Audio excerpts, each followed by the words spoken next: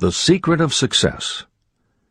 In every chapter of this book, mention is made of the money-making secret that has made fortunes for the exceedingly wealthy men whom I have carefully analyzed over a long period of years. The secret was first brought to my attention by Andrew Carnegie. The canny, lovable old Scotsman carelessly tossed it into my mind when I was but a boy. Then he sat back in his chair with a merry twinkle in his eyes, and watched carefully to see if I had brains enough to understand the full significance of what he'd said to me.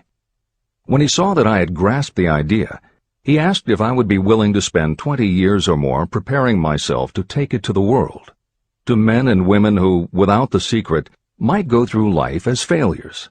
I said I would, and with Mr. Carnegie's cooperation, I have kept my promise. Editor's comments.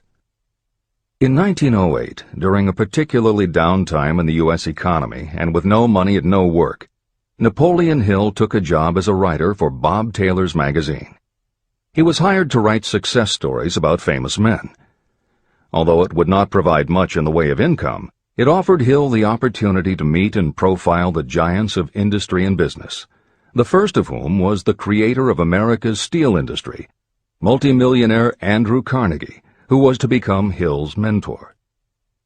Carnegie was so impressed by Hill's perceptive mind that following their 3-hour interview he invited Hill to spend the weekend at his estate so they could continue the discussion.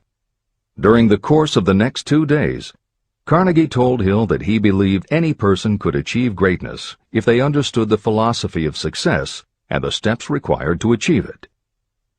"It's a shame," he said, "that each new generation must find the way to success by trial and error when the principles are really clear-cut."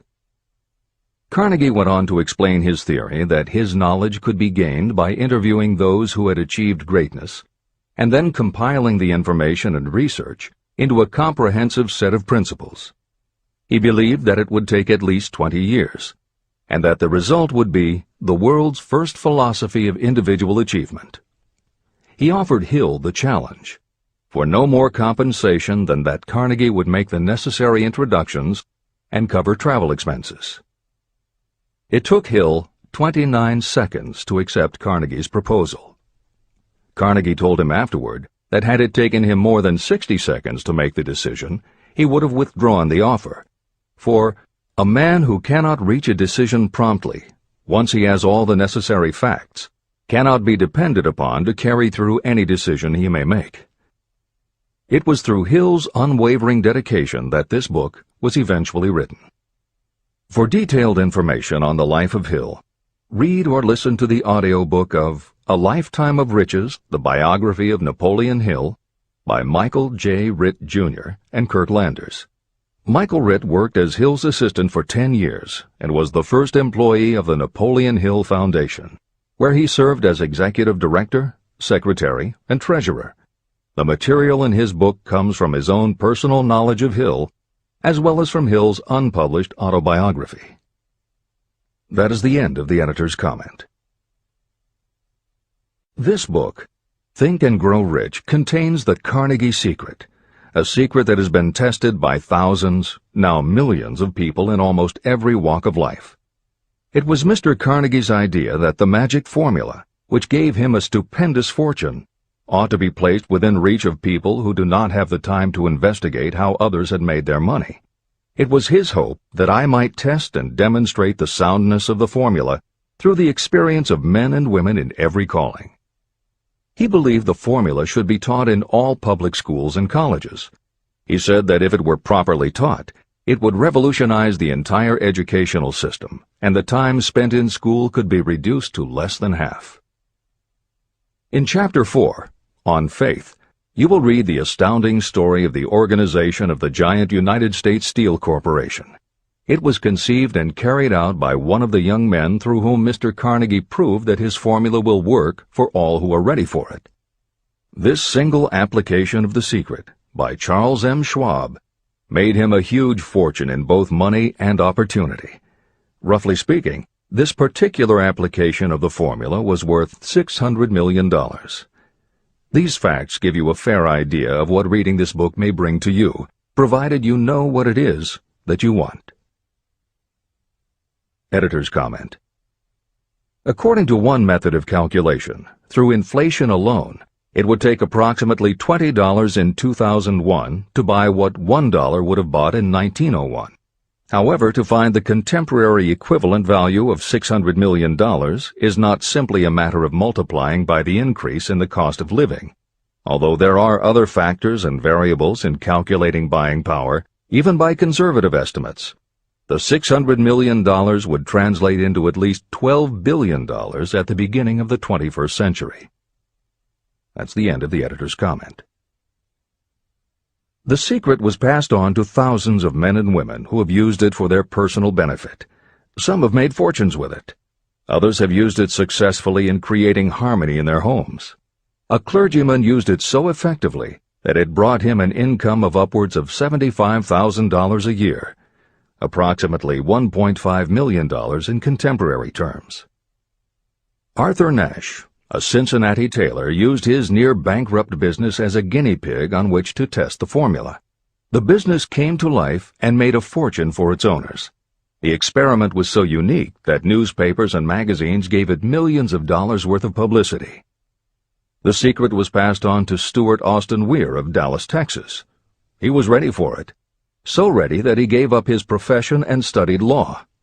Did he succeed? You'll read the answer in Chapter 6, Specialized Knowledge. While I was the advertising manager of the LaSalle Extension University, I had the privilege of seeing J.G. Chaplin, president of the university, use the formula so effectively that he made LaSalle one of the great extension schools of this country.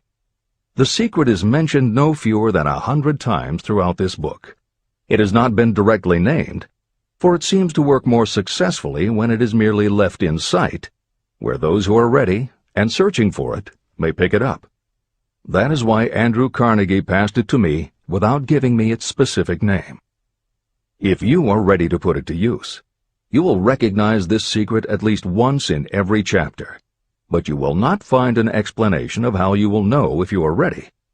That would deprive you of much of the benefit you will receive when you make the discovery in your own way.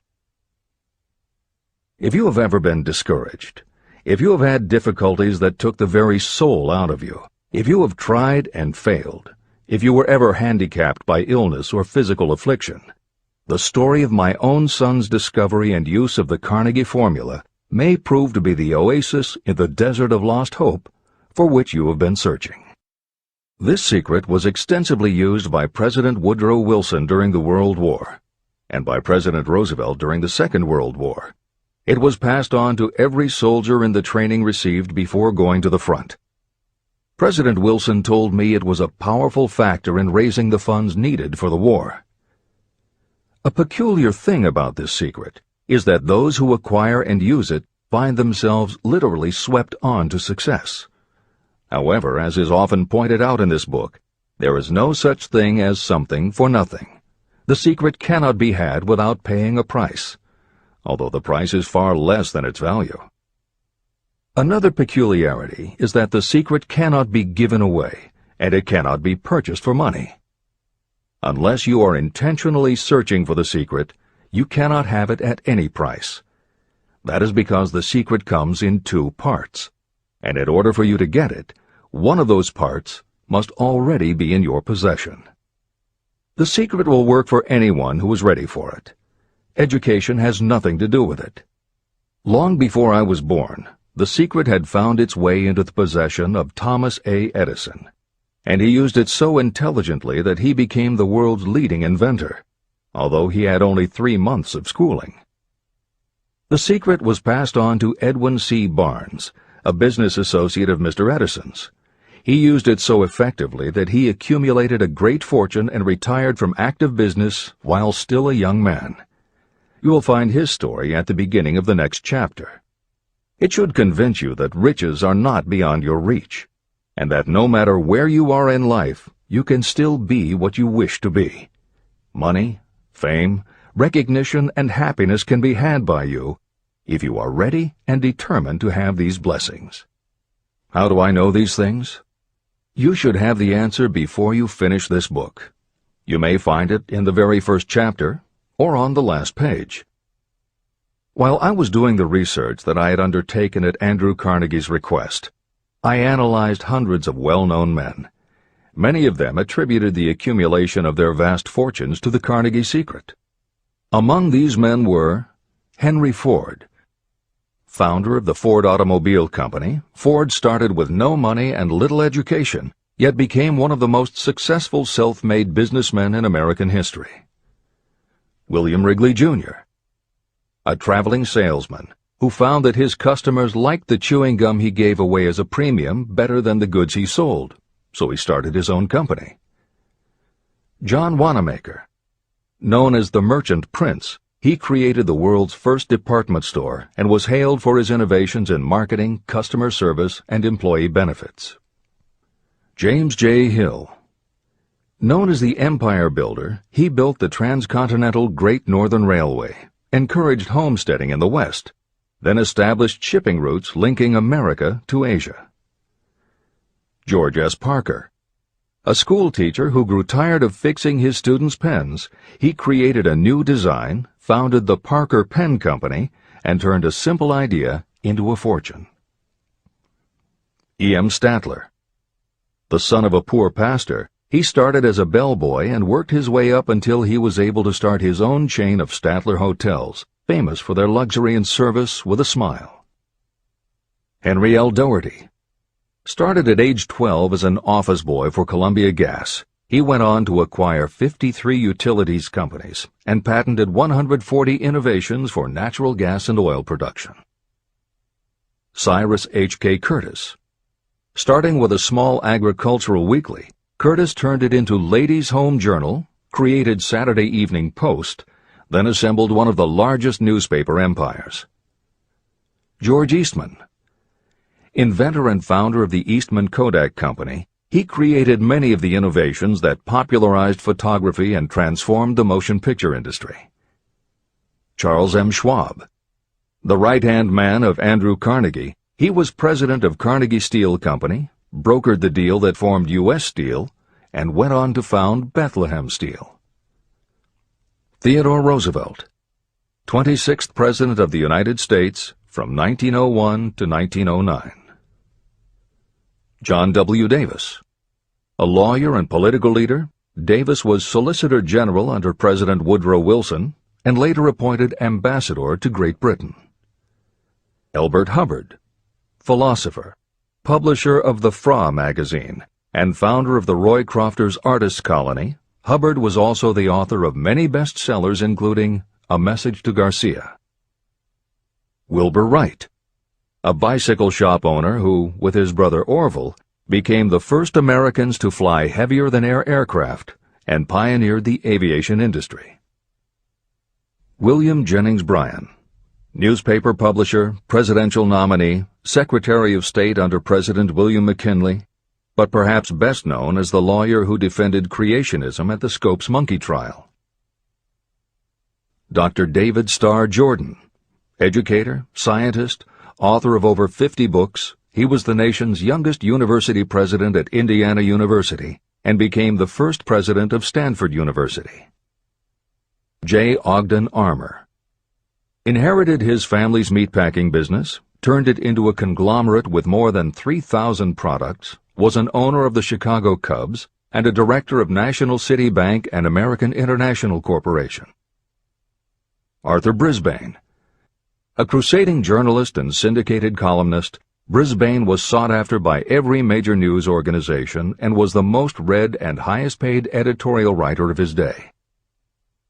Dr. Frank Gonzalez. A Chicago preacher who delivered such a powerful sermon, Philip D. Armour gave him $1 million to start the Armour Institute of Technology, of which he became president. Daniel Willard. President of the B&O Railroad for more than 30 years, he was honored by having the city of Willard, Ohio, named for him. King Gillette. A traveling salesman and born tinkerer, Gillette was trying to shave on a moving train when he came up with the idea of the safety razor, which became the foundation of a corporate giant. Ralph A. Weeks. President of International Correspondence Schools, Weeks helped finance Napoleon Hill's Intra-Wall Institute, established to educate and rehabilitate prison inmates. Judge Daniel T. Wright, instructor at Georgetown Law School, where Napoleon Hill was studying when Bob Taylor's magazine gave him the assignment to write a profile of Andrew Carnegie. John D. Rockefeller. With $1,000 in savings plus another $1,000 borrowed from his father, he started a kerosene company which he grew into the giant Standard Oil and one of the world's greatest fortunes. Thomas A. Edison. Inventor and entrepreneur, he perfected the electric light bulb, the phonograph, the motion picture camera, and owned the rights to more than 1,000 patented inventions. Frank A. Vanderlip. A poor boy who became a journalist, social reformer, and self-made millionaire, he was president of the National City Bank, now Citibank, and Assistant Secretary of the Treasury. F. W. Woolworth. A clerk in a general store, he pioneered the idea of fixed-price selling and self-service and forever changed retail selling with a chain of Woolworth 5 and 10 cent stores. Colonel Robert A. Dollar. Starting with a small schooner bought to haul lumber down the West Coast, he built the Dollar Steamship Company, the largest fleet of luxury liners sailing under the U.S. flag. Edward A. Filene.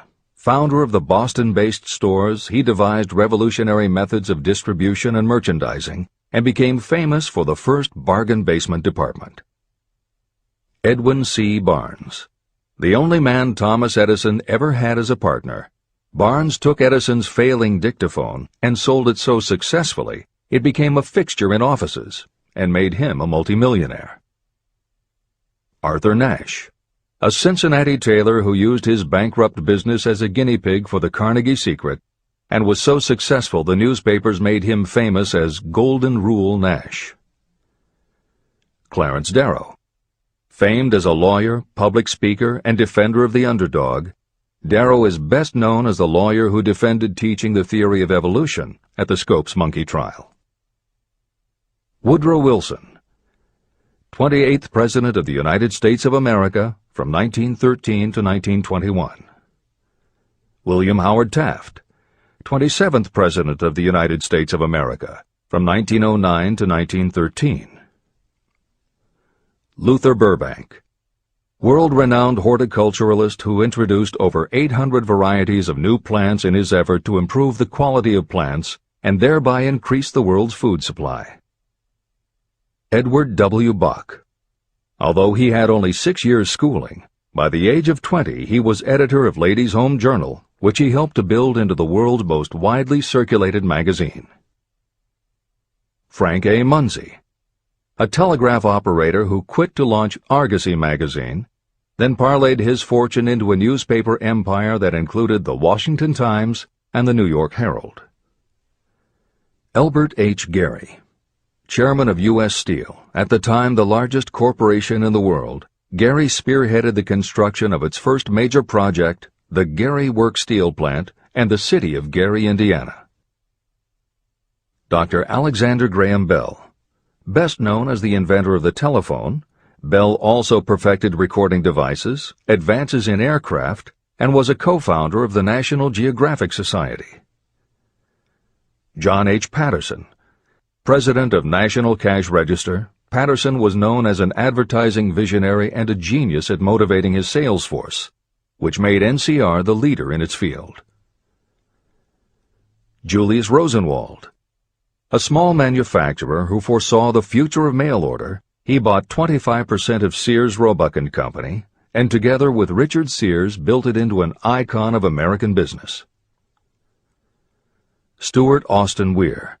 A construction engineer Hill met in the Texas oil fields who, inspired by the Carnegie Secret, went to law school after age 40 and also helped publish Napoleon Hill's magazine. Dr. Frank Crane. A noted psychologist, essayist, and author of the book 4-Minute Essays on subjects such as the price of liberty, pragmatism, the duty of the rich, and how to keep friends. J.G. Chaplin, president of the LaSalle Extension University at the time Napoleon Hill worked in the university's advertising and sales department, where he first realized his talent for motivating people. Jennings Randolph. A congressman, then U.S. Senator from West Virginia, Randolph was a lifelong admirer of Napoleon Hill, and it was he who encouraged Hill to act as advisor to President Franklin Delano Roosevelt. These names represent a small fraction of well-known Americans whose achievements, financial and otherwise, prove that those who understand and apply the Carnegie secret reach high positions in life. Editor's comment. As Napoleon Hill says, the preceding list includes only some of the more than 500 multimillionaires and extraordinarily successful individuals whom Napoleon Hill interviewed prior to writing Think and Grow Rich. It does not include the equally impressive list of people he came in contact with after the publication, nor does it include the names of those who did not have the opportunity to meet Napoleon Hill personally, but who attribute their success to having read this book. It is said that Napoleon Hill and Think and Grow Rich have made more millionaires than any other person in history. It might equally well be said that Napoleon Hill inspired more motivational experts than any other man in history. It is practically impossible to find a motivational speaker who does not draw upon Hill's work. His influence can be seen in the writings of his early peers, Dale Carnegie and Norman Vincent Peale. Later, successful authors and speakers such as W. Clement Stone, Og Mandino, and Earl Nightingale either worked directly with Napoleon Hill or with the Napoleon Hill Foundation. Echoes of Hill's principles can also be found in books by people as diverse as Wally Famous Amos, Mary Kay Ash, Ken Blanchard, Adelaide Bry, Chicken Soup for the Soul authors Jack Canfield and Mark Victor Hansen, Debbie Fields, Shakti Gawain, John Gray, Susan Jeffers, Bruce Jenner, Charlie Tremendous Jones, Tommy Lasorda, Art Linkletter, Joan London, Dr. Maxwell Maltz, James Redfield, Dr. Bernie Siegel, Jose Silva, Brian Tracy, Lillian Vernon, and Dennis Waitley. Stephen Covey, author of The 7 Habits of Highly Effective People, has often spoken of the influence of Napoleon Hill. Anthony Robbins, arguably the most successful motivational author and speaker at the beginning of the 21st century, has acknowledged Napoleon Hill as a personal hero. That is the end of the editor's comment. I have never known anyone who was inspired to use the Carnegie secret who did not achieve noteworthy success. On the other hand, I have never known anyone to distinguish themselves or to accumulate riches of any consequence without possession of the secret. From these two facts, I draw the conclusion that the secret is more important for self-determination than anything you receive through what is popularly known as education. Somewhere, as you read, the secret will jump from the page and stand boldly before you, if you are ready for it. When it appears, you will recognize it. Whether you receive the sign in the first chapter or the last, stop for a moment when it presents itself, and make a note of the time and place. You will want to remember, because it will mark the most important turning point of your life. Remember, too, as you go through the book, that it deals with facts and not with fiction. Its purpose is to convey a great universal truth through which you, if you are ready, may learn what to do and how to do it. You will also receive the needed stimulus to make a start. As a final word of preparation, may I offer one brief suggestion which may provide a clue how the Carnegie secret may be recognized? It is this: achievement and all earned riches have their beginning in an idea. If you are ready for the secret, you already possess one half of it. Therefore, you will recognize the other half the moment it reaches your mind. Editor's comment. Unlike much of the business and motivational literature available, Think and Grow Rich is not written for readers to skip around from chapter to chapter, taking a concept here and an idea there to solve the problem of the moment. This book is written as a carefully integrated whole, to be read in its entirety, from beginning to end. Concepts that are introduced in one chapter recur in other chapters where their meaning and significance rely upon the reader having already assimilated the earlier knowledge. The chapters are designed to build upon one another in such a way that every word is to be read, every idea is to be considered, and every concept is to be understood and absorbed. Think and Grow Rich is often called the first philosophy of personal achievement, and a philosophy is more than a collection of solutions to business problems. A philosophy is a system of principles that will guide your thoughts and actions, and provide you with a code of ethics and a standard of values. Think and Grow Rich will not just change what you think, it will literally change the way you think. In preparing this new and updated edition, every aspect of Think and Grow Rich has been analyzed to ensure its relevance to the current business climate. In those instances where material might be considered dated or out of step with contemporary practices, the original text has been updated or augmented with relevant new material. A hallmark of the original edition of Think and Grow Rich is that in every chapter Napoleon Hill cites real-life examples based on his own first-hand knowledge of America's most successful self-made multimillionaires. In this edition, every one of Hill's stories has been retained, and the editors have added contemporary examples and modern parallels which clearly demonstrate that Hill's principles are as up-to-date as today and still guiding those who succeed.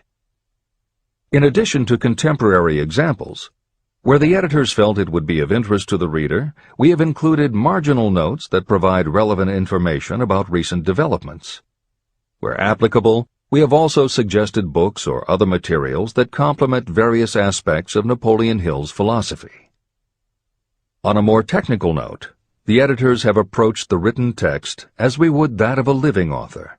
When we encountered what modern grammarians would consider run-on sentences, outdated punctuation, or other matters of form, we opted for contemporary usage.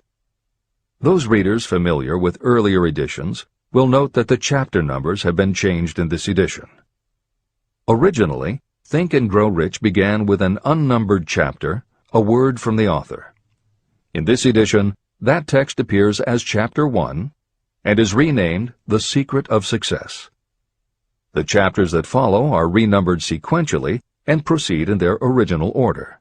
The chapter that was previously titled The Mystery of Sex Transmutation has been retitled Sexuality, Charisma and Creativity, and the text has been restructured and annotated to reflect the role of women in contemporary society. All editorial commentary is clearly set off in a font and style that is different from the original text. This is the end of the editor's comments.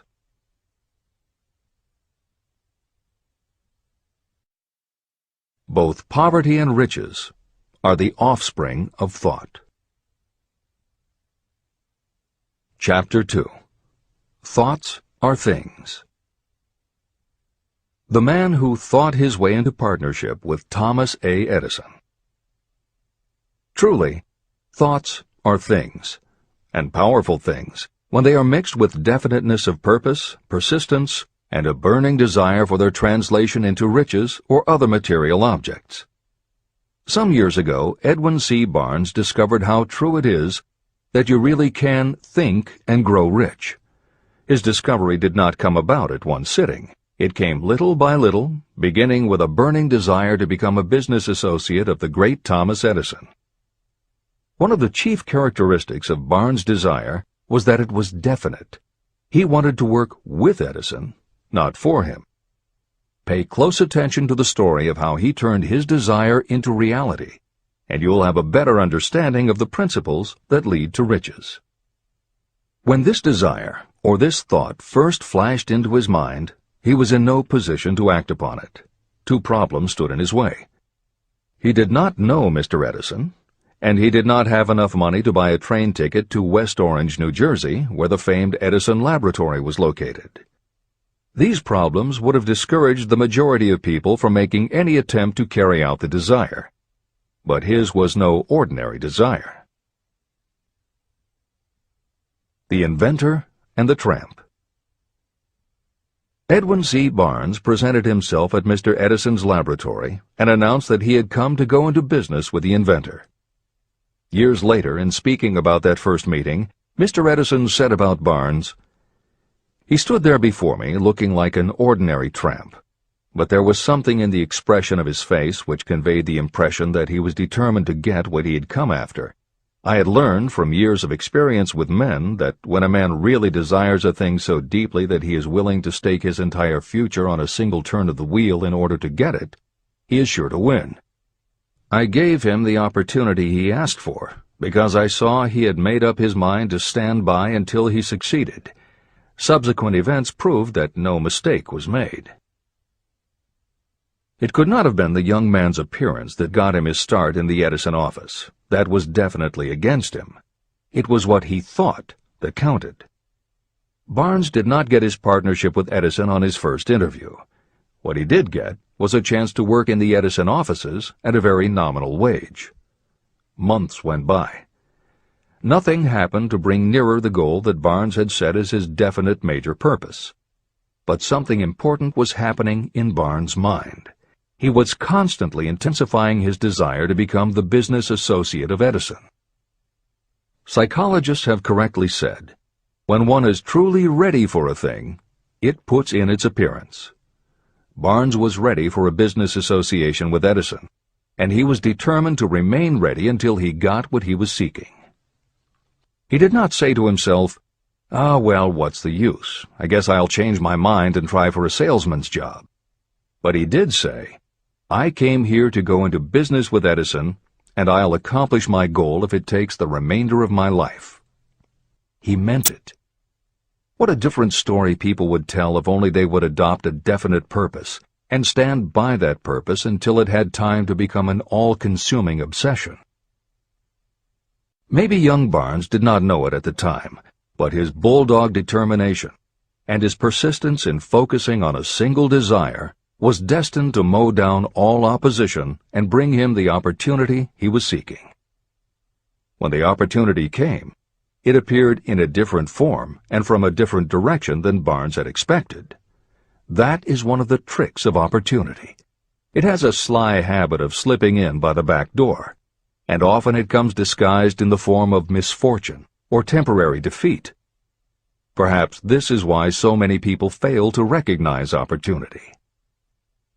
Mr. Edison had just perfected a new device, known at that time as the Edison dictating machine. His salesmen were not enthusiastic about the machine. They did not believe it could be sold without great effort. Barnes saw his opportunity. It had crawled in quietly, hidden in a queer-looking machine that interested no one but Barnes and the inventor. Barnes knew he could sell the Edison dictating machine, and he told Edison so. Edison decided to give him his chance. And Barnes did sell the machine. In fact, he sold it so successfully that Edison gave him a contract to distribute and market it all over the nation. Out of that business association, Barnes made himself rich in money, but he did something infinitely greater. He proved that you really can think and grow rich. How much actual cash that original desire of Barnes was worth to him, I have no way of knowing. Perhaps it brought him $2 or $3 million. Editor's comment: $3 million in the early years of the 20th century would be comparable to more than $50 million in terms of buying power at the beginning of the 21st century. This is the end of the editor's comment. But the amount becomes insignificant compared with the greater asset he acquired: the definite knowledge that an intangible impulse of thought can be transmuted into material rewards by the application of known principles. Barnes literally thought himself into a partnership with the great Edison. He thought himself into a fortune. He had nothing to start with except knowing what he wanted, and the determination to stand by that desire until he realized it. 3 feet from gold. One of the most common causes of failure is the habit of quitting when you're overtaken by temporary defeat. Every person is guilty of this mistake at one time or another. During the gold rush days, An uncle of my friend R.U. Darby was caught by gold fever, and he went west to Colorado to dig and grow rich. He had never heard that more gold has been mined from the thoughts of men than has ever been taken from the earth. He staked a claim and went to work with pick and shovel. After weeks of labor, he was rewarded by the discovery of the shining ore. He needed machinery to bring the ore to the surface. Quietly, he covered up the mine and returned to his home in Williamsburg, Maryland. He told his relatives and a few neighbors about the strike. They got together the money for the machinery and had it shipped. R.U. Darby decided to join his uncle, and they went back to work the mine. The first car of ore was mined and shipped to a smelter. The returns proved they had one of the richest mines in Colorado. A few more cars of that ore would clear their debts. Then would come the big killing in profits. Down went the drills. Up went the hopes of Darby and Uncle. Then something happened. The vein of gold ore disappeared. They had come to the end of the rainbow, and the pot of gold was no longer there. They drilled on, desperately trying to pick up the vein again, all to no avail. Finally, they decided to quit. They sold the machinery to a junkman for a few $100s and took the train back home. The junkman called in a mining engineer to look at the mine and do a little calculating.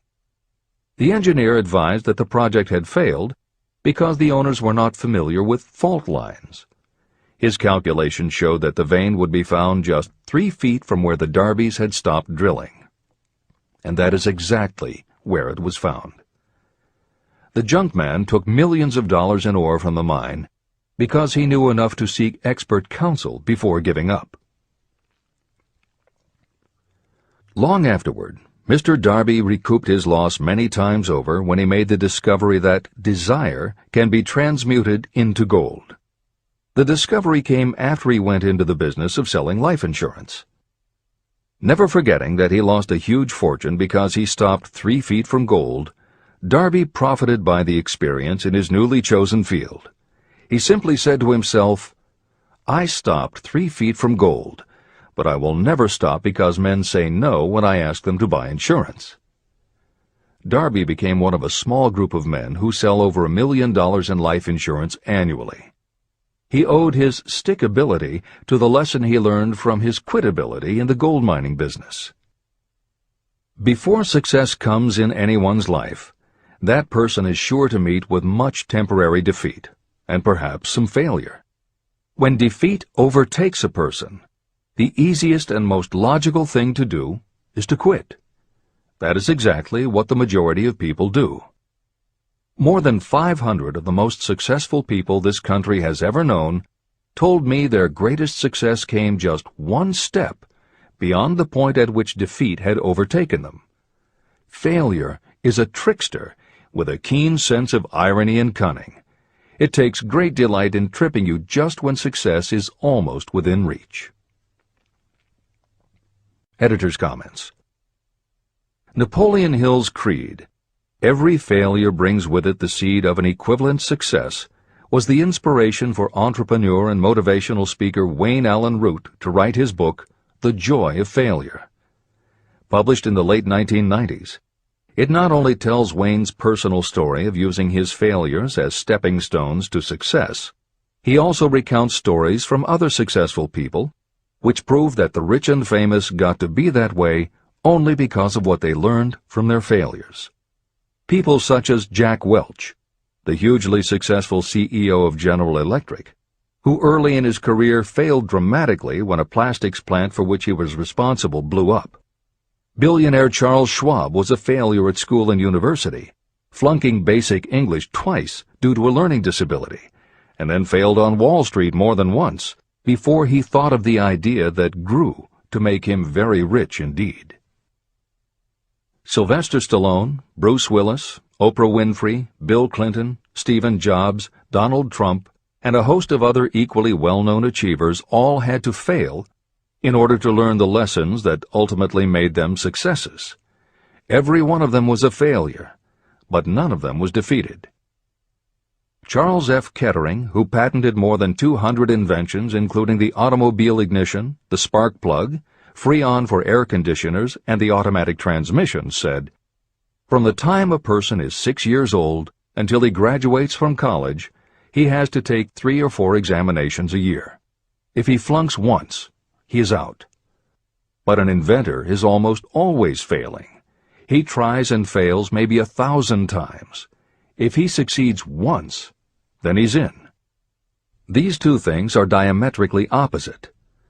We often say that the biggest job we have is to teach a newly hired employee how to fail intelligently. We have to train him to experiment over and over and to keep on trying and failing until he learns what will work. Failures are just practice shots. This is the end of the editor's comment. A 50-cent lesson in persistence. Shortly after Mr. Darby received his degree from the University of Hard Knocks, he witnessed something that proved to him that no does not necessarily mean no. One afternoon, he was helping his uncle grind wheat in an old-fashioned mill. The uncle operated a large farm on which a number of sharecropper farmers lived. Quietly, the door was opened, and a small child, the daughter of a tenant, walked in and took her place near the door. The uncle looked up, saw the child, and barked at her roughly, "What do you want?" Meekly, the child replied, "My mom says to send her 50 cents. "I'll not do it," the uncle retorted. "Now you run on home." But she did not move. The uncle went ahead with his work, not noticing that she did not leave. When he looked up again and saw her still standing there, he said, "I told you to go on home. Now go, or I'll take a switch to you." But she did not budge. The uncle dropped a sack of grain he was about to pour into the mill hopper and started toward the child. Darby held his breath.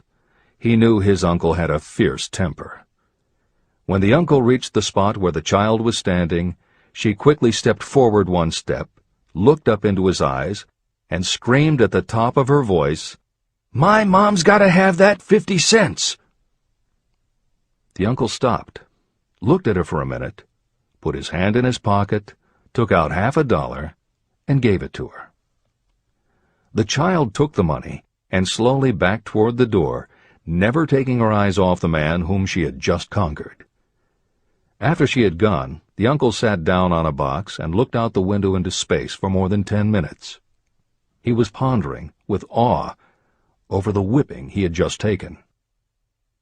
Mr. Darby, too, was doing some thinking.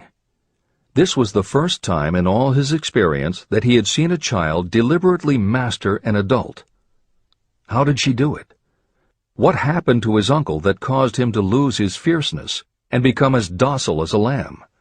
What strange power did this child use that made her master of the situation? These questions flashed into Darby's mind, but he did not find the answer until years later, when he told me the story. Strangely, the story of this unusual experience was told to me in the old mill on the very spot where the uncle took his whipping. As we stood there in that musty old mill, Mr. Darby repeated the story and finished by asking, "What can you make of it? What strange power did that child use that so completely whipped my uncle?" The answer to his question will be found in the principles described in this book. The answer is full and complete. It contains enough details and instructions for you to understand and apply the same force that the little child accidentally stumbled upon. Keep your mind alert, and you will learn exactly what strange power came to the rescue of the child. You may catch a glimpse of the power in this chapter, or it may flash into your mind in some later chapter. If you stay alert to the possibility, somewhere you will find the idea that will quicken your receptive powers and place at your command this same irresistible power. It may come in the form of a single idea, or it may come as a complete plan or a purpose. It may even cause you to go back over your past experiences of failure or defeat, and in doing so, it may bring to the surface some lesson by which you can regain all that you lost through defeat. After I had explained to Mr. Darby the power unwittingly used by the little child, he mentally retraced his 30 years as a life insurance salesman. As he did so, it became clear to him that his success was due, in no small degree, to the lesson he had learned from the child.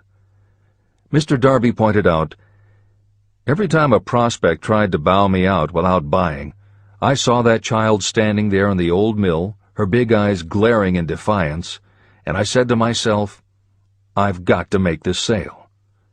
The better portion of all sales I have made were made after people had said no." He also recalled his mistake in having stopped only 3 feet from gold. "But," he said, "that experience was a blessing in disguise. It taught me to keep on keeping on, no matter how hard the going may be.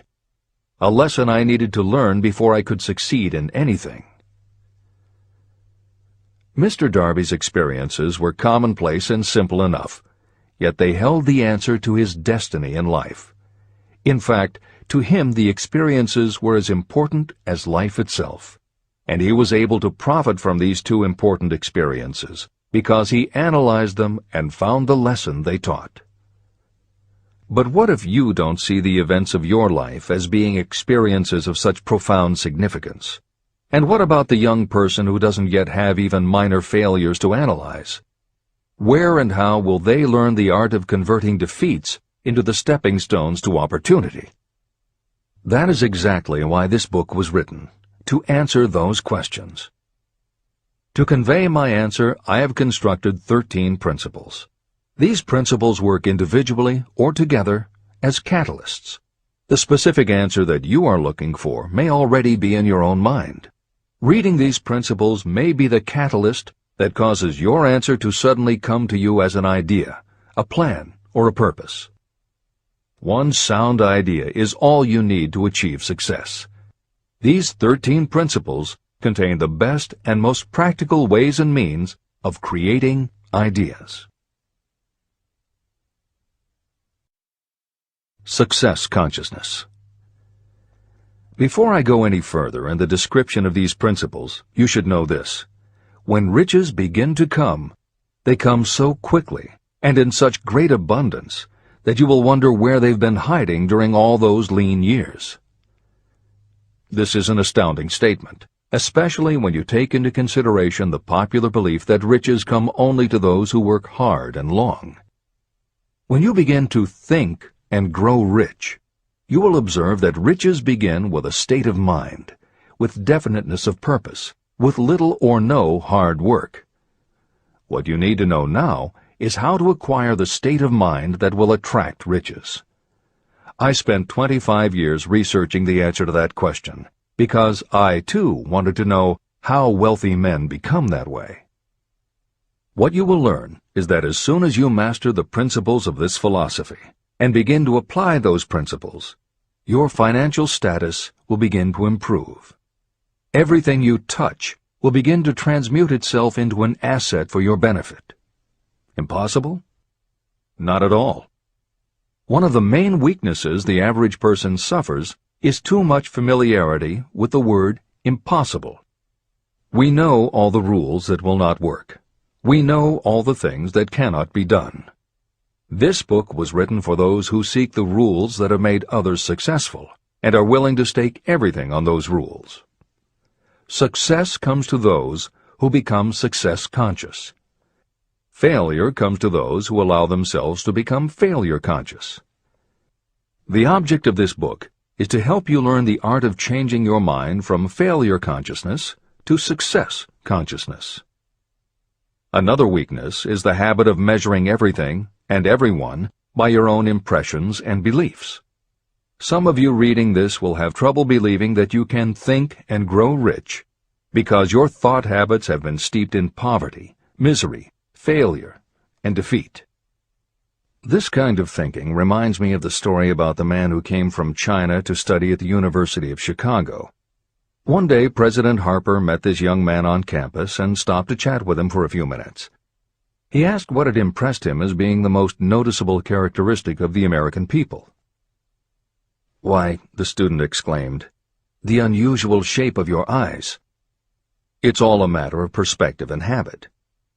The same is true of your belief in what a person can achieve. If you have formed the habit of seeing life only from your own perspective, you may make the mistake of believing that your limitations are in fact the proper measure of limitations. The impossible Ford V8 motor. When Henry Ford decided to produce his famous V8 motor, he chose to build an engine with the entire 8 cylinders cast in one block. Ford instructed his engineers to produce a design for the engine. The design was drawn up on paper, but the engineers agreed to a man that it was simply impossible to cast an 8-cylinder engine block in one piece. Ford said, "Produce it anyway." But they replied, "It's impossible." "Go ahead," Ford commanded, "and stay on the job until you succeed, no matter how much time is required."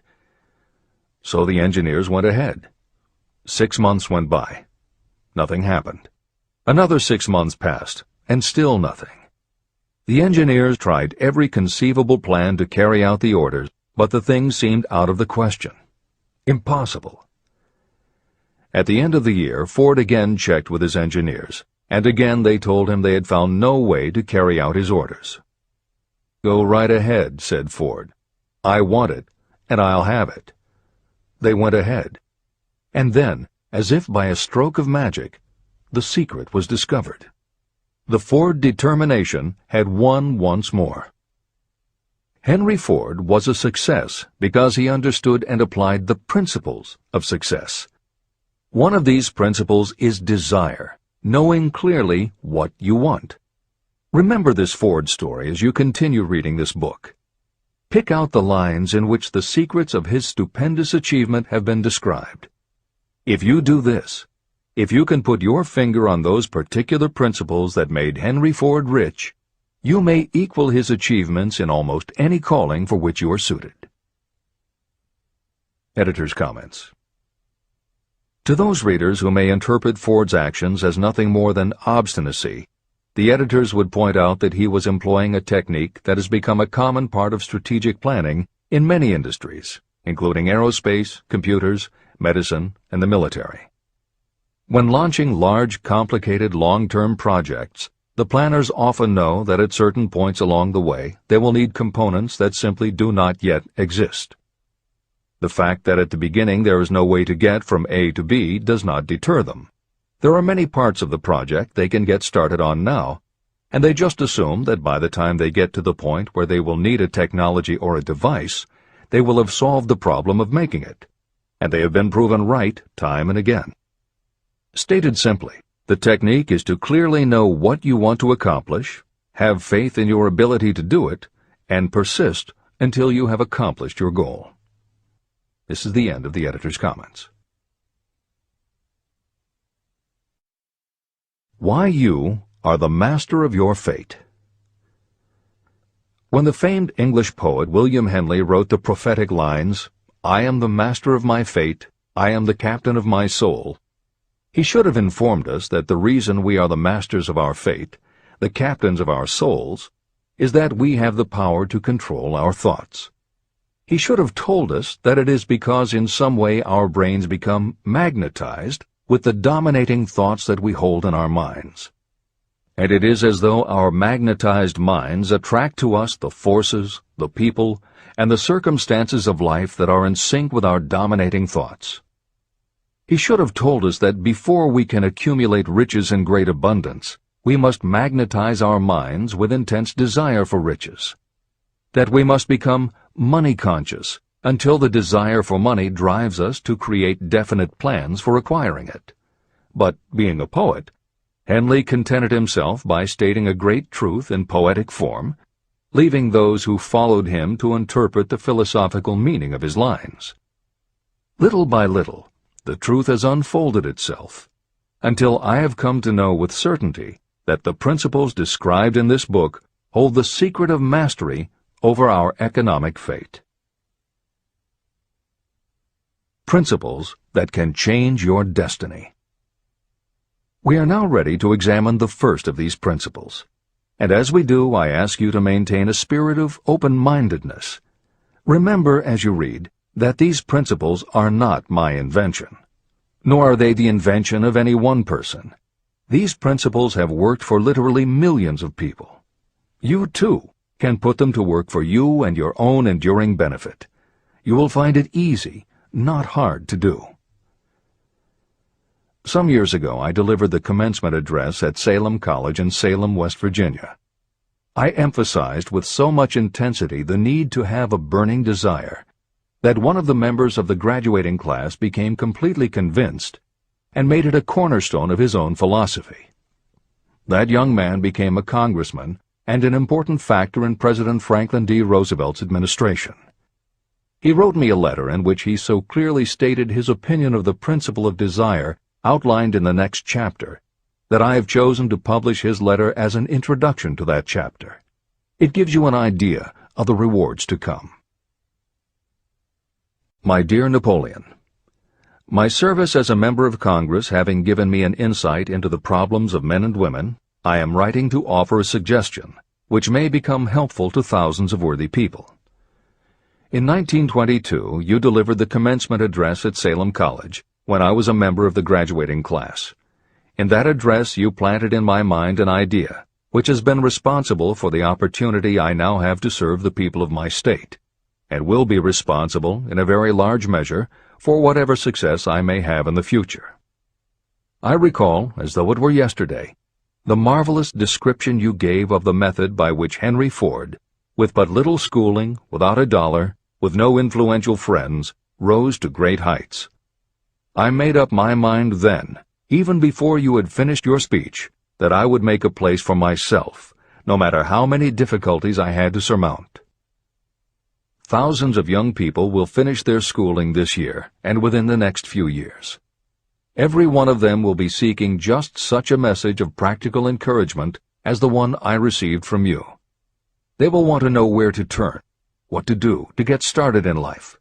You can tell them, because you have helped to solve the problems of so many, many people. There are thousands of people in America today who would like to know how they can convert ideas into money. People who must start from scratch, without finances, and recoup their losses.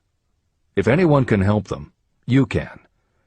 If you publish the book, I would like to own the first copy that comes from the press, personally autographed by you. With best wishes, believe me, cordially yours, Jennings Randolph. Since that time in 1922, I watched Jennings Randolph rise to become one of the nation's leading airline executives, a great inspirational speaker, and a United States Senator from West Virginia. 35 years after I made that speech, it was my pleasure to return to Salem College in 1957 and deliver the baccalaureate sermon. At that time, I received an honorary Doctor of Literature degree from Salem College. Editor's comments. As you begin the next chapter, the editors would like to reinforce the earlier statement that what you are reading is not just a collection of theories out of which you can cherry-pick what you like. The 13 principles of success were proven by the real-life experiences of the long list of famous successful people cited earlier by Napoleon Hill. His techniques are also practiced and endorsed by the contemporary experts and authors whom the editors mentioned, following Hill's list. More than 60 million people have purchased copies of the book that you are now holding in your hands. If this book has proven to be that successful, surely you owe it to yourself to give it every chance to work for you too. Read it. Don't question it. Do it. If you don't, if you think that you know better than Napoleon Hill, if you decide to pick and choose the parts that you will believe or follow, then, if you don't succeed, you will never know if your failure lies with this book or with you. This is the end of the editor's comments. Whatever the mind of man can conceive and believe, it can achieve. Chapter 3. Desire. The starting point of all achievement. The first step toward riches. When Edwin C. Barnes climbed down from the freight train in West Orange, New Jersey, he may have resembled a tramp, but his thoughts were those of a king. As he made his way from the railroad tracks to Thomas A. Edison's office, his mind was at work. He saw himself standing in Edison's presence. He heard himself asking Mr. Edison for an opportunity to carry out the one consuming obsession of his life, a burning desire to become the business associate of the great inventor. Barnes' desire was not a hope. It was not a wish. It was a pulsating desire which transcended everything else. It was definite. A few years later, Edwin C. Barnes again stood before Edison, in the same office where he first met the inventor. This time, his desire had been translated into reality. He was in business with Edison. The dominating dream of his life had become a reality. Barnes succeeded because he chose a definite goal, placed all his energy, all his willpower, all his effort. He put everything he had into achieving that goal. 5 years passed before the chance he had been seeking made its appearance. To everyone except himself, he appeared to be just another cog in the Edison business wheel. But in Edwin Barnes' own mind, he was the partner of Edison every minute from the very day that he first went to work there. It is a remarkable illustration of the power of a definite desire. Barnes won his goal because he wanted to be a business associate of Mr. Edison's more than he wanted anything else. He created a plan by which to attain that purpose, and he burned all bridges behind him. He stood by his desire until it became the dominating obsession of his life, and finally, a fact. When he went to West Orange, he did not say to himself, "I will try to induce Edison to give me a job of some sort." He said, "I will see Edison and put him on notice that I have come to go into business with him." He did not say, "I will keep my eyes open for another opportunity in case I fail to get what I want in the Edison organization." He said, "There is one thing in this world that I am determined to have, and that is a business association with Thomas A. Edison. I will burn all bridges behind me and stake my entire future on my ability to get what I want." He left himself no possible way of retreat. He had to win or perish. That is all there is to the Barnes story of success. Allow yourself no retreat. A long while ago, a great warrior faced a situation in which he had to make a decision that ensured his success on the battlefield. He was about to send his armies against a powerful foe whose men outnumbered his. He loaded his soldiers into boats, sailed to the enemy's country, and unloaded the soldiers and equipment. Then he gave the order to burn the ships that had carried them. Addressing his men before the first battle, he said, "You see the boats going up in smoke. That means we cannot leave these shores alive unless we win. We now have no choice. We win or we perish." They won. Every person who wins in any undertaking must be willing to burn his ships and cut all sources of retreat. That is the only way you can be sure of maintaining the state of mind known as a burning desire to win. It is essential to success. The morning after the Great Chicago Fire, a group of merchants stood on State Street, looking at the smoking remains of what had been their stores. They went into a conference to decide if they would try to rebuild or if they would leave Chicago and start over in a more promising section of the country. They decided to leave. All except one. The merchant who decided to stay and rebuild pointed a finger at the remains of his store and said, "Gentlemen, on that very spot I will build the world's greatest store, no matter how many times it may burn down." That was in 1871. The store was built. It still stands there today. The Marshall Field's department store is a towering monument to the power of that state of mind known as a burning desire. The easy thing would have been for Marshall Field to do exactly what his fellow merchants did. When the going was hard and the future looked dismal, they pulled up and went where the going seemed easier. Mark well this difference between Marshall Field and the other merchants. It is that difference which distinguishes those who succeed from those who fail.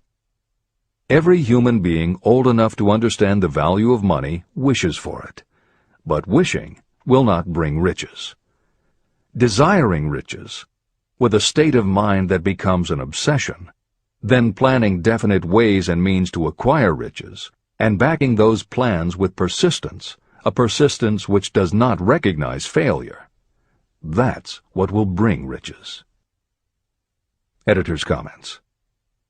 In other of his writings, Napoleon Hill uses the term definiteness of purpose as being interchangeable with desire. The following explanation is adapted from the Napoleon Hill Foundation's book, Believe and Achieve. Desire, or definiteness of purpose, is more than goal setting. In simplest terms, your desire is your roadmap to achieving an overall career objective. Your goals represent specific steps along the way. Having a desire, or definiteness of purpose for your life, has a synergistic effect on your ability to achieve your goals. As you become better at what you do, you devote all of your resources toward reaching your objective. You become more alert to opportunities, and you reach decisions more quickly. Every action you take ultimately boils down to the question, will this goal help me reach my desire, my overall objective, or won't it? Your purpose will become your life. It will permeate your mind, both conscious and subconscious. This is the end of the editor's comments. 6 ways to turn desire into gold. The method by which your desire for riches can be transmuted into its financial equivalent consists of 6 definite, practical steps. 1. Fix in your mind the exact amount of money you desire. It is not sufficient merely to say, I want plenty of money. Be definite about the amount. There is a psychological reason for such definiteness explained in subsequent chapters. 2. Determine exactly what you intend to give in return for the money you desire. There is no such reality as something for nothing. 3. Establish a definite date when you intend to possess the money you desire. 4. Create a definite plan for carrying out your desire, and begin at once, whether you are ready or not, to put this plan into action. 5. Now write it out. Write a clear, concise statement of the amount of money you intend to acquire. Name the time limit for its acquisition. State what you intend to give in return for the money, and describe clearly the plan through which you intend to accumulate it. 6. Read your written statement aloud, twice daily. Read it once just before retiring at night, and read it once after arising in the morning. As you read, see and feel and believe yourself already in possession of the money. It is important that you follow the instructions in these 6 steps. It is especially important that you observe and follow the instructions in the 6th step. You may complain that it is impossible for you to see yourself in possession of money before you actually have it. Here is where a burning desire will come to your aid. If you truly desire money so keenly that your desire is an obsession, you will have no difficulty in convincing yourself that you will acquire it. The object is to want money, and to become so determined to have it that you convince yourself you will have it. If you have not been schooled in the workings of the human mind, these instructions may appear impractical. It may help you to know that the information they convey was given to me by Andrew Carnegie, who made himself into one of the most successful men in American history. Carnegie began as an ordinary laborer in the steel mills, but managed, despite his humble beginning, to make these principles yield him a fortune of considerably more than $100 million. Editor's comment. In today's terms, the value of Carnegie's fortune would be at least $20 billion and probably a good deal more. End of editor's comment. It may be of further help to know that the 6 steps were carefully scrutinized by the famed inventor and successful businessman, Thomas A. Edison. He gave his stamp of approval, saying they are not only the steps essential for the accumulation of money, but also for the attainment of any goal. Editor's comments. In the time since Napoleon Hill wrote these words, advances in our understanding of both the physiology of the brain and the psychology of the mind have yielded a much greater understanding of human motivation. Even so, the methods used by modern motivational experts are essentially the same techniques advised by Hill. Research studies confirm that there is sound psychological basis for doing as Hill advises. Be very specific when setting goals. Perform the physical act of committing those goals to paper, and repeat your stated goal aloud to yourself often. These techniques have gained wide acceptance among modern experts in the field. The psychological principle at work is similar to that which underlies autosuggestion and self-hypnosis, concepts that will be discussed in greater depth in Chapter 5, Autosuggestion, and in Chapter 13, The Subconscious Mind. Hill's instruction to see yourself as you will be when you have already achieved your objective is also a specific technique. Today it is commonly taught by motivational experts under the term creative visualization. In Chapter 4 on faith and in Chapter 5 on autosuggestion, Hill elaborates on his method. Before moving on, the editors would like to reinforce Hill's advice to follow his instructions to the letter. The editors know there is a tendency for the reader to assume that it is enough for them just to intellectually understand a concept. As you read Hill's 6 points, you probably found yourself thinking, sure, some people might need to write things down, but I'm not a kid, I get the idea. Or, okay, I understand that saying it out loud might help some less sophisticated people, but I already understand the point intellectually. If you feel that way, let us remind you that many of the most successful people whom you admire did not think they were too smart or too sophisticated to follow Hill's instructions. The editors would again point out that if Napoleon Hill believed the actual acts of writing and speaking your goals is important, and if psychologists and motivational experts agree, then you would be foolish not to follow this simple advice. Just do it. This is the end of the editor's comments. The steps call for no hard labor. They call for no sacrifice. To apply them does not call for a great amount of education. But the 6 steps do call for enough imagination to see and to understand that the accumulation of money cannot be left to chance or luck. You may as well know right here that you can never have riches in great quantity unless you can work yourself into a white heat of desire for money and actually believe you will possess it.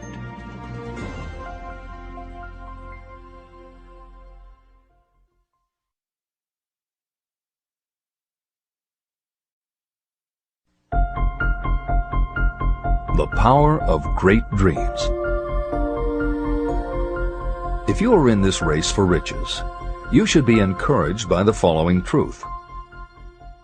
The world in which we live is demanding new ideas, new ways of doing things, new leaders, new inventions, and new methods, styles, versions, and variations of everything all the time. Behind all this demand for new and better things, there is one quality that you must possess to win, and that is definiteness of purpose, the knowledge of what you want, and a burning desire to possess it. If you truly desire riches, remember that the real leaders of the world have always been people who harnessed and put into practical use the intangible, unseen forces of opportunity. Leaders are the people who convert those opportunities into cities, skyscrapers, factories, transportation, entertainment, and every form of convenience that makes things easier, faster, better, or just make life more pleasant. In planning to acquire your share of the riches, don't let anyone put you down for being a dreamer. To win the big stakes in this changing world, you must catch the spirit of the great pioneers, whose dreams have given to civilization all that it has of value. It is that spirit which serves as the lifeblood of our own country, your opportunity and mine to develop and market our talents.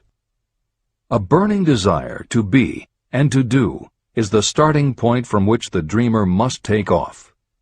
Dreams are not born of indifference, laziness, or lack of ambition. If the thing you wish to do is right, and you believe in it, go ahead and do it. Never mind what they say if you meet with temporary defeat. They do not know that every failure brings with it the seed of an equivalent success. Marconi dreamed of a system for sending sound from one place to another without the use of wires. It may interest you to know that Marconi's friends had him taken into custody and examined in a psychiatric hospital when he announced he had discovered a principle by which he could send messages through the air. Evidence that he did not dream in vain may be found in every radio and television set, cellular phone, communication satellite, and every other wireless device in the world. Fortunately, the dreamers of today fare better. Today, your world is filled with an abundance of opportunity that the dreamers of the past never knew. If you doubt this is true, if you are feeling crushed because of a recent failure, you are about to learn how your failure can be your most valuable asset. Almost everyone who succeeds in life gets off to a bad start and passes through many heartbreaking struggles before they arrive. The turning point in the lives of those who succeed usually comes at the moment of some crisis through which they are introduced to their other selves. Editor's comments. Napoleon Hill's concept of the other self is mentioned elsewhere in Think and Grow Rich, but he does not comment on it extensively. The following elaboration is taken from his later writings. You've been thinking about your losses to the exclusion of everything else. The more you concentrate on them, the more you attract other losses. Stop thinking about them, and make up your mind that you are going to benefit from your experience. Whatever personal obstacles you face, you must start getting to know that side of your personality that knows no obstacles, that recognizes no defeats. Cultivate a friendship with the other you, so no matter what you're doing, you are allied with someone who shares your goals. All the philosophy and advice about persuading others will be much more useful to you if you practice it yourself. This is the end of the editor's comment. Sidney Porter discovered the genius that slept within his brain only after he had met with great misfortune. He was found guilty of embezzlement and confined to a prison cell in Columbus, Ohio, and it was there that he became acquainted with his other self. He began to write short stories. Then, while locked in his cell, he began to sell those stories to magazines under the pen name O. Henry. Through the use of his imagination, he discovered himself to be a great author instead of a miserable criminal and outcast. By the time he was released from prison, O. Henry was the most popular short story writer in the country. Editor's comments. More recently, in another prison, another kind of writer met his other self, and country music gained one of its most talented songwriters and biggest stars. As a kid, Merle Haggard's family home was a converted boxcar in Bakersfield, California. After his father died when Merle was 9, more often than not, home for young Merle was a series of juvenile detention centers. At 16, he quit school, and for the next 4 years the only mark Merle Haggard made in the world was a rap sheet for stolen cars, burglaries, and bogus checks. By the age of 20, he was serving time in San Quentin and gaining a reputation as a hard-case con. Then he met his other self. Inspired by a concert Johnny Cash played for the inmates, plus conversations with men on death row and the time he spent in solitary confinement, Haggard learned that he had another self, and that self had something to say through his music. When he got out of solitary, Haggard asked for the hardest job the prison had to offer. He enrolled in night school courses at the prison, straightened himself out, and won his parole after 2.5 years. He went back to Bakersfield and dug ditches during the day so he could polish his songwriting and performing at night. Within 3 years, he had a recording contract. Within 5 years, he had his first top 10 hit, and has since gone on to become one of the most influential voices in modern country music. This is the end of the editor's comments. Thomas Edison dreamed of a lamp that could be operated by electricity, and he began where he stood to put his dream into action. He failed more than 10,000 times. Despite his failures, he stood by that dream until finally he was driven to the discovery of the genius that slept within his brain. Editor's comments. Dean Kamen got to know his other self very early in life. While he was a teenager, Kamen started his own company, building and selling control systems for automated sound and light shows. He was still in high school when he got the contract to automate the Times Square New Year's Eve ball. Though he went on to attend university, he never bothered to graduate because he was too busy working on something he called auto syringe, the first wearable infusion pump for administering drug therapies.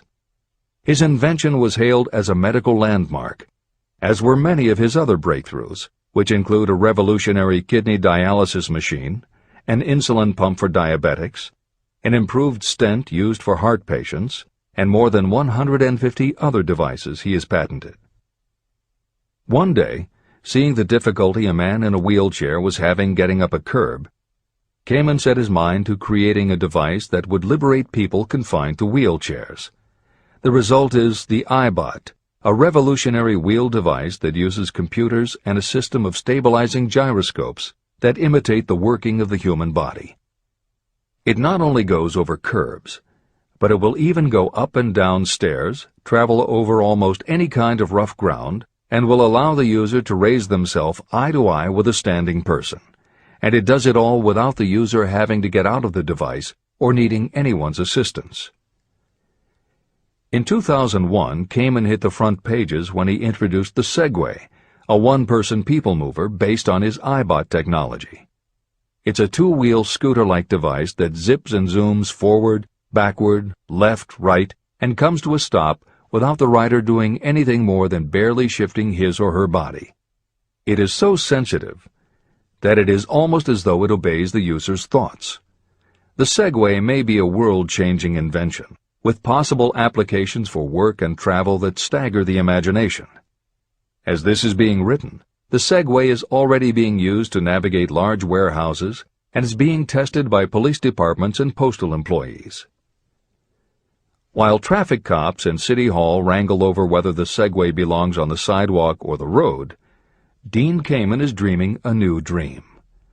This time, the dream is an invention that may literally bring light to some of the darkest corners of the earth.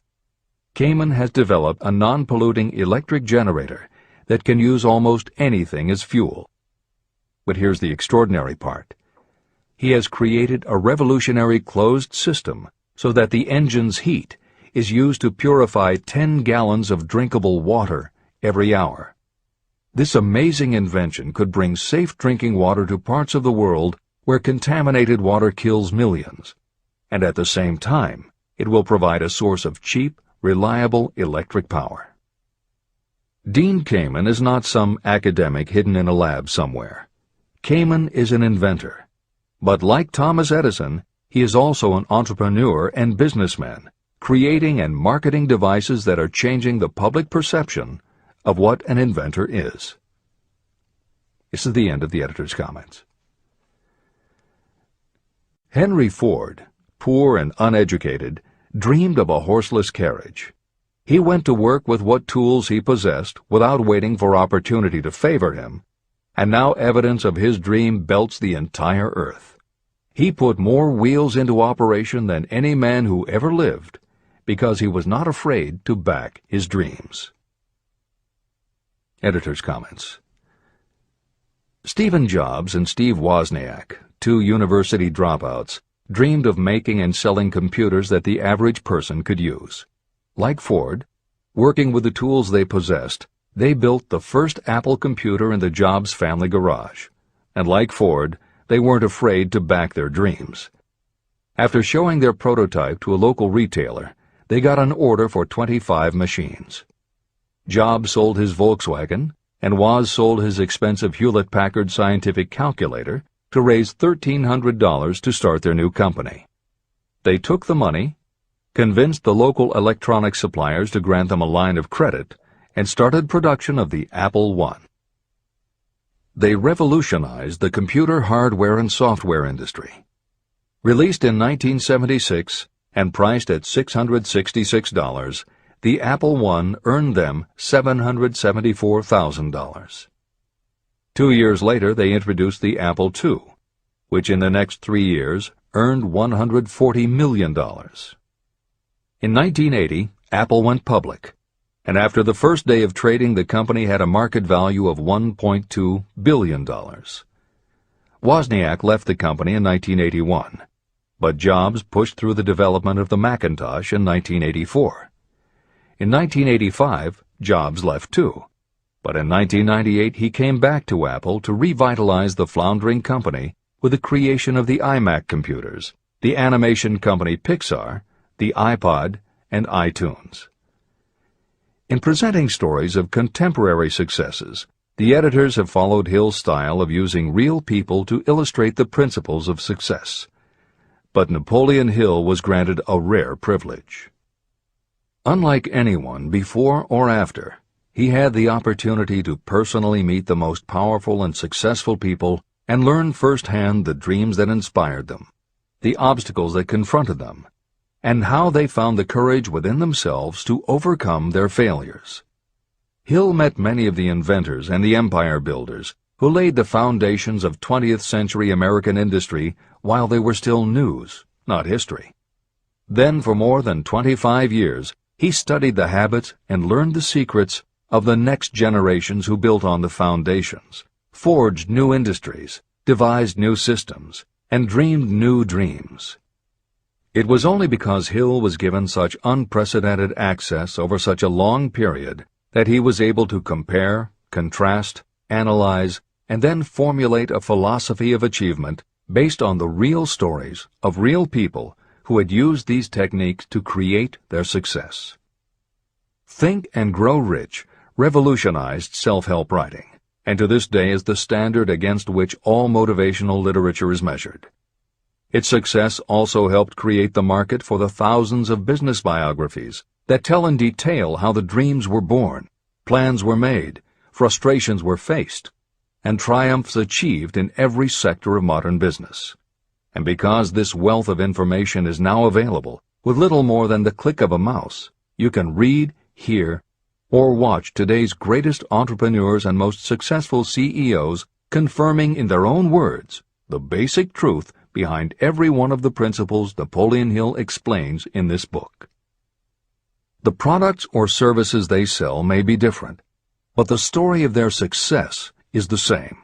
Dreams, followed by failures, followed by lessons learned, then success. For every Henry Ford, Thomas Edison, or O. Henry that Napoleon Hill cites to make a point, today there is a Steve Jobs, Dean Kamen, or Merle Haggard, proving that Hill's points are still valid.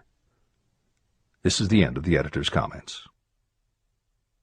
There is a difference between wishing for a thing and being ready to receive it. No one is ready for a thing until they believe they can acquire it. The state of mind must be belief, not mere hope or wish. Open-mindedness is essential for belief. Closed minds do not inspire faith, courage, and belief. Remember, no more effort is required to aim high in life, to demand abundance and prosperity, than is required to accept misery and poverty. A great poet has correctly stated this universal truth through these lines. I bargained with life for a penny, and life would pay no more. However, I begged at evening when I counted my scanty store. For life is a just employer. He gives you what you ask. But once you have set the wages, why, you must bear the task. I worked for a menial's hire, only to learn dismayed that any wage I had asked of life, life would have willingly paid. Desire outwits Mother Nature. As a fitting climax to this chapter, I wish to introduce one of the most unusual persons I have ever known. I first saw him a few minutes after he was born. He came into the world without any physical sign of ears. When pressed for an opinion, the doctor concluded that the child might be deaf and mute for life. I challenged that doctor's opinion. I had the right to do so. I was the child's father. I, too, reached a decision. But I expressed my opinion silently, in the secrecy of my own heart. In my own mind, I knew that my son would hear and speak. How? I was sure there must be a way, and I knew I would find it. I thought of the words of the immortal Emerson. The whole course of things goes to teach us faith. We need only obey. There is guidance for each of us, and by lowly listening, we shall hear the right word. The right word? Desire. More than anything else, I desired that my son should not be deaf and unable to speak. From that desire, I never receded, not for a second. What could I do about it? Somehow, I would find a way to transplant into that child's mind my own burning desire for ways and means of conveying sound to his brain without the aid of ears. As soon as the child was old enough to cooperate, I would fill his mind so completely with a burning desire to hear that nature would, by methods of her own, translate it into physical reality. All this thinking took place in my own mind, but I spoke of it to no one. Every day I renewed the pledge I had made to myself that my son should not be deaf. As he grew older and began to take notice of things around him, we observed that he had a slight degree of hearing. When he reached the age when children usually begin talking, he made no attempt to speak, but we could tell by his actions that he could hear certain sounds slightly. That was all I needed to know. I was convinced that if he could hear, even slightly, he might develop still greater hearing capacity. Then something happened that gave me hope. It came from an entirely unexpected source. We bought a phonograph. When the child heard the music for the first time, he went into ecstasies. He promptly appropriated the machine. On one occasion, he played a record over and over for almost 2 hours, standing in front of the phonograph with his teeth clamped on the edge of the case. The significance of this did not become clear to us until years afterward. At the time, we had never heard of the principle of bone conduction of sound. Shortly after he appropriated the phonograph, I discovered that he could hear me quite clearly when I spoke with my lips touching his mastoid bone at the base of the skull. Having determined that he could hear the sound of my voice plainly, I began immediately to transfer to his mind the desire to hear and speak. When I discovered that my son enjoyed bedtime stories, I went to work creating stories designed to develop in him self-reliance, imagination, and a strong desire to hear. There was one storyline in particular that I emphasized over and over. Every time I told it, I gave it some new and dramatic coloring. These stories were designed to plant in his mind the thought that his affliction was not a liability, but an asset of great value. As a result of my studies and personal experience, I firmly believe that every adversity brings with it the seed of an equivalent advantage. However, despite my beliefs, I must confess that I did not have the slightest idea how this disability could ever become an asset. He won a new world with 6 cents. As I analyze the experience in retrospect, I can see now that my son's faith in me had much to do with the astounding results. He did not question anything I told him. I sold him on the idea that he had a distinct advantage over his older brother, and that this advantage would reflect itself in many ways. For example, the teachers in school would observe that he had no ears, and because of this they would show him special attention and treat him with extraordinary kindness. And they always did. I also sold him on the idea that when he became old enough to sell newspapers, his older brother had already become a newspaper merchant, he would have a big advantage over his brother. My reasoning was that people would pay him extra money for his wares because they could see that he was a bright, industrious boy, despite the fact that he had no ears. When he was about 7, he showed the first evidence that my method of stimulating his mind was bearing fruit. For several months he begged for the privilege of selling newspapers, but his mother would not give the project her consent. Finally, he took matters in his own hands. One afternoon, when he was left at home with the staff, he climbed through the kitchen window, shinnied to the ground, and set out on his own. He borrowed 6 cents in capital from the neighborhood shoemaker and invested it in papers, which he sold out. He took his earnings, reinvested in more newspapers, and kept repeating until late in the evening. After balancing his accounts and paying back the 6 cents he had borrowed from his banker, he had a net profit of 42 cents. When we got home that night, we found him in bed asleep with the money tightly clenched in his hand. His mother opened his hand, removed the coins, and cried. Of all things, to me it seemed she was crying over her son's first victory. My reaction was the reverse. I laughed, for I knew that my endeavor to plant in my son's mind an attitude of faith in himself had been successful. His mother saw in his first business venture a little deaf boy who had gone out in the streets and risked his life to earn money. I saw a brave, ambitious, self-reliant little businessman whose stock in himself had been increased 100%. He had gone into business on his own initiative and had won. I was not only pleased, I was impressed. He had clearly demonstrated the first signs of a resourcefulness that would go with him all through life. The little deaf boy went through grade school, high school, and college without being able to hear his teachers, except when they shouted loudly at close range. He did not go to a school for the deaf, and we did not use sign language. We were determined that he should live like any other boy who could hear and speak. We stood by that decision, although it cost us many heated debates with school officials. While he was in high school, he tried an electronic hearing aid, but it was of no value to him. During his last week in college, something happened that marked the most important turning point of his life. Through what seemed to be mere chance, he came into possession of another electronic hearing device, which was sent to him on trial. He was slow about testing it, due to his disappointment with a similar device. Finally, he picked it up carelessly, placed it on his head, and hooked up the battery. Suddenly, as if by magic, his lifelong desire for normal hearing became a reality. For the first time in his life, he heard practically as well as any person with normal hearing. Overjoyed because of the changed world that had been brought to him, he rushed to the telephone, called his mother, and heard her voice perfectly.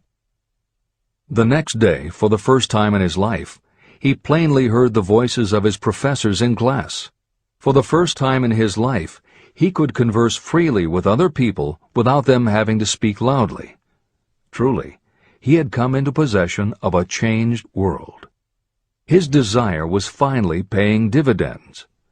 But the victory was not yet complete. He still had to find a definite and practical way to convert his disability into an equivalent asset. Thought that works miracles. Intoxicated with the joy of his newly discovered world of sound, he wrote a letter to the manufacturer of the hearing aid, enthusiastically describing his experience. Something in his letter prompted the company to invite him to New York. He was escorted through the factory, and while talking with the chief engineer, telling him about his changed world, a hunch, an idea, or an inspiration, call it what you wish, flashed into his mind. It was this impulse of thought that converted his disability into an asset destined to pay dividends in both money and happiness to thousands for all time to come. The sum and substance of that impulse was this. It occurred to him that he might be of help to the millions of people who go through life without the benefit of hearing devices, if he could find a way to tell them the story of his changed world. For an entire month, he carried out intensive research, during which he analyzed the entire marketing system of the manufacturer of the hearing device. Then he created a plan for reaching out to other hearing-impaired people all over the world, to share with them his newly discovered changed world. When this was done, he put in writing a 2-year plan based upon his findings. When he presented the plan to the company, he was instantly given a position for the purpose of carrying out his ambition.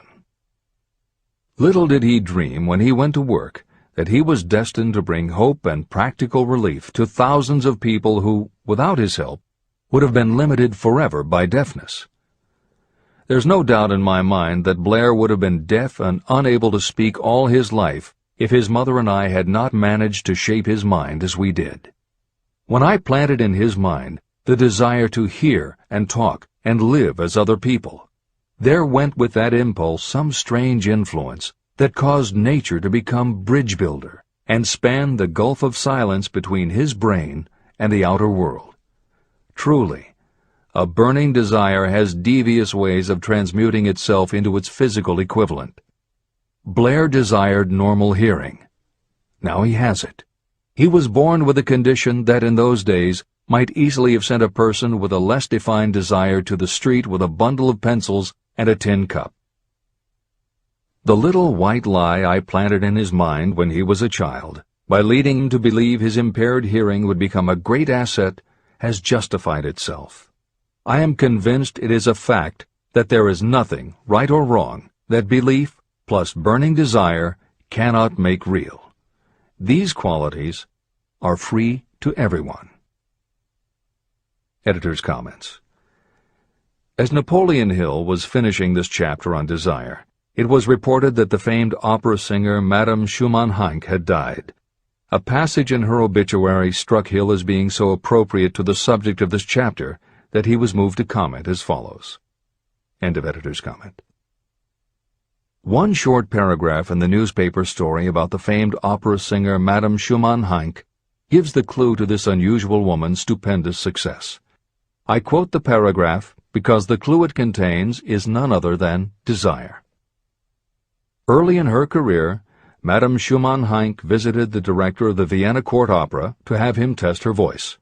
But he did not test it. After taking one look at the awkward and poorly dressed girl, he exclaimed, none too gently, "With such a face, and with no personality at all, how can you ever expect to succeed in opera? My good child, give up the idea. Buy a sewing machine and go to work. You can never be a singer." Never is a long time. The director of the Vienna Court Opera may have known much about the technique of singing, but he knew little about the power of desire when it assumes the proportion of an obsession. If he had known more of that power, he would not have made the mistake of condemning genius without giving it an opportunity. Editor's comments. Although few readers of this edition will be familiar with Madame Schumann-Heink, every reader knows a half-dozen similar stories. It is true for every generation and every kind of music. At some time, even the biggest stars were failures. At some time, someone told them they weren't good enough. But every one of those times that they failed, their desire was bigger than their failure. That is why you know their stories. And it's also why you've never heard about the thousands of other performers who were also told they weren't good enough. The ones you've never heard of are the ones whose desire wasn't big enough. They are the ones who believed that failure was defeat. This is the end of the editor's comment. Several years ago, one of my business associates became ill. He became worse as time went on, and finally was taken to the hospital for an operation. The doctor warned me that there was little if any chance of my ever seeing him alive again. But that was the doctor's opinion. It was not the opinion of the patient. Just before he was wheeled away, he whispered to me, "Do not be disturbed, Chief. I will be out of here in a few days." The attending nurse looked at me with pity. But the patient did come through safely. After it was all over, his physician said, nothing but his own desire to live saved him. He never would have pulled through if he had not refused to accept the possibility of death. Editor's comments. By the 1980s, the phenomenon that Napoleon Hill wrote about in the preceding paragraph was embraced by a growing segment of the population. Among the adherents were numerous medical professionals who incorporated the concept under the term the body-mind connection. And by the turn of the 21st century, the belief that the mind can manifest physical changes in the body had become a part of mainstream medical practice. In Chapter 5, Autosuggestion, you will find further comment on the medical aspects of having a burning desire. This is the end of the editor's comment. I believe in the power of desire backed by faith in yourself, because I have seen this power lift people from lowly beginnings to places of power and wealth. I have seen it rob the grave of its victims. I have seen it serve as the medium by which people staged a comeback after having been defeated in 100 different ways. And I have seen it provide my own son with a normal, happy, successful life, despite nature's having sent him into the world without ears. How can you harness and use the power of desire? The first part of the answer is in the technique at the beginning of this chapter. You will learn more about it in the next and subsequent chapters of this book. Through some strange and powerful principle, nature wraps up in the impulse of strong desire that something that recognizes no such word as impossible, and accepts no such reality as failure. There are no limitations to the mind except those we acknowledge. Chapter 4. Faith in your ability. Visualization of and belief in attainment of desire. The second step toward riches. Faith is the head chemist of the mind. When faith is blended with thought, the subconscious mind instantly picks up the vibration. The subconscious then translates it and transmits it to infinite intelligence. The emotions of faith, love, and sex are the most powerful of all the major positive emotions. When the three are blended, they have the effect of coloring thought in such a way that it instantly reaches the subconscious mind. There, it is changed into a form that induces a response from infinite intelligence. Editor's comments. In the preceding paragraph, Napoleon Hill uses two terms, faith and infinite intelligence, both of which may convey to the reader a religious connotation that Hill did not intend. The following will define the meaning of the words as Hill uses them in the following chapter. In modern usage, the word faith has become almost interchangeable with religious belief, which is not the way Hill uses the word. Faith, as it is used here, means having confidence, trust, and an absolute unwavering belief that you can do something. And in order for you to have faith in yourself as Hill means it, it has to be true on a subconscious level. If you have a nagging doubt in the back of your mind, or if you are just going through the motions of pretending you believe, it won't work, because your subconscious will know your doubts. Unless you have absolute total confidence, unless you are convinced without question, then you don't have faith. Hill uses the term infinite intelligence to identify that part of the human mind and thinking process that produces hunches, flashes of insight, and leaps of logic. Hill's concept has similarities to what psychologist Carl Jung called the collective unconscious. And on another level, it is very close to what contemporary psychologists refer to as working in the flow state, or being in the zone. Infinite intelligence is discussed in greater depth in later chapters. Hill also uses another term, the subconscious mind, that should be commented on before the reader proceeds with this chapter. Although there are differing schools of thought, in general modern psychology developed from the pioneering work of Sigmund Freud and Carl Jung. Each believed that the human mind operates on both a conscious and an unconscious level, but they differed on the role the subconscious plays and the way it influences attitude and action. Through his own research and studies, Napoleon Hill developed a theory of the conscious and subconscious that is closest to the Jungian view. The following briefly describes the basis of Hill's view. The conscious mind.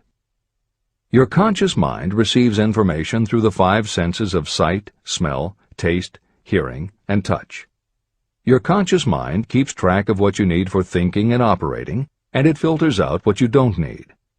Your conscious mind, and what your memory retains, is the intelligence with which you normally think, reason, and plan. The subconscious mind. Your subconscious has access to all the same information your conscious mind receives, but it doesn't reason the way your conscious mind does. It takes everything literally.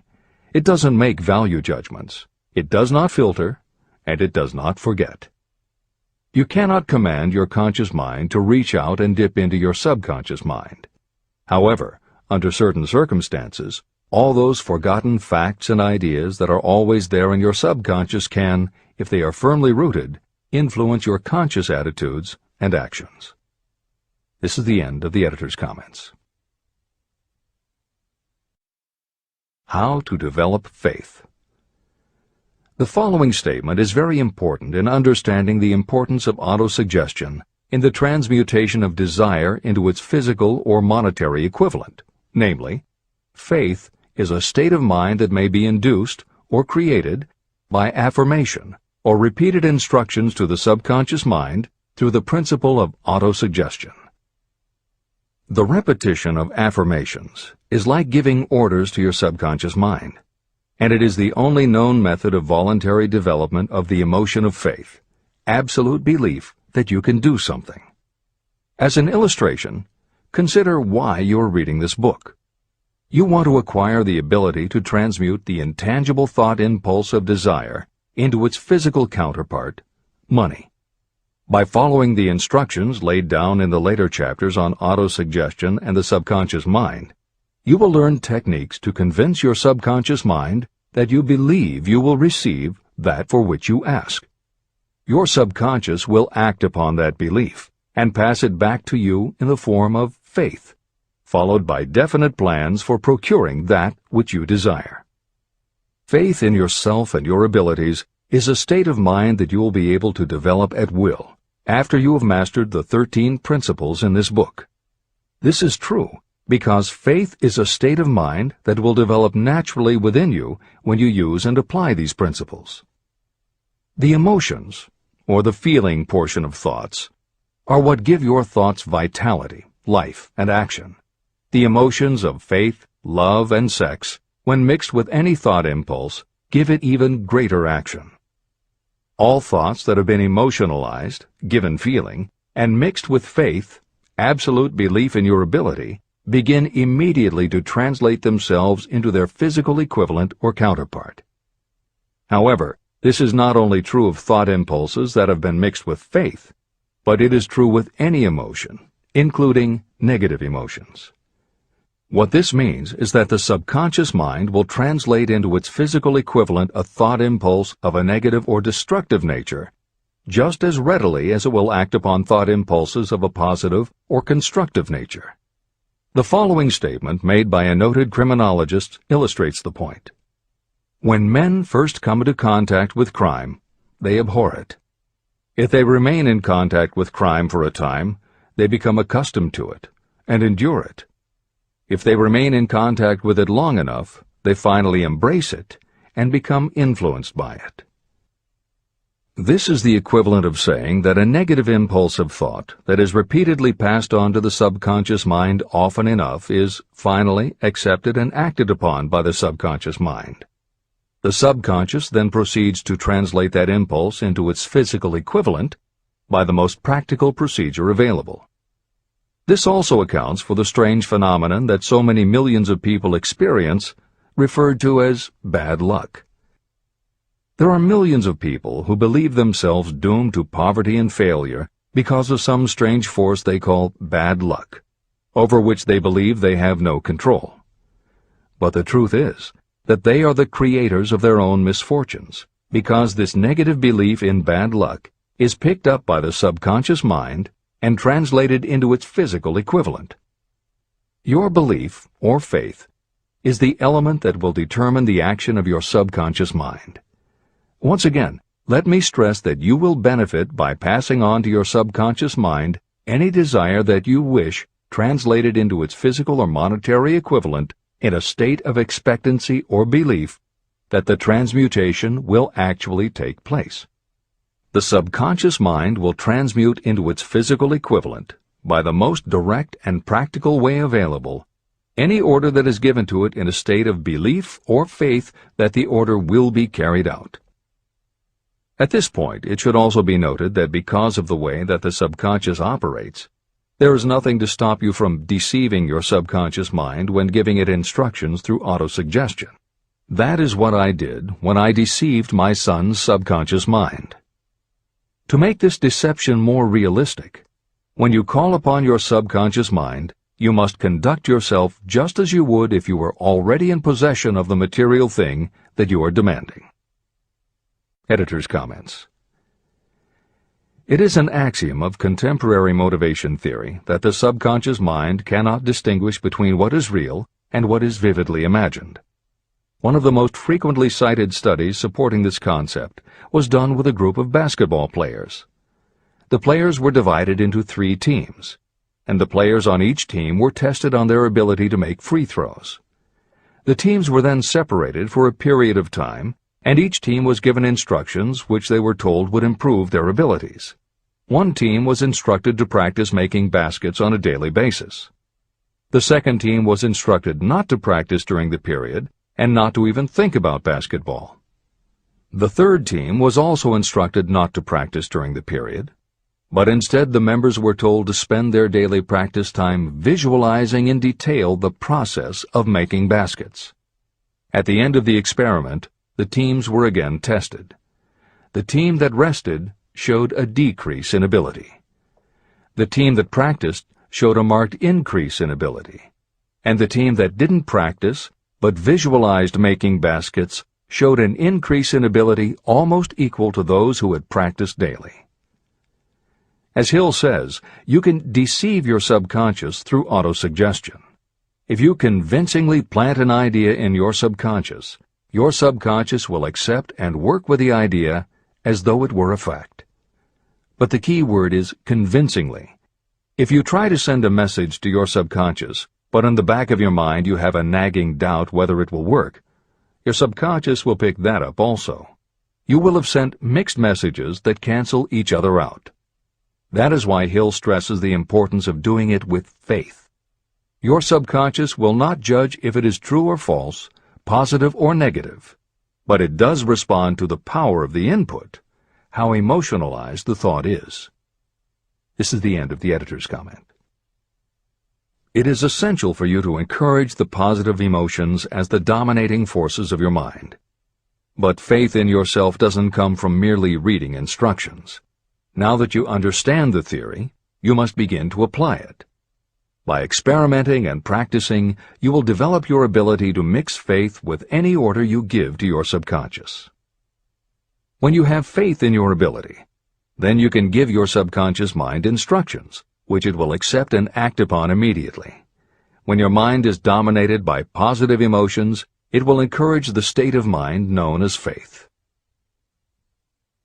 Faith in yourself is a state of mind that you can create by autosuggestion. All through the ages, religious leaders have admonished people to have faith. They say to have faith in this, that, and the other dogma or creed, but they have failed to tell people how to have faith. They have not stated that faith is a state of mind that may be induced by self-suggestion. In language that anyone can understand, this book explains the principle through which faith in your ability to accomplish a goal may be developed where it does not already exist. Before we begin, you should be reminded again that faith is the eternal elixir that gives life, power, and action to the impulse of thought. Faith is the starting point of all accumulation of riches. Faith is the basis of all miracles and of all mysteries that cannot be analyzed by the rules of science. Faith is the only known antidote for failure. Faith is the element that, when mixed with desire, gives you direct communication with infinite intelligence. Faith is the element that transforms the ordinary vibration of thought created by the human mind into the spiritual equivalent. Faith is the only way the force of infinite intelligence can be harnessed and used. The magic of self-suggestion. It is a fact that you will come to believe whatever you repeat to yourself, whether the statement is true or false. If you repeat a lie over and over, you will eventually accept that lie as truth. Moreover, you will believe it to be the truth. You are what you are because of the dominating thoughts that you permit to occupy your mind. Thoughts that you deliberately place in your own mind and encourage with sympathy, and with which you mix any one or more of the emotions, constitute the motivating forces that direct and control your every movement, act, and deed. The following sentence is a very significant statement of truth. Thoughts that are mixed with any of the feelings of emotions become like a magnetic force, which attracts other similar or related thoughts. A thought that is magnetized with one of the emotions may be compared to a seed. When it is planted in fertile soil, it germinates, grows, and multiplies itself over and over again. What was originally one small seed becomes countless millions of seeds of the same kind. The human mind is constantly attracting vibrations that are in sync with whatever dominates the mind. Any thought, idea, plan, or purpose that you hold in your mind attracts a host of its relatives. Add these relatives to its own force, and it grows until it becomes the prime motivator of the person in whose mind it has been housed. Now, let us go back to the starting point. How can the original seed of an idea, plan, or purpose be planted in the mind? The answer? Any idea, plan, or purpose may be placed in the mind through repetition of thought. This is why you are asked to write out a statement of your major purpose, or definite chief aim. Commit it to memory, and repeat it out loud day after day until these vibrations of sound have reached your subconscious mind.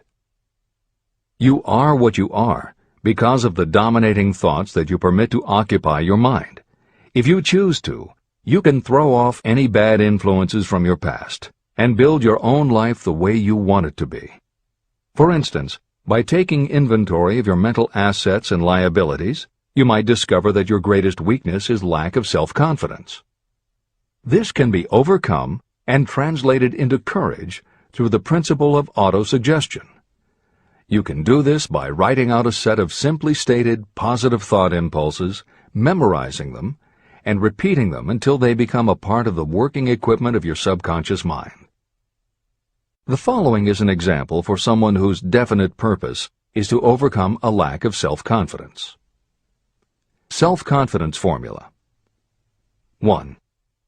I know that I have the ability to achieve the object of my definite purpose in life. Therefore, I demand of myself persistent, continuous action toward its attainment, and I here and now promise to render such action. 2. I realize the dominating thoughts of my mind will eventually reproduce themselves in outward physical action and gradually transform themselves into physical reality. Therefore, I will concentrate my thoughts for 30 minutes each day, visualizing the person I intend to become. In this way, I will create in my mind a clear mental picture. 3. I know, through the principle of autosuggestion, that any desire I persistently hold in my mind will eventually find some practical means of attaining my objective. Therefore, I will devote 10 minutes daily to demanding of myself the development of self-confidence. 4. I have clearly written down a description of my definite chief aim in life, and I will never stop trying until I have developed sufficient self-confidence for its attainment. 5. I fully realize that no wealth or position can last unless it is built upon truth and justice. Therefore, I will engage in no transaction that does not benefit all whom it affects. I will succeed by attracting to myself the forces I wish to use and the cooperation of others. I will persuade others to help me because of my willingness to help others. I will eliminate hatred, envy, jealousy, selfishness, and cynicism by developing love for all humanity. because I know that a negative attitude toward others can never bring me success.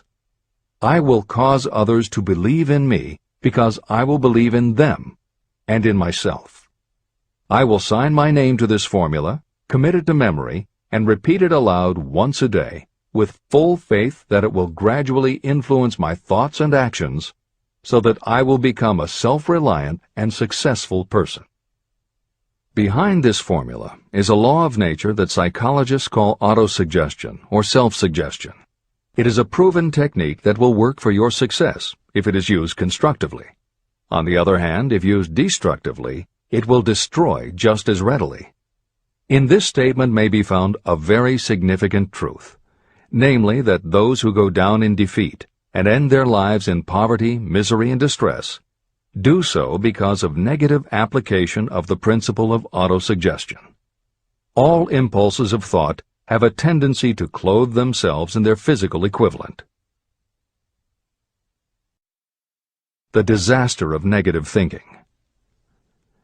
The subconscious mind makes no distinction between constructive and destructive thought impulses. It works with the material we feed it through our thought impulses. The subconscious mind will translate into reality a thought driven by fear just as readily as it will translate into reality a thought driven by courage or faith.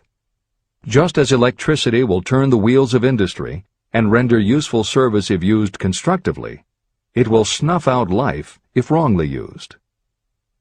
So, too, will the law of autosuggestion lead you to peace and prosperity, or down into the valley of misery, failure, and death. It depends on your degree of understanding and application of it. If you fill your mind with fear or doubt, and if you do not believe in your ability to connect with and use the forces of infinite intelligence, then you will not be able to use those forces.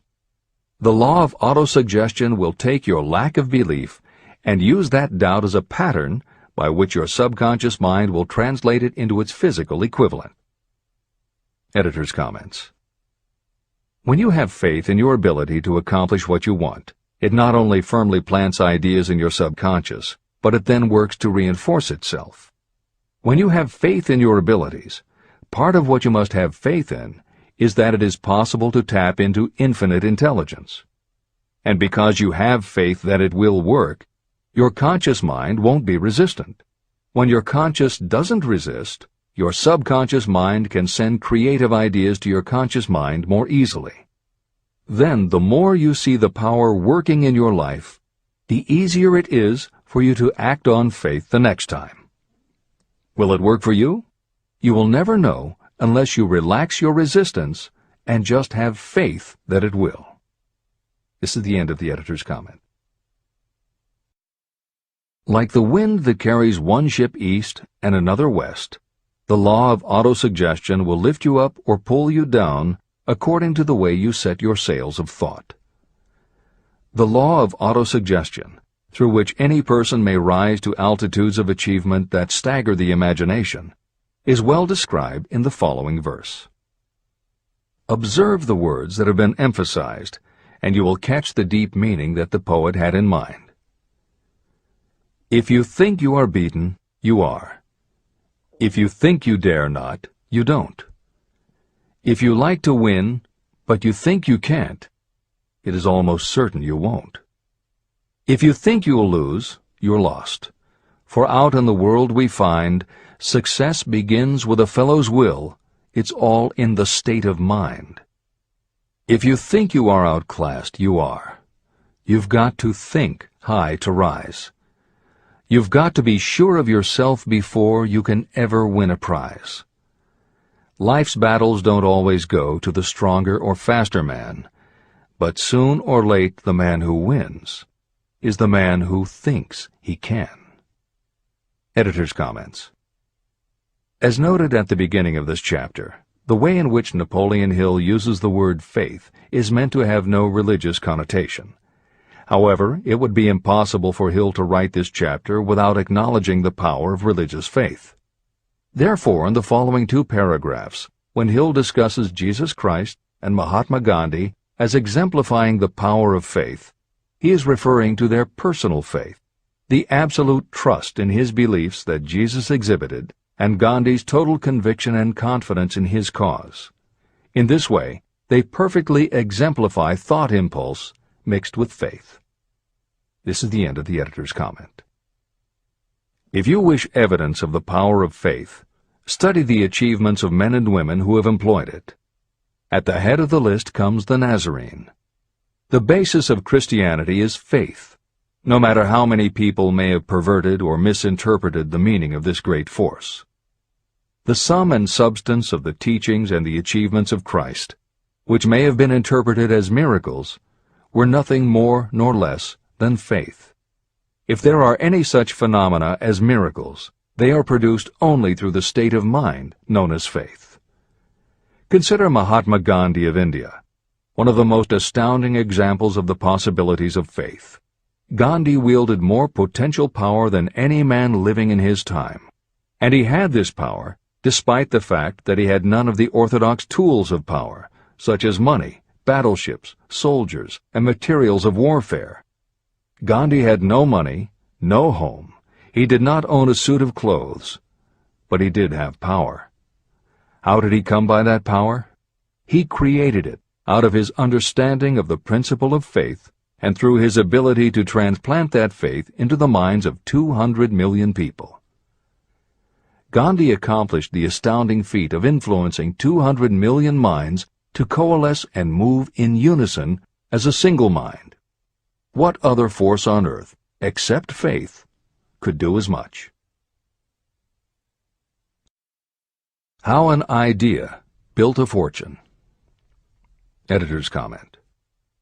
Although the following story is not exclusively about faith, and it makes no mention of autosuggestion or the subconscious mind, Napoleon Hill included it at this point in every edition of Think and Grow Rich. In fact, as Hill says, this story illustrates at least 6 of the 13 principles of success, but faith is at the center of it.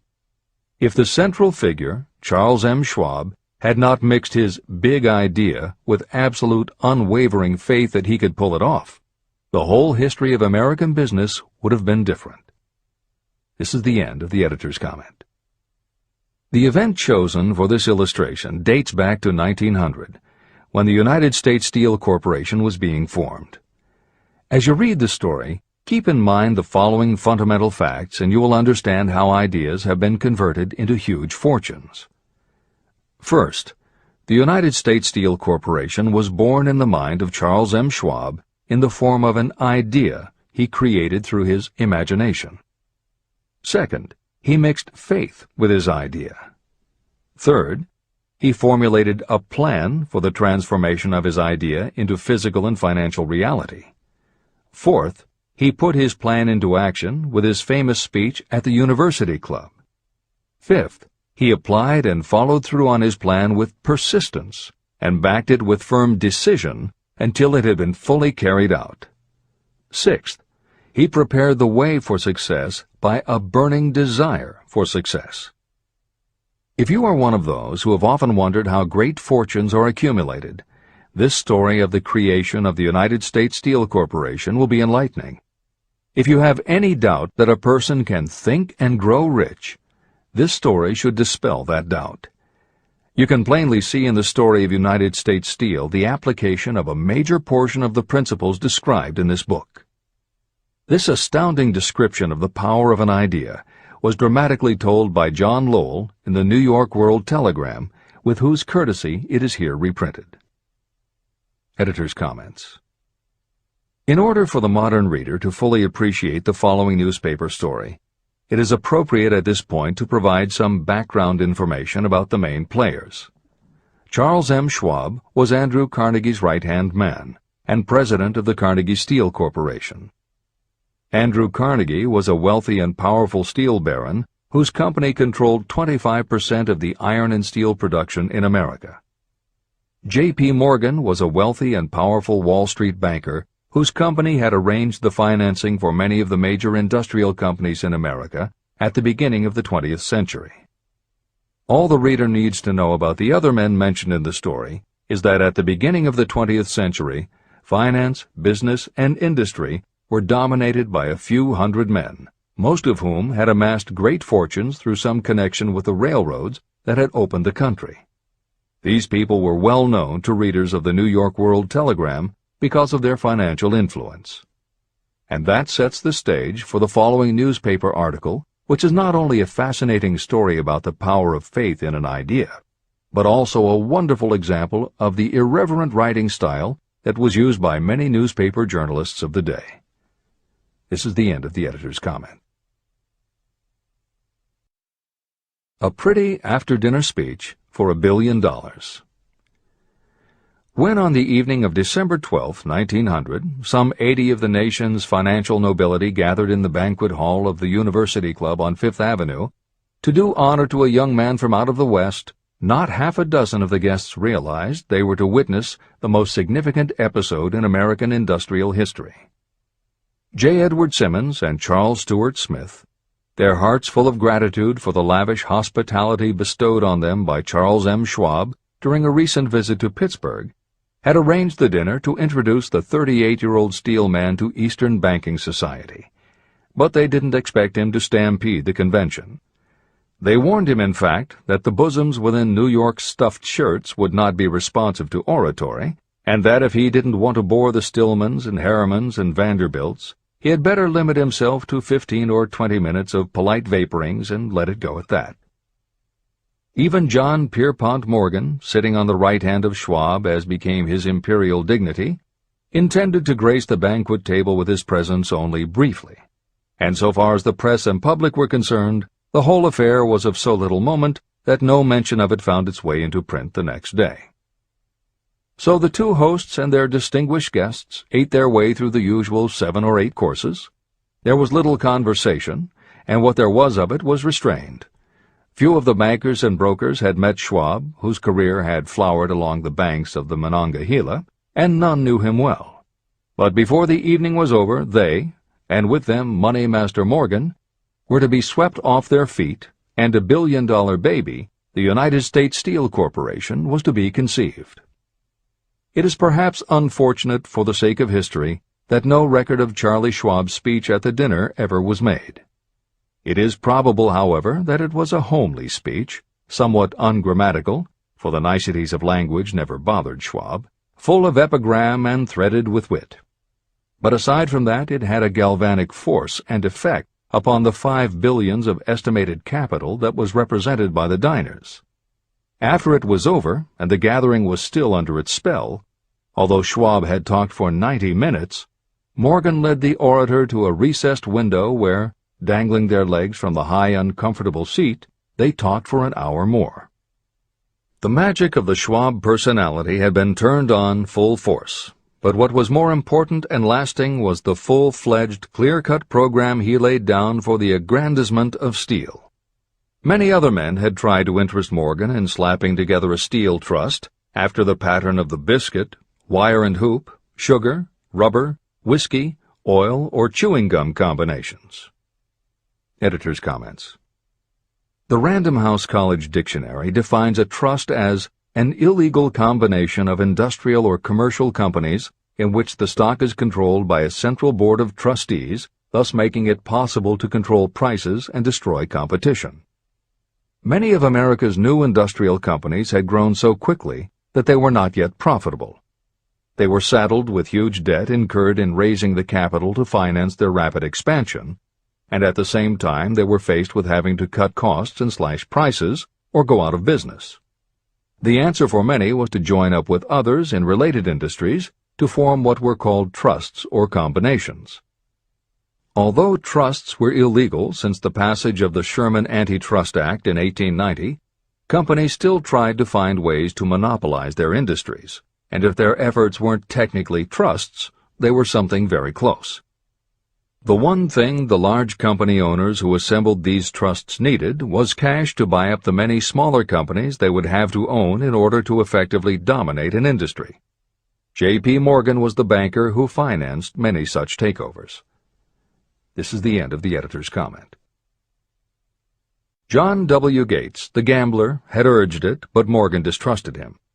The Moore boys, Bill and Jim, Chicago stock jobbers who had glued together a match trust and a cracker corporation, had urged it and failed, Elbert H. Gerry, the sanctimonious country lawyer, wanted to foster it, but he wasn't big enough to be impressive. Until Schwab's eloquence took J.P. Morgan to the heights from which he could visualize the solid results of the most daring financial undertaking ever conceived, the project was regarded as a delirious dream of easy-money crackpots.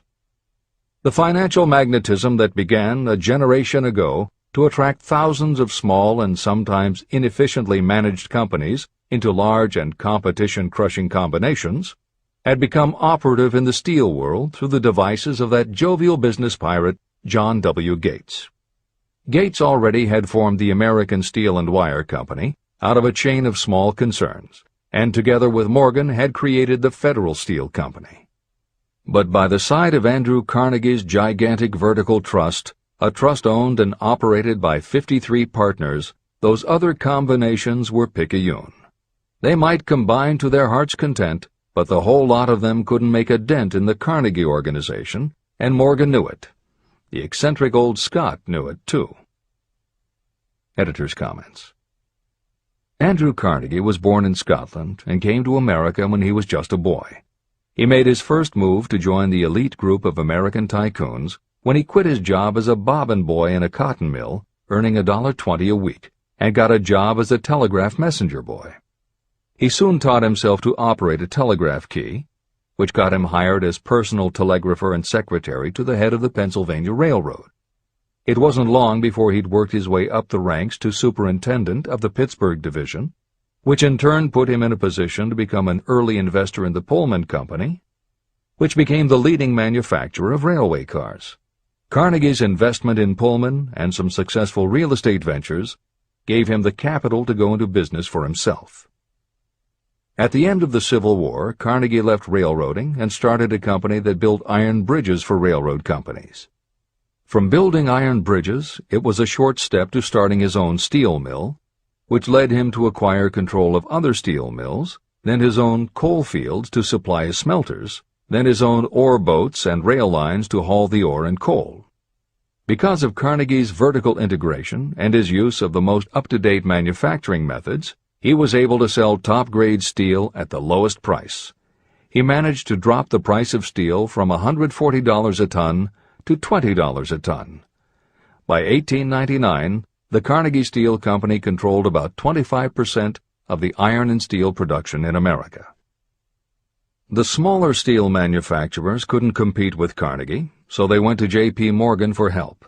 He arranged for the financing, and a wide-ranging alliance was put together of companies that were in the business of manufacturing products made from steel. Part of the deal was that they would not buy steel from Carnegie. Andrew Carnegie was not about to be put out of business by a collection of small companies. He announced that he would buy or build his own manufacturing companies to produce finished goods made of steel. This is the end of the editor's comments, and the New York World Telegram story continues. From the magnificent heights of Skibo Castle he had viewed, first with amusement and then with resentment, the attempts of Morgan's smaller companies to cut into his business. When the attempts became too bold, Carnegie's temper was translated into anger and retaliation. He decided to duplicate every mill owned by his rivals. Hitherto, he hadn't been interested in wire, pipe, hoops, or sheet. Instead, he was content to sell such companies the raw steel and let them work it into whatever shape they wanted. Now, with Schwab as his chief and able lieutenant, he planned to drive his enemies to the wall. So it was that in the speech of Charles M. Schwab, Morgan saw the answer to his problem of combination. A trust without Carnegie, giant of them all, would be no trust at all, a plum pudding, as one writer said, without the plums. Schwab's speech on the night of December 12, 1900, undoubtedly carried the inference, though not the pledge, that the vast Carnegie enterprise could be brought under the Morgan tent. He talked of the world future for steel, of reorganization for efficiency, of specialization, of the scrapping of unsuccessful mills and concentration of effort on the flourishing properties, of economies in the ore traffic, of economies in overhead and administrative departments, of capturing foreign markets. More than that, he told the buccaneers among them wherein lay the errors of their customary piracy. Their purposes, he inferred, had been to create monopolies, raise prices, and pay themselves fat dividends out of privilege. Schwab condemned the system in his heartiest manner.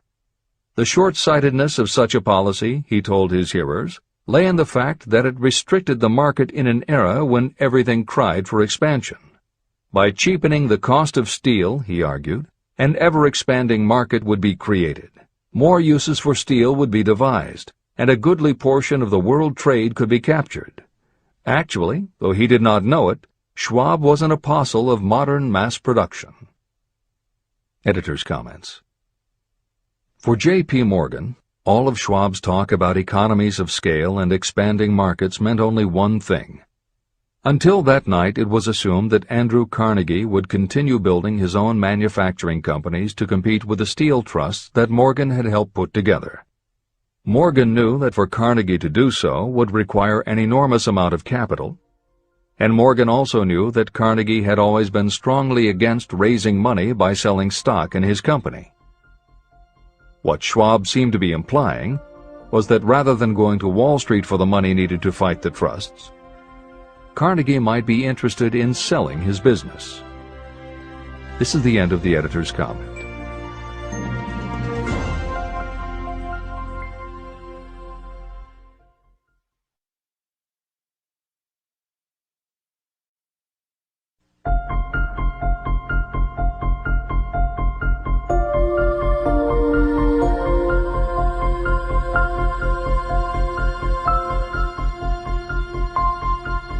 New York World Telegram story continues.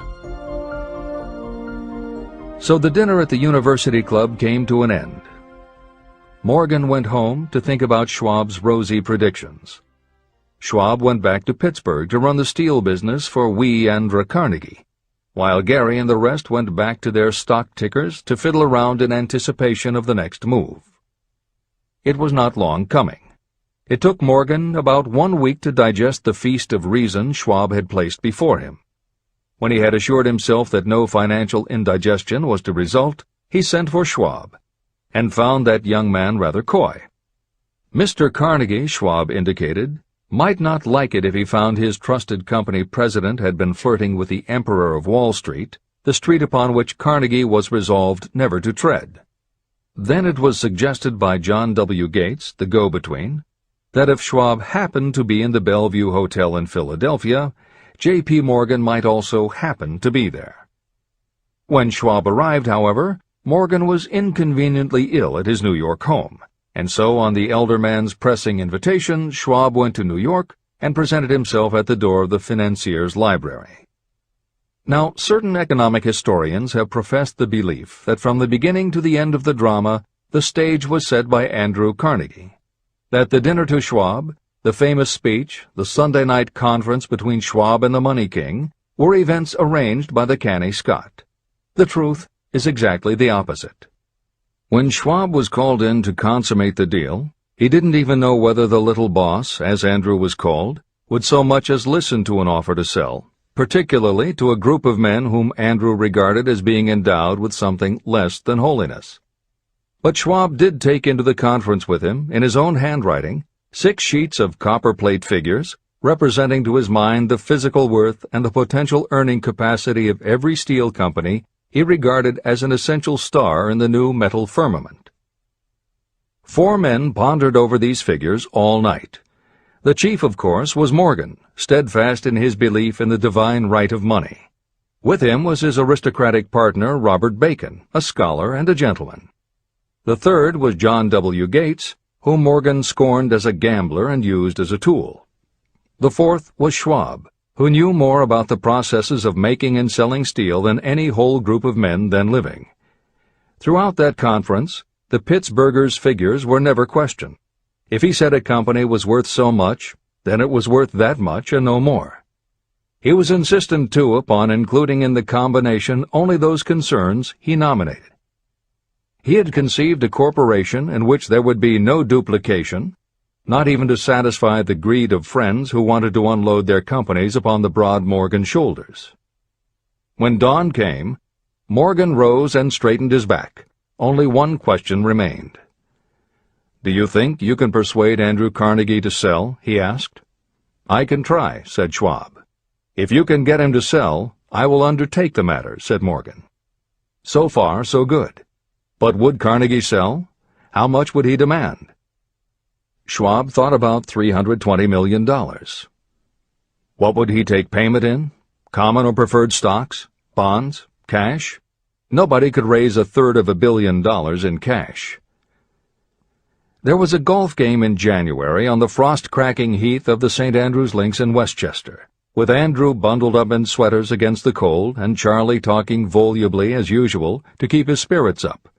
But no word of business was mentioned until the pair sat down in the cozy warmth of the Carnegie cottage nearby.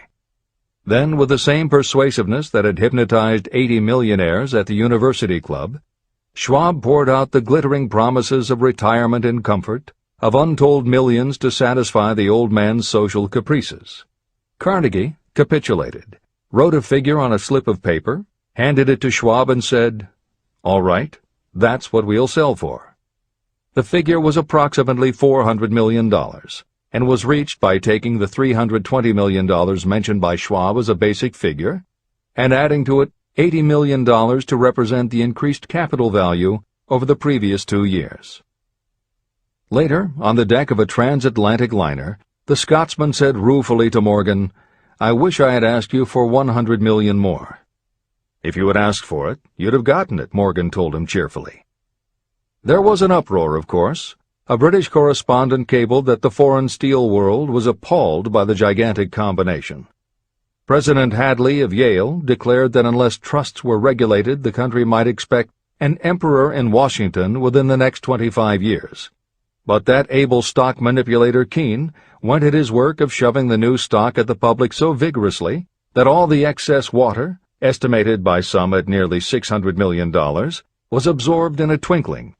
So Carnegie had his millions, and the Morgan Syndicate had $62 million for all its trouble, and all the boys, from Gates to Gary, had their millions. Editor's comment. The 38-year-old Charles M. Schwab had his reward, too. He was made president of the new corporation, United States Steel, and remained in control until 1930. When Schwab left U.S. Steel, he went on to found the mammoth Bethlehem Steel Corporation, of which he also became president. This is the end of the editor's comment. Riches begin with thought. The dramatic story of big business that you've just finished is a perfect illustration of the method by which desire can be transmuted into its physical equivalent. That giant organization was created in the mind of one man. The plan by which the organization was provided with the steel mills that gave it financial stability was created in the mind of the same man.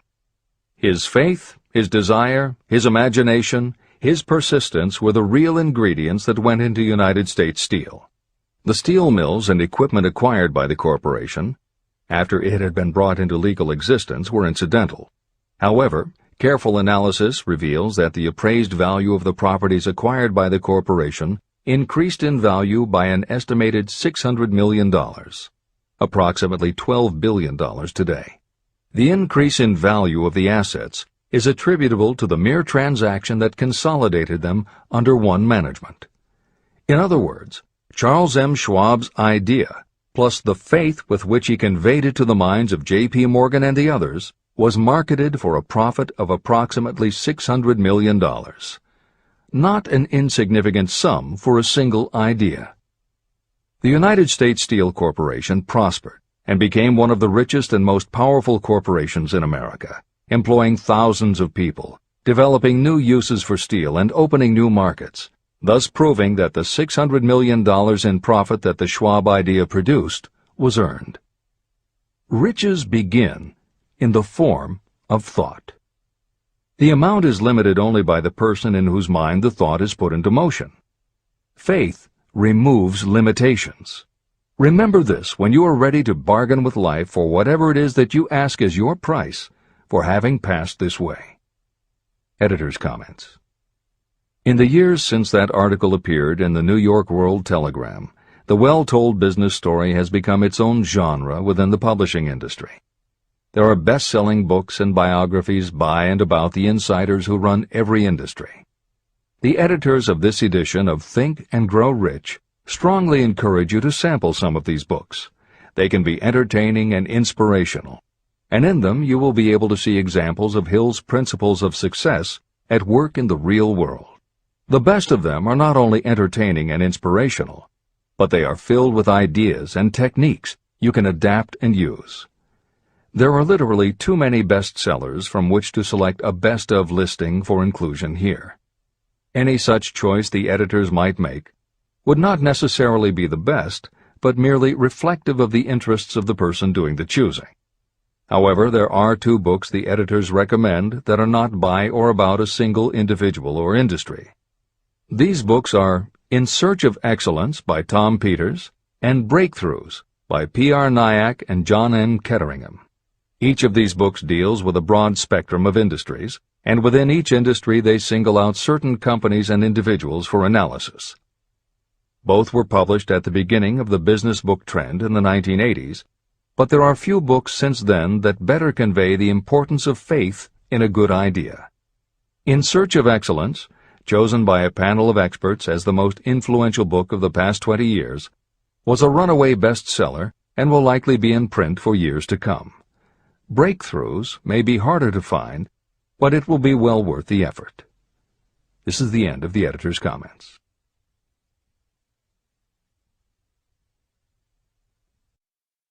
A quitter never wins, and a winner never quits.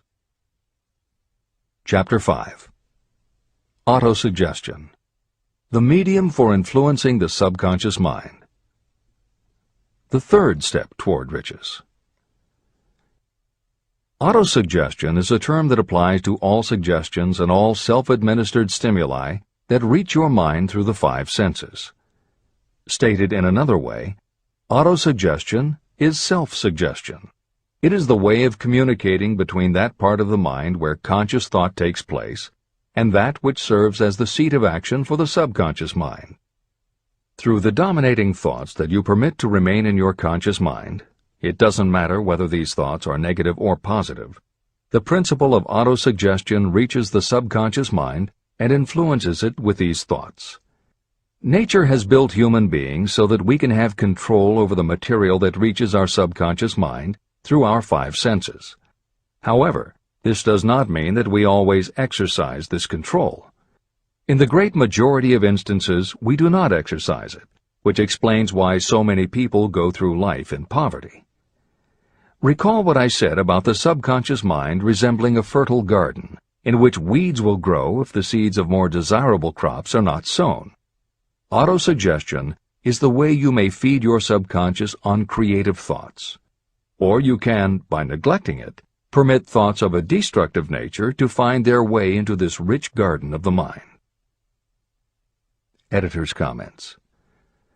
Numerous psychological studies and experiments with hypnotherapy have validated Napoleon Hill's concept that a person's subconscious mind retains everything that person ever experienced.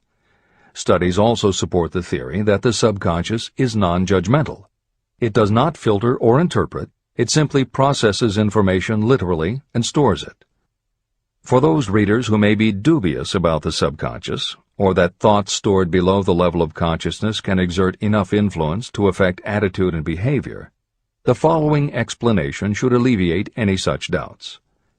There is no doubt about the existence of the conditions known by the psychological terms fixations, phobias, and compulsive behaviors. These conditions occur when a child has learned something in such a powerful or dramatic way that the knowledge becomes firmly planted in the child's subconscious mind. Then, even as the child grows to adulthood and the conscious mind learns to understand that information from a mature point of view, because the childhood learning experience was so powerful, the subconscious still retains the childhood understanding of the information. The result is a fixation, phobia, or compulsive behavior that causes a response rooted in childhood, which does not make logical sense to the adult's conscious mind. That is because it does not come from the conscious. It comes from the subconscious belief that was so emotionalized it overrides the adult's logical conscious mind. Hill's theory is based on exactly the same psychological principles. Thoughts do remain stored in the subconscious. They remain just as they were when they were input, and the more highly emotionalized the thoughts are when they are input, the more influence they exert on attitude and behavior. It is this aspect of the subconscious that will allow you to use autosuggestion as a tool with which to input the positive thoughts that will help you achieve the success you desire. This is the end of the editor's comments. See and feel money in your hands. You were instructed in the last of the 6 steps described in Chapter 3 on Desire to read aloud twice daily the written statement of your desire for money. You were also directed to see and feel yourself already in possession of the money. By following these instructions, you communicate the object of your desire directly to your subconscious mind in a spirit of absolute faith. Through repetition of this procedure, you will create thought habits that reinforce your efforts to transmute desire into its monetary equivalent. Read these steps again, very carefully, before you proceed further. 1. Fix in your mind the exact amount of money you desire. It is not sufficient merely to say, "I want plenty of money." Be definite about the amount. 2. Determine exactly what you intend to give in return for the money you desire. There is no such reality as something for nothing. 3. Establish a definite date when you intend to possess the money you desire. 4. Create a definite plan for carrying out your desire and begin at once, whether you are ready or not, to put this plan into action. 5. Now write it out. Write a clear, concise statement of the amount of money you intend to acquire, name the time limit for its acquisition, state what you intend to give in return for the money, and describe clearly the plan through which you intend to accumulate it. 6. Read your written statement aloud, twice daily. Read it once just before retiring at night, and read it once after arising in the morning. As you read, see and feel and believe yourself already in possession of the money. Remember, when reading aloud the statement of your desire, through which you will develop a money consciousness, that the mere reading of the words is of no consequence, unless you mix emotion or feeling with your words. Your subconscious mind recognizes and acts only upon thoughts that have been well mixed with emotion or feeling. This is a fact of such importance as to warrant repetition in practically every chapter. The lack of understanding of this is the main reason the majority of people who try to apply the principle of autosuggestion get no desirable results. Plain, unemotional words do not influence the subconscious mind. You will get no appreciable results until you learn to reach your subconscious mind with thoughts or spoken words that have been well emotionalized with belief. Do not become discouraged if you cannot control and direct your emotions the first time you try. Remember, there is no such possibility as something for nothing. You cannot cheat, even if you desire to do so. The price of ability to influence your subconscious mind is persistence in applying the principles described here. You cannot develop the desired ability for a lower price. You, and you alone, must decide whether or not the reward, the money consciousness, is worth the price you must pay for it in effort. Your ability to use the principle of autosuggestion will depend very largely upon your capacity to concentrate on a given desire until that desire becomes a burning obsession. How to strengthen your powers of concentration. When you begin to carry out the instructions in the 6 steps, it will be necessary for you to make use of the principle of concentration. Following are suggestions for the effective use of concentration. When you begin the first of the 6 steps, which instructs you to fix in your own mind the exact amount of money you desire, close your eyes and hold your thoughts on that amount of money until you can actually see the physical appearance of the money. Do this at least once each day. As you go through these exercises, follow the instructions given in Chapter 4 on faith, and see yourself actually in possession of the money. Here is a most significant fact. The subconscious mind takes any orders given to it in a spirit of absolute faith and acts upon those orders. But the orders often have to be presented over and over again, repeated positive affirmation, before they are interpreted by the subconscious mind. Because of this, you might consider the possibility of playing a perfectly legitimate trick on your subconscious mind. Make it believe, because you believe it, that you must have the amount of money you are visualizing. Make it believe that this money is already awaiting your claim, so the subconscious mind must hand over to you practical plans for acquiring the money that is yours. Give this thought to your imagination, and see what your imagination can or will do to create practical plans for the accumulation of money through transmutation of your desire. Do not wait for a definite plan through which you will exchange services or merchandise in return for the money you are visualizing. Just start right now to see yourself in possession of the money, demanding, and expecting that your subconscious mind will hand over the plans you need. Be on the alert for these plans, and when they appear, put them into action immediately. When the plans appear, they will probably flash into your mind in the form of an inspiration or intuition from infinite intelligence. Treat it with respect and act upon it as soon as you receive it. In the fourth of the 6 steps, you are instructed to create a definite plan for carrying out your desire and begin at once to put this plan into action. Do the same thing here. Close your eyes and create in your mind a vivid image of you carrying out the instructions. Do not trust to your reason when creating your plan for accumulating money through the transmutation of desire. Your reasoning faculty may be lazy, and if you depend entirely upon it to serve you, it may disappoint you. When visualizing the money you intend to accumulate, see yourself rendering the service or delivering the merchandise you intend to give in return for this money. This is important. Editor's comments. The basic principle underlying autosuggestion is closely related to self-hypnosis, and both techniques played an important role in the development of modern psychology.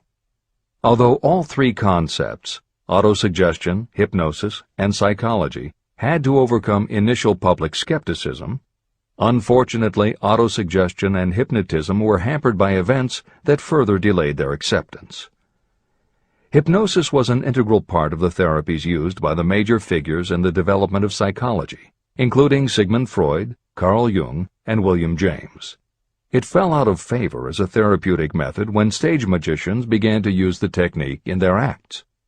People found it difficult to give serious consideration to a method that was being used in theaters and nightclubs to make members of the audience do ridiculous things for comic effect.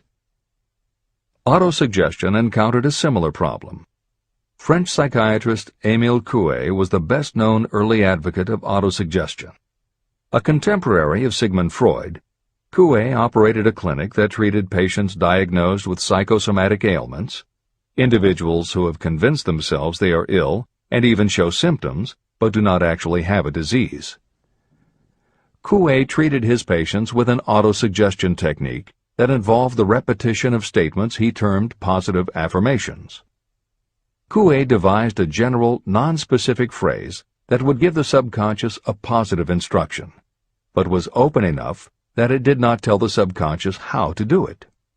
The positive affirmation was, "Every day, in every way, I am getting better and better." And he instructed his patients to repeat the phrase several times a day. Improvements among his patients happened so quickly and dramatically that his method became the talk of medical and scientific circles, and the use of the phrase practically became a movement in Europe. Word of the success Coué was having with his method spread to America, and he was soon booked to do a lecture tour. At one of his early speaking engagements, a cynical newspaper reporter made a joke of the technique, calling it, "Hell's bells, I'm well." The joke followed Coué wherever he spoke, and the press coverage was so negative he canceled his tour and returned to practice in Europe. Serious scientists and therapists continued to work with autosuggestion. But just as had happened when stage magicians cast doubt upon the efficacy of hypnosis, Coué's method of positive affirmation fell out of favor with the general public. It took the openness of the latter part of the 20th century before the techniques of hypnosis and autosuggestion gained general acceptance once again. Today, if you go on the Internet, there are over 40,000 web links featuring positive affirmations, and numerous bestsellers have been written on the subject. Virtually every newspaper, magazine, and television news program regularly features stories on the crucial role the mind plays in personal growth and achievement. Techniques based on autosuggestion have fostered countless best-selling books, audiobooks, and video programs.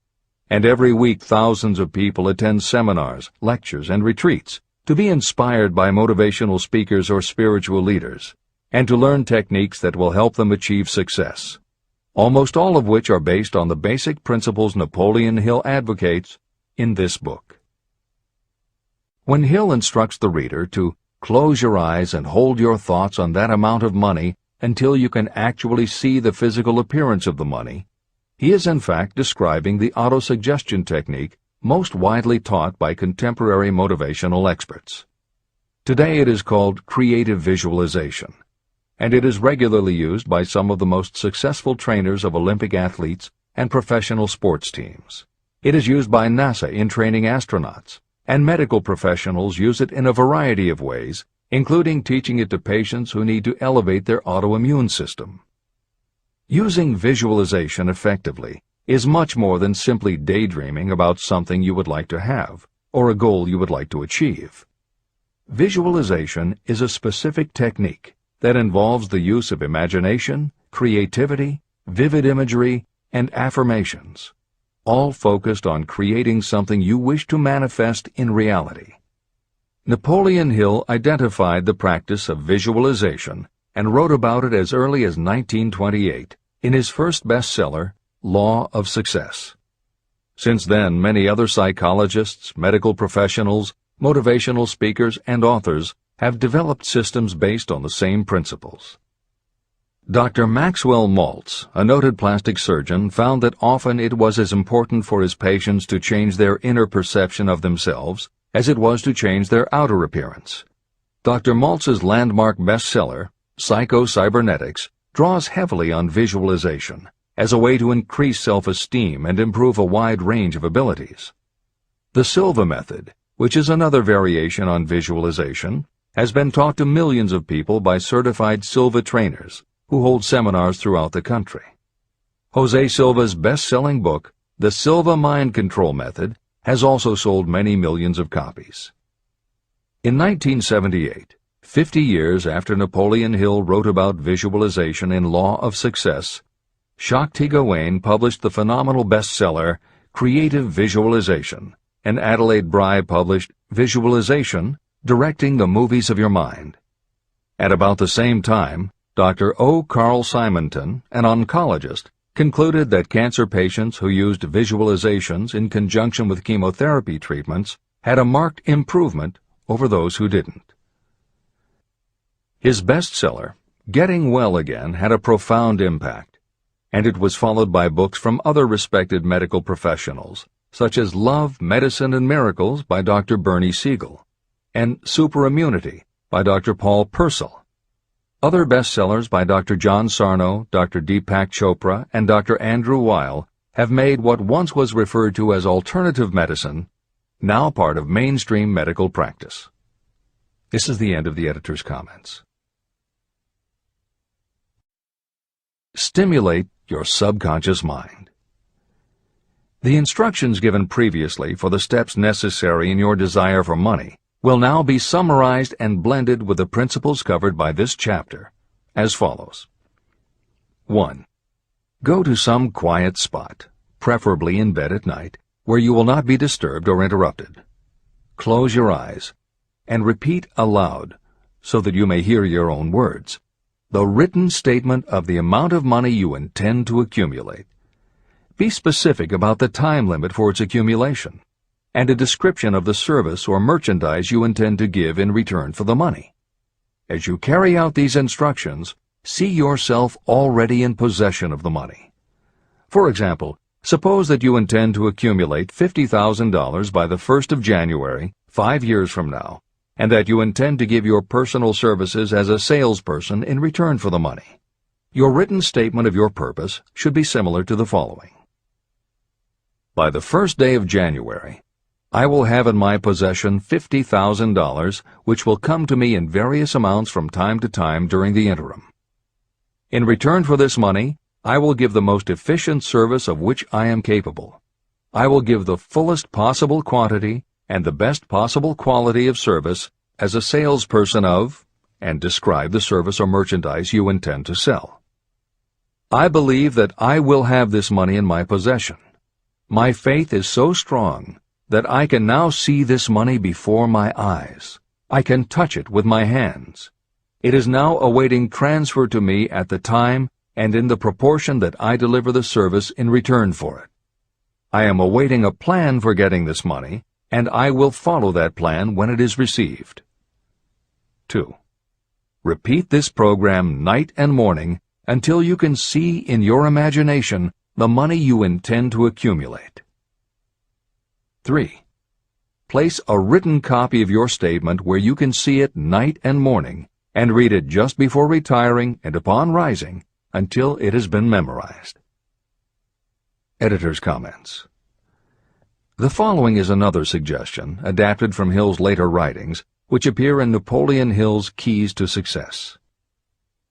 Surround yourself with books, pictures, mottos, and other suggestive devices. Pick things that symbolize and reinforce achievement and self-reliance. Constantly add to your collection, and move things to new places where you can see them in a different light and in association with different things. I had a friend who was a realtor who kept her $1 Million Club certificate over her desk to remind herself of what she was capable. One day she took it down to dust and set it on top of a newspaper. When she picked it up again, she saw beneath it an article about the new football coach who had been hired at the university. Guess who bought a house she had been struggling to sell? This is the end of the editor's comments.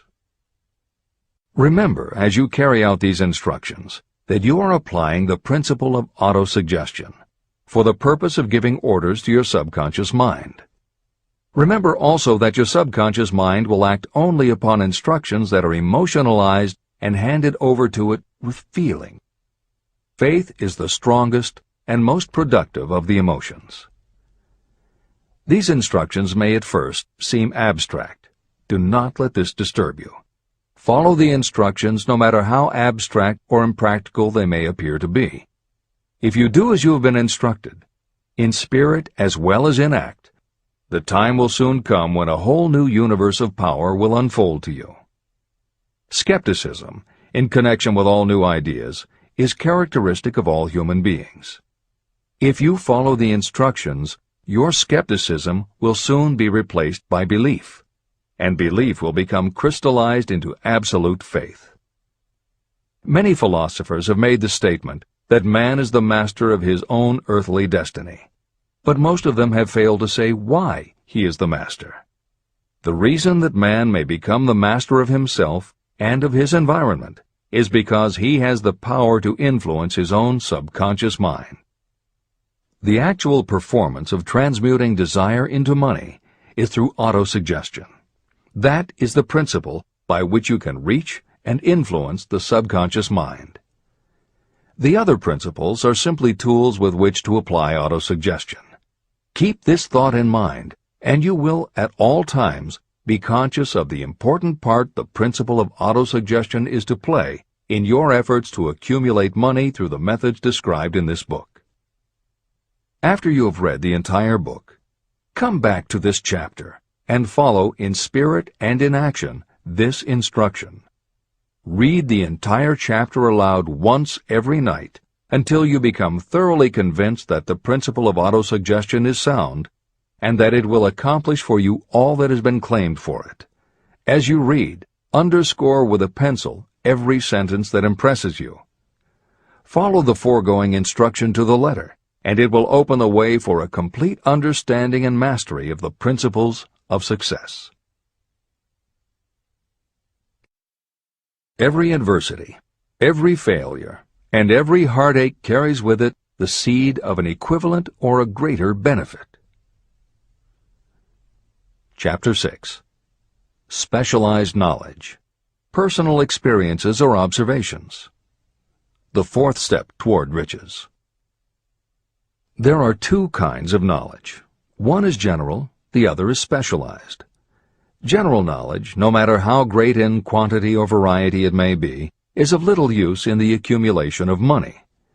The faculties of the great universities possess practically every form of general knowledge known to civilization. Most of the professors have little money.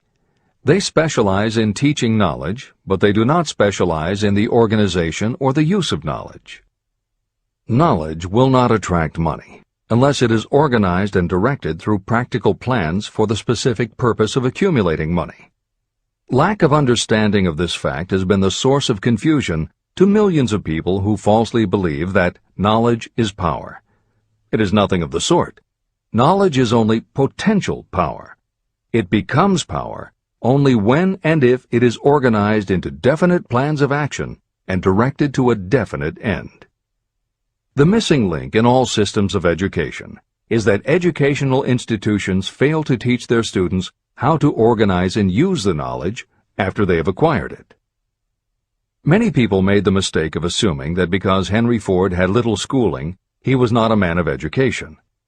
Those who made this mistake did not understand the real meaning of the word educate. That word is derived from the Latin word educo, meaning to educe, to draw out, or to develop from within. An educated person is not necessarily one who has an abundance of general or specialized knowledge. An educated person is one who has so developed the faculties of their mind that he or she may acquire anything they want, or its equivalent, without violating the rights of others. During the World War, a Chicago newspaper published editorials in which, among other statements, Henry Ford was called an ignorant pacifist.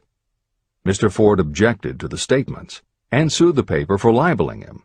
When the suit was tried in the courts, the attorneys for the paper called Mr. Ford to the witness stand for the purpose of proving to the jury that he was ignorant. They asked Mr. Ford a great variety of questions. All of them intended to prove that while he might possess considerable specialized knowledge about manufacturing automobiles, he was in the main ignorant.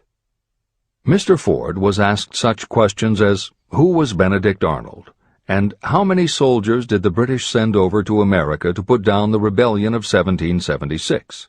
In answer to the last question, Mr. Ford replied, I do not know the exact number of soldiers the British sent over, but I have heard that it was a considerably larger number than ever went back. Finally, Mr. Ford became tired of this line of questioning. In reply to a particularly offensive question, he leaned over, pointed his finger at the lawyer who had asked the question, and said, If I should really want to answer the foolish question you have just asked, or any of the other questions you have been asking me, let me remind you that I have a row of electric push buttons on my desk, and by pushing the right button I can summon to my aid men who can answer any question I desire to ask concerning the business to which I am devoting most of my efforts. Now, will you kindly tell me why I should clutter up my mind with general knowledge for the purpose of being able to answer questions when I have men around me who can supply any knowledge I require? That answer floored the lawyer. Every person in the courtroom realized it was the answer not of an ignorant man, but of a man of education. Any person is educated who knows where to get knowledge when they need it and how to organize that knowledge into definite plans of action. Through the assistance of his mastermind group, Henry Ford had at his command all the specialized knowledge he needed to become one of the wealthiest men in America. It was not essential that he have this knowledge in his own mind. You can get all the knowledge you need. Before you can transmute your desire into money, you will require specialized knowledge of the service, merchandise, or profession that you intend to offer in return for fortune. Perhaps you may need much more specialized knowledge than you have the ability or the inclination to acquire. If this is true, you may bridge your weakness through the aid of your mastermind group. The mastermind is defined as coordination of knowledge and effort in a spirit of harmony between two or more people for the attainment of a definite purpose. The larger meaning of the mastermind group is explained in greater detail in later chapters. Editor's comments.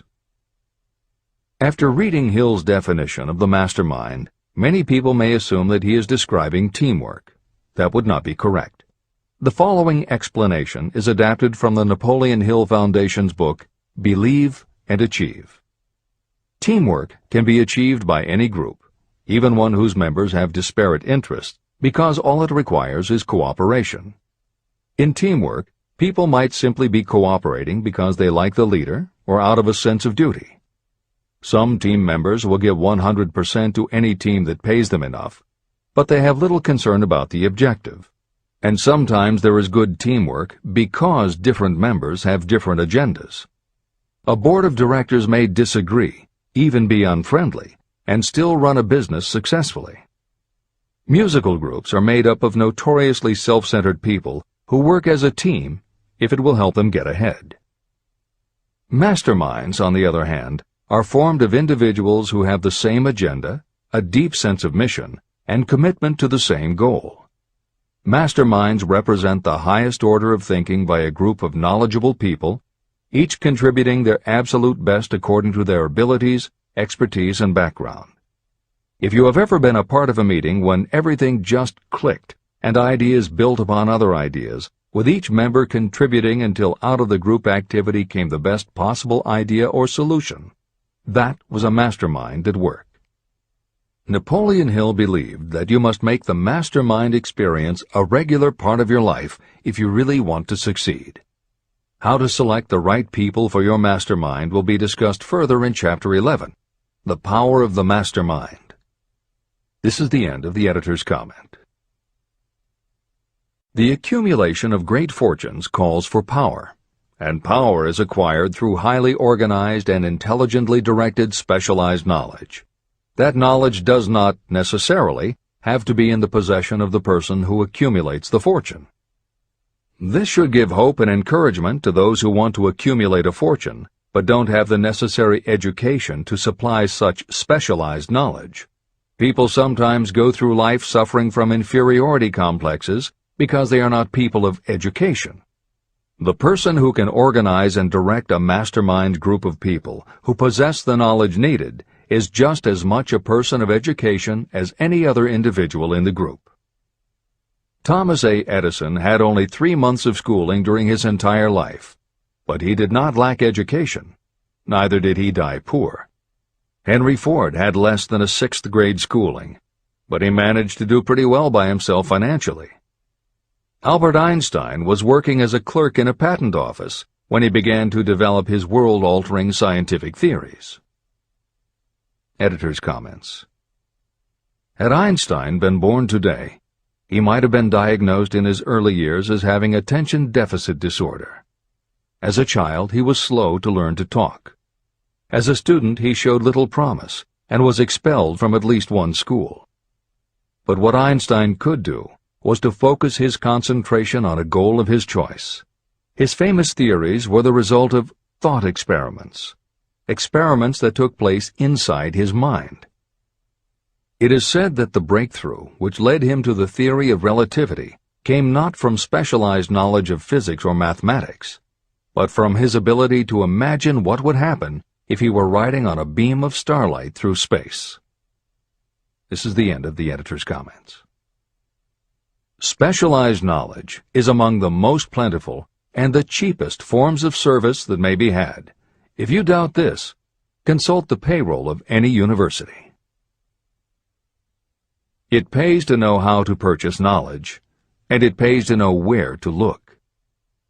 First of all, decide the sort of specialized knowledge you require and the purpose for which it is needed.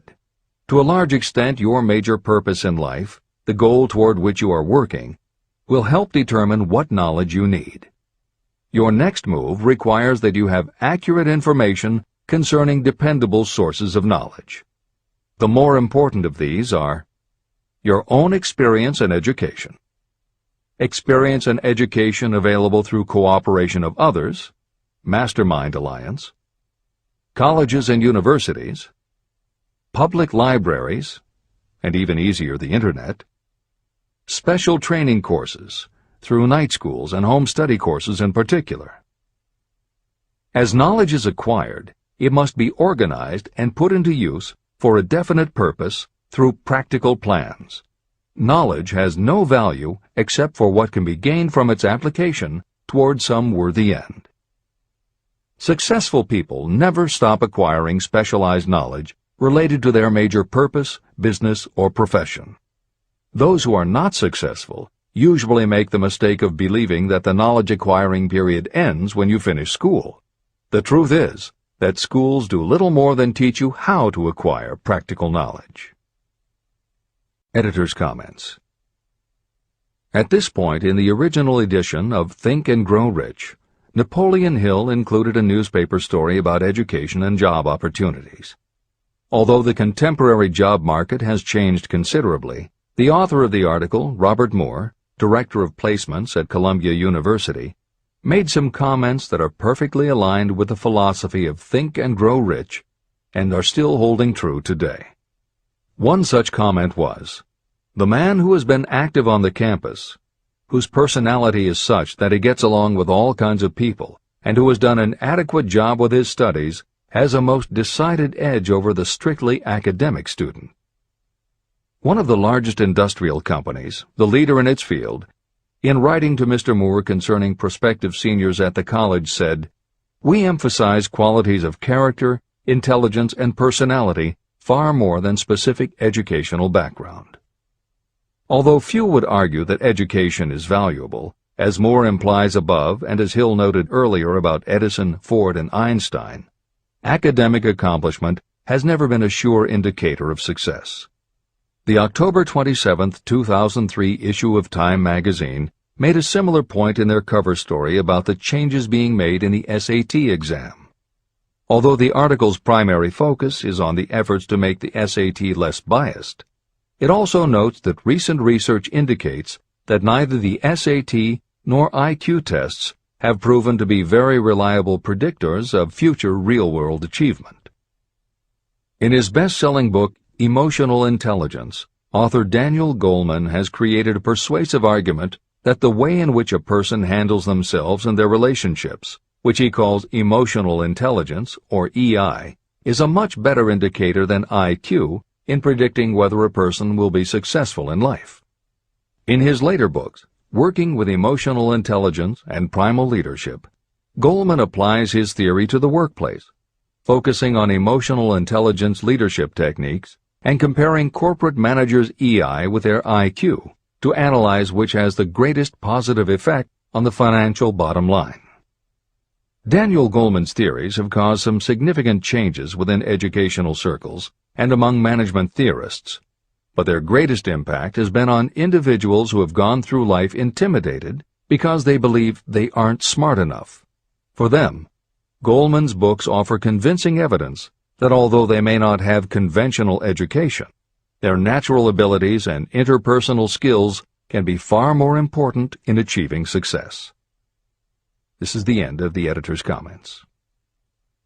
One of the most reliable and practical sources of knowledge available to those who need specialized schooling are night schools, extension courses, and seminars.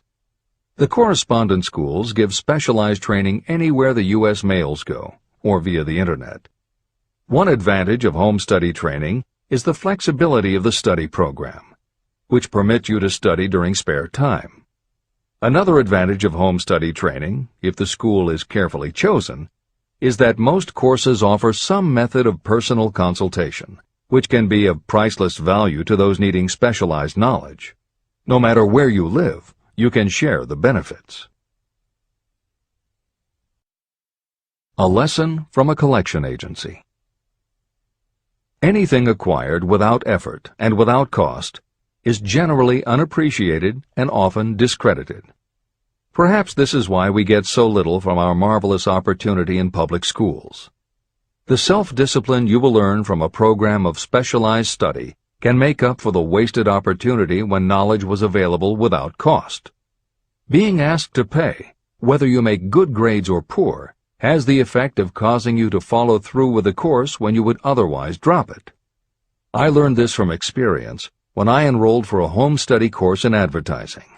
After completing 8 or 10 lessons, I stopped studying. But the school did not stop sending me bills. In fact, they insisted upon payment, whether I kept up my studies or not.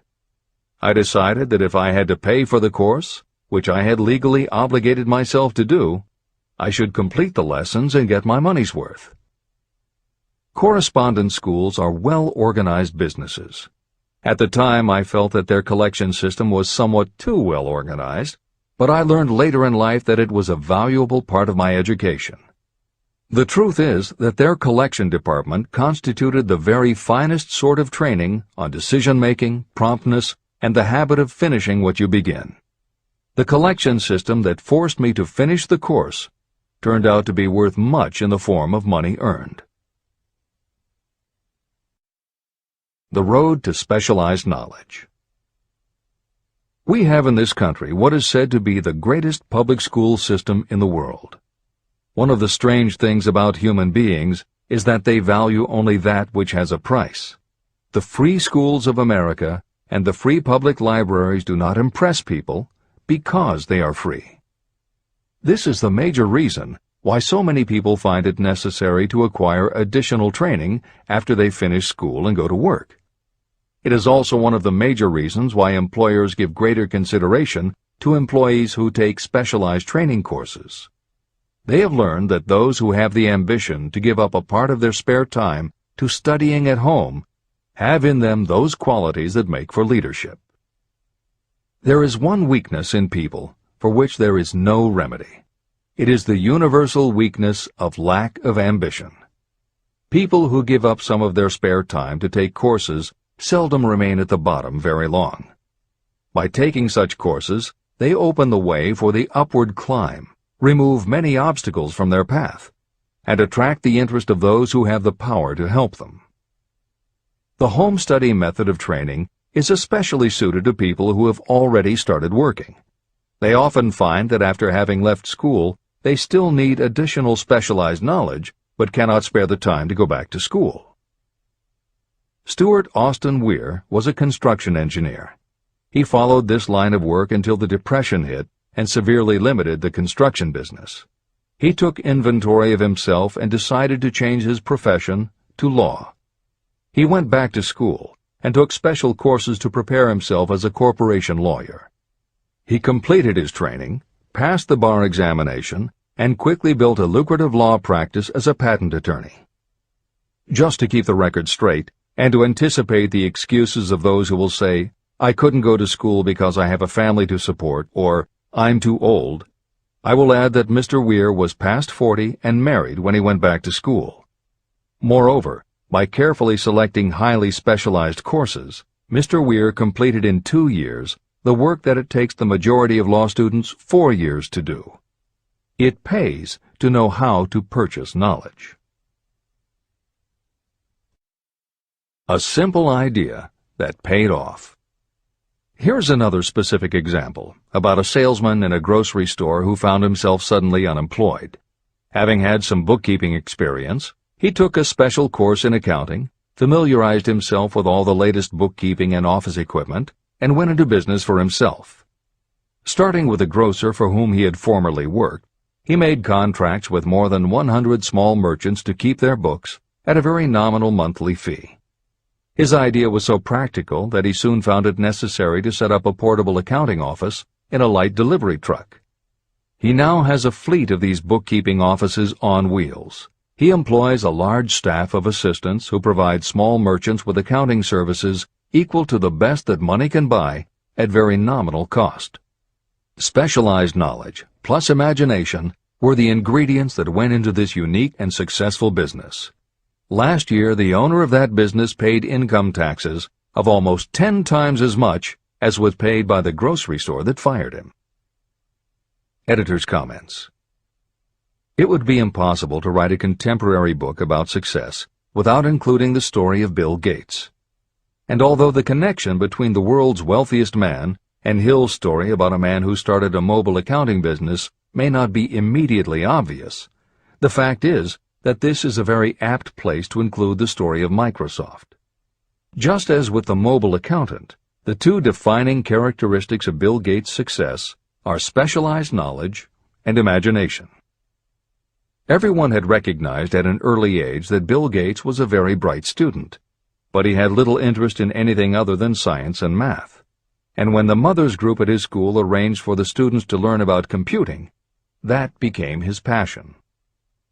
By the time he was 13, he taught himself computer programming, and throughout high school and his years at university, his life revolved around computer clubs and odd jobs working for companies that had something to do with computers.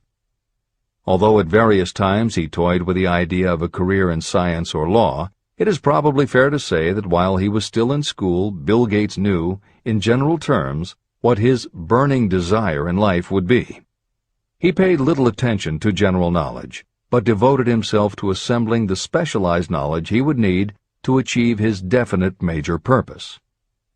Gates' burning desire heated up the day his friend and fellow computer club member Paul Allen bought a copy of the January 1975 issue of Popular Electronics.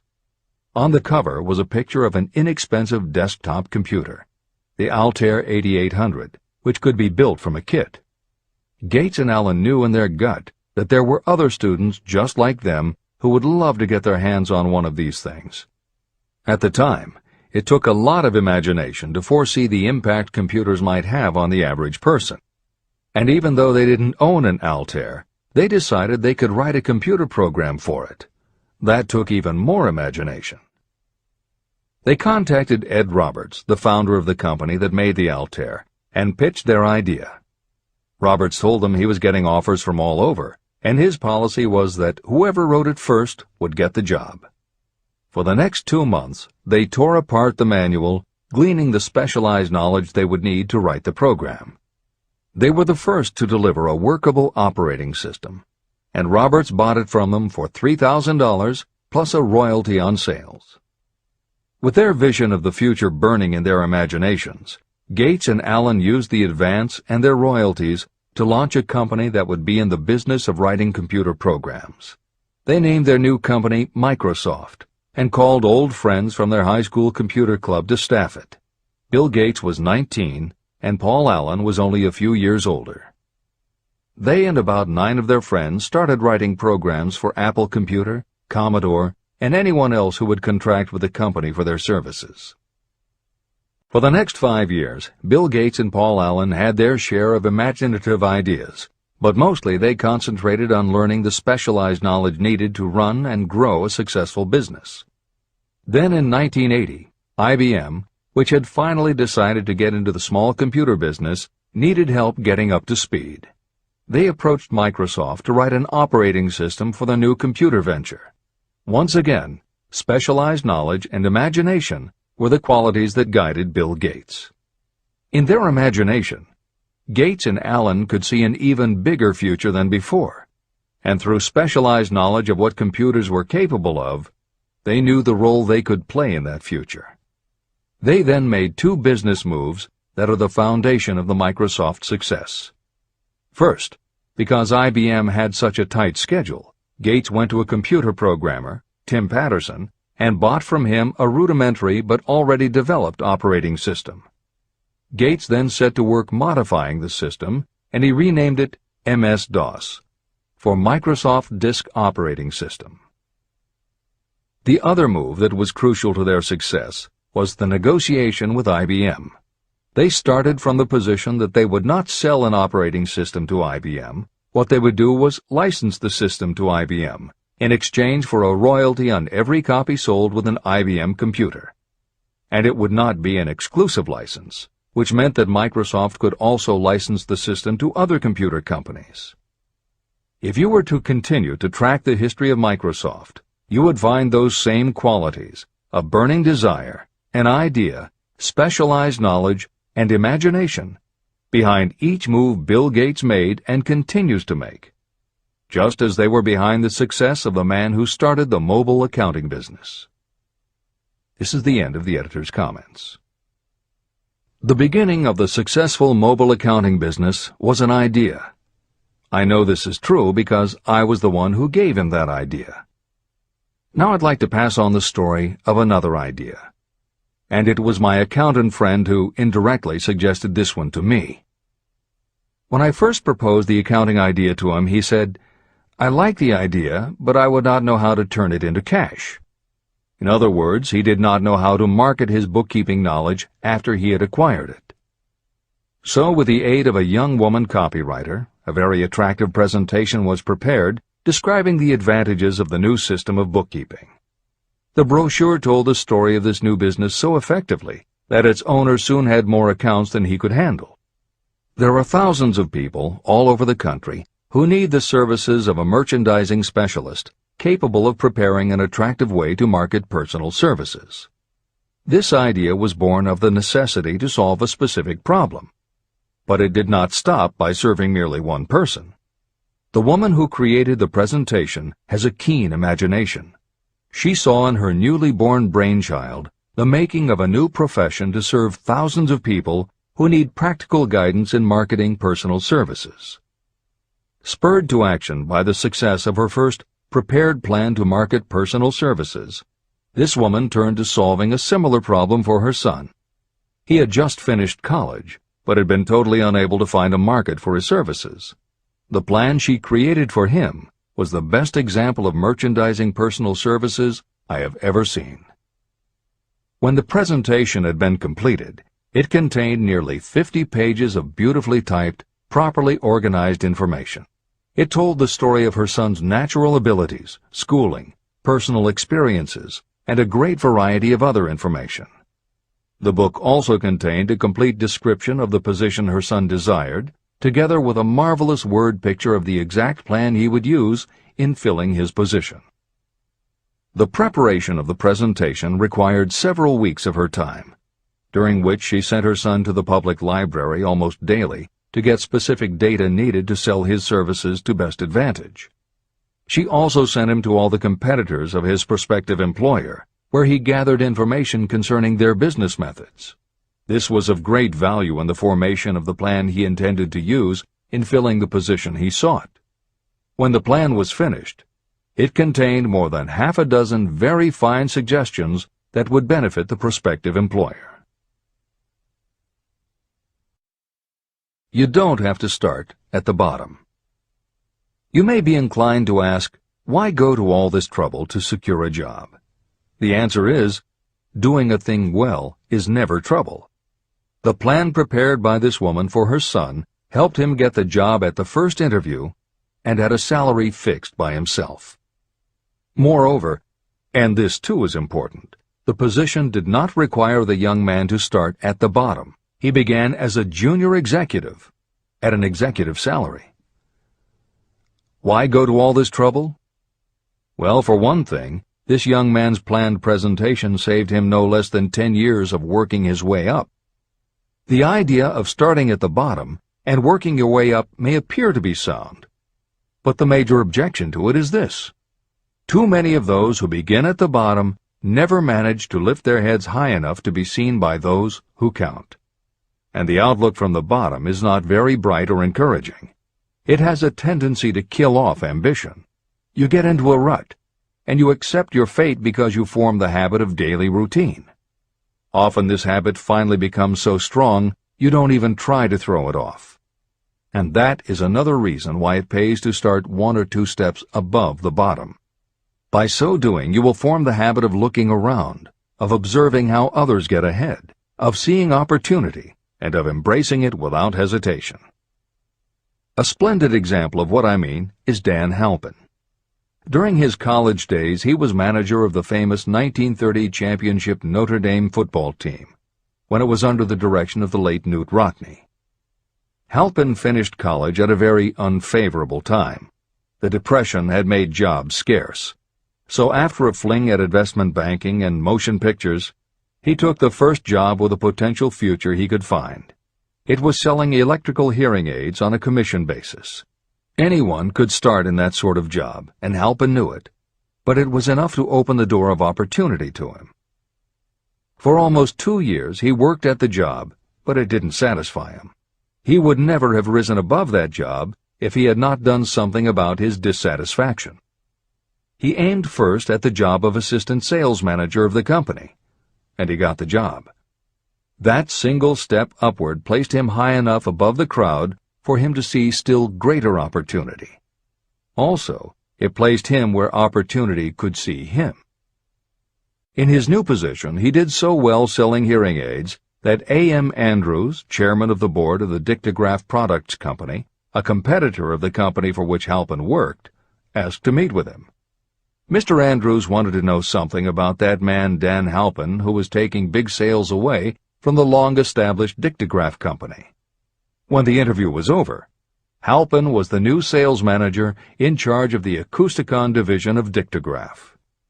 Then, to test young Halpin's mettle, Mr. Andrews went away to Florida for 3 months, leaving him to sink or swim in his new job. He did not sink. Knute Rockne's spirit of all the world loves a winner and has no time for a loser inspired him to put so much into his job that he was elected vice president of the company.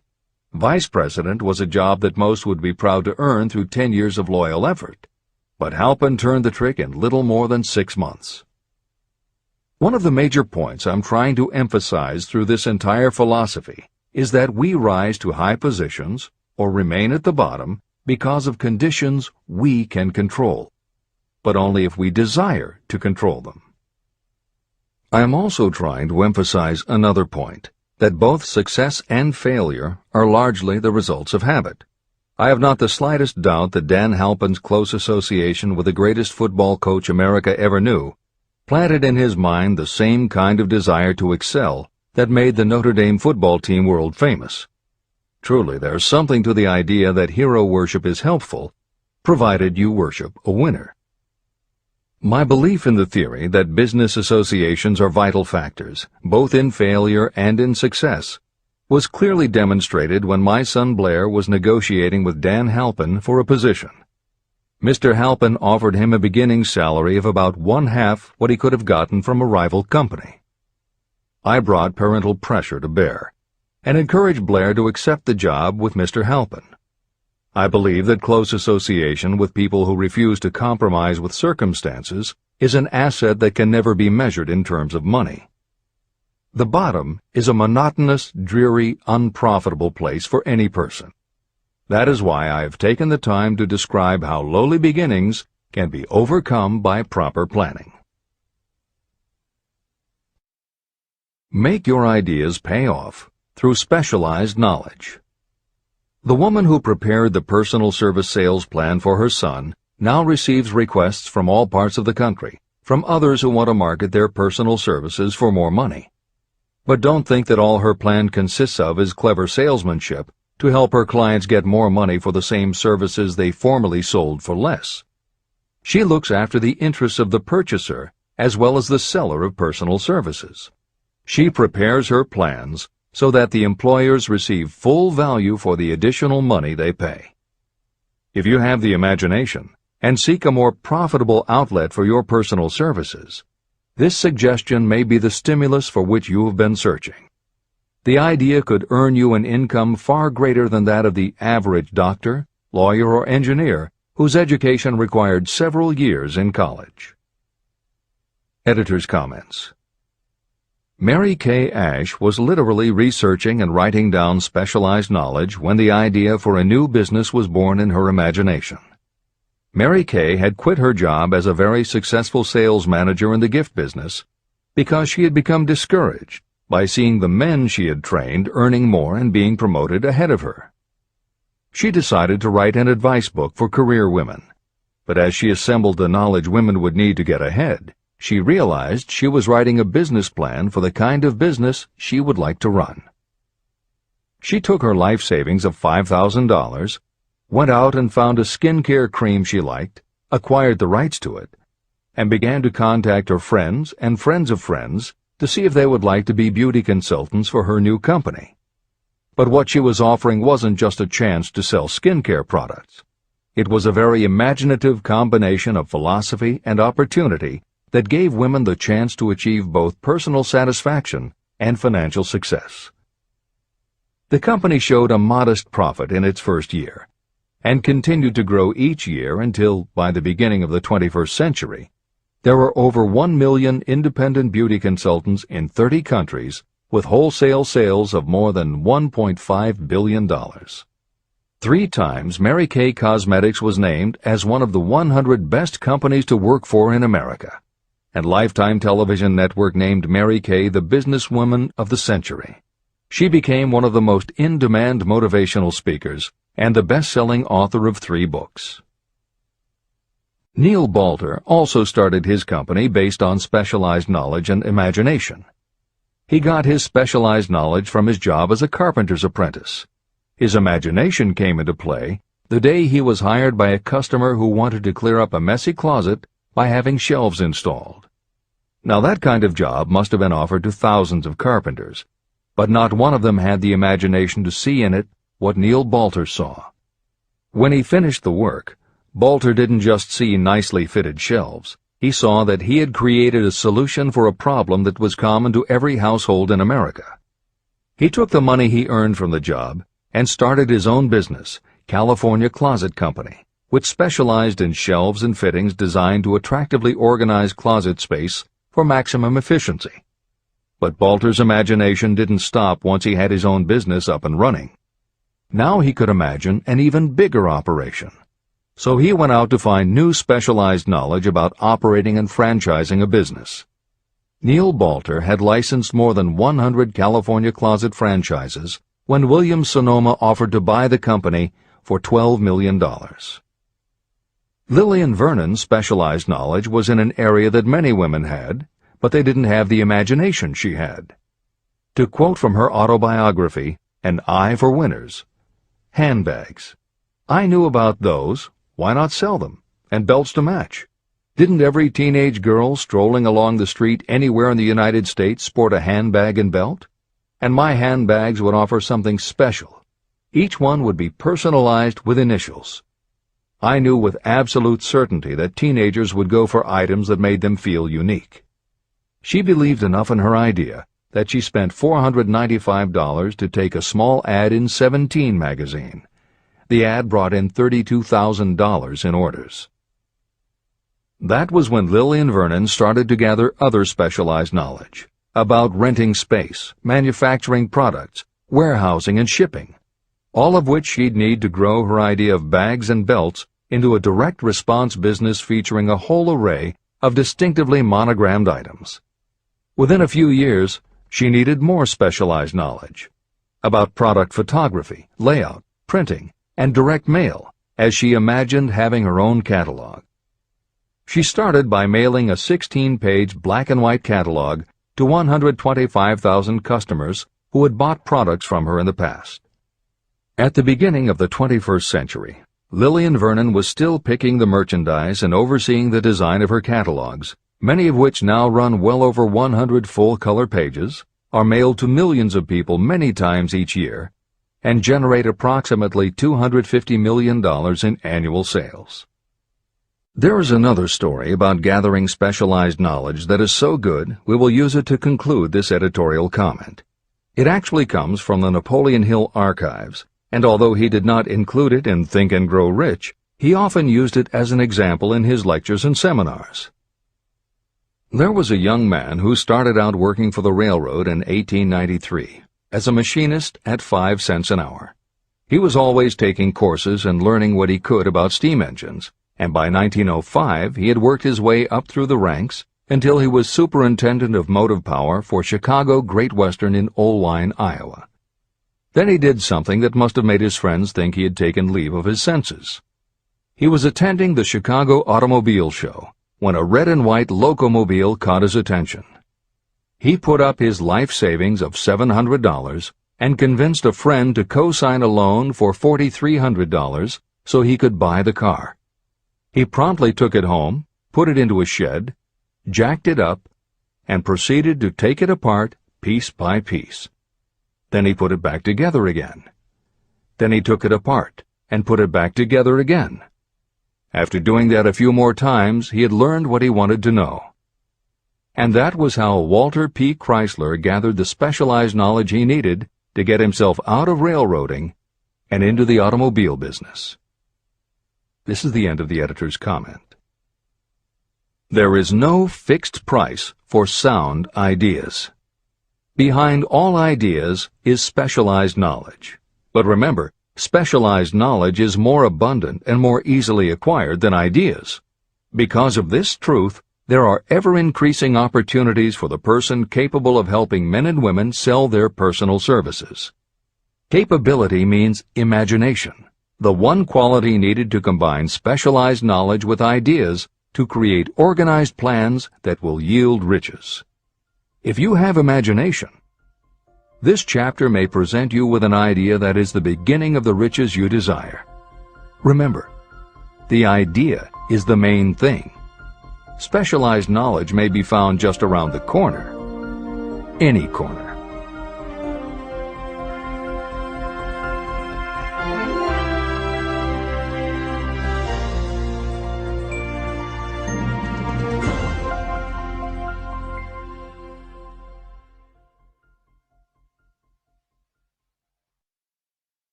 Happiness is found in doing, not merely in possessing. Chapter 7. Imagination, the workshop of the mind. The fifth step toward riches. The imagination is literally the workshop where all plans are created. It is where the impulse, the desire, is given shape, form, and action through the aid of the imaginative faculty of the mind. It has been said that we can create anything that we can imagine. Through the aid of imagination, we have discovered and harnessed more of nature's forces during the past 50 years than during the entire history of the human race previous to that time. And even with all we have accomplished, we have come nowhere near the limit of what we are capable. Our only limitation, within reason, lies in the development and use of our imagination. The human imagination offers so much possibility. It is as though we have merely discovered that we have an imagination and have just started to use it in a very elementary way. Two forms of imagination. The imaginative faculty functions in two forms. One is known as synthetic imagination, and the other as creative imagination. Editor's comments. In modern usage, the word synthetic has taken on a negative connotation, implying that something is artificial, not the real thing. Today the word synthesized, which is defined as something made up from component parts, would better describe what Hill had in mind and has been substituted here accordingly. This is the end of the editor's comment. Synthesized imagination. Through this faculty, you arrange old concepts, ideas, or plans into new combinations. Synthesized imagination does not create anything. It merely works with the material of experience, education, and observation with which it is fed.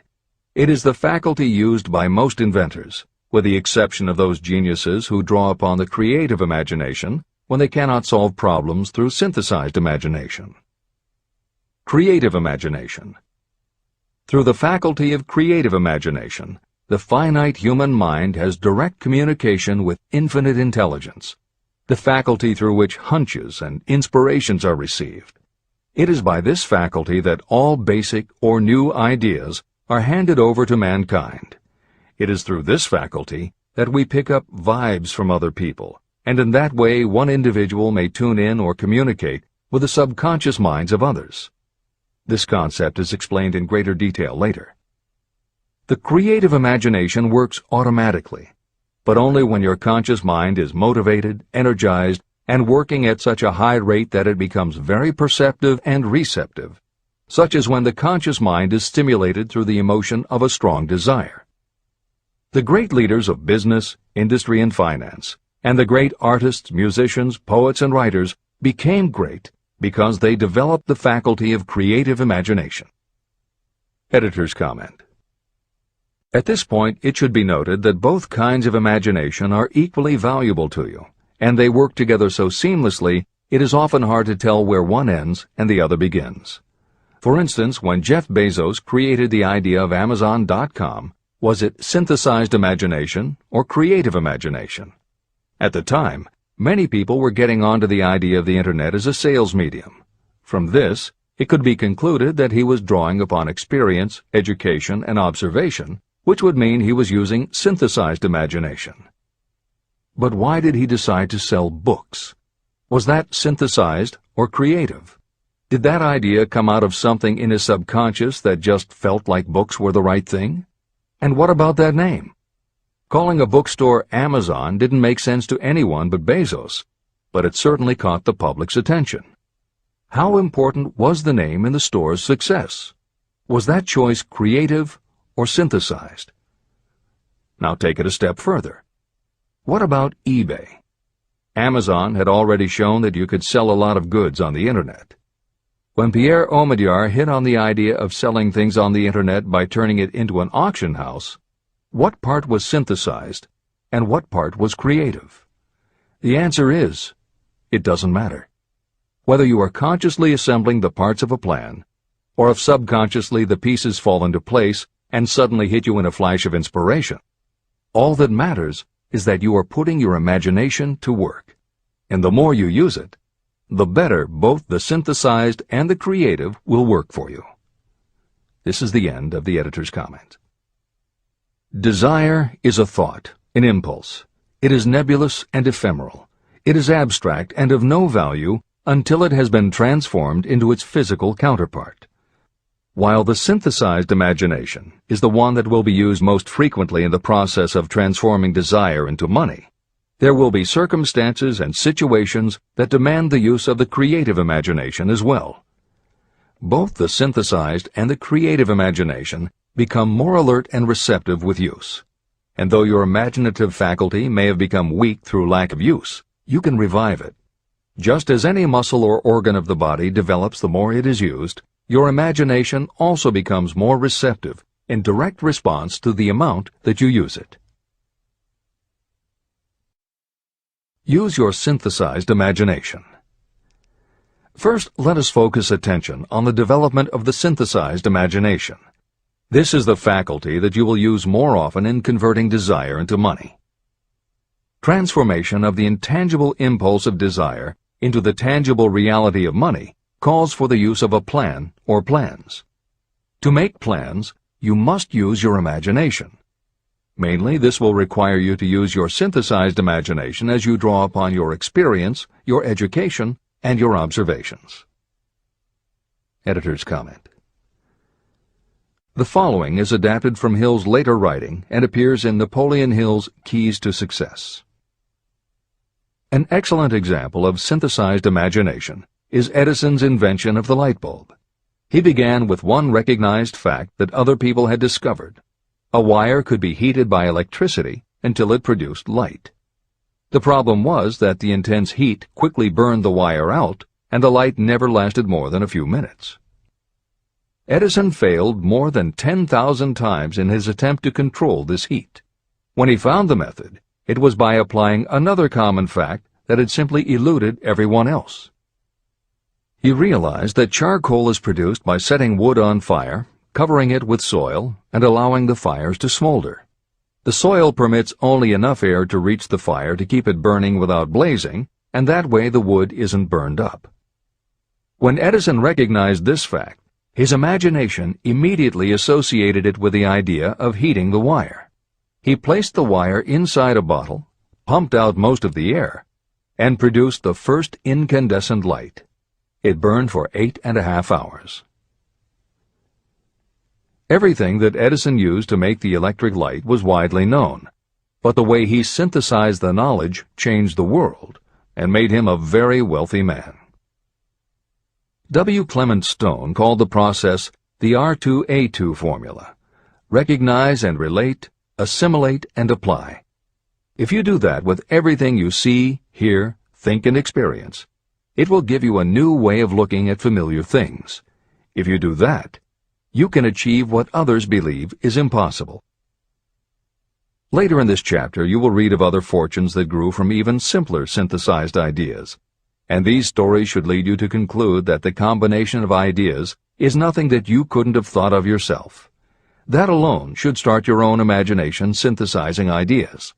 However, Even though these stories will inspire you, and you will be anxious to get started, this is not yet the point for you to start making plans. Here, and throughout Think and Grow Rich, Napoleon Hill reminds the reader that this book is meant to be read all the way through before beginning to put the philosophy into practice. There are other ideas to be assimilated from later chapters that will influence your imagination and therefore affect the plans you may develop. This is the end of the editor's comments. Read the entire book through, then come back to this chapter and begin to put your imagination to work on the building of a plan for transforming your desire into money. Examples and instructions for creating plans are given in almost every chapter. Carry out the instructions that are best suited to your needs and put your plan in writing. The moment you complete this, you will have definitely given concrete form to your intangible desire. Now, read that sentence once more in a slightly different way. The moment I put my plan in writing, I will have definitely given concrete form to my desire. Now read it aloud and realize what you are telling yourself. Desire is only a thought. Through synthesized imagination, your experience, education, and observations will give it shape, form, and action. From the moment you follow those instructions and write out your desire and your plan, you will have actually taken the first of a series of steps that will enable you to convert the thought into its physical counterpart. Editor's comments. Synthesized imagination plays a role in every phase of a business plan. In fact, some of the most successful companies actually get started from synthesized imagination. When an entrepreneur, drawing upon his or her education, experience, and observations, takes an idea from one source and gives it a new application. That is exactly what happened with Ruth Handler. She and her husband, along with another partner, had started a small manufacturing company which had evolved into toy manufacturing. The success of their business depended on coming up with new toy ideas. Watching her young daughter at play, Ruth Handler noticed that she was fascinated with cutout books that featured teenage girl or career women paper dolls that she could cut out clothes for. She also knew that little girls loved to play dress-up in grown-up clothes. These ideas, drawn from Ruth Handler's education, experience, and observations, synthesized themselves in her imagination and came together as a new idea. Ruth Handler announced that they should make a lifelike teenage girl doll. Not a paper doll, but a real three-dimensional grown-up doll with a woman's figure, and they could also make grown-up clothes to fit it, so that girls could play dress-up with the doll. In honor of the source of inspiration, Ruth Handler named the new doll after her daughter, Barbie. As obvious as it seems now, until Ruth Handler, no one had the imagination to make and market a doll that looked like a woman, and certainly no one had ever made endless collections of tiny women's fashions for a doll to wear. Previously, we mentioned Jeff Bezos creating Amazon by combining the idea of a bookstore with the Internet, and Pierre Omidyar doing the same thing with auctions when he launched eBay. Mary Kay Ash took the idea of women running their own businesses and added the idea of door-to-door sales. Anita Roddick took the trend of all-natural ingredients, combined it with cosmetics, and created the body shop empire. Bernard Marcus and Arthur Blank took the concept of the supermarket, combined it with hardware, and created Home Depot. Thomas Stemberg and Leo Kahn did the same thing with office supplies and launched Staples. Once the connections are made, it may seem obvious, but making these supposedly obvious connections has brought success to many people. Napoleon Hill says imagination is like a muscle that can be strengthened through use. Just as there are specific exercises that will build and improve physical muscles, specific exercises have been developed to improve and build imagination.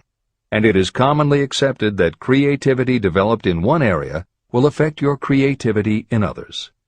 Dr. Edward de Bono, one of the most highly regarded experts in the field, has written more than 25 books, including the bestsellers Lateral Thinking and 6 Thinking Hats, that are literally designed to make you think.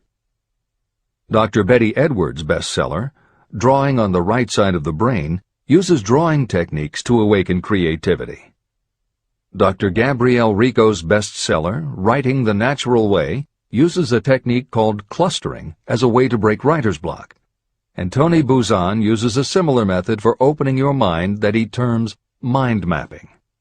In their bestseller, Super Learning, Sheila Ostrander and Lynn Schroeder show ways to use classical music.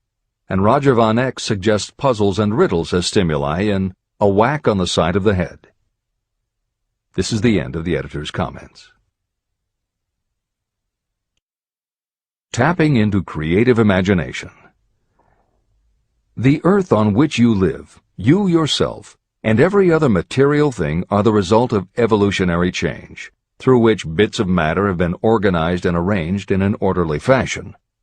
As far as science has been able to determine, the entire universe consists of but two things, matter and energy.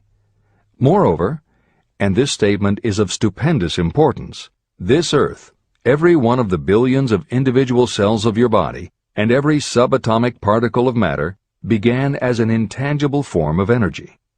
Through the combination of energy and matter has been created everything perceptible, from the largest star in the heavens down to and including man himself. Desire is a thought impulse. Thought impulses are forms of energy. When you begin the process of acquiring money by using the thought impulse of desire, you are drafting into your service the same stuff that nature used in creating this earth, as well as every material form in the universe, including your body and your brain, in which the thought impulses function. Editor's comments. Although recent developments in physics, gauge theory, string theory, membrane theory, and others, have advanced our understanding of matter and energy, Hill's preceding description remains in accord with modern science. The newer theories are variations on and refinements of the basic concept that everything in the universe is either space, time, matter, or energy. And as Einstein stated, energy and matter are in fact different forms of the same thing. As Hill says, everything from the stars to the solar system to the earth, to you, your brain, and that little spark called a thought, are all the same stuff. As when a tablecloth is spread out, there are folds and bumps in the fabric that are all different from each other, but they are all still tablecloth. Like the folds and bumps in the tablecloth, energy and matter are the same thing in different forms. Therefore you, matter, your thoughts, energy, and everybody else, matter, and their thoughts, energy, and all other things, matter, are not just interconnected, but are in essence all the same thing. Hill calls this interrelation of everything to everything else infinite intelligence. In the chapter on faith, he made his first mention of infinite intelligence being the source of hunches, intuition, and flashes of inspiration. In the chapter on autosuggestion, he proposed that the subconscious mind is the connection with infinite intelligence.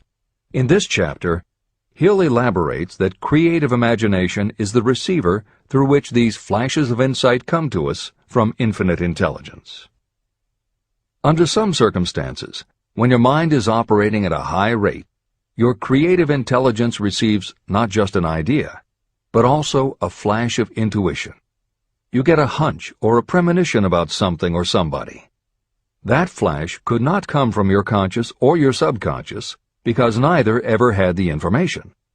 Because everything is a part of everything else, your creative imagination, energy, pulled the thought, energy, directly from the common pool of infinite intelligence, energy, that contains not just your subconscious, energy, but all other subconscious minds, energy, as well.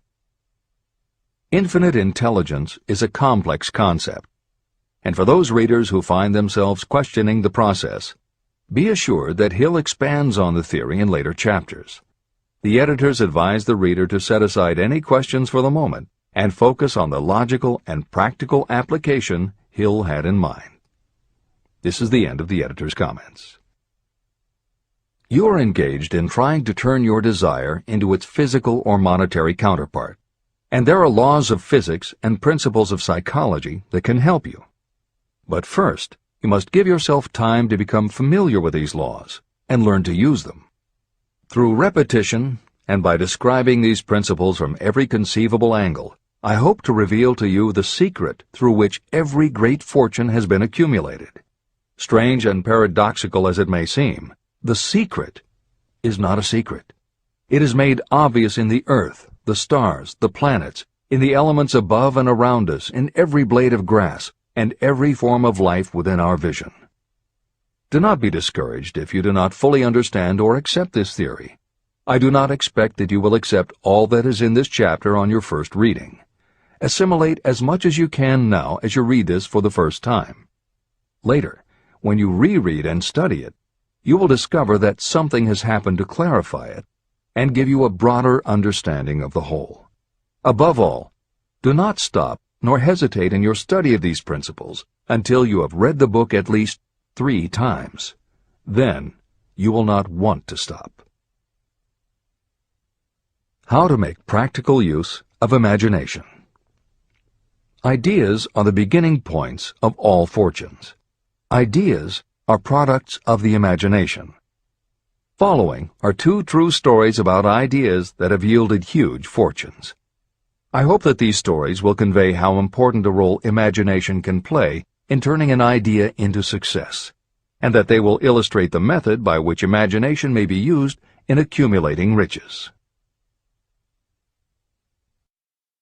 The Enchanted Kettle. In the late 1880s, an old country doctor drove to town, hitched his horse, quietly slipped into a drugstore by the back door, and began dickering with a young drug clerk. For more than an hour behind the prescription counter, the old doctor and the clerk talked in low tones. Then the doctor left. He went out to the buggy and brought back a large old-fashioned kettle, a big wooden paddle, used for stirring the contents of the kettle, and deposited them in the back of the store. The clerk inspected the kettle, reached into his inside pocket, took out a roll of bills, and handed it over to the doctor. The roll contained exactly $500, the clerk's entire savings. The doctor handed over a small slip of paper on which was written a secret formula. The words on that small slip of paper were worth a king's ransom, but not to the doctor. Those magic words were needed to start the kettle to boiling, but neither the doctor nor the young clerk knew what fabulous fortunes were destined to flow from that kettle. The old doctor was glad to sell the outfit for $500. The clerk was taking a big chance by staking his entire life savings on a mere scrap of paper and an old kettle. He never dreamed his investment would start a kettle to overflowing with gold that would one day surpass the miraculous performance of Aladdin's lamp. What the clerk really purchased was an idea. The old kettle and the wooden paddle and the secret message on a slip of paper were incidental. The miracle of that kettle only began to take place after the new owner mixed with the secret instructions an ingredient of which the doctor knew nothing.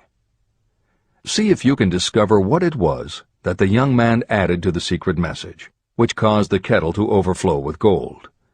Here you have a story of facts stranger than fiction, facts that began in the form of an idea. Just look at the vast fortunes of gold this idea has produced. It has paid, and still pays, huge fortunes to men and women all over the world who distribute the contents of the kettle to millions of people. The old kettle is now one of the world's largest consumers of sugar, thus providing jobs to thousands of men and women engaged in growing sugarcane and in refining and marketing sugar. The old kettle consumes annually millions of bottles and cans, providing jobs to huge numbers of workers. The old kettle gives employment to an army of clerks, stenographers, copywriters, and advertising experts throughout the nation. It has brought fame and fortune to scores of artists who have created magnificent pictures describing the product. The old kettle has converted Atlanta, which was a small southern city, into the business capital of the South, where it now benefits, directly or indirectly, every business and practically every resident of the city. The influence of this idea now benefits every civilized country in the world, pouring out a continuous stream of gold to all who touch it. Gold from the kettle built and maintains one of the most prominent colleges of the South, where thousands of young people receive the training essential for success. If the product of that old brass kettle could talk, it would tell thrilling tales in every language, tales of love, of business, of professional men and women who are daily being stimulated by it. I am sure of at least one such tale of romance, for I was a part of it, and it all began not far from the very spot on which the drug clerk purchased the old kettle. It was there that I met my wife, and it was she who first told me of the enchanted kettle. It was the product of that kettle we were drinking when I asked her to accept me for better or worse. Whoever you are, wherever you may live, whatever your occupation, just remember every time you see the words Coca-Cola that its vast empire of wealth and influence grew out of a single idea. And that idea, the mysterious ingredient the drug clerk, Asa Candler, mixed with a secret formula, was imagination. Stop and think of that for a moment. Keep in mind that the steps to riches described in this book are the very same principles through which the influence of Coca-Cola has been extended to every city, town, village, and crossroads of the world. Now here's the most important thing to remember. The ideas you create may have the possibility of duplicating the enormous success of this worldwide thirst killer. Editor's comments. Harlan Sanders, too, had a recipe in a magic kettle. Actually, his kettle was a pressure cooker, but neither his cooker nor his recipe of 11 herbs and spices would be mentioned here if he didn't also have imagination. Harlan Sanders owned and operated a successful motel and cafe in Corbin, Kentucky. Then, when the new interstate highway came through, it bypassed Sanders' location. In a short time, his business went broke, leaving him with little more than his recipe for fried chicken and a way to make it quickly in a pressure cooker. At 62 years of age, the Colonel, as people called him, had to find a new way to make a living. That's when the magic ingredient, imagination, came in. He decided he wasn't going to sell fried chicken anymore. Instead, he would sell his method for making it. He packed his recipe and cooker into the back of his car and hit the road to demonstrate his fried chicken to other restaurant owners. In the first 2 years, he managed to sell 5 franchises. 2 years later, he'd sold 200.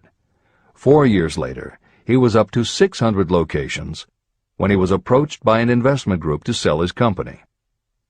Recognizing that the magic wasn't just in the kettle or the recipe, the new owners asked Colonel Sanders to stay on as spokesman for the company, which he did until his death in 1980. Today, there are almost 12,000 KFC locations in more than 80 countries with sales of nearly $10 billion a year. Debbie Fields was a 20-year-old housewife who loved to bake cookies. She had no formal education and no business experience, but she had a recipe and an imaginative idea that people would like to buy fresh, hot, soft cookies from a walk-up store. The business people and bankers she approached told her she was crazy, but she and her husband continued to pitch her idea to banker after banker until they finally wore one down enough to give Debbie Fields a loan to open a store in Palo Alto, California. By noon on her first day, she still hadn't sold a cookie, so she went out into the street and gave away samples. That did it. Her walk-in try-a-sample cookie store took off. Today, Mrs. Fields' stores are all across America. Harvard Business School uses her methods as a case study in efficiency, and Debbie Fields has become a best-selling author, an in-demand motivational speaker, and a television personality. Wally Famous Amos was a Los Angeles talent agent who copied a cookie recipe off the back of a bag of Nestle's chocolate chips. He made a few changes to personalize the recipe and started to give out his version of homemade cookies as a sort of calling card. His clients and business associates liked them so much that Wally finally decided to quit show business and open a store. He did it with a Hollywood agent's flair. He opened on Sunset Boulevard with 2,000 invitations, a red carpet, and celebrities.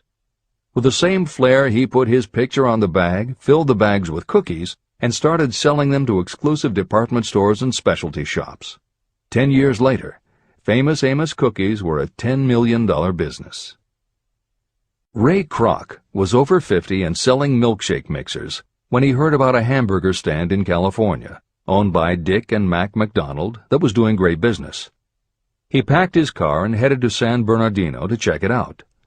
What he saw was a sit-down restaurant that had a limited menu featuring a good hamburger recipe, and they were serving them faster than any place he'd ever seen.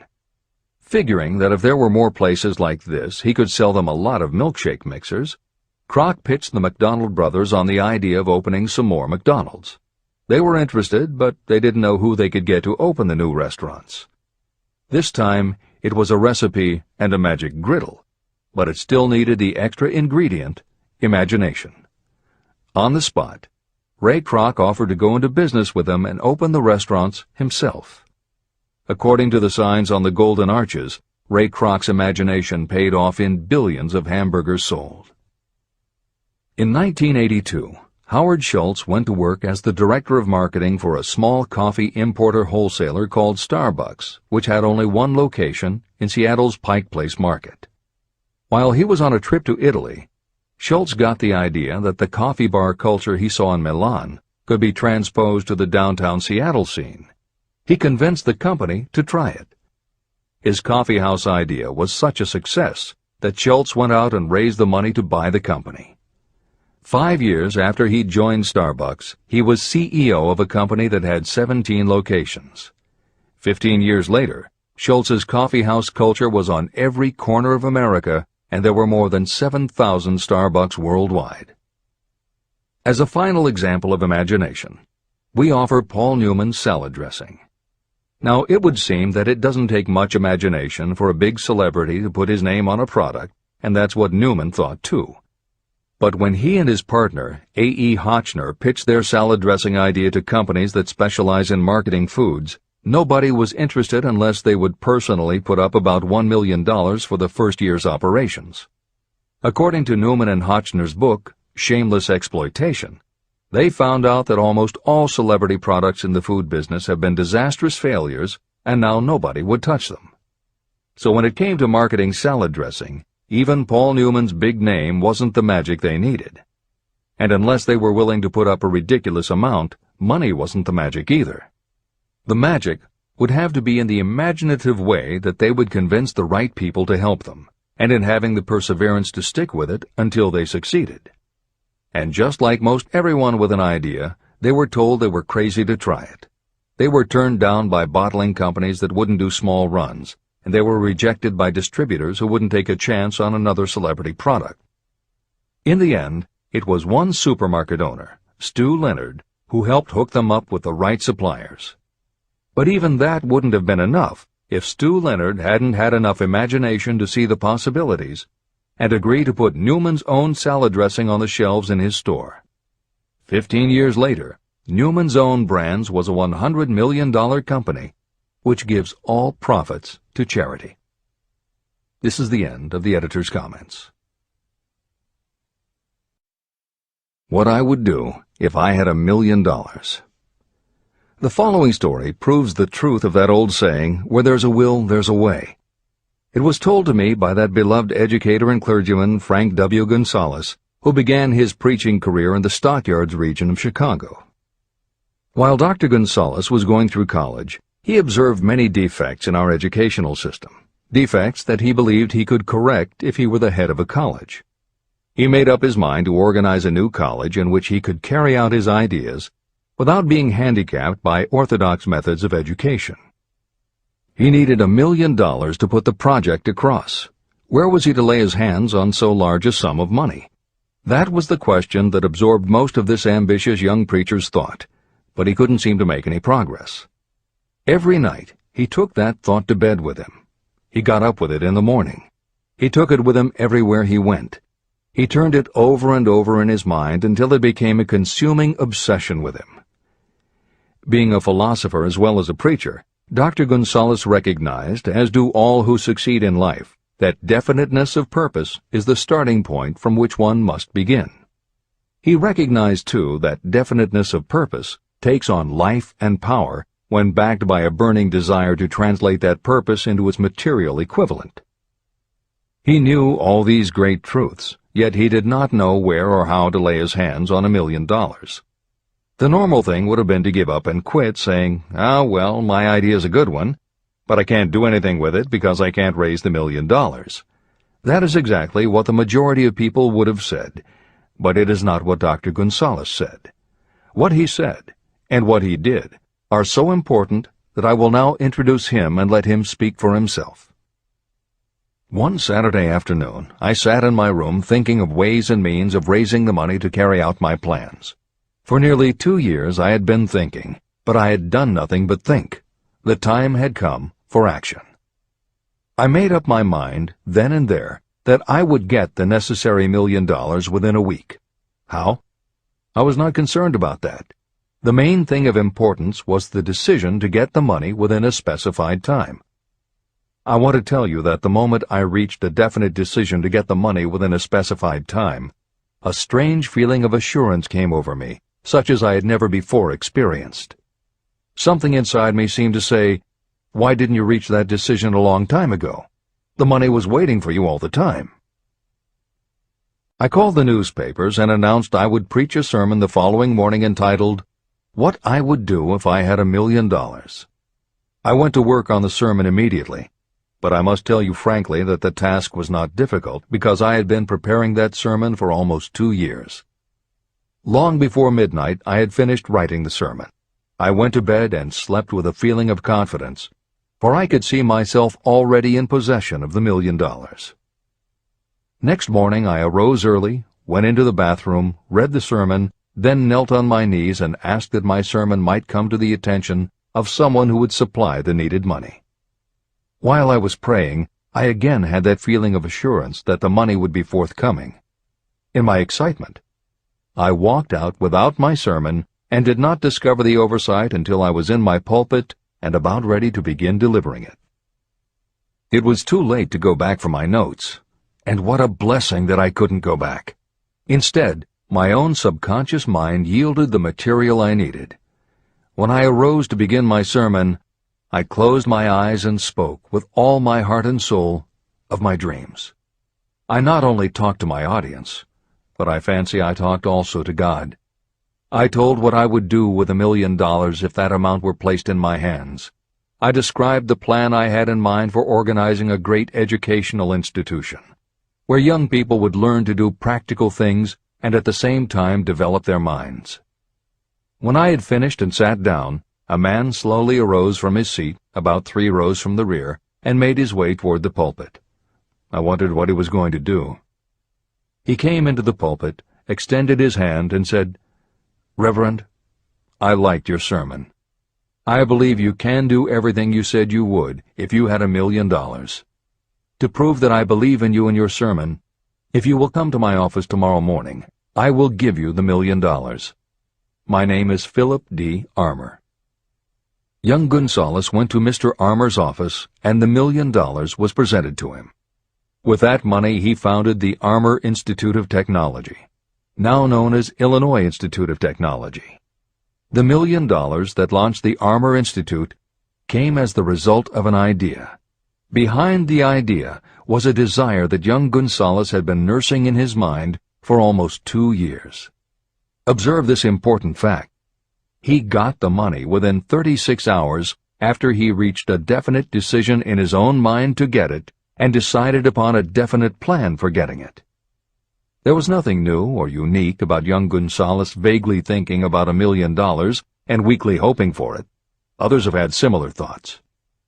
But there was something very unique and different about the decision he reached on that memorable Saturday, when he put vagueness into the background and definitely said, "I will get that money within a week." The principle through which Dr. Gonzalez got his $1 million is still alive. It is available to you. This universal law is as workable today as it was when the young preacher made use of it so successfully. Editor's comments. The Armour Institute of Technology opened in 1893, offering courses in engineering, chemistry, architecture, and library science, and in 1940 became the Illinois Institute of Technology when the Armour Institute merged with the Lewis Institute, a Chicago college that had opened in 1895 and offered liberal arts as well as science and engineering courses. In 1949, the Institute of Design, founded in 1937, also merged with IIT, followed in 1969 by the Chicago-Kent College of Law and the Stewart School of Business, and in 1986 by the Midwest College of Engineering. Today there are several campuses in downtown Chicago. IIT has been called the alma mater of accomplishments. This is the end of the editor's comment. How to transmute ideas into cash. Asa Candler and Dr. Frank Gonzalez had one characteristic in common. Both knew the astounding truth that ideas can be transmuted into cash through the power of definite purpose plus definite plans. If you are one of those who believe that hard work and honesty alone will bring riches, you can forget it. It is not true. Riches, when they come in huge quantities, are never the result of hard work alone. Riches come, if they come at all, in response to definite demands based upon the application of definite principles, and not by chance or luck. Generally speaking, an idea is a thought that prompts you to action because it appeals to your imagination. All master salespeople know that ideas can be sold where merchandise cannot. Ordinary salespeople do not know this. That is why they are ordinary. A publisher of low-priced books made a discovery that has been worth much to publishers. He learned that many people buy titles and not the contents of books. By merely changing the name of one book that was not moving, his sales of that book jumped upward more than 1 million copies. The inside of the book was not changed in any way. He merely ripped off the cover and put on a new cover with a title that had box office appeal. That, as simple as it may seem, was an idea. It was imagination. Editor's comment. For those readers who think that replacing the cover of a book is just too simple, or that they couldn't do it anyway because they are not book publishers, the editors would point out that if you had had that simple idea before the publisher did, he probably would have been glad to sell you those failed books at pennies on the dollar. Then you could have been the one to change the cover, and suddenly you would have been the publisher of a bestseller. However, the idea of replacing the covers wouldn't have meant a thing if you didn't also have ideas about how to market and promote that flashy new cover. And that is Hill's point. Coca-Cola was a recipe, a creative idea. But it would have stayed just a recipe if Asa Candler hadn't also had other creative ideas to market it and the faith in himself to carry through on those ideas. Spence Silver was a chemist working for 3M when, by accident, he created a glue that wasn't very sticky. Needless to say, 3M was not much interested in glue that didn't stick, and Silver's invention was shelved as a failure. But Silver liked his glue, so for 5 years he kept demonstrating it to anyone who would listen. Nobody did, until Arthur Fry, who worked in the tape division at 3M, found that when he was at choir practice, he kept losing his place in the hymnal because the pieces of paper he used to mark his place slipped down or fell out of the book. A little of Silver's not very sticky glue on the slips of paper, and they stayed where he wanted them, then peeled off easily when he was done. That was the eureka moment. They had just invented the world's best bookmark, Post-its. But that's not the end of the story, or the end of the imaginative ideas that were needed to make Post-its happen. Fry would also need perseverance. First, he had to convince the engineers to solve production problems, and to do it, he knocked a hole in his basement wall so he could install a prototype of the production equipment. He stuck with it, and finally, 2 years later, 3M gave the project to their marketing department. The marketing experts put together ads and brochures selling this sticky notepad idea and rolled it out in a 4-city test. The results were a disaster. Nobody got it, so nobody bought it. Who would pay money for scratch paper? The Post-it project was about to be scrapped when Jeffrey Nicholson and Joseph Ramey added their imaginations. Like Silver and Fry, Nicholson and Ramey had faith in the idea because they saw how people in their office fell in love with these little sticky pieces of paper once they started working with them. So Nicholson and Ramey went to Richmond, Virginia, one of the 4 test cities that had failed, and they went up and down the business district, going into offices and giving pads of Post-its to receptionists, secretaries, and anyone else who would listen. Whereas 3M's conventional marketing machinery had failed, Giving Post-its to the people who would actually use them did the trick. Once those Richmond office workers started to use Post-its, it didn't seem like a bad idea at all to pay for scratch paper. They got it, and they bought it. The Richmond test turned from failure to success, and soon Post-its were sticking to everything around the world. Here's another simple idea that imagination turned into success. The story began with a man whose problem was just the opposite of spent silvers. This man had something that stuck too well. George de Mestral was a Swiss mountaineer who went hunting one day with his dog. But when they got home, they were both covered with burrs. The burrs were so difficult to remove that de Mestral put them under a magnifying glass to learn why. He saw that they were covered with tiny hooks which attached themselves to fur and fabric. That was when the flash hit. If burrs stuck where you didn't want them, why couldn't you put tiny hooks on things so they would stick where you did want them? Like everyone else mentioned in this book, de Mestral had an imaginative idea, but that was just the beginning. He also had the faith in himself to keep going when people laughed at his idea, which many did, until he eventually found a French textile plant that would help him do what he wanted. However, even when they finally worked out a way to use cotton fabric to make what they called locking tape, they couldn't afford to mass-produce it. And that's when de Mestral accidentally discovered that when you sew nylon under infrared light, it naturally made little hooks. Now they could manufacture it economically. All they needed was a name. One side was fuzzy like velvet, and the other side was crochet, the French word for hook. Take half vel and half crow, combine it with imagination. The result is Velcro, and a Swiss mountaineer becomes a business tycoon. The Sony Corporation once tried to make a very small stereo tape recorder that would work with standard-size cassettes, but they couldn't do it.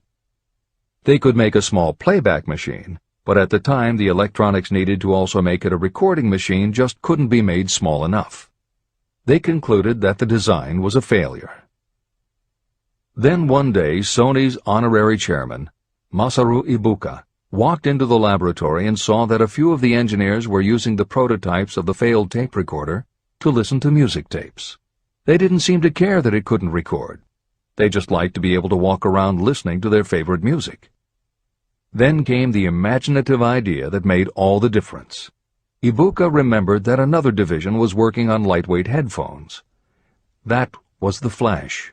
Ibuka's imagination made the connection that the rest of the engineers had not. In Ibuka's view, they hadn't made a failed recorder. They had created a successful private stereo listener. They added the headphones, named it the Walkman, and it revolutionized both the music business and the electronics industry. Clarence Saunders was a grocery clerk in a small southern retail store. One day he was standing with a tray in his hands waiting his turn in a cafeteria. He had never earned more than $20 a week before then, and no one had ever noticed anything about him that indicated unusual ability, but something took place in his mind as he stood in the line of waiting people that put his imagination to work. That was when he came up with the idea that this same self-serve concept would also work at the grocery store. Clarence Saunders took the idea to his boss. Naturally, his boss told him he was crazy. So Clarence Saunders quit his job, went out and did what he needed to do to raise the money, and opened the first self-serve grocery store. He called it Piggly Wiggly, and Clarence Saunders, the $20-a-week grocery clerk, rapidly became the multi-million-dollar chain store grocery man of America. Sylvan Goldman was the owner of a number of Piggly Wiggly stores in Oklahoma, and like any good businessman, he spent a lot of time watching his customers go up and down the aisles, putting their choices into their baskets or net shopping bags. One night, while trying to figure out how to get his customers to buy more at one time, he found himself staring at a basket sitting on the seat of a wooden folding chair. Eureka! He called in his mechanic, Fred Young. They put some wheels on the bottom of the legs, added another basket below the seat, and the shopping cart was born.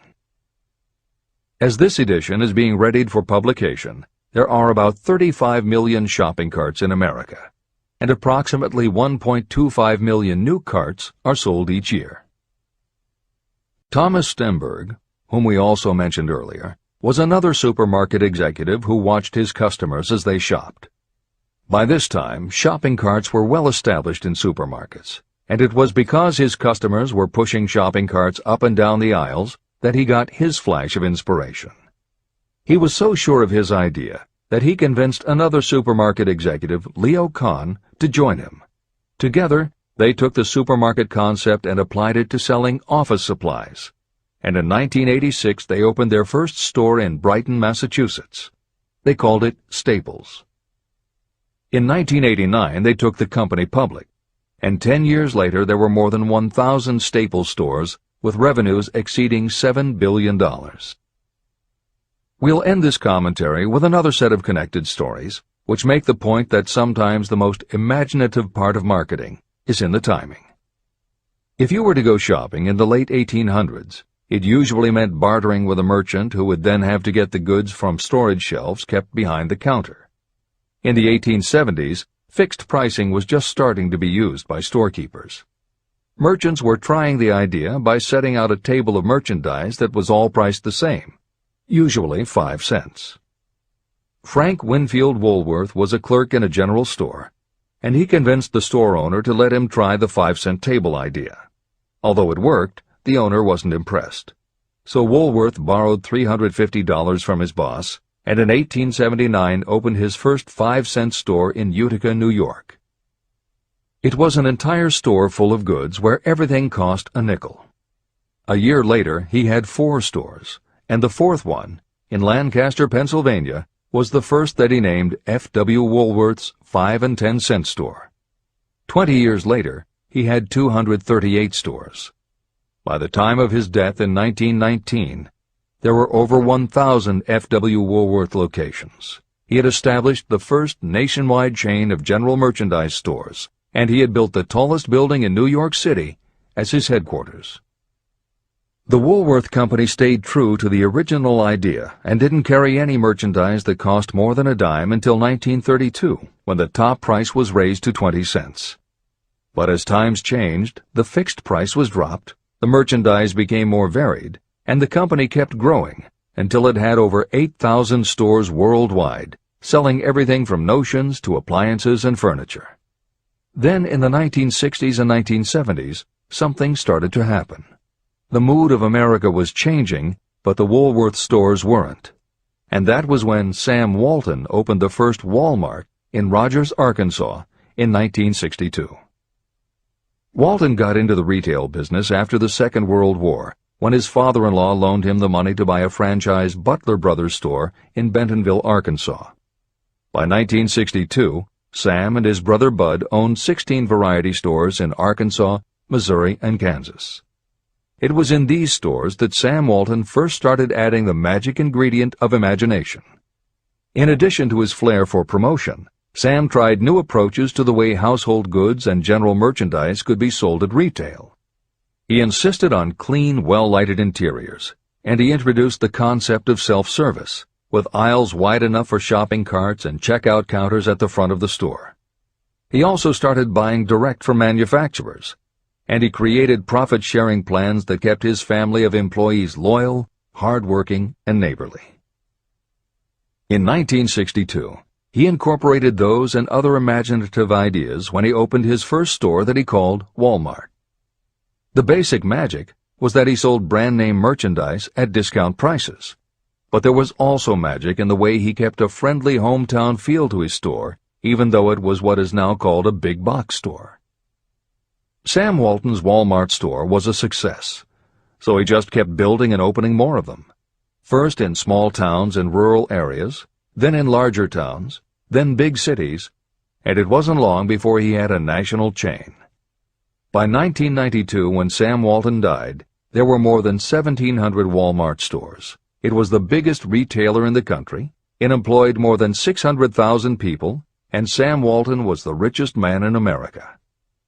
In 2003, the stores numbered more than 3,200 in the U.S. and more than 1,100 in foreign countries. The company employed more than 1,300,000 people worldwide and served more than 1 million customers a week. Along the way, Woolworths and other older retailers such as Kresge's tried to get on the bandwagon with their Woolco and Kmart stores, but they couldn't seem to get it right.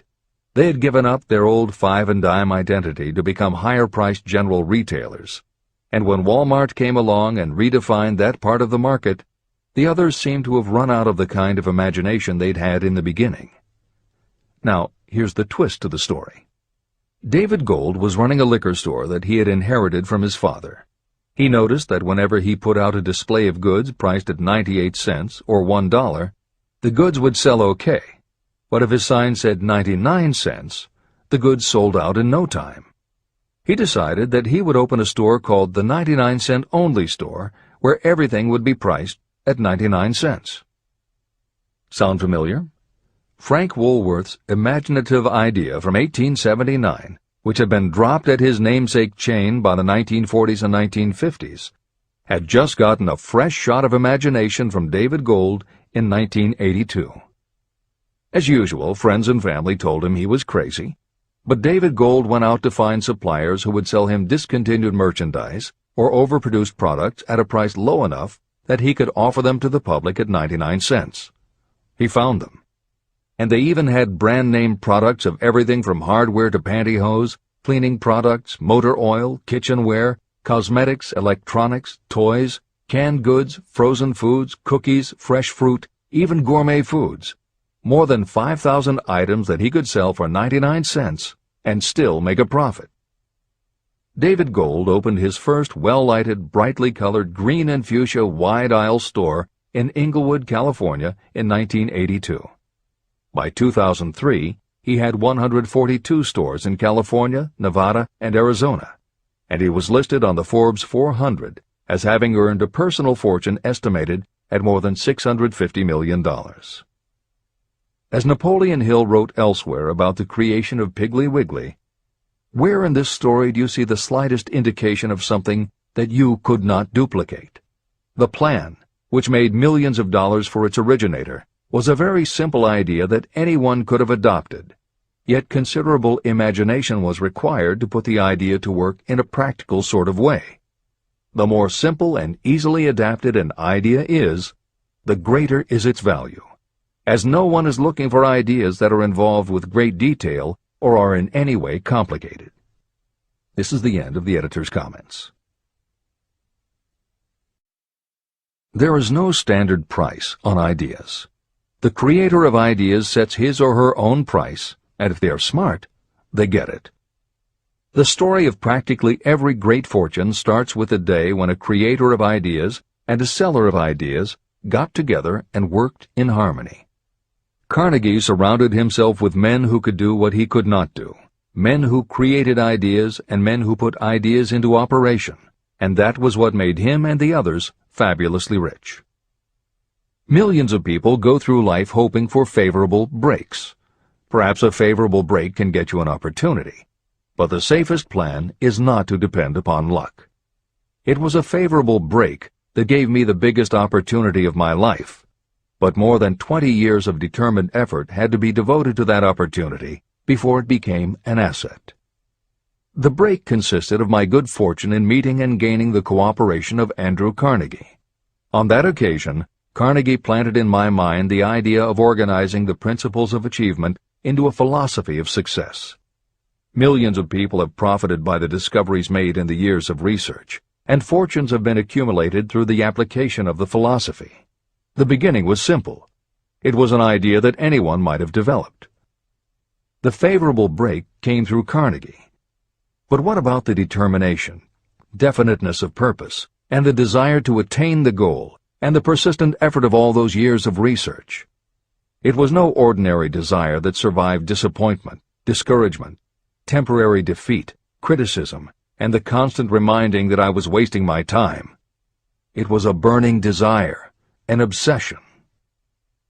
When the idea was first planted in my mind by Mr. Carnegie, it was coaxed, nursed, and enticed to remain alive. Gradually, the idea became a giant under its own power, and it coaxed, nursed, and drove me. Ideas are like that. First you give life and action and guidance to ideas. Then they take on a power of their own and sweep aside all opposition. Ideas are intangible forces. but they have more power than the physical brains that give birth to them. They have the power to live on after the brain that creates them has returned to dust. Tell the world what you intend to do, but first, show it. Chapter 8. Organized Planning. The crystallization of desire into action. The sixth step toward riches.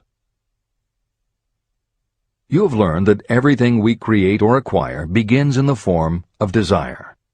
Desire is taken on the first lap of its journey from the abstract to the concrete in the workshop of the imagination, where plans for its transition are created and organized. In Chapter 3, Desire, you were instructed to take 6 practical steps to begin translating your desire for money into its monetary equivalent. One of the steps you must take is the formation of a definite, practical plan or plans through which this transformation may be made. Following are the basic instructions for making practical plans. Ally yourself with a group of as many people as you may need for the creation and carrying out of your plan or plans for the accumulation of money, making use of the mastermind principle. Compliance with this instruction is absolutely essential. Do not neglect it. Editor's comment: the Mastermind Alliance is built of 2 or more minds working actively together in perfect harmony toward a common goal. This concept was introduced in Chapter 6, Specialized Knowledge, and is described in more detail in Chapter 11, The Power of the Mastermind. This is the end of the editor's comment. Before forming your Mastermind Alliance, decide what advantages and benefits you may offer the individual members of your group in return for their cooperation. No one will work indefinitely without some form of compensation. No intelligent person should request or expect another to work without adequate compensation, although this may not always be in the form of money. Arrange to meet with the members of your mastermind group at least twice a week, and more often if possible, until you have jointly perfected the necessary plan or plans for the accumulation of money. Maintain perfect harmony between yourself and every member of your mastermind group. If you fail to carry out this instruction to the letter, you may expect to meet with failure. The mastermind principle cannot work where perfect harmony does not prevail. Keep in mind these facts. You are engaged in an undertaking of major importance to you. To be sure of success, you must have plans that are faultless. You must have the advantage of the experience, education, native ability, and imagination of other minds. This is the way it has been done by every person who has accumulated a great fortune. No individual has sufficient experience, education, natural ability, and knowledge to ensure the accumulation of a great fortune without the cooperation of other people. Every plan you adopt for making money should be the joint creation of yourself and every other member of your mastermind group. You may originate your own plans, either in whole or in part, but see that those plans are checked and approved by the members of your mastermind alliance. If your first plan fails, try another. If the first plan that you adopt does not work successfully, replace it with a new plan. If this new plan fails to work, replace it with still another, and so on, until you find a plan that does work.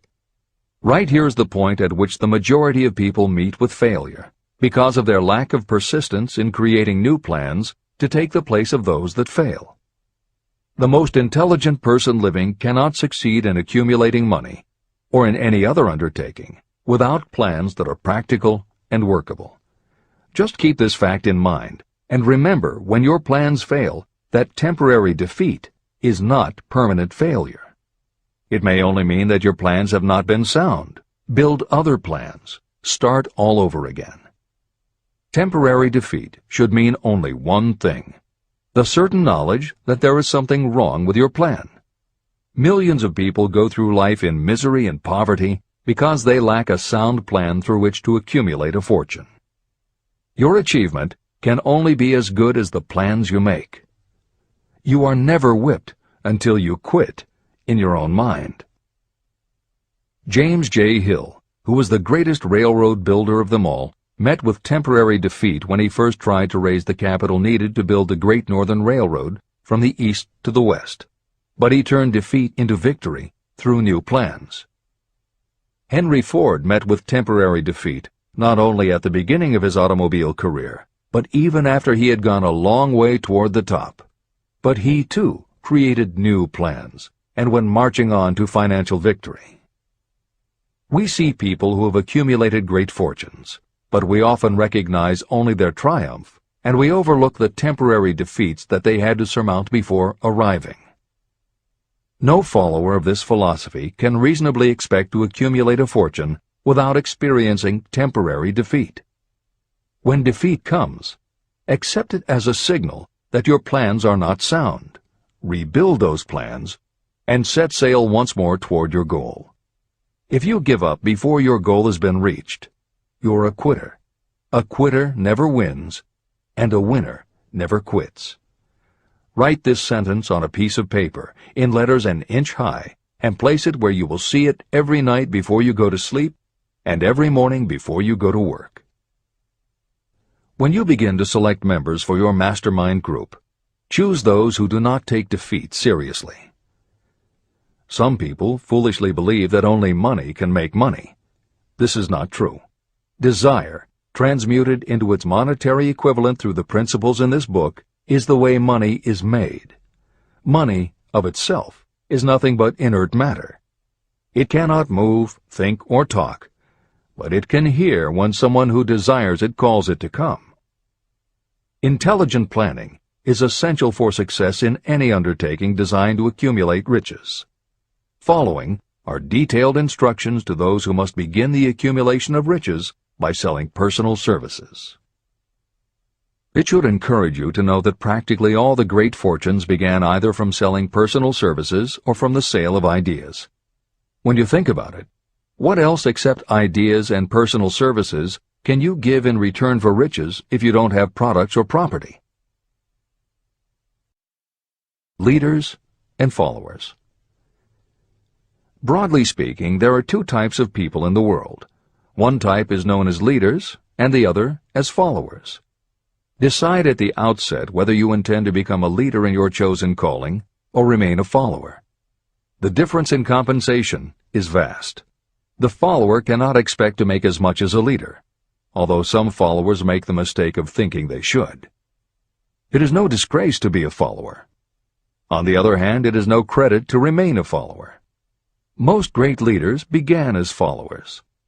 They became great leaders because they were intelligent followers. With few exceptions, the person who cannot follow a leader intelligently cannot become an efficient leader.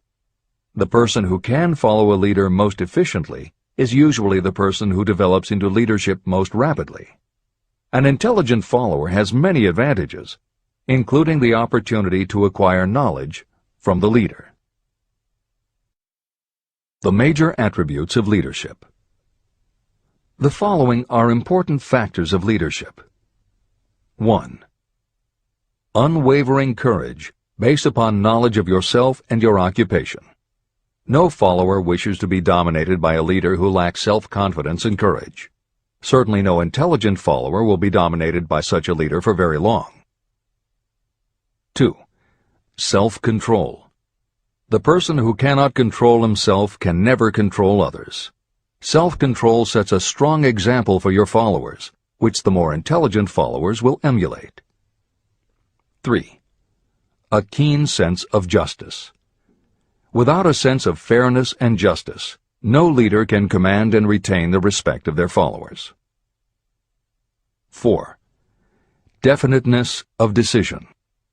Those who waver in decisions show that they are not sure of themselves and therefore cannot lead others successfully. 5. Definiteness of plans. Successful leaders must plan their work and work their plans.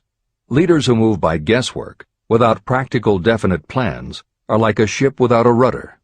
Sooner or later, they will land on the rocks. 6. The habit of doing more than paid for. One of the penalties of leadership is the necessity of the leaders to willingly do more than they require of their followers. 7. A pleasing personality. Leadership calls for respect. Followers will not respect a leader who does not grade high on all of the factors of a pleasing personality. 8. Sympathy and understanding. Successful leaders must be in sympathy with their followers. Moreover, they must understand them and their problems. 9. Mastery of detail. Successful leadership calls for mastery of the details of the leader's position. 10. Willingness to assume full responsibility. Successful leaders must be willing to assume responsibility for the mistakes and the shortcomings of their followers. If a leader tries to shift this responsibility, that leader will not remain the leader. If one of your followers makes a mistake or is incompetent, you must consider that it is you who failed. 11. Cooperation. The successful leader must understand and apply the principle of cooperative effort and be able to induce followers to do the same. Leadership calls for power, and power calls for cooperation. There are two forms of leadership. The first, and by far the most effective, is leadership by consent of and with the sympathy of the followers. The second is leadership by force, without the consent and sympathy of the followers. History is filled with evidences that leadership by force cannot endure. The downfall and disappearance of dictators and kings is significant. It means that people will not follow forced leadership indefinitely. Napoleon, Mussolini, Hitler were examples of leadership by force. Their leadership passed. Editor's comment. The following may also be added to the list: Idi Amin, Francisco Franco, Saddam Hussein, Ferdinand Marcos, Slobodan Milosevic, Juan Perón, General Augusto Pinochet, Pol Pot, General Suharto, the Taliban leaders in Afghanistan, Marshal Josip Broz Tito, Joseph Stalin, and subsequent leaders of the Soviet Union, East Germany, and the other countries in the Communist bloc. This is the end of the editor's comment. Those that remain see their power eroding and slipping away. Leadership by consent of the followers is the only leadership that can endure. People may follow forced leadership temporarily, but they will not do so willingly. Successful leaders will embrace the 11 factors of leadership described in this chapter, as well as some other factors.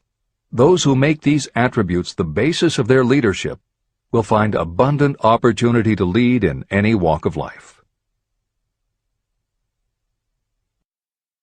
The 10 major causes of failure in leadership.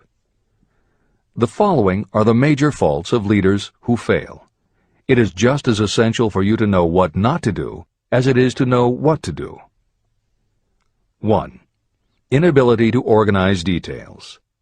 Efficient leadership calls for the ability to organize and master details.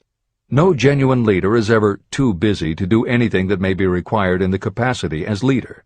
Whether a leader or follower, when you admit that you are too busy to change your plans or to give attention to any emergency, you are admitting your inefficiency. The successful leader must be the master of all details connected with the position. That means, of course, that you must acquire the habit of relegating details to capable lieutenants. 2. Unwillingness to render humble service.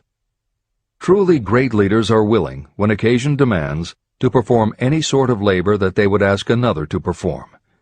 The greatest among ye shall be the servant of all is a truth that all able leaders observe and respect.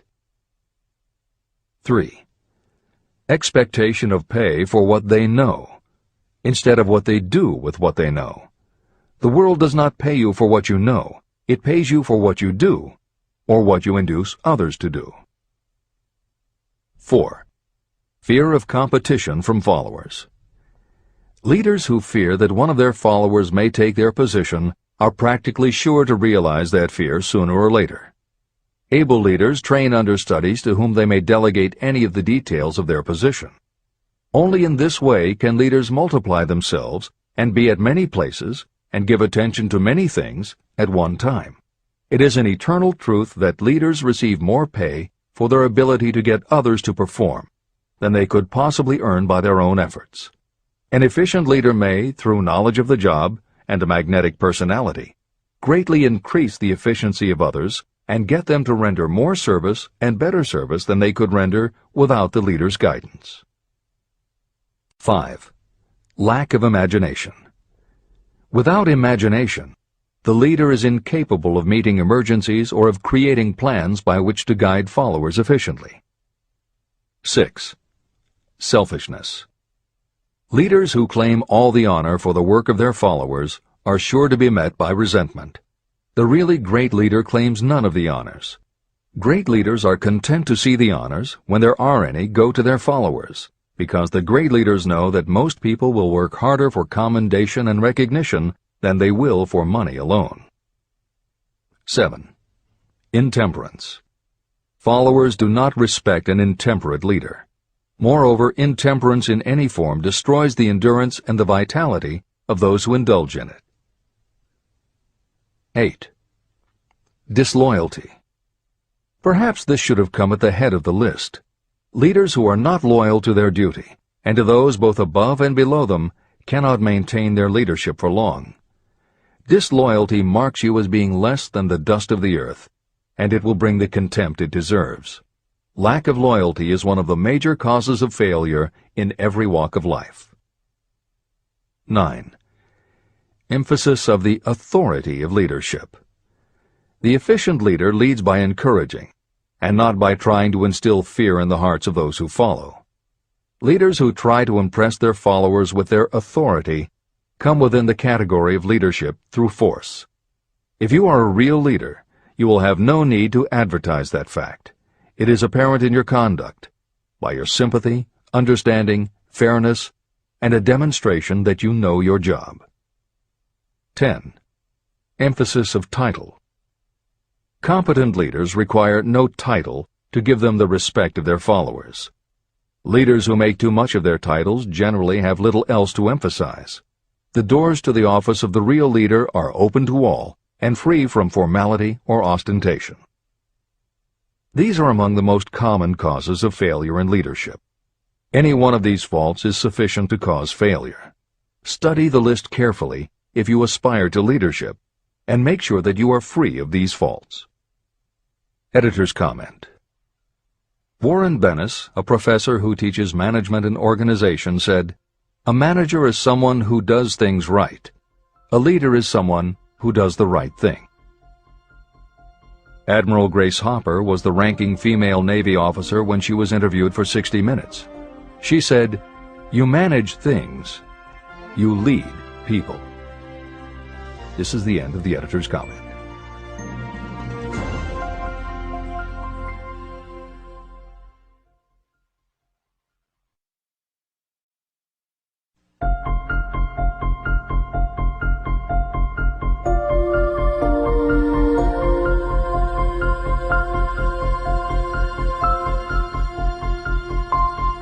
When and how to apply for a position. The information described here is the net result of many years of experience, during which thousands of men and women were helped to market their services effectively. Editor's comment. The Internet, email, and faxed resumes have radically changed the way employers search for new employees, and the way that most people apply for jobs. However, Think and Grow Rich was never intended for most people. It was written for those who want to stand out. If you are such a person, the editors of this revised and updated edition strongly advise that you give serious thought to each of the following suggestions about how to apply for a position and how to prepare a resume.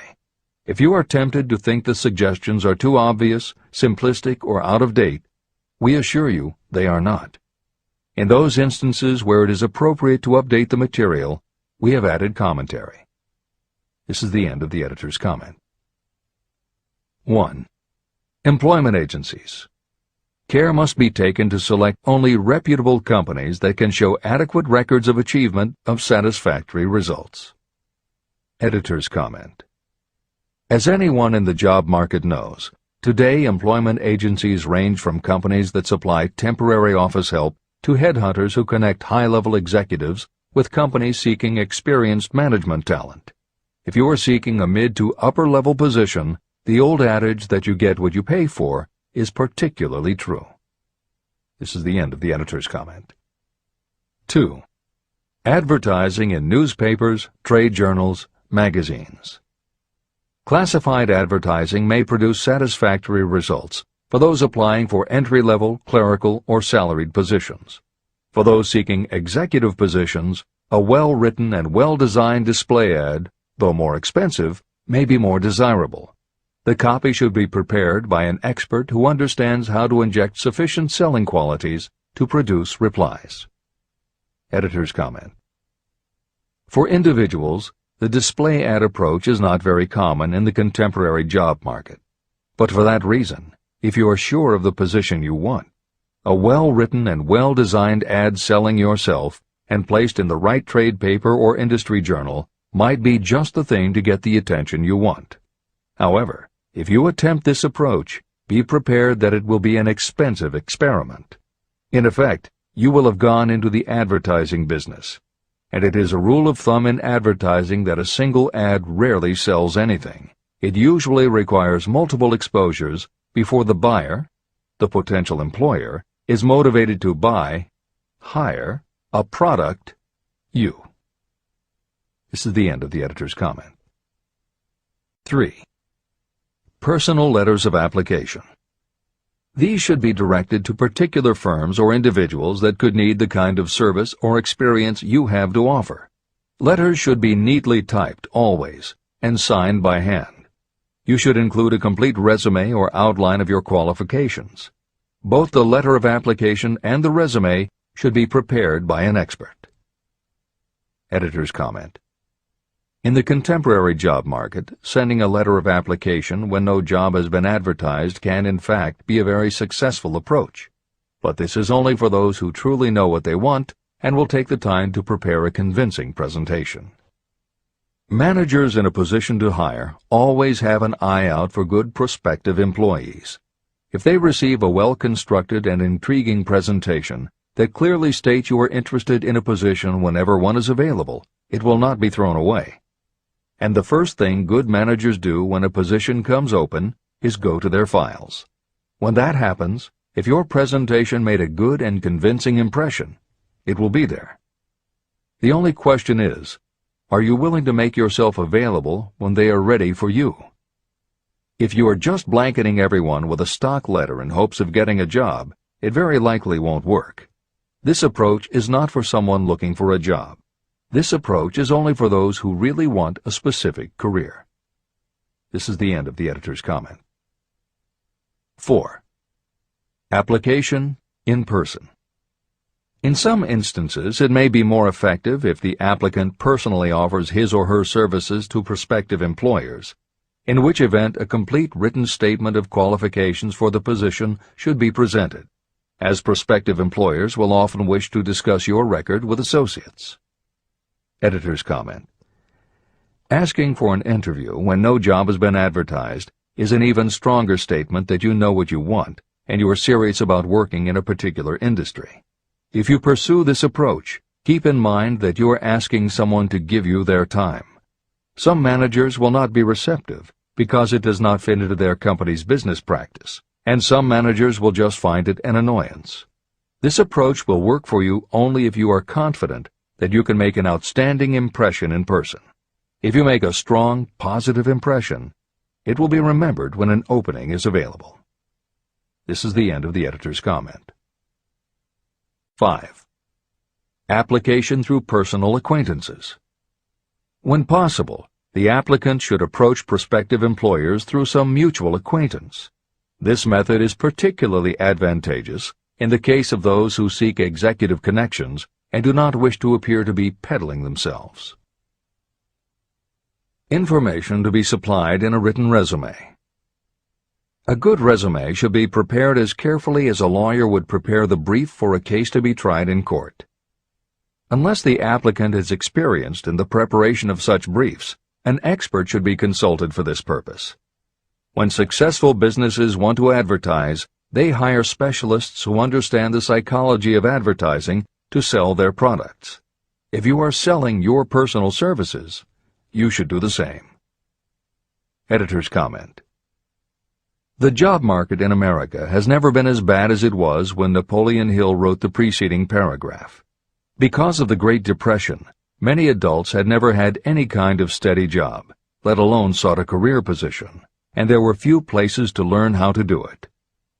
Since that time, many excellent books have been published on the subject, and companies that offer professional help in preparing resumes have become very common. However, neither books nor copywriters are magic. It all begins with what you have to offer. The editors of this edition suggest that you start to assemble your presentation using the guidelines that appear below. Once you have a first draft, you should review at least one of the books on the subject to see what suggestions are offered that might help you sell yourself better than you have already done. Then, depending how satisfied you are, you might also want to seek advice from a professional who specializes in such presentations. We offer 2 notes of caution. First, make sure that your presentation does not look like something turned out by a resume mill. Having received many resumes over the years, the editors warn you that some professionals use the same stock phrases, buzzwords, and formats for every client, and this can be a dead giveaway that someone else prepared your resume, or that you have simply copied from a book. Your intention should be to make yours stand out. The second word of caution is, don't go overboard in trying to stand out. There is a balance between catching an employer's attention and looking like you are trying too hard. For instance, if you are a New York marketing executive applying to a Los Angeles company, sending your application with a bag of fresh bagels by next morning FedEx would probably make a good impression, whereas sending a dartboard with your picture in the center might be viewed as just a little too cute and a little too much. Clever is good, but professional is a must. Never be so clever that you don't look professional. Following are a set of guidelines for preparing your resume. Because part of your search for a position will involve responding to ads for job openings, and because it has become common to respond by faxing applications and resumes, Napoleon Hill's guidelines should be used to prepare 2 separate presentations. As Hill suggests below, you should prepare an elaborate presentation to be used when mailed or presented in person. But you should also prepare a second, shorter version that is designed specifically to be faxed. Take care to make your fax version complete and interesting, but it should be no more than 3 pages. The following information should appear in your presentation. 1. Education. State briefly but definitely what schooling you've had and in what subjects you specialized in school, giving the reasons for that specialization. Editor's comments. Never exaggerate. This is very serious advice, and it applies not only to education, but also the next 2 categories, experience and references. Smart employers will check in all 3 areas. Labor laws have become so demanding that employers filling responsible positions are very cautious about whom they hire in the first place. There are rules about such things as the difference between salaried and hourly employment, sexual harassment, what constitutes grounds for dismissal, what questions can and cannot be asked in job interviews, and a host of other things that leave the employer open to potential lawsuits. Consequently, smart employers, the kind you want to work for, will check your education, experience, and references. Also, bear in mind, you are providing information that will follow you for the rest of your career. If you keep up with the news, you know that in recent times even executives headed for the top have been dismissed. Military men have resigned in disgrace. Politicians have been removed from office, and professors have been forced to resign, all because someone looked into their background and found that they had exaggerated their qualifications. This is the end of the editor's comments. 2. Experience. If you have had experience in connection with positions similar to the one you seek, describe it fully. Give the names and addresses of former employers. Be sure to clearly point out any special experience you may have had that would equip you to fill the position you seek. 3. References. Practically every business firm wants to know as much as possible about the background of prospective employees who seek positions of responsibility. Attach copies of letters from former employers, from teachers under whom you studied, and from prominent people whose judgment may be relied upon. 4. Photograph of yourself. Include a recent professional photograph of yourself as a part of your presentation. Editor's comment. In the contemporary job market, this is not a common practice at all. However, from personal experience, the editors of this edition know it can be advantageous. We have received only one such job application, but unquestionably it was the photograph that prompted us to ask the applicant to come in for an interview. If you are confident that your appearance makes a good, professional impression, you may want to consider this unusual approach. There is the danger that you may be seen as vain or self-centered, but it could also be the thing that gives you an edge. This is the end of the editor's comment. 5. Apply for a specific position. Never apply for just a job. That indicates you lack specialized qualifications. 6. State your qualifications for the particular position for which you apply. Give full details why you believe you are qualified for the particular position you seek. This is the most important detail of your application. It will determine, more than anything else, what consideration you receive. 7. Offer to go to work on probation. This may appear to be a radical suggestion, but experience has proved that it seldom fails to win at least a trial. If you are sure of your qualifications, a trial is all you need. Incidentally, such an offer indicates that you have confidence in your ability to fill the position you seek. It is most convincing. Make it clear that your offer is based on your confidence in your ability to fill the position, your confidence in your prospective employer's decision to employ you after the trial period, and your determination to have the position. Editor's comments. As you will learn in Chapter 10, when you read the story of Napoleon Hill's application to Rufus Ayers, Hill gives this advice based on his personal experience. Unfortunately, this is one of those instances where times may have changed so much that the approach is rarely applicable. In today's environment, modern labor laws and business practice may prevent an employer from taking you up on your offer. However, today many companies do have internship programs that allow an employer to test drive employees to see how well they might fit in. This is the end of the editor's comment. 8. Knowledge of your prospective employer's business. Before applying for a position, do sufficient research to familiarize yourself thoroughly with that business and indicate the knowledge you have acquired in this field.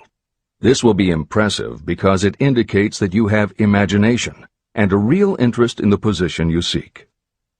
Editor's comment. When you do this, and you certainly should, bear in mind that you will be talking with people who really know the business. Even by researching extensively, at best you will only know about their business. If you try to appear too knowledgeable or familiar, it may backfire and reveal that you have only a superficial view of the business. Unless you are already working in the particular industry and have insights based on experience, do not be presumptuous. Use your knowledge to indicate that you have taken the time to educate yourself and that you really are interested, but don't try to tell a prospective employer how you would run the business. This is the end of the editor's comment. Remember that it is not the lawyer who knows the most law, but the one who best prepares his case who wins. If your case is properly prepared and presented, your victory will have been more than half won at the outset. Do not be afraid of making your presentation too long. Employers are just as much interested in purchasing the services of well-qualified applicants as you are in securing employment. In fact, the success of most successful employers is due to their ability to select well-qualified lieutenants. They want all the information available. Editor's comment. As noted above, when faxing a resume, it should be no more than 3 pages and should state that you will be pleased to provide a more detailed resume if required. This is the end of the editor's comment. Remember another thing.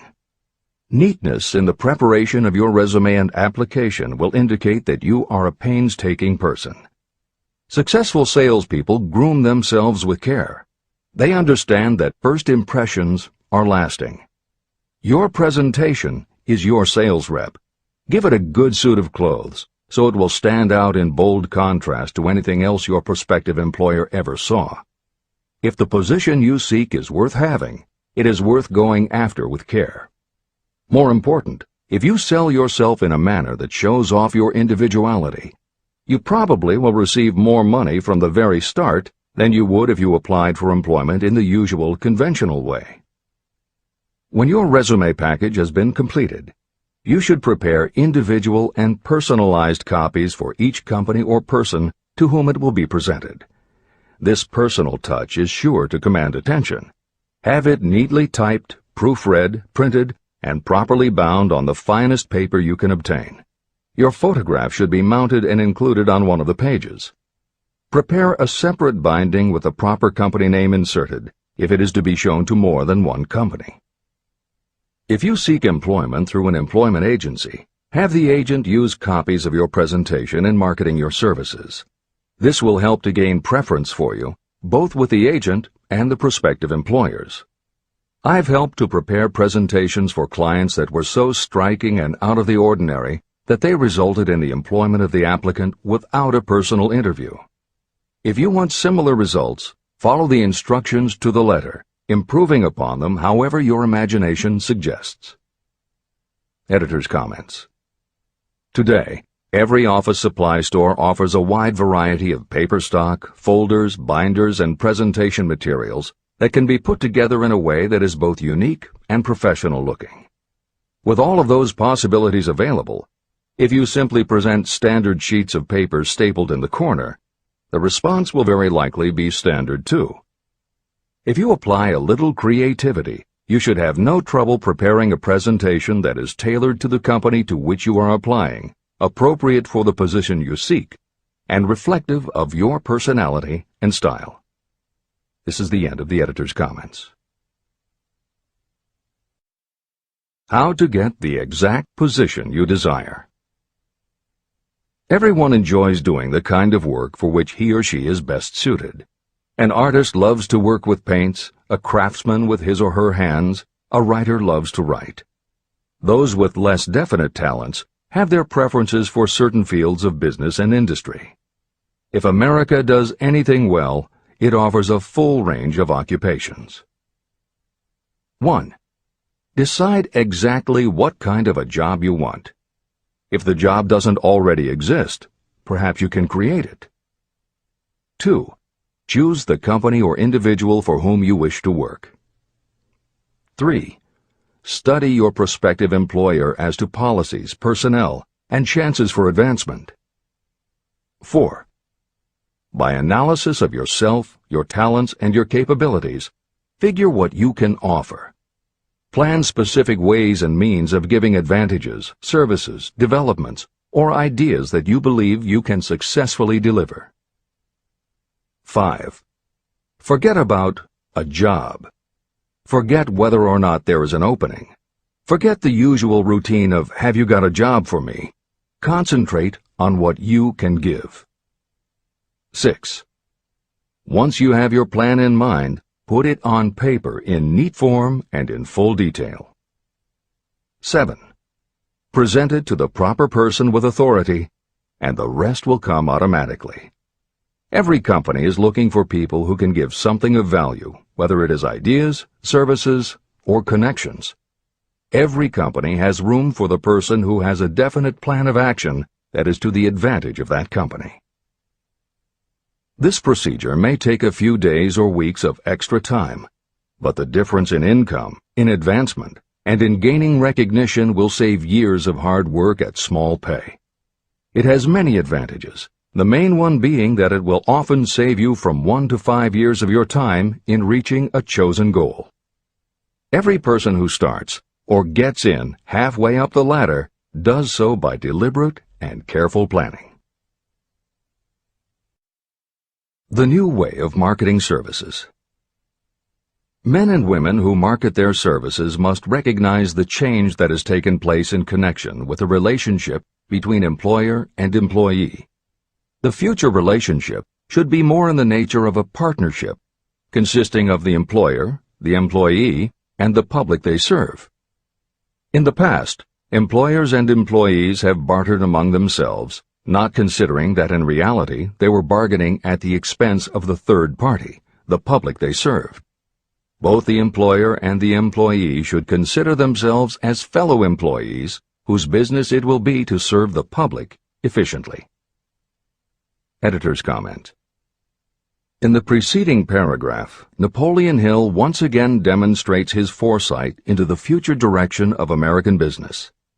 As you will recognize in the following section, the point he makes by citing the coal and gas companies would at a later time be equally applicable to the telephone monopolies, and later still to computer software and internet companies, and to cable television suppliers when competitors started to offer satellite TV. This snapshot of how and why business has changed should provide you with a blueprint for the attitude you must adopt and the way you must conduct yourself if you are going to attain the success you're seeking. This is the end of the editor's comment. During the Depression, I spent several months in the anthracite coal region of Pennsylvania, studying conditions that all but destroyed the coal industry. The coal operators and the unions drove hard bargains in negotiating their labor contracts. The cost of the bargaining was passed on to the customer by adding to the price of the coal. However, in the end, they discovered their actions had worked against them. What their delays and high prices had actually accomplished was to open the market to their competitors. Inadvertently, they had built up a wonderful business for the manufacturers of oil-burning stoves and furnaces, as well as for the producers of oil. A similar experience happened to the gas companies. We can all remember the time when the gas meter reader pounded on the door hard enough to break the panels. When the door was opened, he pushed his way in uninvited with a scowl on his face that plainly said, "What the hell did you keep me waiting for?" All that has undergone a change. The meter man now conducts himself as a gentleman who is delighted to be at your service, sir. Before the gas companies learned that their scowling meter men were offending customers, their competitors, the polite salesmen of oil burners, came along and did a land office business. These illustrations are mentioned here to show that we are where we are and what we are because of our own conduct. If there is a principle of cause and effect that controls business, finance, and transportation, this same principle controls individuals and determines their economic status.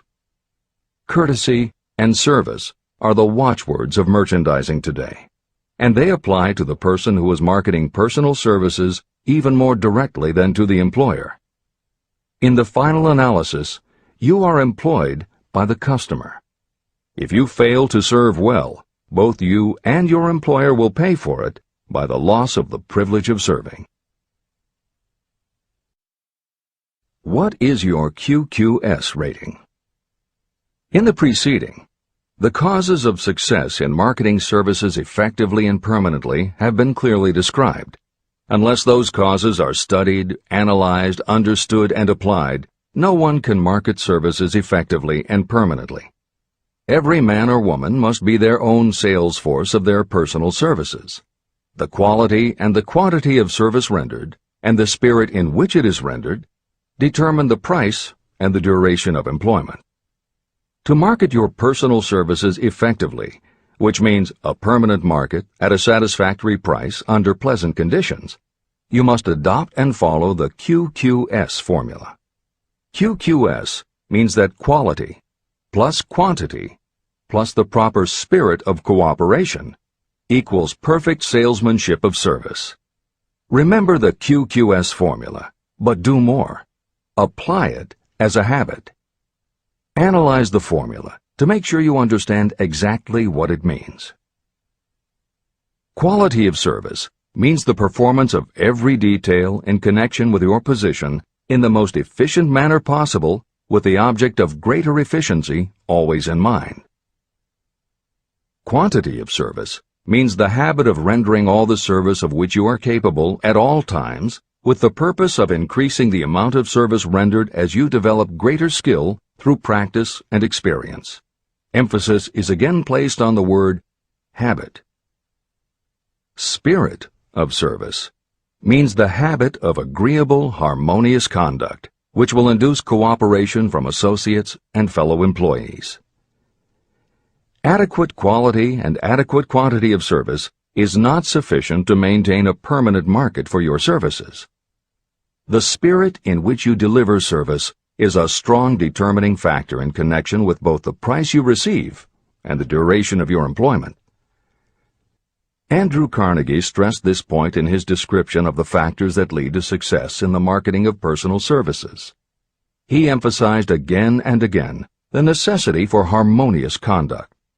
He stressed the fact that he would not retain any man, no matter how great a quantity or how efficient the quality of his work, unless he worked in a spirit of harmony.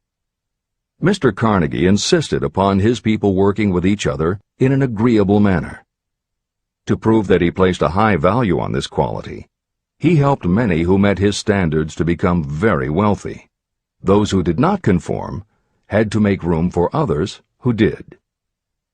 The importance of a pleasing personality has been stressed because it is so important in rendering service in the proper spirit. If you have a personality that pleases, and you render service in a spirit of harmony, these assets often make up for what you may lack in both the quality and the quantity of service you render. Nothing, however, can be successfully substituted for pleasing conduct. The capital value of your services. The person whose income is derived entirely from the sale of personal services is a merchant, just like the person who sells hard goods, and such a person is subject to exactly the same rules of conduct as the merchant who sells merchandise. I emphasize this because many people who live by the sale of personal services make the mistake of considering themselves free from the rules of conduct and the responsibilities attached to those who are engaged in marketing commodities. The day of the go-getter has been supplanted by the go-giver. The actual capitalized value of your brainpower may be determined by the amount of income you can produce by marketing your services. A fair estimate of the capital value of your brainpower may be made by using the following assumptions. Money, the amount of capital, can be borrowed from a bank at a certain rate of interest. Money is worth no more than brains, and it is often worth much less. Therefore, if your brainpower is as valuable as money, in effect, you should be lending your brainpower, your amount of capital, at least at the same rate that banks charge to lend money. This means that what you earn in a year, your income, is comparable to what a bank earns from a loan in a year, the interest they charge. You can then calculate the capital value of your brainpower using this formula. Divide 100 by the current rate of interest that banks charge for lending money. Then multiply the result by the amount of your annual income. As an example, assume that the current interest rate is 5%. Assume your annual income is $50,000. The formula would be as follows. 100 divided by 5 equals 20, and 20 multiplied by 50,000 equals $1 million. Therefore, if you lend out your brainpower, your capital, at the same rate as the bank lends money, 5% interest, your brainpower is worth $1 million. Competent brains, if effectively marketed, represent a much more desirable form of capital than the money that is required to conduct a business dealing in commodities. This is true because brains are a form of capital that cannot be permanently depreciated by economic depressions, nor can this form of capital be stolen or spent. Moreover, the money that is essential for the conduct of business is as worthless as a sand dune until it has been mixed with efficient brains. The 31 major causes of failure. Life's greatest tragedy consists of men and women who earnestly try and fail. The tragedy lies in the overwhelmingly large majority of people who fail as compared with the few who succeed. I have had the privilege of analyzing several thousand men and women, 98% of whom were classed as failures. My analysis proved that there are 13 major principles through which people accumulate fortunes. Each of the 13 principles of success has its own chapter in this book. And there are 31 major reasons for failure. The 31 causes of failure are listed below. As you go through the list, measure yourself point by point. It will help you to discover how many of these causes of failure stand between you and success. 1. Unfavorable hereditary background. There is little, if anything, that can be done for people who are born with a deficiency in brain power. This is the only one of the 31 causes of failure that may not be easily corrected by any individual. My philosophy can offer only one method of bridging this weakness, through the aid of the mastermind. 2. Lack of a well-defined purpose in life. There is no hope of success for the person who does not have a central purpose or definite goal at which to aim. 98 out of every 100 of those whom I have analyzed had no such aim. Perhaps this was the major cause of their failure. 3. Lack of ambition to aim above mediocrity. I can offer no hope for those who are so indifferent they do not want to get ahead in life and are not willing to pay the price. 4. Insufficient education. This is a handicap that may be overcome with comparative ease. Experience has proven that the best educated people are often those who are self-made or self-educated. It takes more than a college degree to make you a person of education. Any person who is educated has learned to get whatever they want in life without violating the rights of others. Education consists not so much of knowledge, but of knowledge effectively and persistently applied. You are paid not merely for what you know, but for what you do with what you know. 5. Lack of self-discipline. Discipline comes through self-control. This means that you must control all negative qualities. Before you can control conditions, you must first control yourself. Self-mastery is the hardest job you will ever tackle. If you do not conquer yourself, you will be conquered by yourself. By stepping in front of a mirror, you may see both your best friend and your greatest enemy. 6. Ill health. No person may enjoy outstanding success without good health. Many of the causes of ill health are subject to mastery and control. These, in the main, are overeating of foods not conducive to health, wrong habits of thought or negative thinking, wrong use of and overindulgence in sex, lack of proper physical exercise, an inadequate supply of fresh air due to improper breathing. 7. Unfavorable environmental influences during childhood. As the twig is bent, so shall the tree grow. Most people who have criminal tendencies acquire them as the result of bad environment and improper associates during their childhood or youth. Procrastination. This is one of the most common causes of failure. Procrastination stands within the shadow of every human being, waiting its opportunity to spoil your chances of success.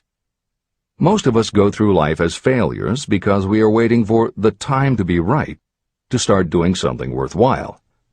Do not wait. The time will never be just right.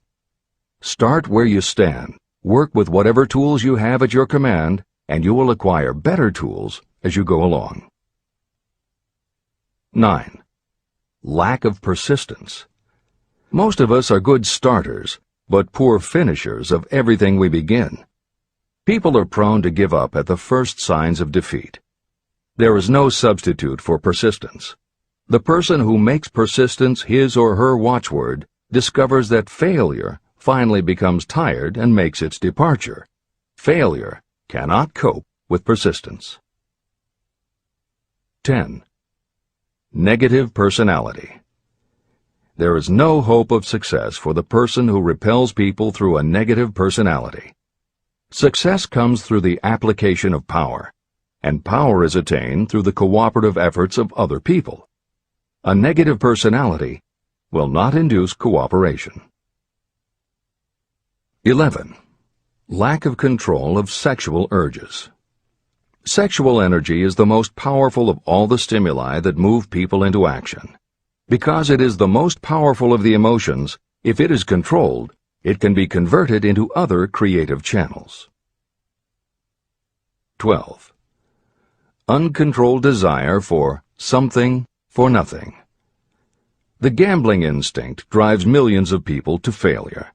Evidence of this may be found in the Wall Street stock market crash of 1929, during which millions of people tried to make money by gambling on stock margins. Editor's comments. For those who are not familiar with the stock market and buying on margin, the following is a simplified explanation of what caused the crash of '29. The first thing to understand is that prior to the Great Depression there was widespread optimism about the expanding economy. Businesses were booming, and the people who had invested in those companies were making fortunes almost overnight. When the average person saw how much money was being made, they wanted to get in on it, and there was a way for them to do it. Even average people who didn't have enough ready cash to buy stocks could do so because brokers allowed customers to purchase stocks on margin by making what amounted to a down payment. However, part of the purchase agreement stated that when the brokers called in the margin accounts, which they could do at any time, the customers would have to come up with the rest of the cash immediately to pay the balance owing on the original purchase price. That is why Hill used the term gambling when he referred to the stock market. These average people weren't investing in companies. They were betting on the future rise in value. The idea, in the average person's mind, was that they would only have to scrape together enough to pay the margin, which was a small percentage of the full cost. Then when the price of the stock went up, they would sell, which would give them more than enough money to pay the broker the balance owing on the purchase price, and they could pocket the difference. This worked fine as long as stock prices continued to rise, but when the stock market crashed, the stockbrokers called in the margins, and the people who had bought at prices they really couldn't afford suddenly found that they had to come up with the cash. And that was why so many average people got wiped out in the crash of '29. They gambled money they didn't have by buying on margin. This is the end of the editor's comments. 13. Lack of a well-defined power of decision. Those who succeed reach decisions promptly and change them very slowly. Those who fail reach decisions very slowly and change them frequently and quickly. Indecision and procrastination are twins. Where one is found, the other is also usually found. Kill off this pair before they completely tie you to the treadmill of failure. 14. One or more of the 6 basic fears: fear of poverty, fear of criticism, fear of ill health, fear of loss of love, fear of old age, and fear of death. You will find an in-depth analysis of these 6 basic fears in the final chapter. They must be mastered before you can market your services effectively. 15. Wrong selection of a mate in marriage. This is a most common cause of failure. The relationship of marriage brings people intimately into contact. Unless this relationship is harmonious, failure is likely to follow. Moreover, it will be a form of failure that destroys ambition. 16. Overcaution. The person who takes no chances generally has to take whatever is left when others are through choosing. Overcaution is as bad as undercaution. Both are extremes to be guarded against. Life itself is filled with the element of chance. 17. Wrong selection of associates in business. This is one of the most common causes of failure in business. In marketing personal services, you should use great care to select an employer who will be an inspiration and who is intelligent and successful. We emulate those with whom we associate most closely. Pick an employer who is worth emulating. 18. Superstition and prejudice. Superstition is a form of fear. It is also a sign of ignorance. Successful people keep open minds and are afraid of nothing. 19. Wrong selection of a vocation. You cannot have outstanding success in work that you do not like. The most essential step in the marketing of personal services is that of selecting an occupation into which you can throw yourself wholeheartedly. Although money or circumstances may require you to do something you don't like for a time, no one can stop you from developing plans to make your goal in life a reality. Editor's comments. Most contemporary experts agree with Napoleon Hill's statement that finding the work you love is of key importance in achieving success that is truly rewarding.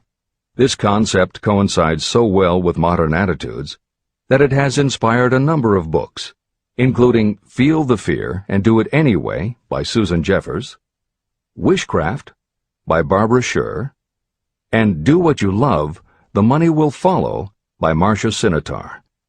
All three books became bestsellers by expanding upon that single concept. This is the end of the editor's comments. 20. Lack of concentration of effort. The jack of all trades seldom is good at any. Concentrate all of your efforts on one definite chief aim. 21. The habit of indiscriminate spending. You cannot succeed if you are eternally in fear of poverty. Form the habit of systematic saving by putting aside a definite percentage of your income. Money in the bank gives you a very safe foundation of courage when bargaining for the sale of personal services. Without money, you must take what you are offered and be glad to get it. 22. Lack of enthusiasm. Without enthusiasm, you cannot be convincing. Moreover, enthusiasm is contagious, and the person who has it under control is generally welcome in any group of people. 23.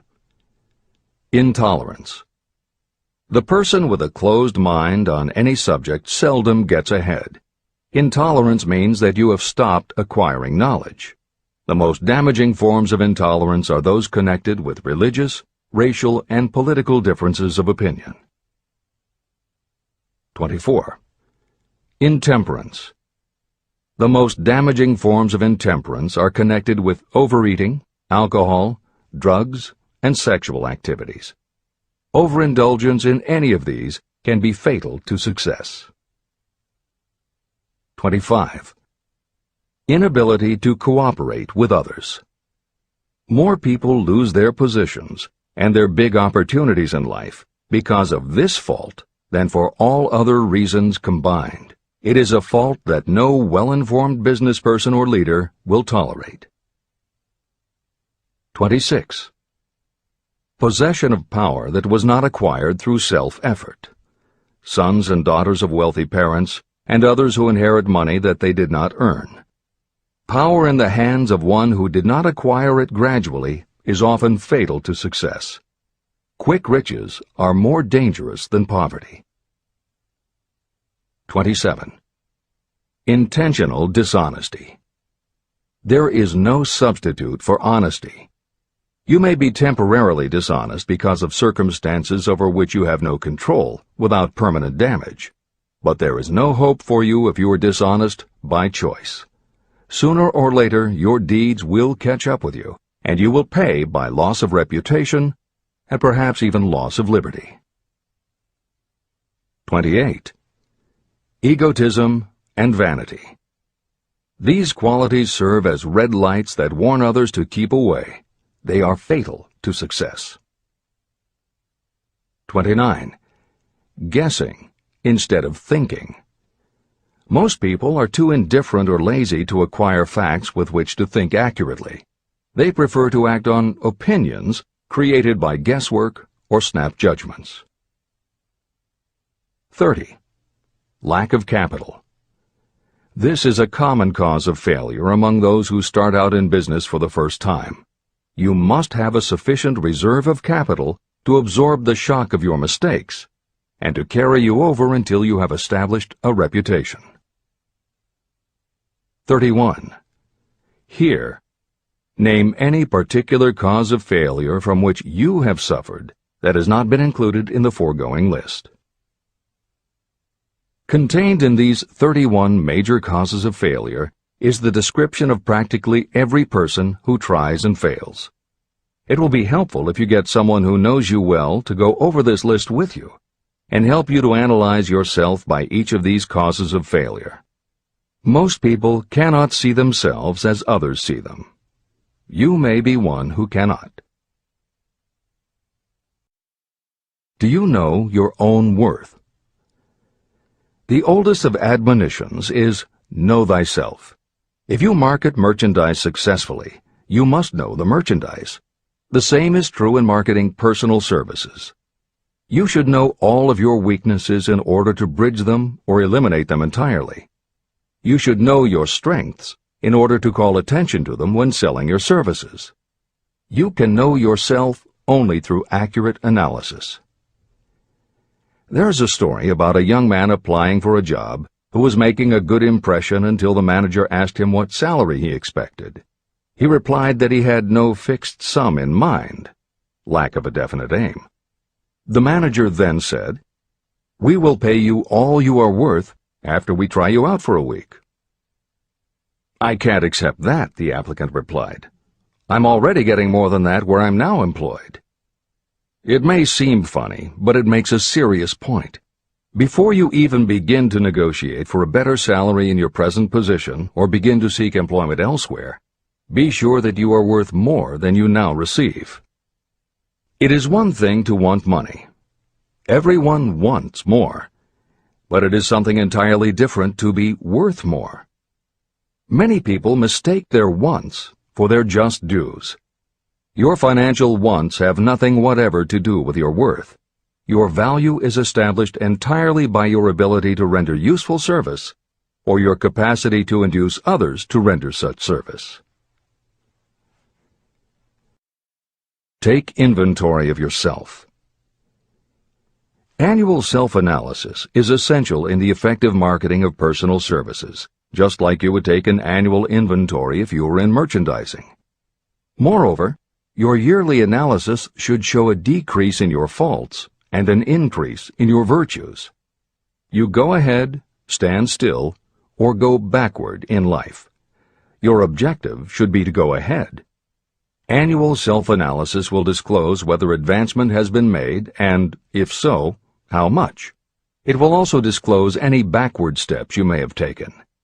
The effective marketing of personal services requires you to move forward even if the progress is slow. Your annual self-analysis should be made at the end of each year, so you can include in your New Year's resolutions any improvements that the analysis indicates should be made.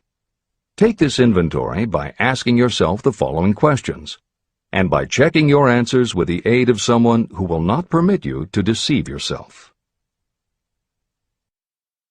Self-analysis questionnaire. 1. Have I attained the goal that I established as my objective for this year? You should work with a definite yearly objective to be attained as a part of your major life objective. 2. Have I delivered service of the best possible quality of which I was capable, or could I have improved any part of this service? 3. Have I delivered service in the greatest possible quantity of which I was capable? 4. Has the spirit of my conduct been harmonious and cooperative at all times? 5. Have I permitted the habit of procrastination to decrease my efficiency, and if so, to what extent? 6. Have I improved my personality, and if so, in what ways? 7. Have I been persistent in following my plans through to completion? 8. Have I reached decisions promptly and definitely on all occasions? 9. Have I permitted any of the 6 basic fears to decrease my efficiency? 10. Have I been either overcautious or undercautious? 11. Has my relationship with my associates in work been pleasant or unpleasant?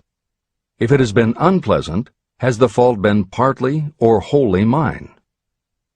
12. Have I dissipated any of my energy through lack of concentration of effort? 13.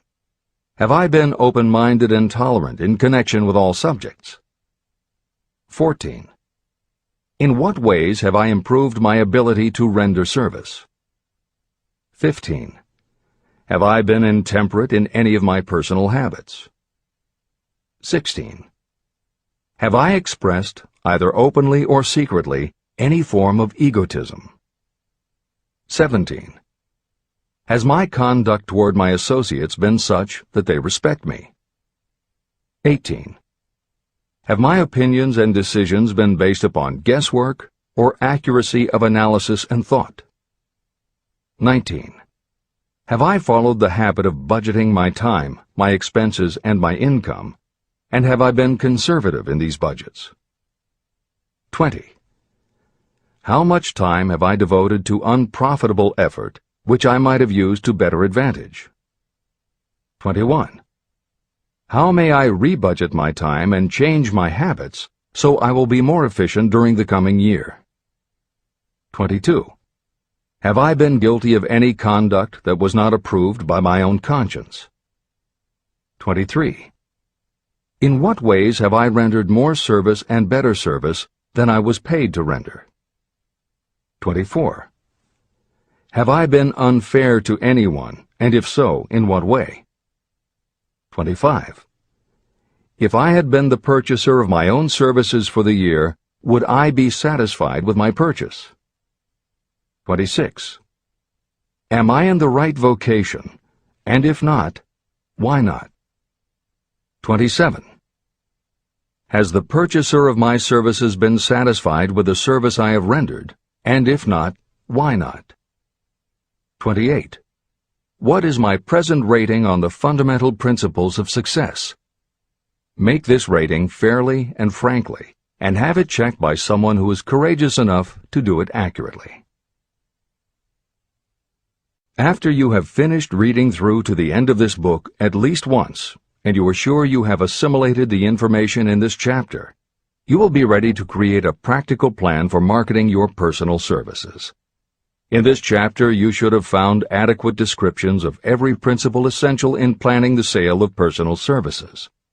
These include the major attributes of leadership, the most common causes of failure in leadership, a description of the fields of opportunity for leadership, the main causes of failure in all walks of life, and the important questions that should be used in self-analysis. This extensive and detailed presentation has been included because it will be needed by you if you are going to earn your riches by marketing your personal services. Those who have lost their fortunes and those who are just beginning to earn money have nothing but personal services to offer in return for riches. Therefore, it is essential that you have real, practical information that you'll need to market your services to best advantage. Complete assimilation and understanding of the information will help you to market your services, and it will help you to become more analytical and capable of judging people. The information will be priceless to you if you work in an executive position where you select employees. Where and how to find opportunities to accumulate riches. Now that we have analyzed the principles by which riches may be accumulated, you naturally ask, where can I find the opportunities to apply these principles? Very well. Let us take inventory and see what the United States of America offers the person seeking riches. To begin with, remember that we live in a country where every law-abiding citizen enjoys freedom of thought and freedom of deed unequaled anywhere in the world. Most of us have never taken inventory of the advantages of this freedom. We have never compared our unlimited freedom with a curtailed freedom in other countries. Here we have freedom of thought, freedom in the choice and enjoyment of education, freedom in religion, freedom in politics, freedom in the choice of a business, profession, or occupation, freedom to accumulate and own all the property we can accumulate, freedom to choose our place of residence, freedom in marriage, freedom through equal opportunity to all races, freedom of travel from one state to another, freedom in our choice of foods, and freedom to aim for any station in life for which we have prepared ourselves, even for the presidency of the United States. We have other forms of freedom, but this list gives an overview of the most important freedoms that offer you the opportunity to think and grow rich. The United States is the only country guaranteeing to every citizen, whether native-born or naturalized, so broad and varied a list of freedoms. Next, let us recount some of the blessings that our widespread freedom has placed within our hands. Take the average American family of average income and sum up the benefits available to every member of the family in this land of opportunity and plenty. Food. Next to freedom of thought and deed comes food, clothing, and shelter, the three basic necessities of life. Because of our universal freedom, the average American family has available at its door the choicest selection of food to be found anywhere in the world, and at prices within its financial range. Shelter. This family lives in a comfortable apartment or house, complete with light, heat, water, and many conveniences. The toast they had for breakfast was toasted in an electric toaster, which cost but a few dollars. The apartment is cleaned with a vacuum cleaner that is run by electricity. Hot and cold water is available at all times in the kitchen and the bathroom. The food is kept cool in a refrigerator. Clothes are washed and dried, dishes are cleaned, and numerous labor-saving devices are run on power obtained by putting a plug into a wall socket. The family receives entertainment and information from all over the world 24 hours a day if they want it, by merely flipping a switch on their radio or television or computer. There are other conveniences, but the foregoing list will give a fair idea of some of the concrete evidences of the freedoms that we, of America, enjoy. Clothing. Anywhere in the United States, the family with average clothing requirements can dress very comfortably at a cost that is only a small portion of their earnings. Only the three basic necessities of food, clothing, and shelter have been mentioned. The average American also has other options and advantages that are available in return for reasonable effort. The average American has security of property rights not found in any other country in the world.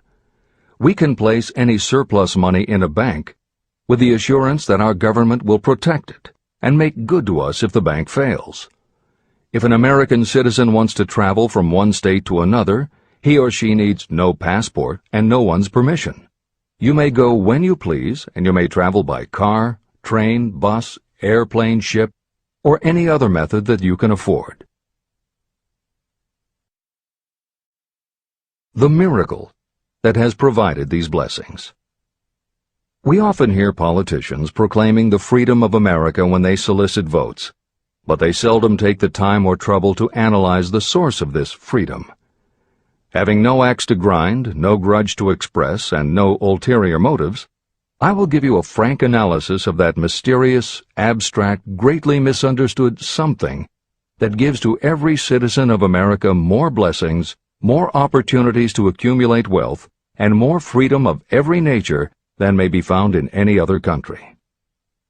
I have the right to analyze the source and nature of this unseen power because I know, and have known for more than half a century, many of the men who organized that power, and many who are now responsible for its maintenance. The name of this mysterious benefactor of mankind is capital. Capital consists not only of money, but also of highly organized, intelligent groups of individuals who plan ways and means of using money efficiently for the good of the public and profitably to themselves. These groups consist of scientists, educators, chemists, inventors, business analysts, publicists, transportation experts, accountants, lawyers, doctors, and other men and women who have highly specialized knowledge in all fields of industry and business. They pioneer, experiment, and blaze trails in new fields of endeavor. They support colleges, hospitals, schools, build good roads, publish newspapers, pay most of the cost of government, and take care of the many details essential to human progress. Stated briefly, the capitalists are the brains of civilization because they supply the entire fabric of which all education, enlightenment, and human progress consist. Money without brains is always dangerous. Properly used, it is the most important essential of civilization. To give you an idea of how important organized capital is, try to imagine that it is your job to provide and prepare a simple family breakfast, but you have to do it without the aid of capital. To supply the tea, you would have to make a trip to China or India. Unless you are an excellent swimmer, you would become rather tired before making the round trip. Then, too, another problem would confront you. What would you use for money, even if you had the physical endurance to swim the ocean? To supply sugar, you would have to take another swim to the Caribbean islands, or a long walk to the sugar beet section of Utah. But even then you might come back without the sugar, because organized effort and money are necessary to produce sugar, to say nothing of what is required to refine, transport, and deliver it to the breakfast table anywhere in the United States. Eggs you could obtain easily enough from nearby farms, but you might have a very long walk to Florida or California and back before you could serve grapefruit juice. You would have another long walk to Kansas or one of the other wheat-growing states when you went after wheat bread. Dry cereal would have to be omitted from the menu because it would not be available except through the labor of a trained group of workers and suitable machinery, all of which call for capital. After resting, you could take off for another little swim down to South America, where you would pick up a couple of bananas. On your return, you could take a short walk to the nearest farm having a dairy and pick up some butter and cream. Then your family would be ready to sit down and enjoy breakfast. Seems absurd, doesn't it? Well, the procedure described would be the only possible way these simple items of food could be delivered if we had no capitalistic system. The capital cornerstone of our lives. The sum of money required for the building and maintenance of the planes, trucks, trains, and cargo ships used in the delivery of that simple breakfast is so huge that it staggers imagination. It runs into billions of dollars. Not to mention the armies of trained employees required to run all those planes, trucks, ships, and trains. But transportation is only a part of the requirements of modern civilization in capitalistic America. Before there can be anything to haul, something must be grown from the ground, or manufactured and prepared for market. This calls for more billions of dollars for equipment, machinery, packaging, marketing, and to pay the wages of millions of men and women. Transportation systems do not spring up from the earth and function automatically. They come in response to the call of civilization. They come through the labor and ingenuity and organizing ability of people who have imagination, faith, enthusiasm, decision, and persistence. These men and women are known as capitalists.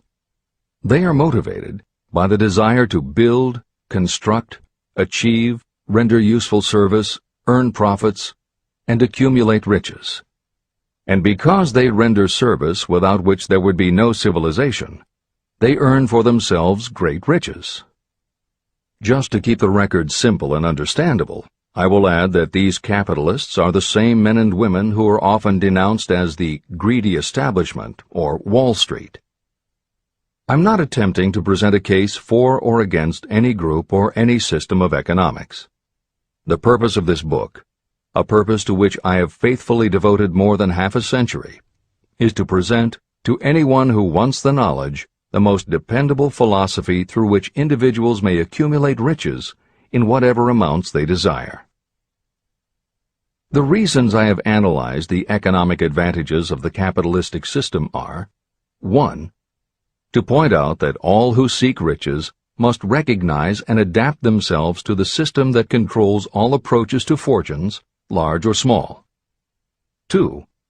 To present the side of the picture opposite to the one portrayed by politicians and demagogues and the media, who often refer to organized capital as if it were something poisonous.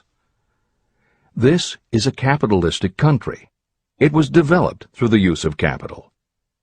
We who claim the right to partake of the blessings of freedom and opportunity, we who seek to accumulate riches here, should know that neither riches nor opportunity would be available to us if organized capital had not provided these benefits.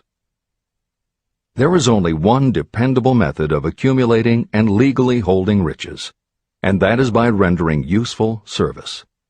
No system has ever been created by which anyone can legally acquire riches through mere force of numbers, or without giving in return an equivalent value of one form or another. Your opportunities in the midst of riches. America provides all the freedom and all the opportunity to accumulate riches that any honest person may require. When you go hunting for game, you select hunting grounds where game is plentiful. When you are seeking riches, the same rule naturally applies. If it is riches you are seeking, do not overlook the possibilities of a country whose citizens are so rich that women alone spend billions of dollars each year for cosmetics and other beauty products. Do not be in too big a hurry to get away from a country whose men willingly, even eagerly, hand over more billions of dollars annually for football, basketball, baseball, and all the related products that go with these and other sporting events. Only a few of the luxuries and non-essentials have been mentioned, but remember that the business of producing and marketing these few products gives regular employment to many millions of men and women, who receive for their services many millions of dollars monthly, and spend it freely for both the luxuries and the necessities. Especially, remember that behind all this exchange of merchandise and personal services is an abundance of opportunity to accumulate riches. Here our American freedom comes to your aid. There is nothing to stop you or anyone from engaging in any portion of the effort necessary to carry on these businesses. If you have superior talent, training, experience, you may accumulate riches in large amounts. Those not so fortunate may accumulate smaller amounts. Anyone may earn a living in return for a very nominal amount of labor. So there you are. Opportunity has spread its wares before you. Step up to the front, select what you want, create your plan, put the plan into action, and follow through with persistence. Capitalistic America will do the rest. You can depend on this much. Capitalistic America ensures every person the opportunity to render useful service and to collect riches in proportion to the value of the service. The system denies no one this right. But it does not and cannot promise something for nothing. The system itself is irrevocably controlled by the law of economics, which neither recognizes nor tolerates for long getting without giving.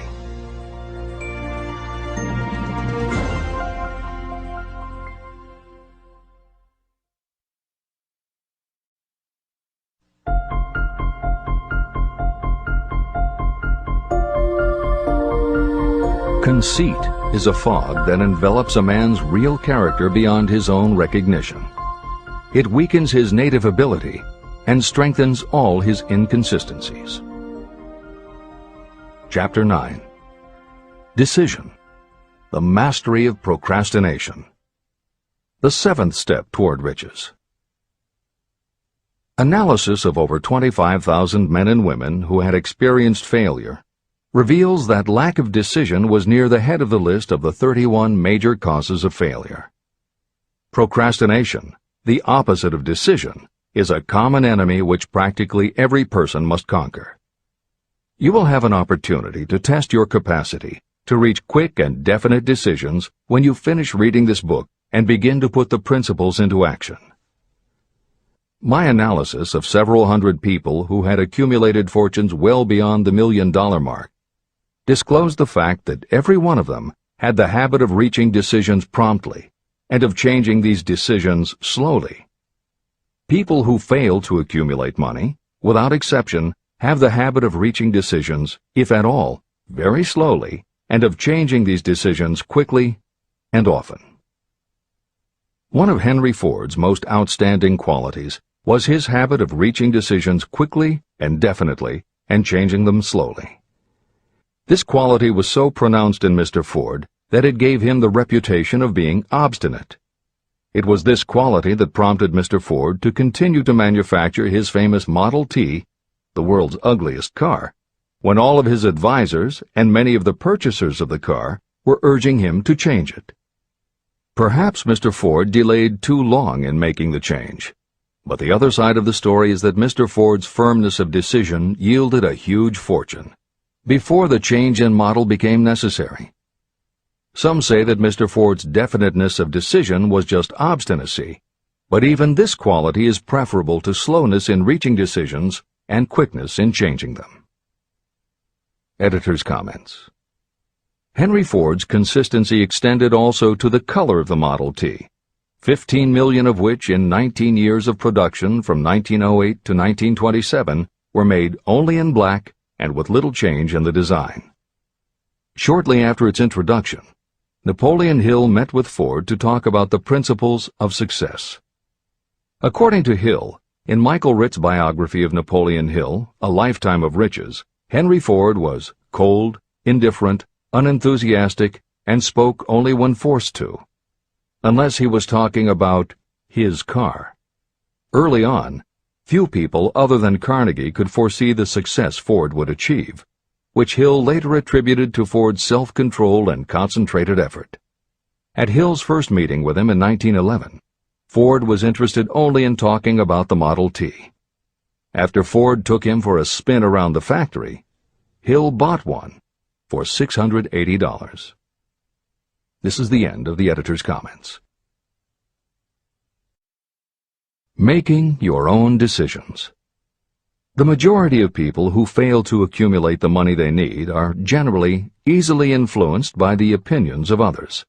They permit gossip, rumors, other people's opinions, and the news reporters to do their thinking for them. Opinions are the cheapest commodities on earth. Everyone has a flock of opinions they are ready to tell anyone who will listen. If you are too influenced by other people's opinions when you reach decisions, you will not succeed in any undertaking, much less in that of transmuting your own desire into money. If you are influenced by the opinions of others, you will have no desire of your own. Keep your own counsel. Rely on yourself to reach your own decisions when you begin to put these principles into practice, and follow through on your decisions. Take no one into your confidence except the members of your mastermind group, and be very sure that you choose for your group only those who will be in complete sympathy and harmony with your purpose. Close friends and relatives, while not meaning to do so, often handicap one through opinions. And for some reason, even friends often seem to think that ridiculing you and your plans is funny. Thousands of men and women carry inferiority complexes with them all through life because some well-meaning but ignorant person destroyed their confidence through opinions or ridicule. You have a brain and mind of your own. Use it, and reach your own decisions. If you need facts or information from others to help you reach decisions, acquire the facts or information you need quietly, without disclosing your purpose. It is characteristic of people who have a smattering of knowledge to try to give the impression that they know more than they do. Such people generally do too much talking and too little listening. Keep your eyes and ears open and your mouth closed if you wish to acquire the habit of prompt decision. Those who talk too much do little else. If you talk more than you listen, you may miss some important piece of knowledge that might have been very useful to you. By talking too much, you may also disclose your plans and purposes to people who will take great delight in defeating you because they envy you. Remember, every time you open your mouth in the presence of a person who really has knowledge, you tip your hand and show that person your exact stock of knowledge, or you tip your hand to your lack of it. The mark of genuine wisdom is modesty and silence. Keep in mind that every person is, like you, seeking the opportunity to accumulate money. If you talk about your plans too freely, You may be surprised when you learn that some other person has beat you to it by using the plans you bragged about. Let one of your first decisions be to keep a closed mouth and open ears and eyes. As a reminder to yourself, copy the following epigram in large letters and place it where you will see it daily. Tell the world what you intend to do, but first, show it. This is the equivalent of saying that deeds and not words are what count most. The value of decisions depends upon the courage required to render them. The great decisions that served as the foundation of civilization were reached by assuming great risks, which often meant the chance of death. Lincoln's decision to issue his famous Proclamation of Emancipation, which gave freedom to African Americans, was rendered with full understanding that his act would turn thousands of friends and political supporters against him. When the rulers of Athens gave Socrates the choice of disclaiming his teachings or being sentenced to death, Socrates' decision to drink the cup of poison, rather than compromise in his personal belief, was a decision of courage. It turned time ahead 1,000 years and gave to people then unborn the right to freedom of thought and of speech. 56. Who risked the gallows?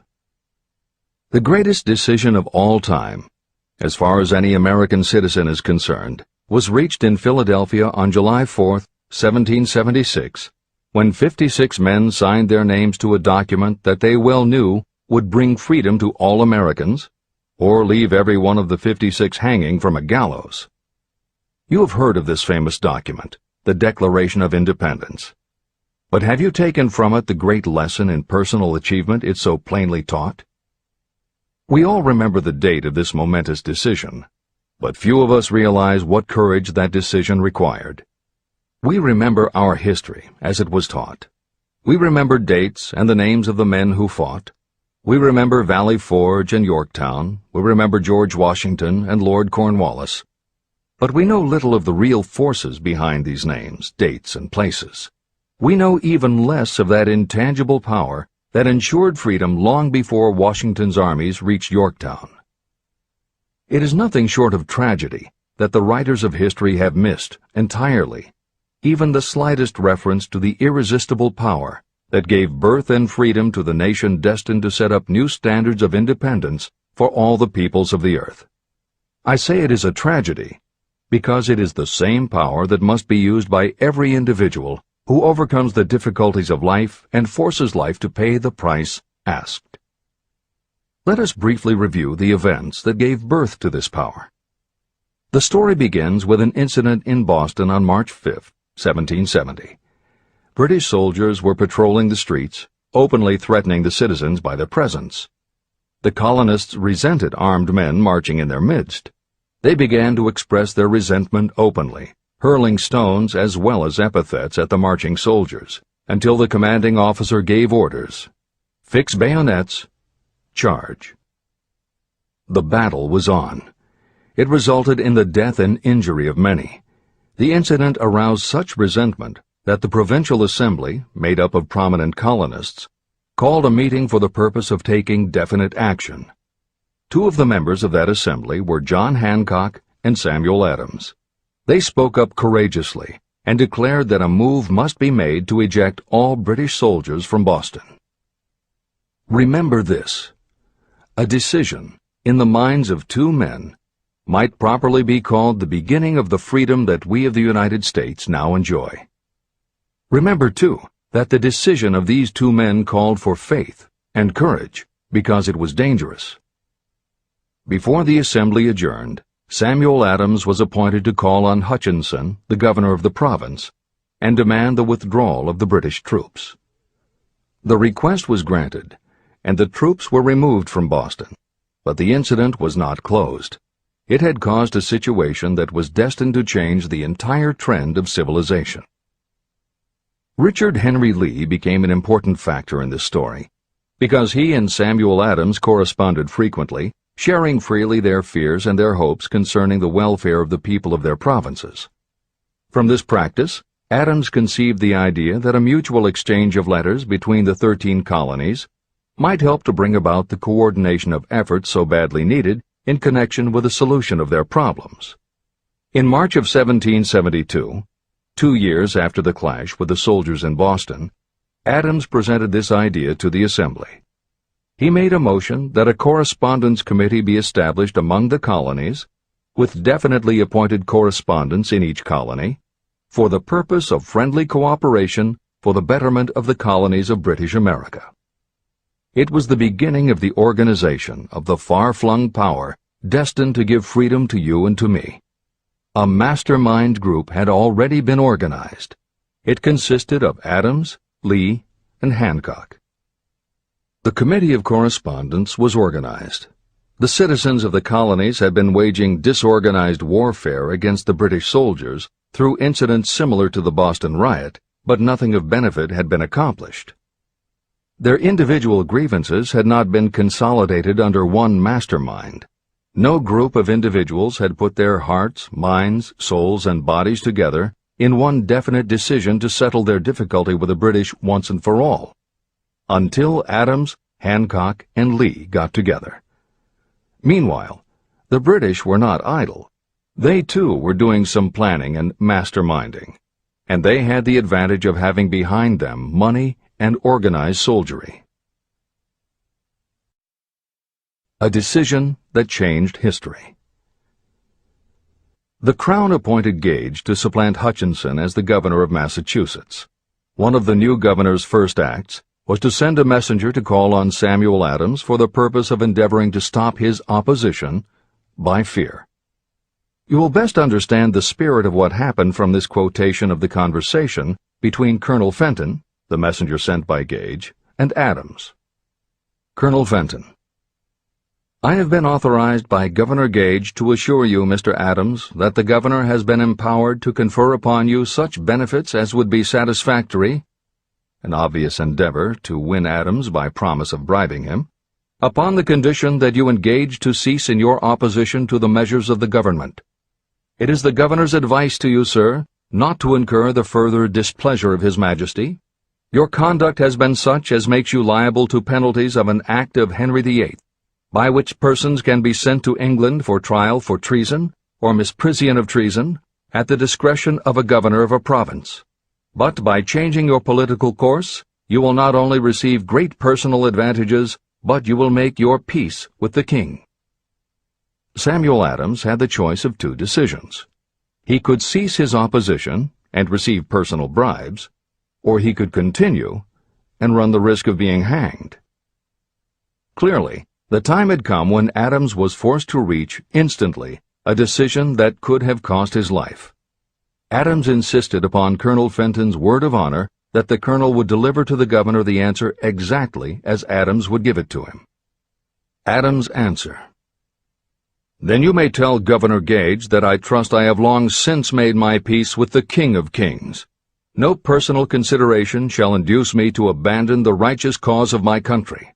And tell Governor Gage it is the advice of Samuel Adams to him no longer to insult the feelings of an exasperated people.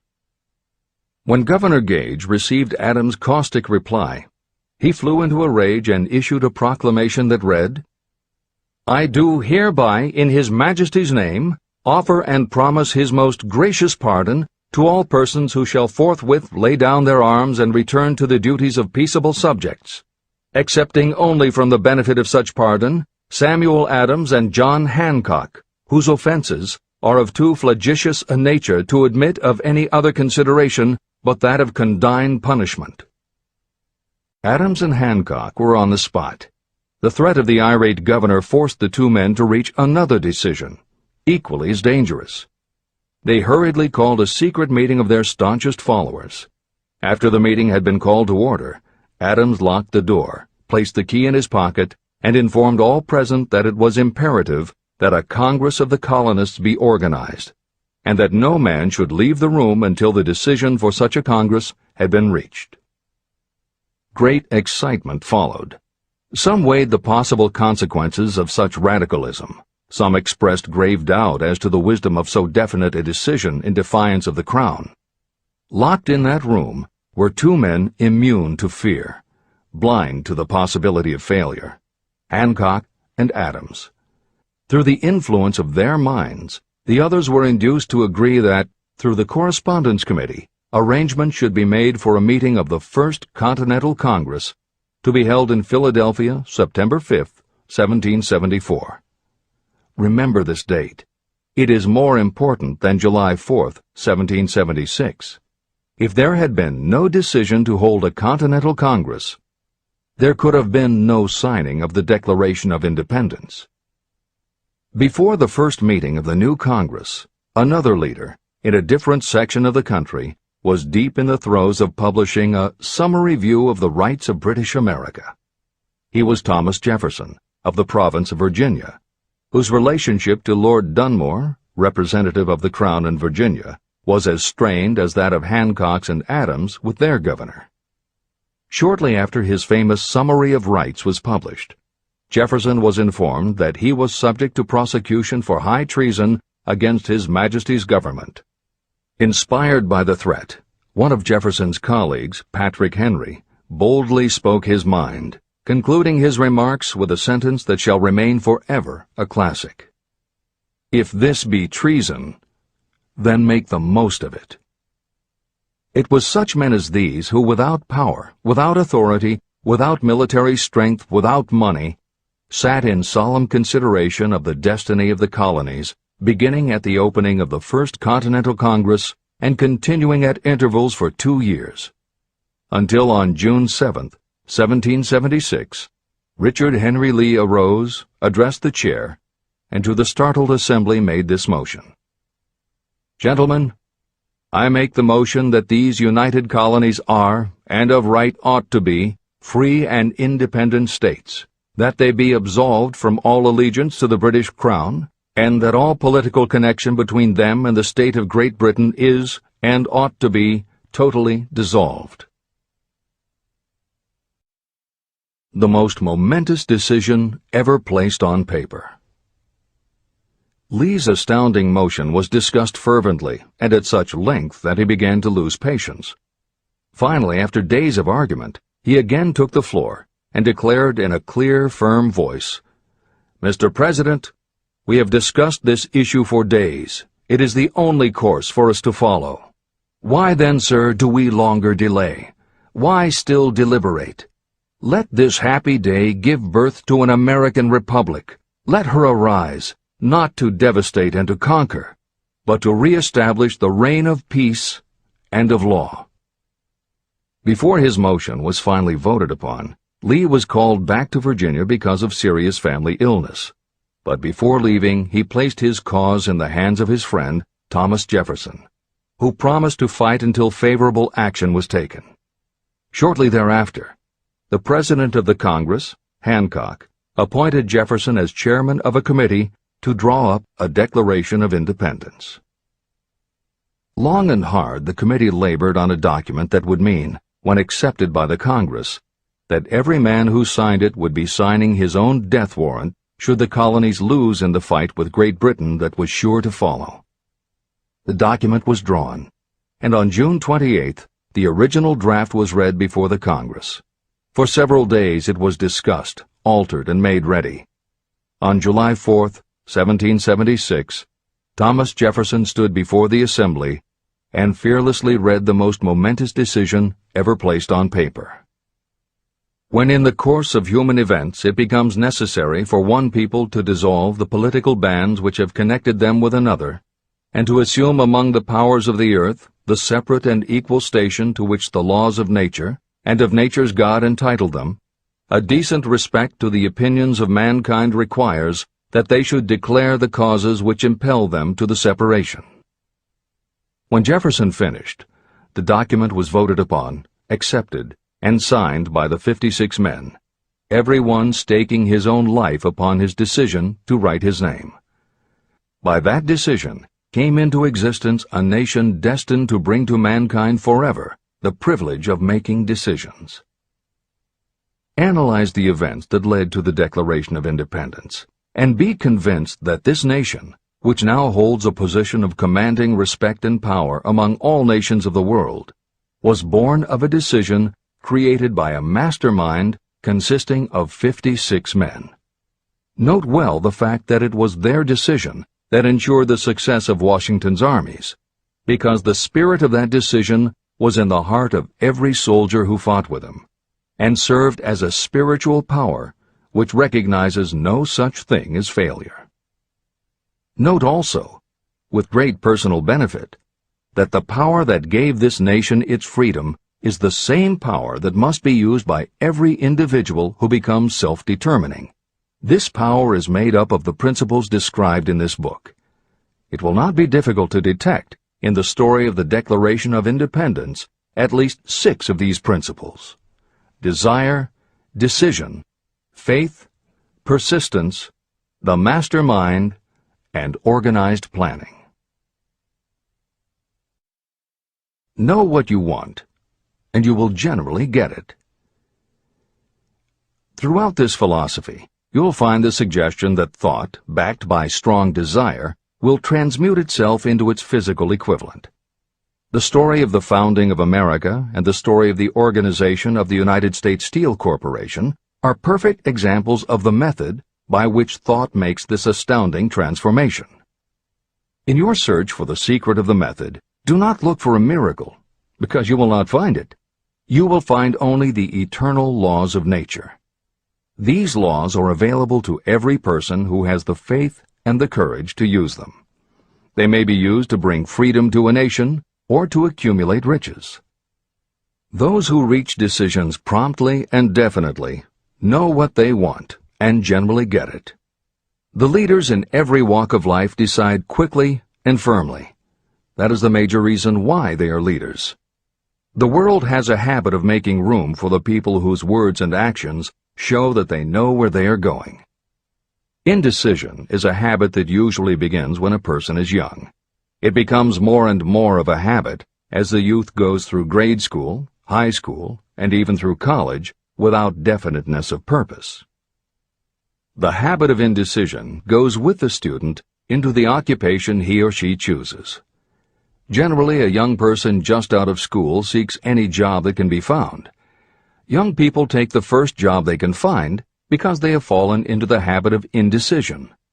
The vast majority of people working today are in the positions they hold because they lack the definiteness of decision to plan a definite position and the knowledge of how to choose an employer.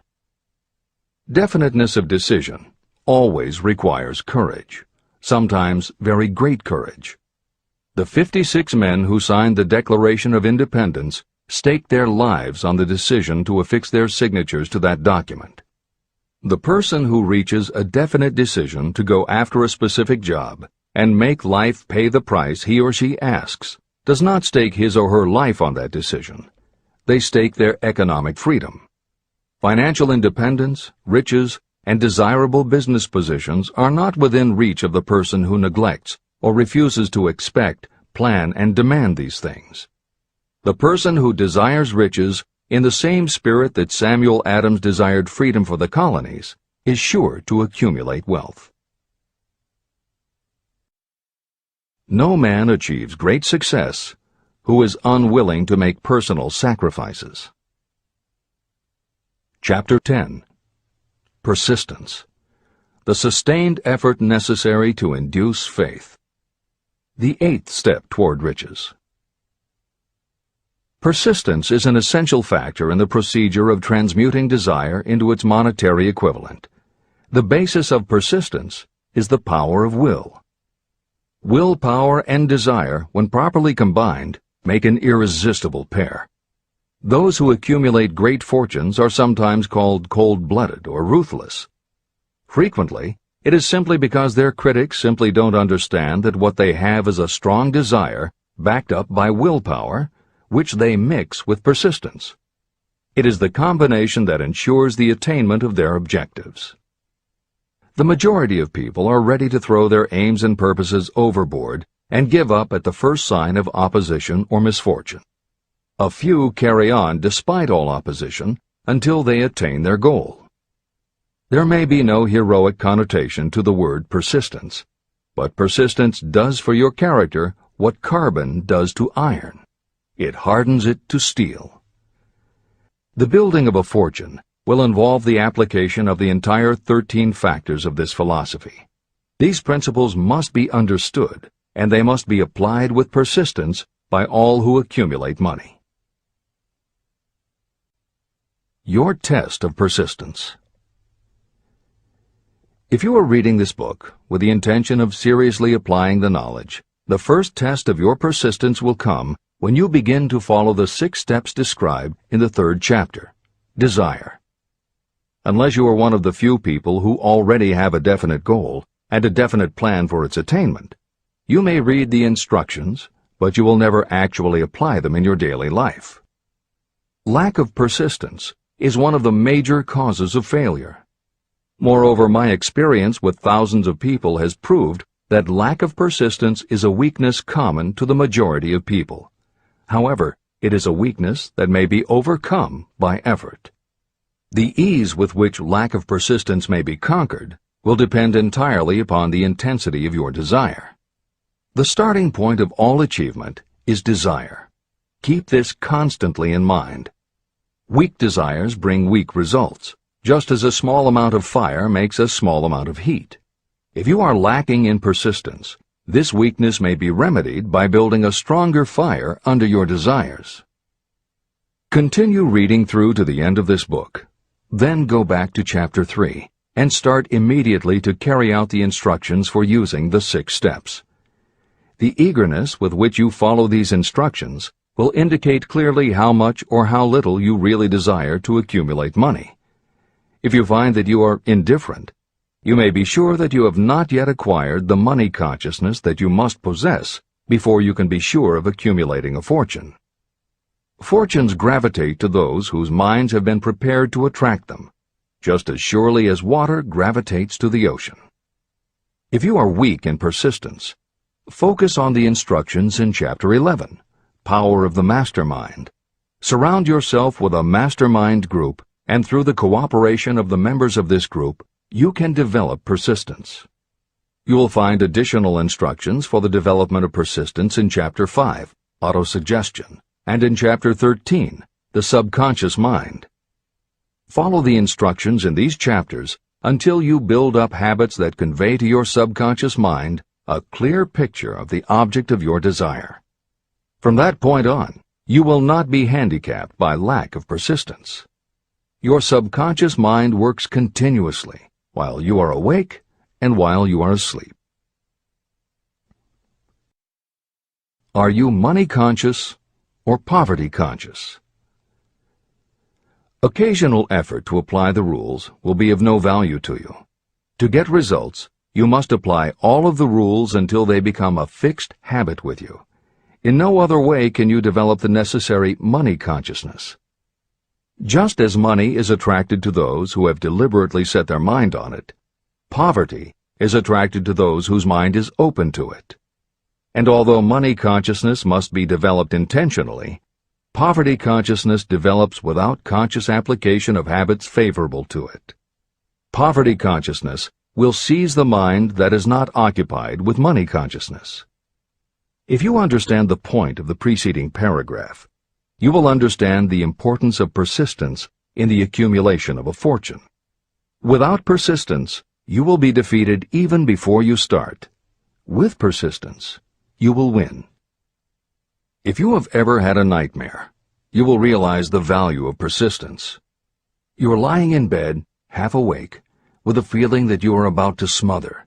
You are unable to turn over or to move a muscle. You realize that you must begin to regain control over your muscles. Through persistent effort of willpower, you finally manage to move the fingers of one hand. By continuing to move your fingers, you extend your control to the muscles of one arm until you can lift it. Then you gain control of the other arm. You finally gain control over the muscles of one leg, and then extend it to the other leg. Then, with one supreme effort of will, you regain complete control over your muscular system and snap out of your nightmare. You did it step by step. You may find it necessary to snap yourself out of your mental inertia in a similar way. First, by moving slowly, then increasing your speed, until you gain complete control over your will. Be persistent, no matter how slowly you may have to move at first. With persistence will come success. Snap out of mental inertia.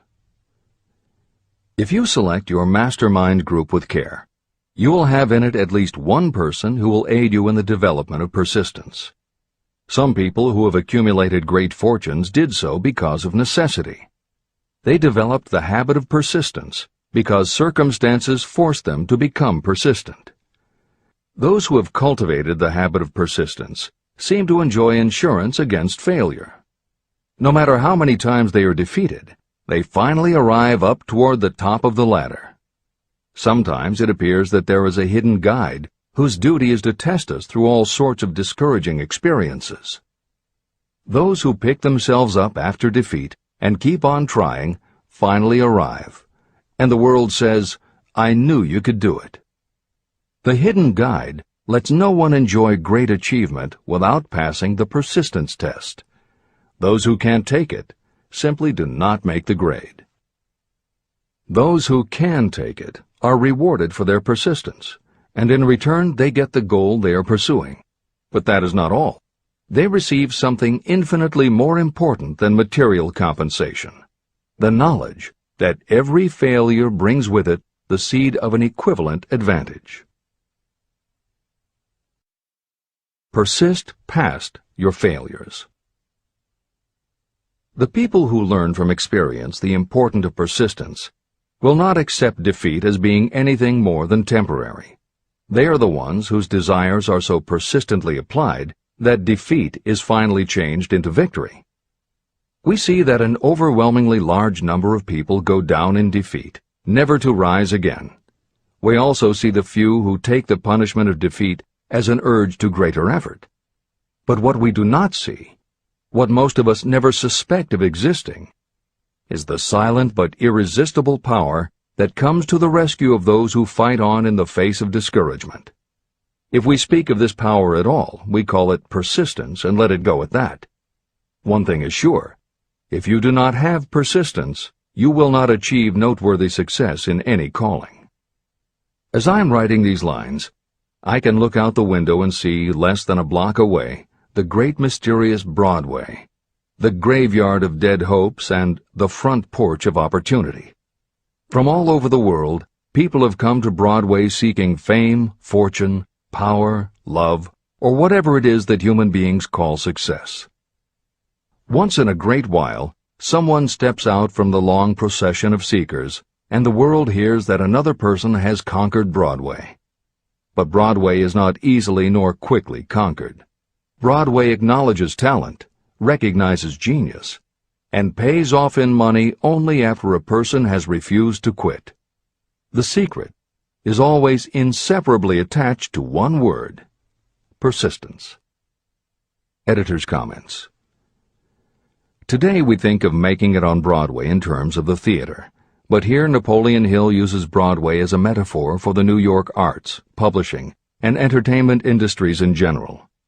In the original edition of Think and Grow Rich, Hill used this introduction to tell of Fannie Hurst, one of the best-selling authors of the day, who pounded the streets of New York for 4 years and received 36 rejection slips from one publisher alone before her persistence paid off and she finally got published.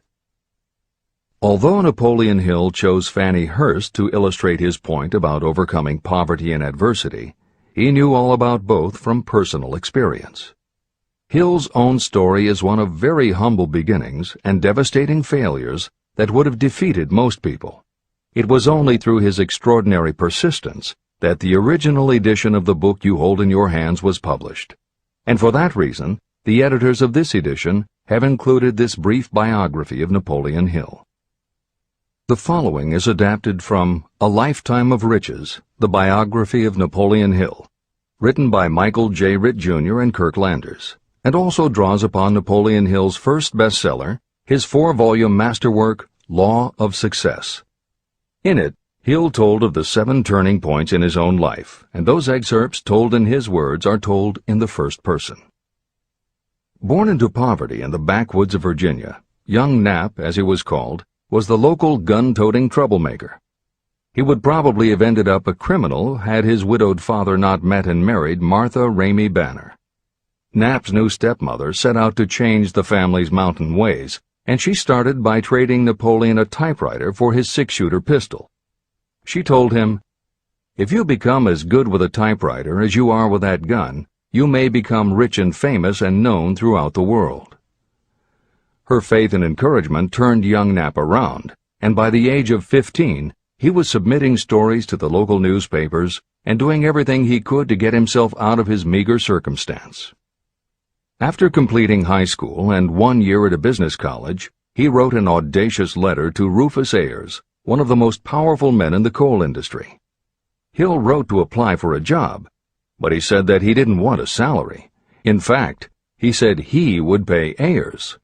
Hill proposed that Ayers could charge him whatever he wanted on a monthly basis, but if at the end of 3 months Hill had proved his worth, he then would expect Ayers to pay him a salary of the same monthly amount. Ayers admired Hill's style and hired him, with pay. First turning point. After finishing a course at a business college, I took a job as stenographer and bookkeeper. As a result of having practiced the habit of performing more work and better work than that for which I was paid, I advanced rapidly until I was assuming responsibilities and receiving a salary far out of proportion to my age. Hill also proved to be so trustworthy and honest that Ayers promoted him to replace the manager, making this 19-year-old the youngest manager of a mine and in charge of 350 men. Then fate reached out and gave me a gentle nudge. My employer lost his fortune, and I lost my position. This was my first real defeat, and even though it came about as a result of causes beyond my control, I didn't learn a lesson from it until many years later. Second turning point. My next position was that of sales manager for a large lumber manufacturer in the South. My advancement was rapid, and I did so well that my employer took me into partnership with him. We began to make money, and I began to see myself on top of the world again. Like a stroke of lightning out of a clear sky, the 1907 panic swept down, and overnight it rendered me an enduring service by destroying our business and relieving me of every dollar that I had. Editor's comment. The panic Hill refers to began in the summer of 1907, when a number of banks and stock brokerages declared bankruptcy. Word spread to the general public, and it created a run on the banks as depositors lined up to demand that they be given the money they had on deposit. Banks called in loans to meet the demand for cash, but those borrowers couldn't find buyers for their goods or property, so they couldn't pay back their loans. When the banks couldn't get back the money they had loaned, they repossessed the homes or businesses that the borrowers had put up as collateral. Businesses were closed, farmers were evicted from their land, jobs were lost, so even more banks were forced to close, and it just kept getting worse. America was caught in a downward spiral that was reversed only when the major Wall Street bankers and financial executives, who were themselves in danger of losing their businesses, stepped in to shore up troubled banks. It was in large part because of the bank panic of 1907 that legislation was enacted in 1913 to create the Federal Reserve System. This is the end of the editor's comments. Third turning point. This was my first serious defeat. I mistook it then for failure, but it was not. And before I complete this lesson, I will tell you why it was not. It required the 1907 panic and the defeat that it brought me to redirect my efforts from the lumber business to the study of law. I entered law school with the firm belief that I would emerge doubly prepared to catch up with the end of the rainbow and claim my pot of gold. Napoleon Hill planned to put himself and his brother through law school by writing articles for Bob Taylor's magazine. It was through the magazine that he arranged the fateful meeting with Andrew Carnegie, described at the beginning of this book. As was noted there, when Carnegie proposed the idea of writing The Philosophy of Success, he told Hill that he would have to earn his own way. I attended law school at night and worked as an automobile salesman during the day.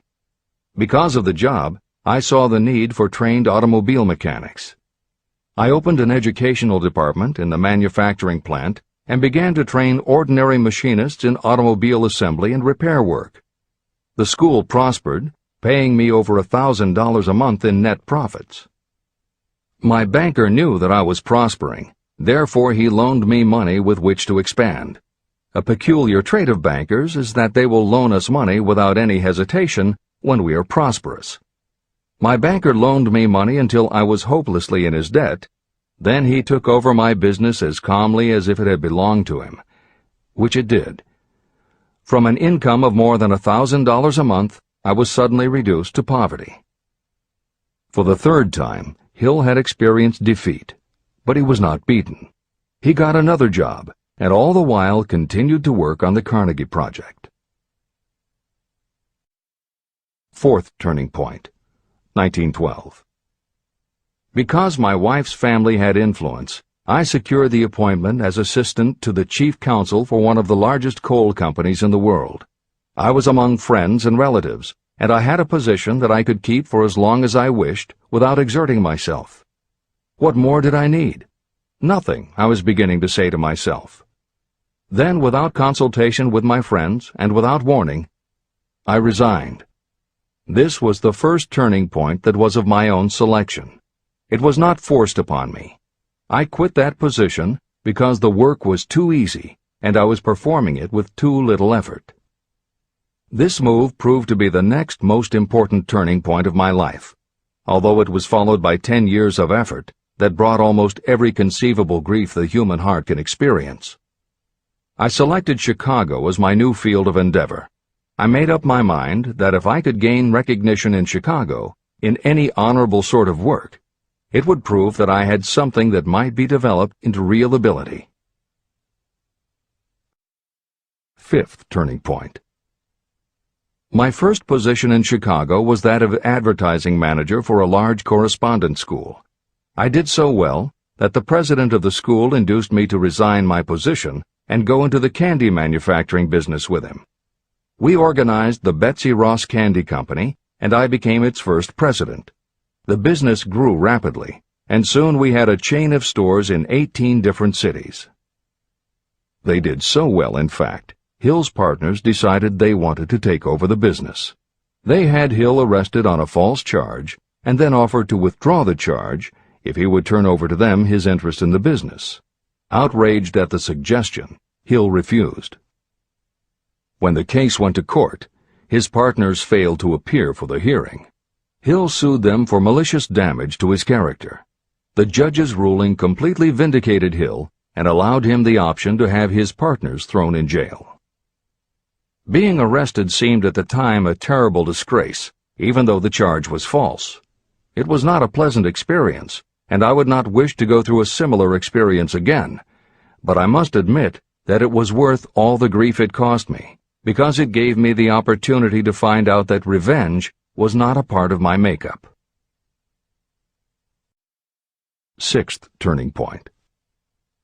This turning point came shortly after my dreams of success in the candy business had been shattered, when I turned my efforts to teaching advertising and salesmanship as a department of one of the colleges in the Midwest. My school prospered from the very beginning. I had a resident class and also a correspondence school through which I was teaching students in nearly every English-speaking country. It was 1917. And in April of that year, President Woodrow Wilson declared the United States would enter the war against Germany. Hill contacted the president, who he had previously met through Andrew Carnegie, and offered his services to help the war effort. Hill was given the position of creating public relations materials and helping to sell war bonds. When not operating his school, he threw himself into his war work, for which he insisted that he be paid only $1 a year. Then came the second military draft, and it practically destroyed my school, as it caught most of those who were enrolled as students. At one stroke, I charged off more than $75,000 in tuition fees. Once more, I was penniless. Despite the fact that Hill had to scrape just to get by, he continued to work for President Wilson and continued to refuse to take any compensation. Though Hill had a family to support, and the ridicule of his relatives put a tremendous strain on relations, he also continued to work on the Carnegie Project. Hill later said, "Believe me, there were times when between the needling of my relatives and the hardships I endured, it was not easy to maintain a positive mental attitude and persevere. Sometimes in barren hotel rooms, I almost believed my family was right. The thing that kept me going was my conviction that one day I would not only successfully complete my work, but also be proud of myself when it was finished." Seventh turning point. To describe the seventh of the turning points in my life, I must go back to November 11th, 1918. Armistice Day, the end of the World War. The war had left me without a penny, as I have already said, but I was happy to know that the slaughter had ceased and reason was about to reclaim civilization. The time had come for another turning point. I sat down at my typewriter, and to my astonishment, my hands began to play a tune on the keyboard. I had never written so rapidly or so easily before. I did not plan or think about what I was writing. I just wrote whatever came into my mind. What Hill wrote was a long essay in which he described a new idealism based on the golden rule that he thought could emerge from the war. He declared that he would help spread the word, and promised that somehow he was going to find the money to launch a new magazine to be called Hill's Golden Rule. He took his essay to George Williams, a Chicago printer he had met while working at the White House, and by early January of 1919, Hill's Golden Rule magazine was on the newsstands. The first issue was 48 pages. In the beginning, with no money to pay anyone else, Hill wrote and edited every word himself, changing his writing style for each article as well as using a variety of pen names. Additional staff was hired later, which soon led to problems on the inside and on the outside, and Williams attempted to buy out Hill's share of the business. But when Hill realized that one stipulation of the buyout prevented him from any involvement in a competing publication, in October of 1920, he simply left. By April of 1921, he had raised the money for a new publication, Napoleon Hill's magazine, the foundation of which was again the Golden Rule. But it also expanded into presenting many of the principles of success that would become the basis of Hill's later books. The magazine's acceptance and success also led to Hill's success as a speaker and motivator, which led to even greater success for the magazine.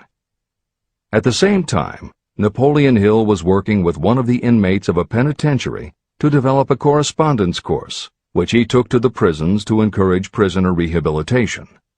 Most everything Hill did during this time was successful, and the success of the prison program was significant. But the greed of two members of the board of directors, one of whom was the prison chaplain, eventually led in 1923 to the demise of not only the educational rehabilitation programs, but also the magazine and numerous other successful offshoot ventures. The bleak irony, as Michael Ritt notes in A Lifetime of Riches, was that few enterprises in the 1920s could have been more idealistic or humanitarian in concept. Yet in seeking to stir goodness in men's souls, these enterprises had stirred mean-spirited men to a bloodlust that destroyed everything. Without his magazine, Hill went back to teaching and lecturing, which led to an introduction to a crusading newspaper publisher, Don Mellett, who offered to help Hill publish the results of his work on the Carnegie Project. At this same time, Mellett learned that Prohibition gangsters were selling narcotics and bootleg liquor to school children in Canton, and members of the local police force were being bribed to do nothing about it. Mellett was outraged and wrote an expose in his Canton Daily News, while Hill contacted the governor to implement a state investigation of the corrupt police department. A week before Hill and Mellett were to finalize the financing for the publication of Hill's book, Don Mellett was ambushed outside his home and assassinated by a gangster and a renegade cop. They tried to kill Hill, too, but through pure luck he escaped and fled to the Smoky Mountains, where he remained holed up in a backwoods shack for most of a year.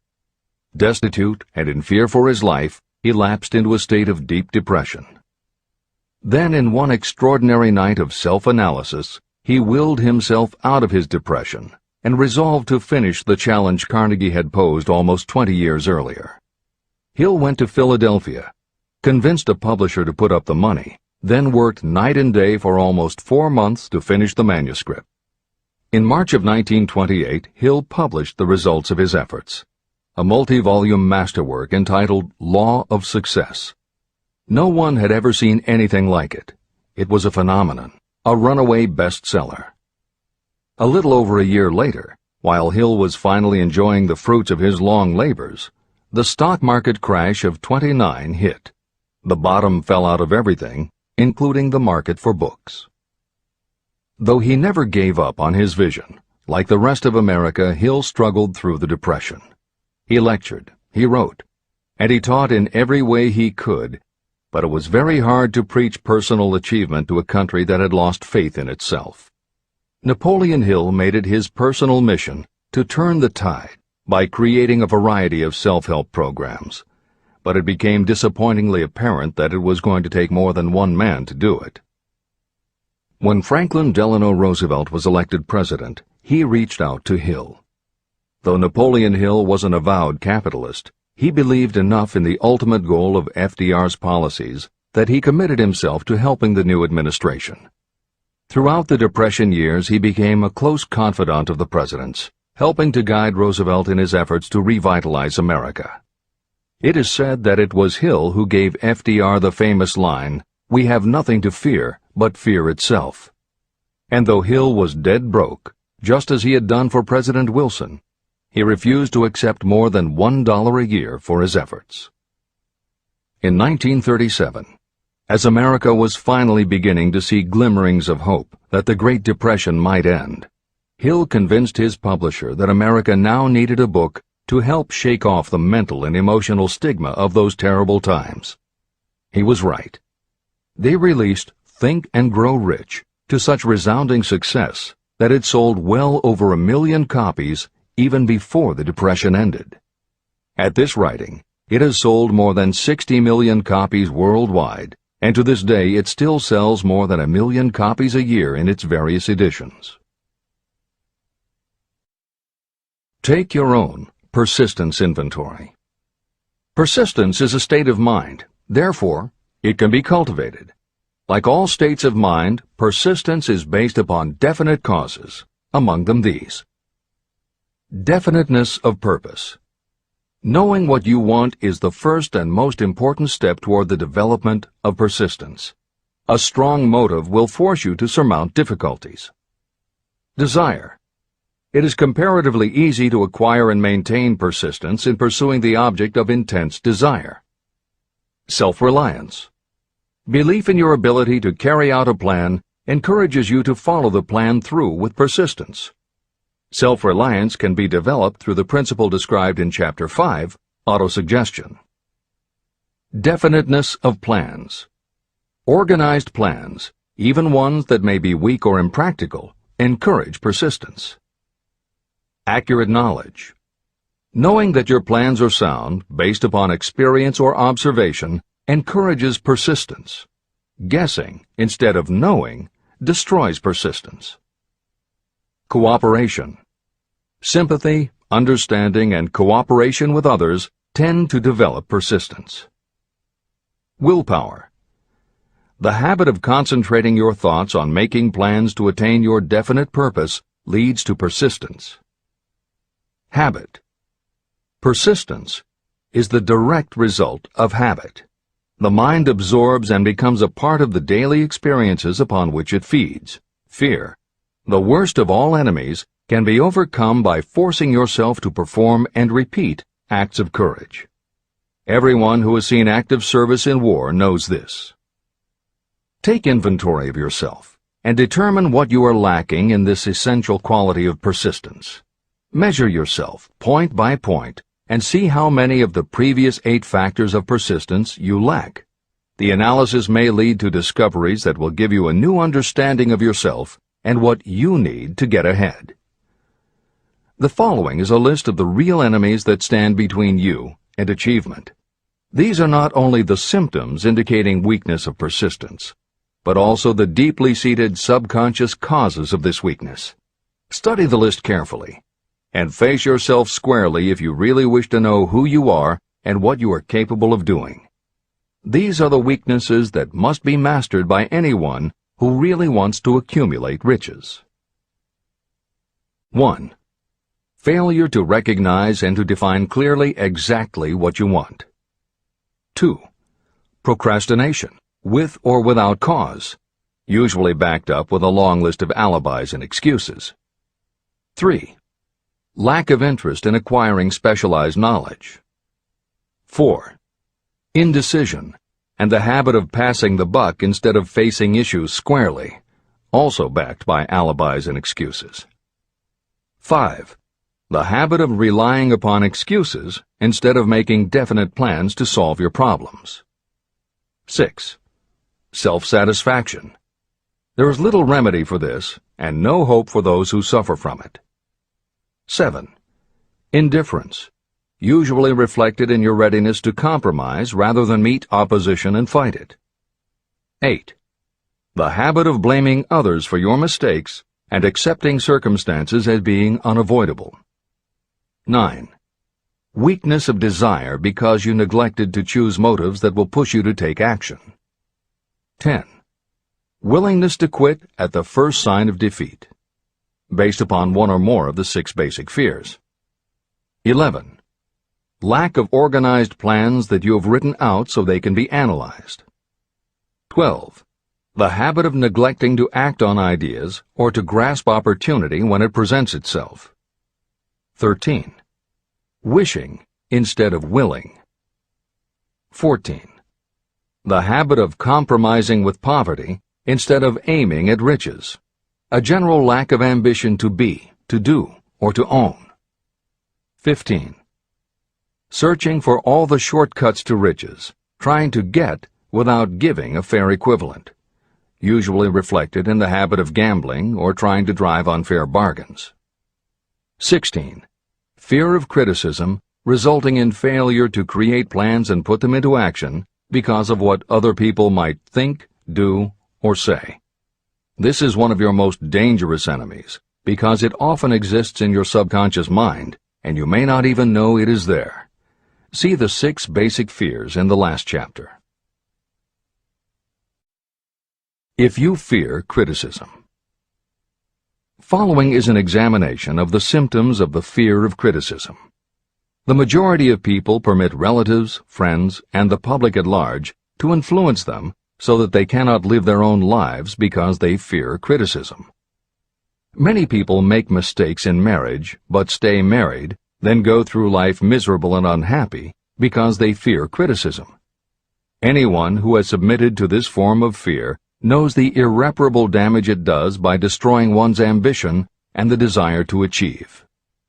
Millions of people neglect to go back and get an education after having left school because they fear criticism. Countless numbers of men and women permit relatives to wreck their lives in the name of family duty because they fear criticism.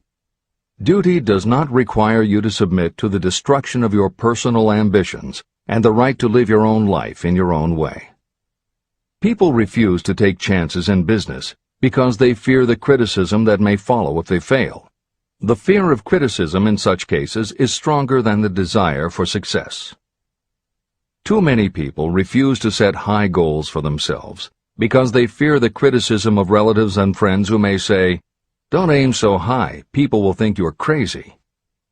When Andrew Carnegie suggested that I devote 20 years to the organization of a philosophy of individual achievement, my first impulse was fear of what people might say. His suggestion was far greater than anything I had ever conceived for myself. My first instinct was to create excuses, all of them traceable to the fear of criticism. Something inside of me said, "You can't do it. The job is too big and requires too much time. What will your relatives think of you? How will you earn a living? No one has ever organized a philosophy of success. What right have you to believe you can do it? Who are you anyway to aim so high? Remember your humble birth. What do you know about philosophy? People will think you are crazy, and they did. Why hasn't some other person done this before now? These and many other questions flashed into my mind. It seemed as if the whole world had suddenly turned its attention to me with the purpose of ridiculing me into giving up all desire to carry out Mr. Carnegie's suggestion. Later in life, after having analyzed thousands of people, I discovered that most ideas are stillborn. To grow, ideas need the breath of life injected into them through definite plans of immediate action. The time to nurse an idea is at the time of its birth. Every minute it lives gives it a better chance of surviving. The fear of criticism is what kills most ideas that never reach the planning and action stage.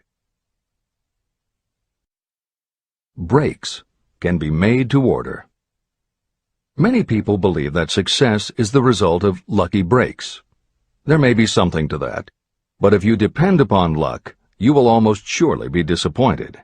The only break anyone can afford to rely on is a self-made break. These come through the application of persistence. The starting point is definiteness of purpose.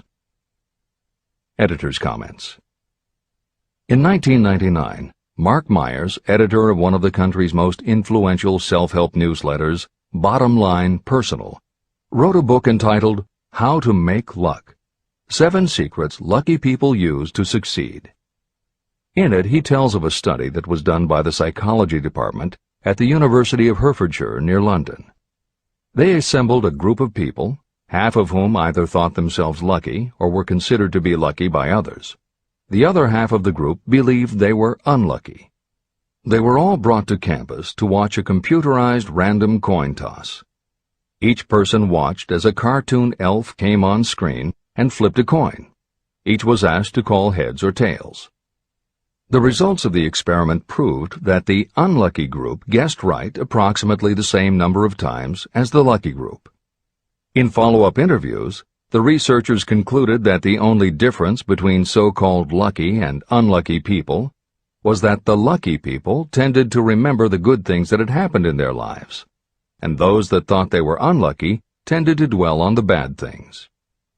The scientific fact is that luck, in terms of calling a coin toss, spinning a wheel, or turning a card, is completely random, and there's nothing we can do about it. All we can control is what we say and do. Everything else that happens to us depends upon the actions of others and the random world in which we live. Then why do some people seem to be so lucky and get all the lucky breaks? Myers says it is because, unlike luck, lucky breaks are something you can control, and lucky people, whether they know it or not, have taken specific steps to make their good luck. You can influence lucky breaks in 2 ways. You have to intentionally put yourself in luck's way, and you must make people want to help you because they believe that you deserve their help.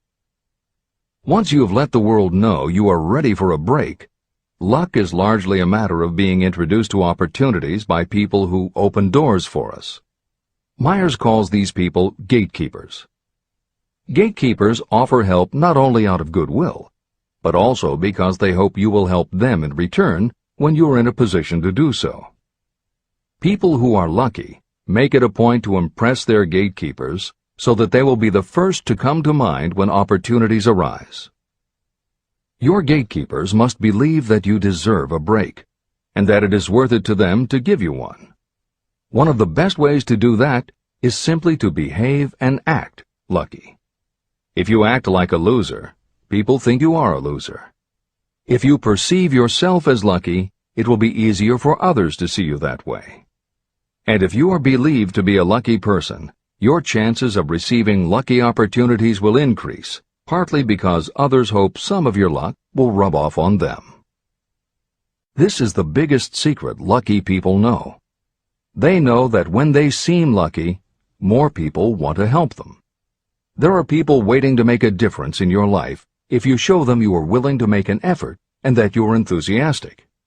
Mark Myers' book is devoted to explaining ways to do that. As Hill says, the only lucky break anyone can afford to rely upon is a self-made break. These come through the application of persistence. The starting point is definiteness of purpose. This is the end of the editor's comments.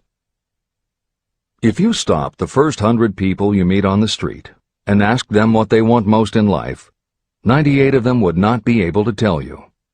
If you press them for an answer, some will say security, many will say money, a few will say happiness, and others will say fame and power. Some might tell you they want social recognition, ease in living, the ability to sing, dance, or write. But none of them will be able to give you the slightest indication of a plan by which they hope to attain these vaguely expressed wishes. Riches do not respond to wishes. They respond only to definite plans backed by definite desires through constant persistence. How to develop persistence. There are 4 simple steps that lead to the habit of persistence. They call for no great amount of intelligence, no particular amount of education, and little time or effort. These necessary steps are: 1. A definite purpose, backed by a burning desire for its fulfillment. 2. A definite plan, expressed in continuous action. 3. A mind closed tightly against all negative and discouraging influences, including negative suggestions of relatives, friends, and acquaintances. 4. A friendly alliance with one or more persons who will encourage you to follow through with both plan and purpose. These 4 steps are essential for success in all walks of life. An important purpose of the 13 principles of this philosophy is to enable you to take those 4 steps as a matter of habit. They are steps by which you may control your economic destiny. They are steps that lead to freedom and independence of thought. They are steps that lead to riches, in small or great quantities. They are steps that lead the way to power, fame, and worldly recognition. They are 4 steps that guarantee favorable breaks. They are steps that convert dreams into physical realities. They are steps that lead also to the mastery of fear, discouragement, indifference. There is a magnificent reward for anyone who learns to take these 4 steps.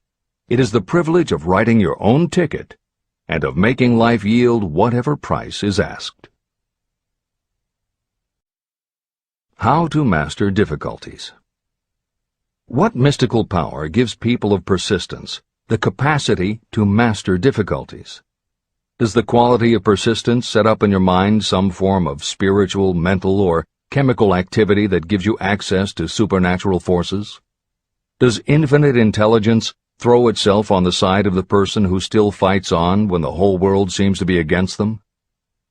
These and many other similar questions were in my mind as I watched Henry Ford start from scratch and build an industrial empire with little more than persistence. Or Thomas A. Edison, who, with less than 3 months of schooling, became the world's leading inventor. He turned his persistence into sound recording and playback machines, motion picture cameras and projectors, and the incandescent light, to say nothing of 100 other useful inventions. I had the opportunity to analyze both Mr. Edison and Mr. Ford up close and personal, year by year, over a long period of time. So I speak from actual knowledge when I say that I found no quality except persistence in either of them that even remotely suggested the major source of their stupendous achievements. If you make an impartial study of the prophets, philosophers, and religious leaders of the past, you will come to the inevitable conclusion that persistence, concentration of effort, and definiteness of purpose were the major sources of their achievements. Consider, for example, the fascinating story of Muhammad. Analyze his life. Compare him with men of achievement in this modern age of industry and finance, and observe how they all have one outstanding trait in common: persistence. If you want to understand more about the power of persistence and how it works, I strongly suggest that you read a biography of Muhammad. Editor's comments. At the beginning of the 21st century, there was an increased interest in Islam due to the attacks on the World Trade Center and the subsequent War on Terror. Consequently, the modern reader will have no difficulty finding a number of very good books about Muhammad. At the time that Hill was writing the first edition of Think and Grow Rich, one of the best biographies of Muhammad was written by Esad Bey, who was born in Baku, Azerbaijan, the son of a Jewish businessman named Nusenbaum.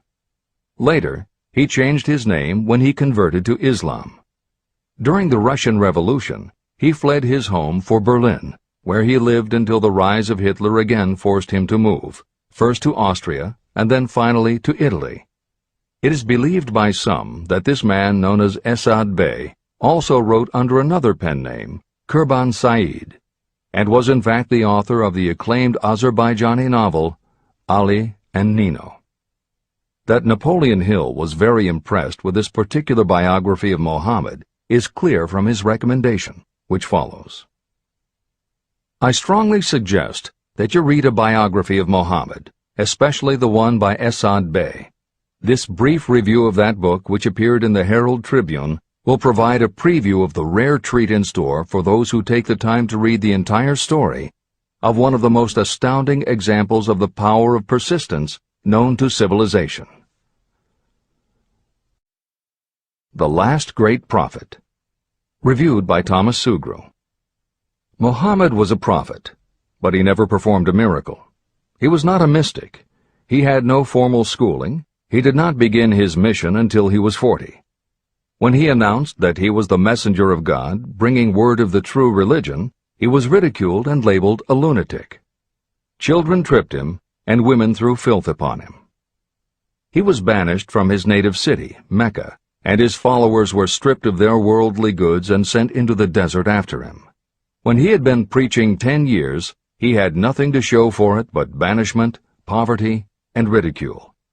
Yet before another 10 years had passed, he was dictator of all Arabia, ruler of Mecca, and the head of a new world religion which was to sweep to the Danube and the Pyrenees before exhausting the impetus he gave it.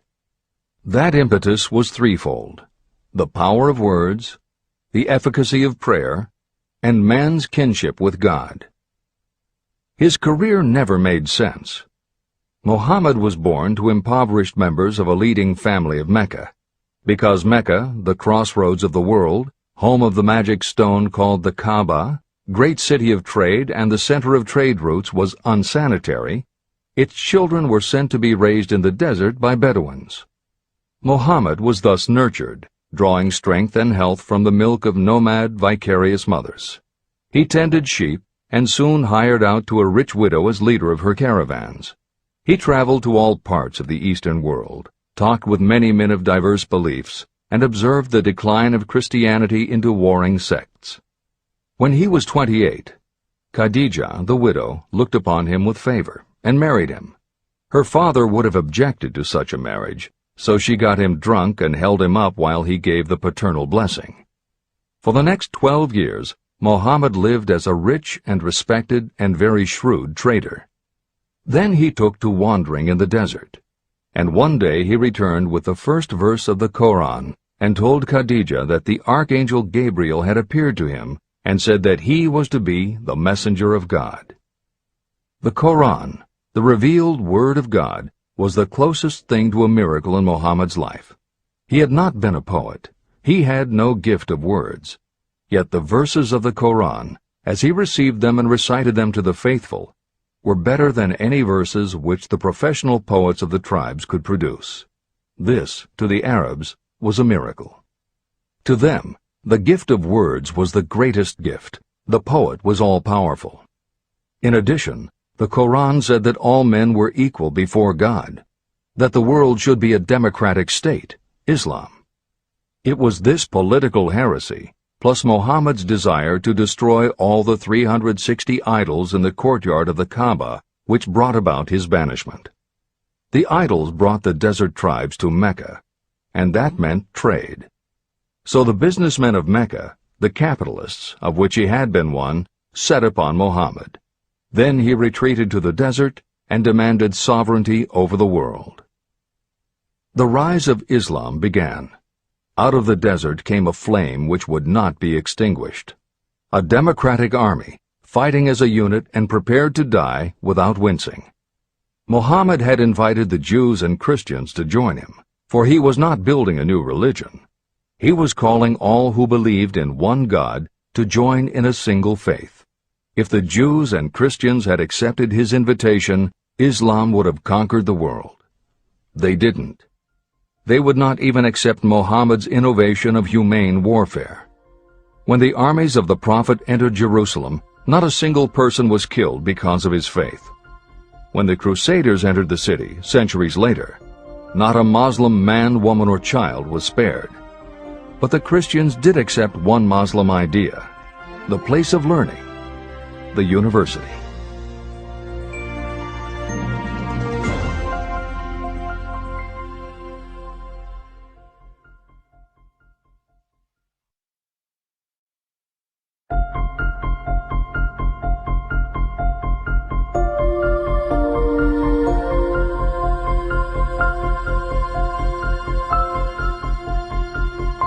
The ladder of success is never crowded at the top.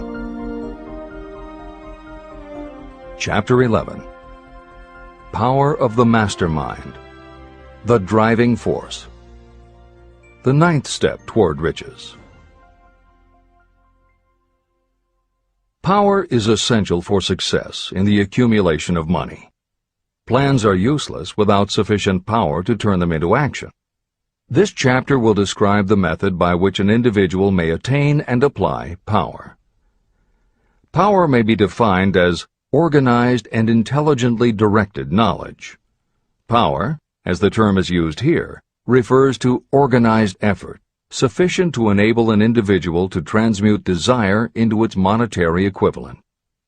Organized effort is produced through the coordination of effort of two or more people who work toward a definite end in a spirit of harmony. Power is required to accumulate money. Power is necessary to keep the money after it has been accumulated. How can power be acquired? If power is organized knowledge, let us examine the sources of knowledge. Infinite intelligence. This source of knowledge may be accessed with the aid of creative imagination through the subconscious mind, as described in the previous chapters on faith, autosuggestion, and imagination, and as will be elaborated on in Chapter 13, the subconscious mind, and Chapter 14, the brain. Accumulated experience. The accumulated experience of humanity may be found in any well-equipped public library.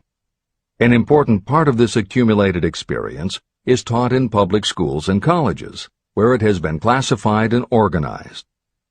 Editor's comment. The computer revolution and the Internet have had a profound effect upon the quantity of information available and on the ease of access and ability to organize that information. This is the end of the editor's comment.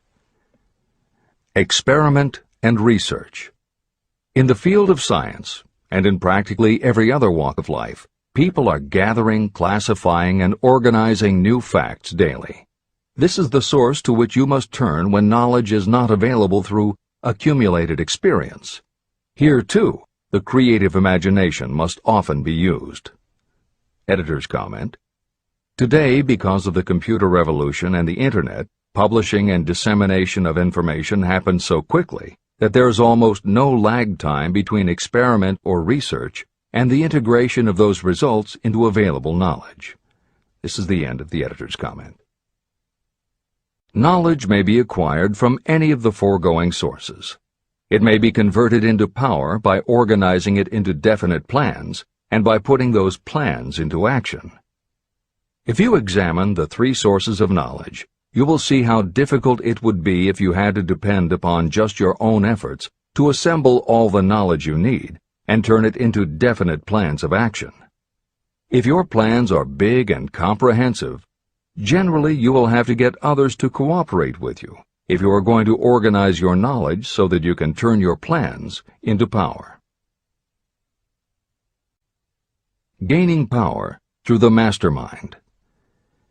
The mastermind may be defined as coordination of knowledge and effort in a spirit of harmony between two or more people for the attainment of a definite purpose. No individual may have great power without utilizing the mastermind. In Chapter 8, organized planning. I commented on how to create plans for translating desire into its monetary equivalent. If you carry out these instructions with persistence and intelligence, and use discrimination in choosing your mastermind group, your objective will have been halfway reached even before you begin to recognize it. Editor's comments. In the following section, Hill describes the two kinds of power that an individual can access by assembling a mastermind alliance and working with that group. The first kind of power that he mentions is economic power, which needs no comment from the editors. However, to describe the second kind of power, for want of a better term, Hill uses the term psychic. Because this word has taken on connotations that Hill never intended, this concept deserves clarification before you read on. As is obvious throughout this book, Napoleon Hill was a very practical man. His use of the word psychic in this chapter has nothing to do with seances, fortune-telling, magic, or any other aspect of the paranormal. The word psychic is defined as of or pertaining to the human mind, and Hill uses the term to describe something pertaining to the mind that everyone reading this book has experienced. It is that feeling you get when you are working together with other people. Everyone is very focused on the same goal, and it is going so well that you seem to be in tune with each other. When that happens, you not only work well with the others, but your own work and ideas also seem to be operating on a higher and better plane than usual. This is the end of the editor's comments. So you may better understand the potential power available to you through a properly chosen mastermind group, I will explain the two characteristics of the mastermind principle. One kind of power is economic, and the other psychic. Economic power. The economic feature is obvious. Economic advantages may be created by any person who surrounds himself with the advice, counsel, and personal cooperation of a group of people who are willing to lend him or her wholehearted aid in a spirit of perfect harmony. This form of cooperative alliance has been the basis of nearly every great fortune. Your understanding of this great truth may definitely determine your financial status. Psychic power. What I refer to as the psychic phase of the mastermind principle is a little more difficult to comprehend. You'll get a better sense of the meaning from this statement. No two minds ever come together without creating a third, invisible, intangible force, which may be likened to a third mind. The human mind is a form of energy. When the minds of two people are coordinated in a spirit of harmony, the energy of each mind seems to pick up on the energy of the other mind, which constitutes the psychic phase of the mastermind. The mastermind principle, or rather the economic feature of it, was first called to my attention by Andrew Carnegie. Discovery of this principle was responsible for the choice of my life's work. Mr. Carnegie's mastermind group consisted of a staff of approximately 50 people with whom he surrounded himself for the purpose of manufacturing and marketing steel. He knew little of the technical side of the steel business. His strength was his ability to get others to work together in perfect harmony toward achieving a common goal. Carnegie attributed his entire fortune to the power he accumulated through this mastermind alliance. If you analyze the record of anyone who has accumulated a great fortune, and many of those who have accumulated modest fortunes, you will find that they have either consciously or unconsciously employed the mastermind principle. Great power can be accumulated through no other principle. How to multiply your brain power. The human brain may be compared to an electric battery. It is a fact that a group of batteries will provide more energy than a single battery. It is also a fact that the amount of energy provided by each individual battery depends upon the number and capacity of the cells it contains. The brain functions in a similar fashion. Some brains are more efficient than others. A group of brains coordinated or connected in a spirit of harmony will provide more thought energy than a single brain. just as a group of electric batteries will provide more energy than a single battery. Through this metaphor, you can see that the mastermind principle holds the secret of the power wielded by those who surround themselves with others of great brain power. The following will further define the so-called psychic phase of the mastermind principle. When a group of individual minds are coordinated and function in harmony, the increased energy created through that alliance becomes available to every individual mind in the group. Henry Ford began his business career under the handicap of poverty, illiteracy, and ignorance. Within the inconceivably short period of 10 years, Mr. Ford mastered these three handicaps, and within 25 years, he made himself one of the richest men in America. How did he do it? Here is an important clue. Mr. Ford's most rapid strides became noticeable from the time he became a personal friend of the famed inventor Thomas A. Edison. In the story of Ford's success, this is just the first indication of what the influence of one mind upon another can accomplish. Follow his story further, and you will have even more evidence that power may be produced through friendly alliance of minds. It is a fact that Mr. Ford's most outstanding achievements became even more pronounced later, after he formed the acquaintances of Harvey Firestone, John Burroughs, and Luther Burbank, each a man of great mental capacity. People take on the nature and the habits and the power of thought of those with whom they associate in a spirit of sympathy and harmony. Through his association with Edison, Burbank, Burroughs, and Firestone, Mr. Ford added to his own brain power the intelligence, experience, knowledge, and spiritual forces of these four men. Henry Ford used the mastermind principle in exactly the way it is described in this book. This principle is available to you. I have already mentioned Mahatma Gandhi.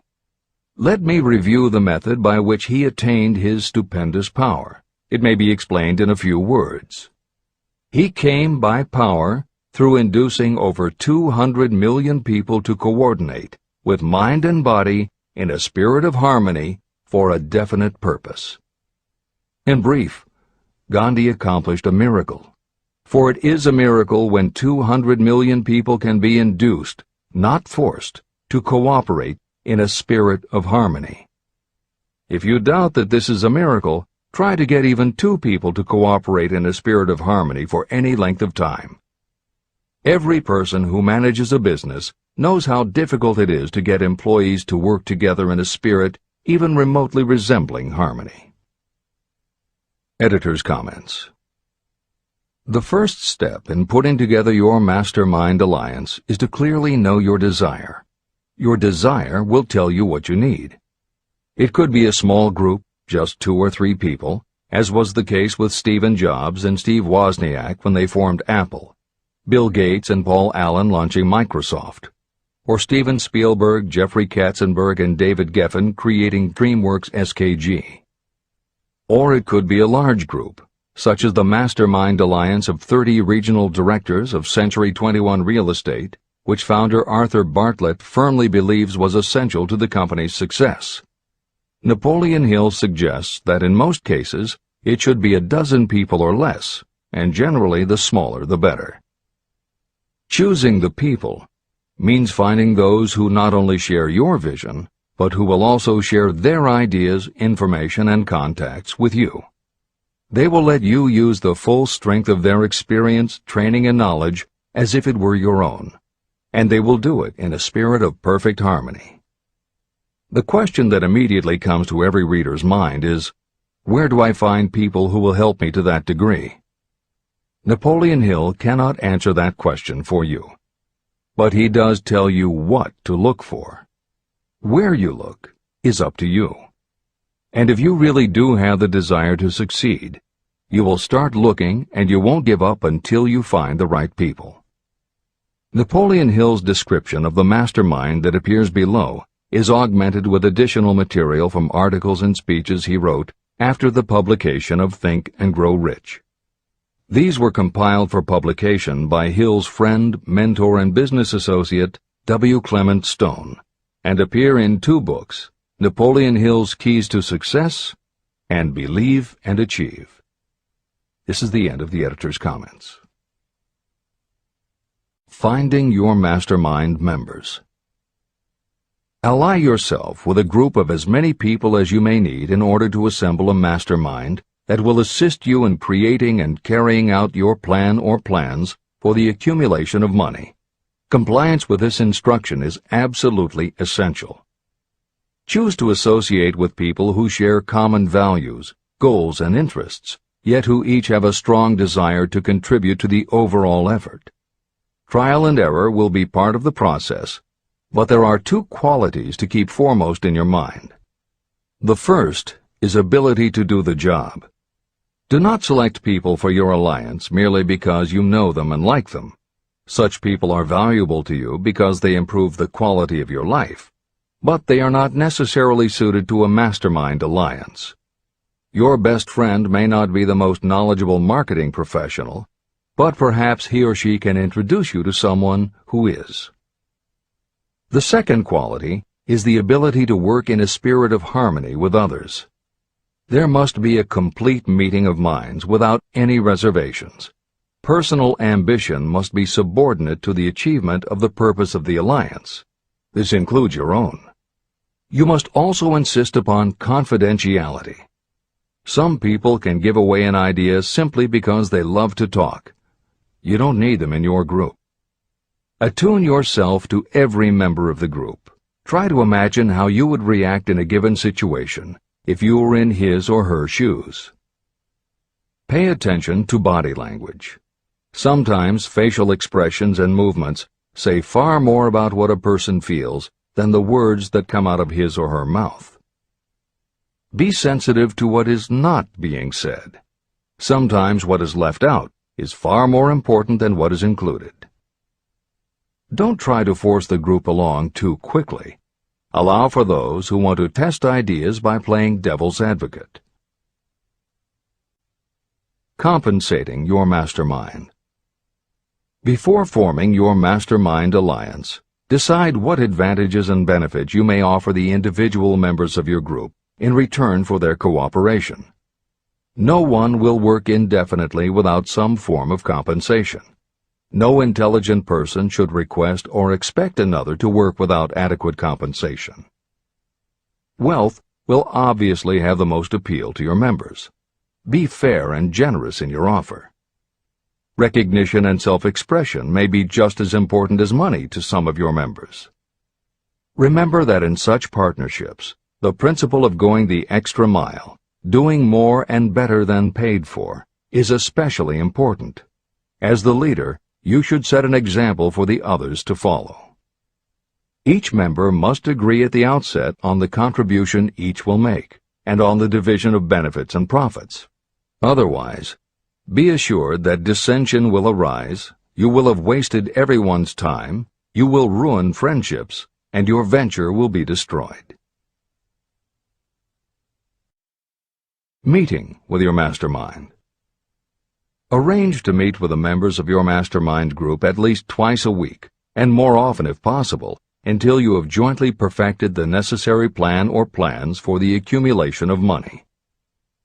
The first meeting will be involved in sorting out strengths and weaknesses, and in fine-tuning your plans. Your alliance must be active to do any good. Establish specific responsibilities and action steps to be taken. As your mastermind matures and harmony grows among the members, you will find that the meetings create a flow of ideas into every member's mind. Don't let the meetings become so regular and formalized that they inhibit phone calls and other less formal contact.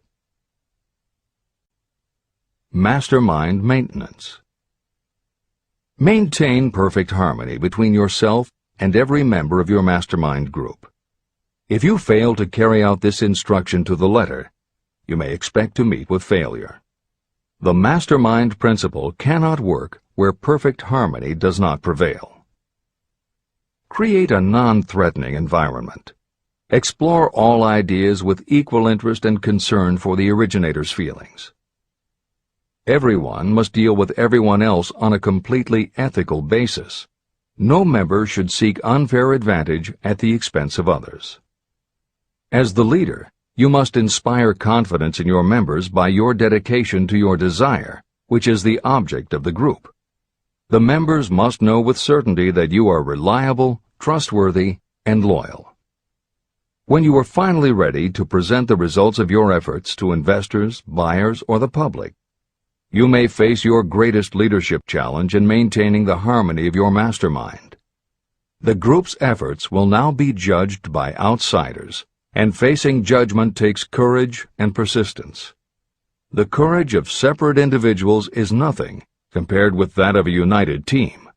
The more you are able to maintain harmony, the greater the power, and the greater the power, the more resistance you can overcome. Marriage and the mastermind. A mastermind alliance with the person you love most deeply is of untold importance. If you are married and have not built your relationship on the same principles of harmony that are crucial to any alliance, you may have some reselling to do with your spouse. Set aside time each day to talk about what you want to achieve and how you are going about it. Rely on your definiteness of purpose to build your persuasive abilities, to convince your partner of the benefits of the work you are doing. It is very unlikely that your work will not affect your husband or wife in some significant way, and you absolutely must not drag your partner unwillingly into any adventure. Build your mastermind alliance into your marriage from the start, and it will steady and support you through the darkest moments. In fact, your whole family should be incorporated into your alliance. Lack of harmony at home can easily spill over elsewhere. A united family is a great team. The mastermind and infinite intelligence. The list of sources from which you can get power is headed by infinite intelligence. When two or more people coordinate in a spirit of harmony and work toward a definite objective, they place themselves in position to absorb power directly from that great universal storehouse that I refer to as infinite intelligence. This is the greatest of all sources of power. It is the source to which geniuses and great leaders turn, whether they may be conscious of the fact or not. In Chapter 13, The Subconscious Mind, and Chapter 14, The Brain, the methods for accessing infinite intelligence will be described in greater detail. This is not a course on religion. Neither the principle of infinite intelligence nor any other principle in this book should be interpreted as interfering with, endorsing, or rejecting any person's religious beliefs. This book is confined exclusively to instructing the reader how to transmute the definite purpose of desire for money into its monetary equivalent. Read, and really think about what you are reading. Soon the entire subject will unfold, and you will see it in perspective. At this point, you are only seeing the detail of the individual chapters. Editor's comments. This chapter would not be complete without commenting on a mastermind that came into being almost 15 years after the first publication of Think and Grow Rich. Napoleon Hill's own mastermind alliance with multimillionaire businessman and philanthropist W. Clement Stone. On May 2, 1951, at the age of 67, Napoleon Hill and his wife Annie Lou agreed it was time for Napoleon to think about retiring. They decided to begin by cutting back on his speaking engagements after he completed the lectures that were already on his calendar, including one he was scheduled to give a few weeks later in Chicago. Unbeknownst to them, at that event W. Clement Stone had prearranged to sit at the head table next to Napoleon Hill. Like Hill, Stone had been born into poverty. At the age of 6, he started selling newspapers to help pay the rent, and by 13, he owned his own stand.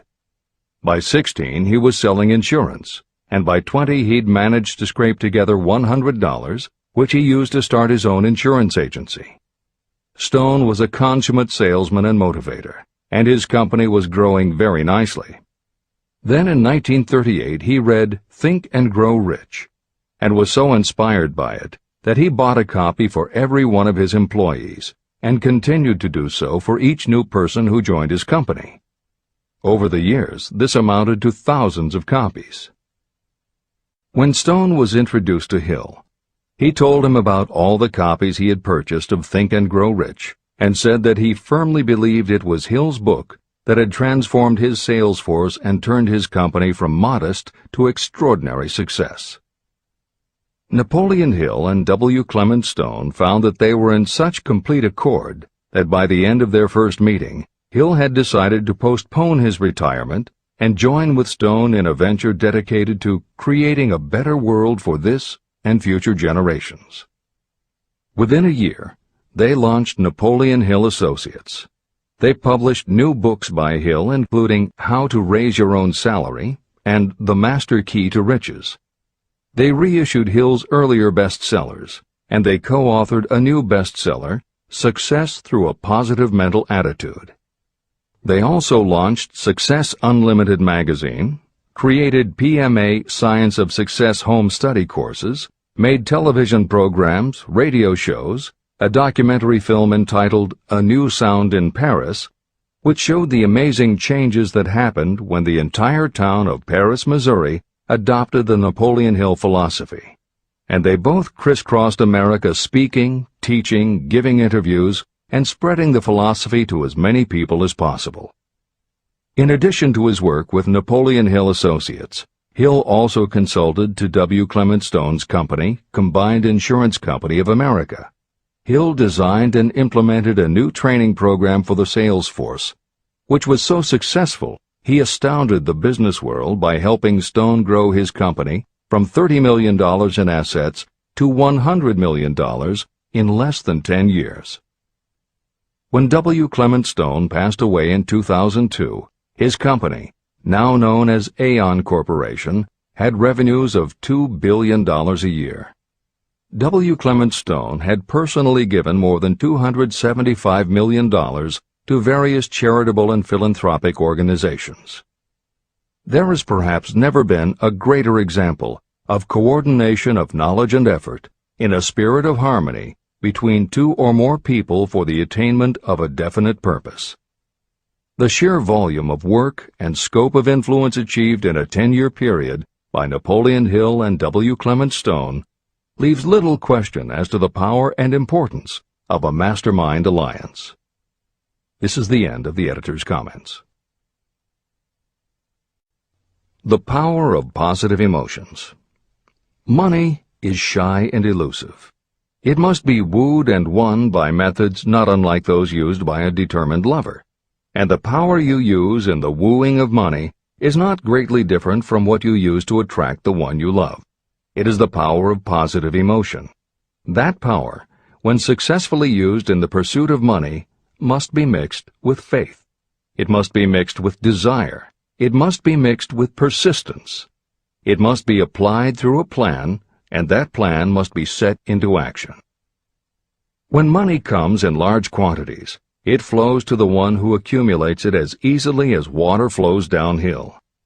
There exists a great unseen stream of power, which may be compared to a river that flows in two directions.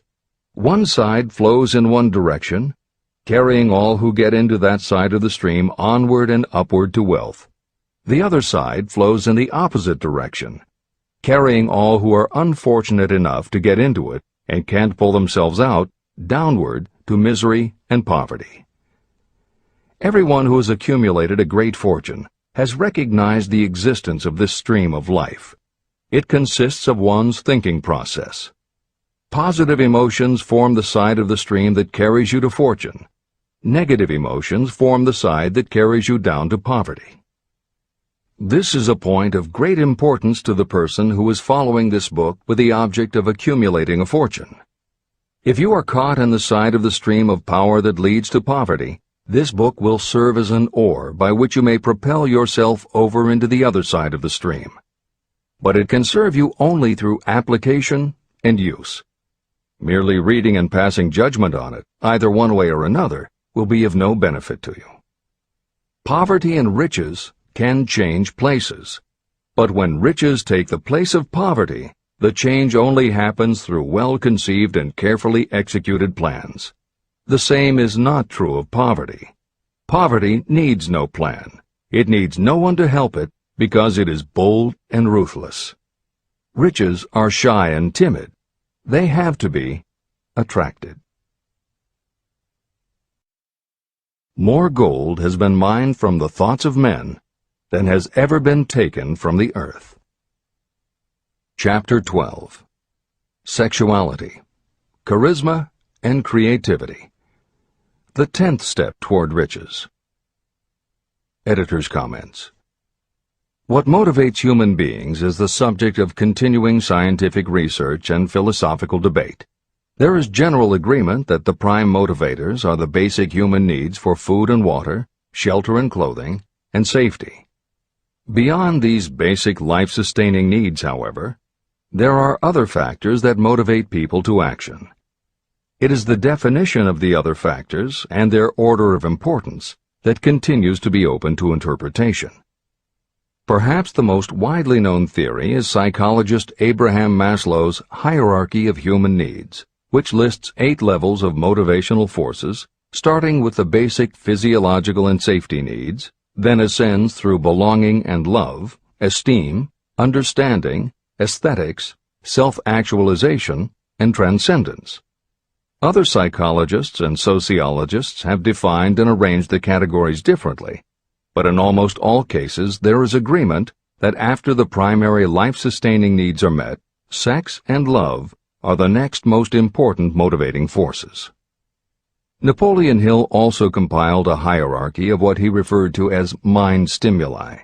Like Maslow and other researchers, Hill identified sex and love as the most powerful non-life-sustaining factors in human motivation, but his focus was not on sex and love as they pertain to procreation.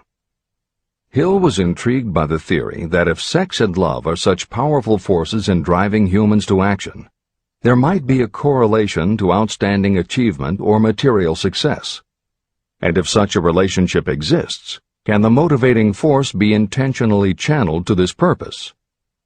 In the original edition of the following chapter, Hill used terms such as sex emotion and sex energy in his analysis of these motivating forces, as they relate to attitude and personality. In this context, the use of the word sex was not meant to have the physical connotation that it often has today. Today these concepts would be conveyed by words such as sexuality, passion, or charisma. In this edition, where appropriate, the editors have opted for the modern usage of these and similar terms. This is the end of the editor's comments. Charisma. The world is ruled, and the destiny of civilization is established by the human emotions. People are influenced more by feelings than by reason. Your creativity is set into action entirely by emotions, and not by cold reason. The human mind responds to stimuli, through which it may be keyed up in such a way that it takes on characteristics such as enthusiasm, creative imagination, and intense desire. The stimuli to which the mind responds most freely are 1. The desire for sexual expression, 2. Love, 3. A burning desire for fame, power, or financial gain, money, 4. Music, 5. Close friendship and/or admiration, 6. A mastermind alliance based upon the harmony of 2 or more people who ally themselves for advancement, 7. Mutual suffering, such as that experienced by people who are persecuted, 8. Autosuggestion, 9.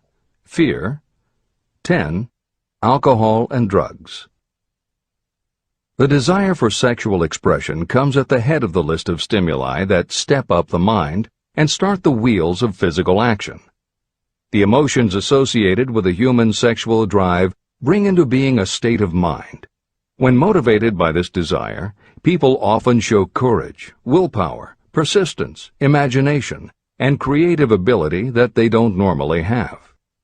So strong and impelling is the desire for sexual expression that people freely run the risk of life and reputation because of it.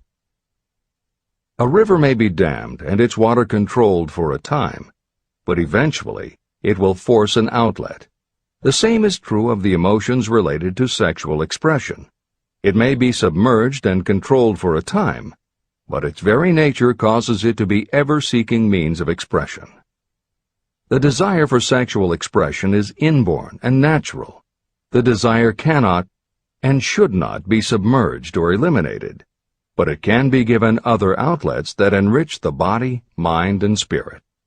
When harnessed and redirected, this motivating force has been used as a powerful creative force in literature, art, and other pursuits, including the accumulation of riches. A teacher who has trained more than 30,000 salespeople came to the conclusion that individuals who are most confident sexually are the most efficient salespeople. The explanation is that the factor of personality known as personal magnetism is a manifestation of sexual energy. Editor's comments.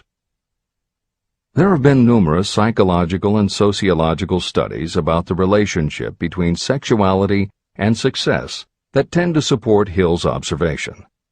Because physical characteristics are the most quantifiable aspects of sexuality, most research studies focus on gender, attractiveness, body size, and age, and they measure indicators such as first impressions, expectation of performance, perception of performance, and social interaction. These studies generally conclude that when comparing individuals of equal competence, for men, the perception is that taller men will do better than short, a full head of hair will outperform balding, handsome or virile will beat out plain or older. For women, the results are comparable. The perception is that attractive performs better than plain, slim or shapely scores higher than overweight, younger is expected to be superior to older. These observations about physical sexuality may seem obvious, but they lead to a conclusion that is very significant. Obviously, not all people who succeed are tall and virile or attractive and shapely. It is also a fact that the success of those who are short, balding, plump, or plain isn't always due to superior skill or luck. Clearly, there is another kind of attractiveness that often supersedes physical appeal. This other kind of attractiveness is connected to human sexuality, but it is not what would usually be referred to as sexy. People who have this quality are often said to have chemistry, personality, charm, or appeal. Hill called this kind of attraction personal magnetism. Today, the more common term is charisma. This is the end of the editor's comments. When employing salespeople, a good sales manager looks for personal magnetism or charisma as the first requirement. People who lack this kind of sexual energy will never become enthusiastic, nor inspire others with enthusiasm. And enthusiasm is one of the most important requisites in salesmanship, no matter what you're selling. The public speaker, preacher, lawyer, or salesperson who is lacking in charisma is a flop as far as being able to influence others is concerned.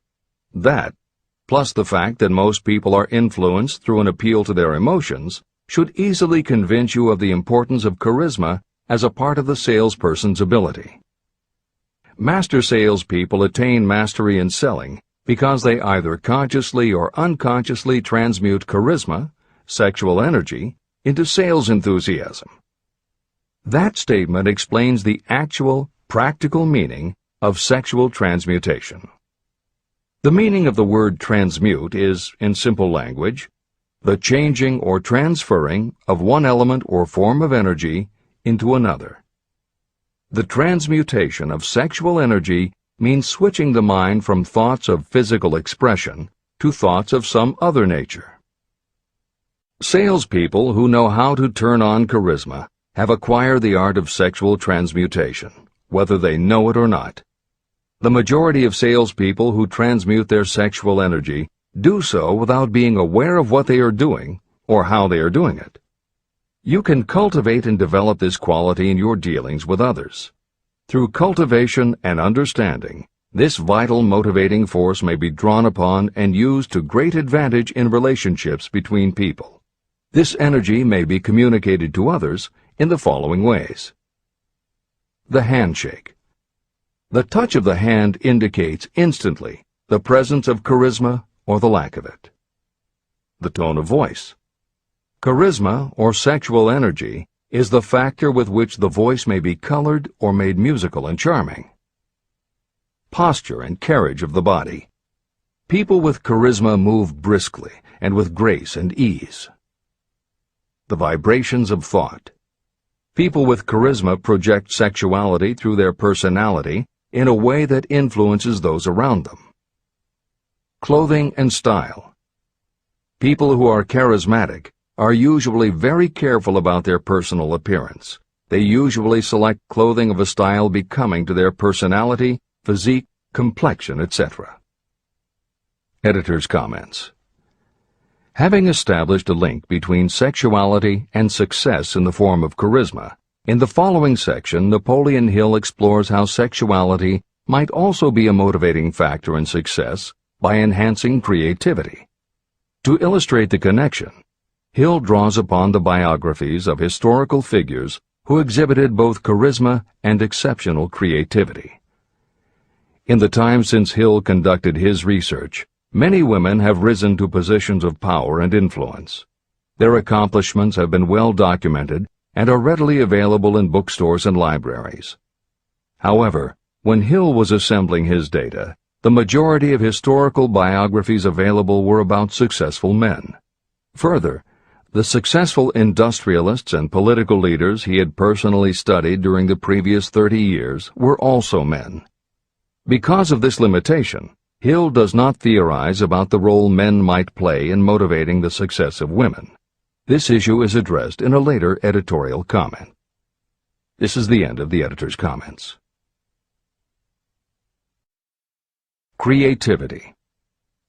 It seemed quite significant to me when I made the discovery that practically every great leader I had the privilege of analyzing was a man whose achievements were largely inspired by a woman. In most instances, the woman was a wife, of whom the public had heard little or nothing. In a few of the cases I studied, the source of inspiration was the other woman. The pages of history are filled with the records of great men whose achievements may be traced directly to the influence of women who aroused the creative faculties of their minds. Napoleon Bonaparte was one of these. When inspired by his first wife, Josephine, he was irresistible and invincible. When his better judgment or reasoning faculty prompted him to put Josephine aside, he began to decline. His defeat and exile to St. Helena were not far distant.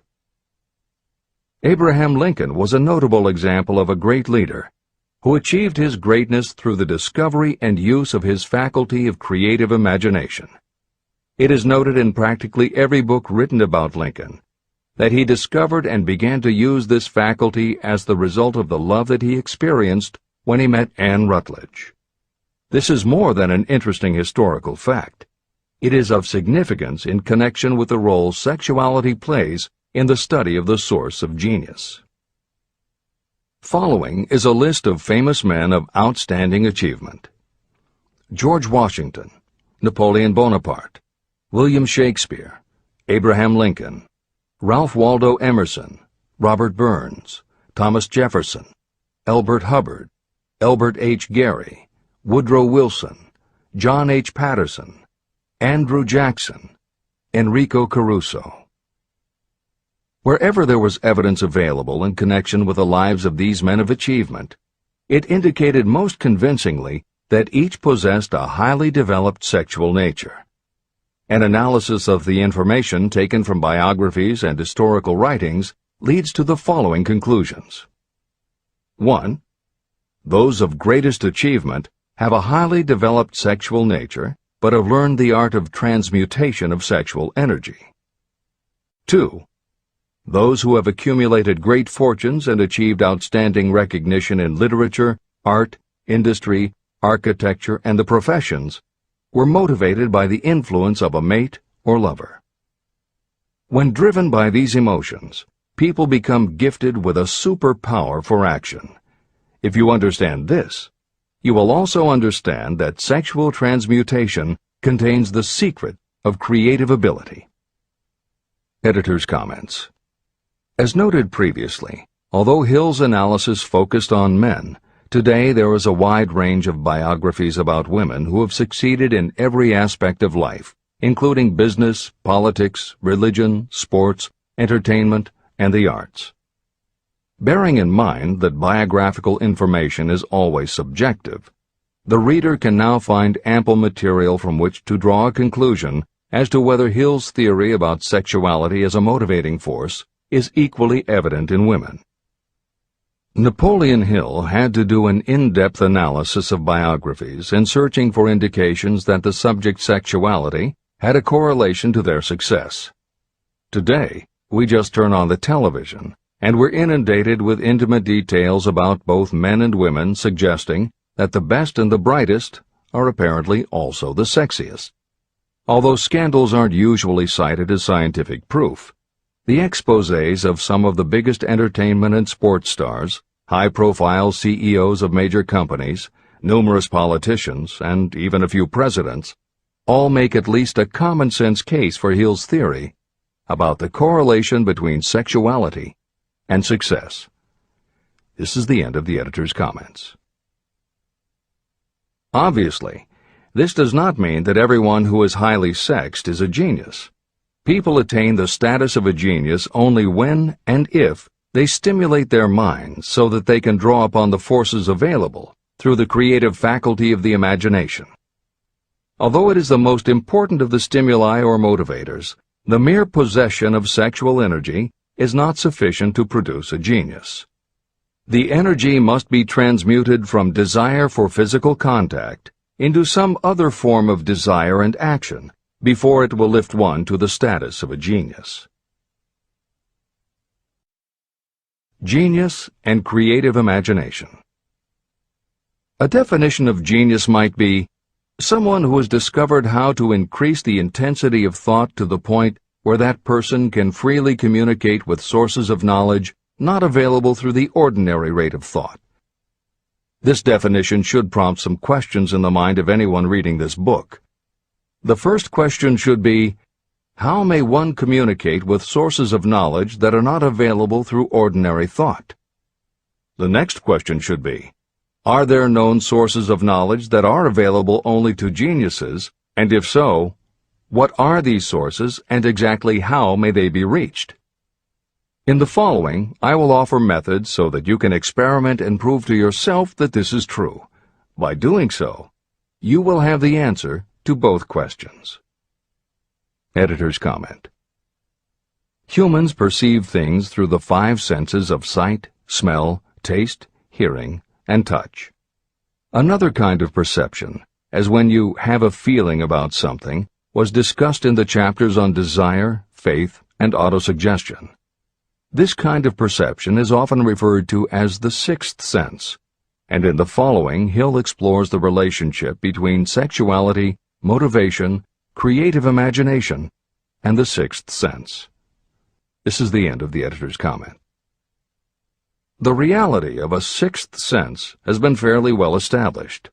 This 6th sense is creative imagination.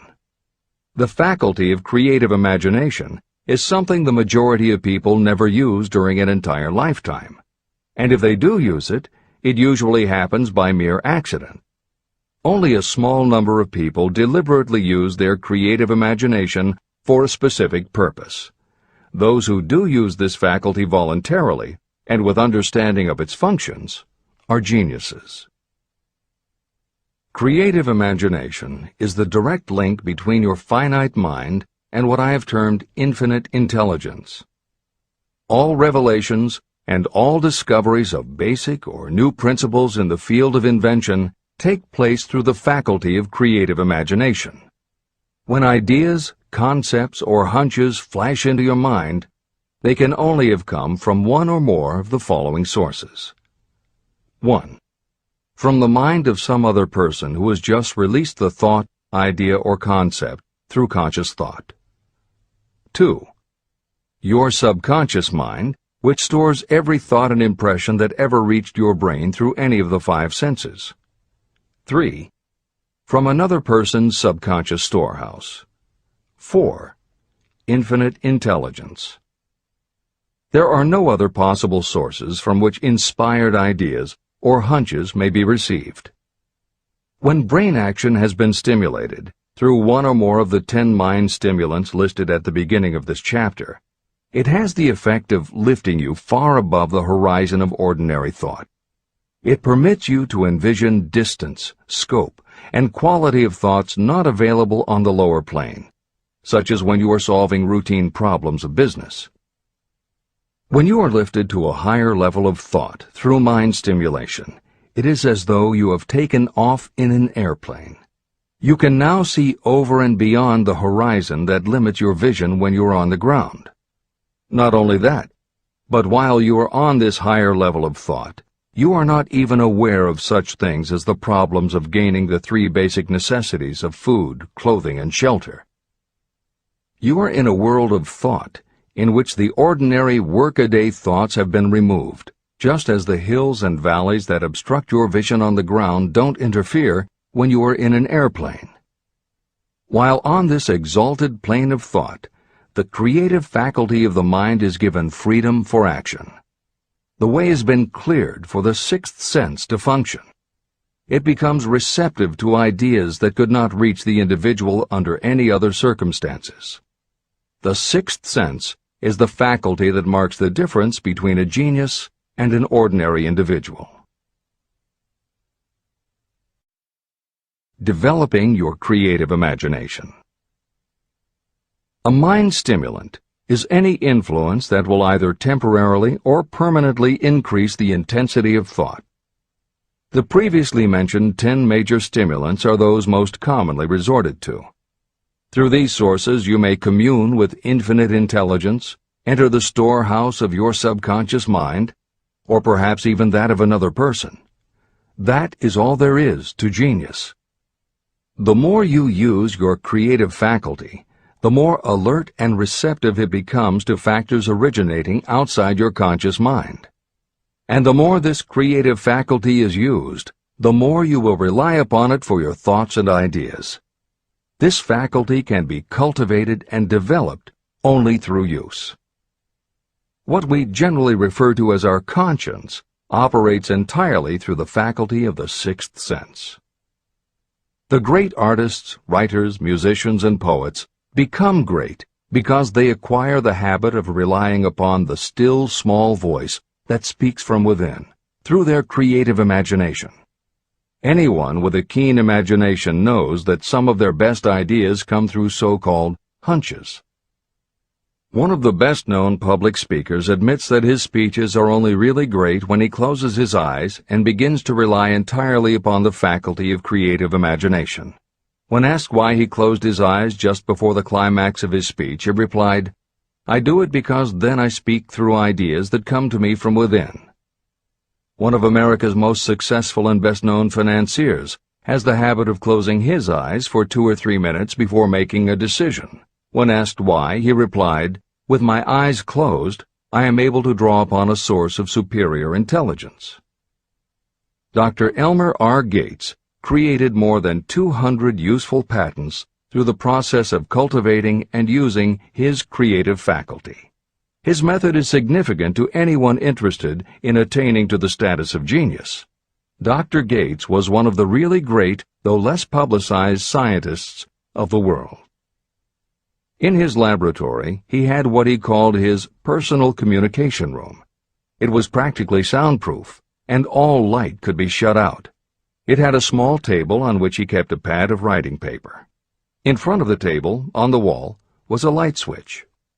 When Dr. Gates desired to draw upon the forces available to him through his creative imagination, he would go into this room, seat himself at the table, shut off the lights, and concentrate on the known factors of the invention he was working on. He would stay in that position until ideas began to flash into his mind in connection with the unknown factors of the invention. On one occasion, ideas came through so fast that he was forced to write for almost 3 hours. When the thoughts stopped flowing, he examined his notes and found they contained a minute description of principles that had no parallel in the known data of the scientific world. Moreover, the answer to his problem was right there in those notes. Dr. Gates earned his living by sitting for ideas. He did it for individuals and corporations, and some of the most sensible people and largest traditional corporations in America paid him to do it. The part of your mind that you generally use for reasoning may be faulty, because it is largely guided by your accumulated experience. Not all knowledge that you have learned through experience is accurate. Many times your creative ideas are much more reliable because they come from sources that are more reliable than those available to the reasoning faculty of the mind. Methods used by geniuses are available to you. The major difference between the genius and the ordinary inventor is that the genius makes use of both the synthesized and the creative faculties of imagination. For example, the scientific inventor begins an invention by organizing and combining the known ideas or principles accumulated through experience through the synthesized faculty, the reasoning faculty. If the inventor finds this accumulated knowledge is insufficient, the scientist then draws upon the sources of knowledge available through the creative faculty. The method by which the inventor does this varies with the individual, but this is the essence of the procedure. 1. The inventor stimulates his or her mind so that it functions on a higher-than-average plane through one or more of the mind stimulants. 2. The inventor then concentrates on the known factors, the finished part of the invention, and creates in his or her mind a perfect picture of the unknown factors, the unfinished part of the invention. The inventor holds this picture in mind until it has been taken over by the subconscious, then relaxes by clearing his or her mind of all thought and waits for the answer to flash into mind. Sometimes the results are both definite and immediate. At other times the results are negative, depending on the state of development of the sixth sense or creative faculty. Thomas Edison tried out more than 10,000 different combinations of ideas through the synthetic faculty of his imagination, before he tuned in through the creative faculty and got the answer that perfected the incandescent light bulb. His experience was similar when he produced the phonograph. Editor's comments. Synchronicity, precognition, intuition, flashes of insight, hunches, gut feelings, symbolic dreams. These are all aspects of the phenomena Napoleon Hill was describing in his two correlated terms, creative imagination and infinite intelligence. And the fact that Hill made a serious study of this function of the mind puts him in exceptional company. The fathers of modern psychology, Sigmund Freud and Carl Jung, recognized and tried to explain this sixth sense. Jung's concept of the collective unconscious, which is the very basis of Jungian psychology, is in many ways identical to Hill's concept of infinite intelligence. Scientists from Archimedes to Newton to Einstein to the team of Watson and Crick, who determined the structure of DNA, all conceded that intuition was instrumental in their discoveries. Duke University created a department for the sole purpose of studying these phenomena under scientific conditions. Many scientists admit to using personalized techniques similar to Hill's method for accessing intuition and creativity. These include Friedrich Kekule, who discovered the molecular structure of benzene through a dream symbol; physiologist Otto Loewi, who had a hunch followed by a dream that won him the Nobel Prize in Medicine; and as mentioned above, James Watson's breakthrough in the structure of DNA. Mozart, Shelley, Coleridge, Huxley, Descartes, Robert Louis Stevenson all claimed intuition played a role in their creations. William Blake learned the secret to a copper engraving process from a dream. British Prime Minister Winston Churchill firmly believed a premonition saved him from being killed by a bomb during the Blitz of London. As was noted earlier, psychiatry, clinical hypnosis, and affirmations all had to overcome considerable skepticism before they were accepted. That is also true of those phenomena Hill terms infinite intelligence. However, in the 1970s and 80s, the public's interest was piqued by well-researched books such as The Intuitive Edge by Philip Goldberg, Creative Dreaming by Patricia Garfield, and The Right Brain Experience by Mary-Lee Zdenek. Though these anomalies of the mind still defy laboratory proof, contemporary researchers continue to publish tantalizing results. This is the end of the editorial comments. Nature has equipped the human brain and mind with internal stimulants that safely trigger the mind to tune in to fine and rare thoughts. No satisfactory substitute for nature's stimulants has ever been found. However, history is not lacking in examples of people who rose to the status of genius as the result of using artificial mind stimulants. Edgar Allan Poe wrote The Raven while under the influence of alcohol, dreaming dreams no mortal ever dared to dream before.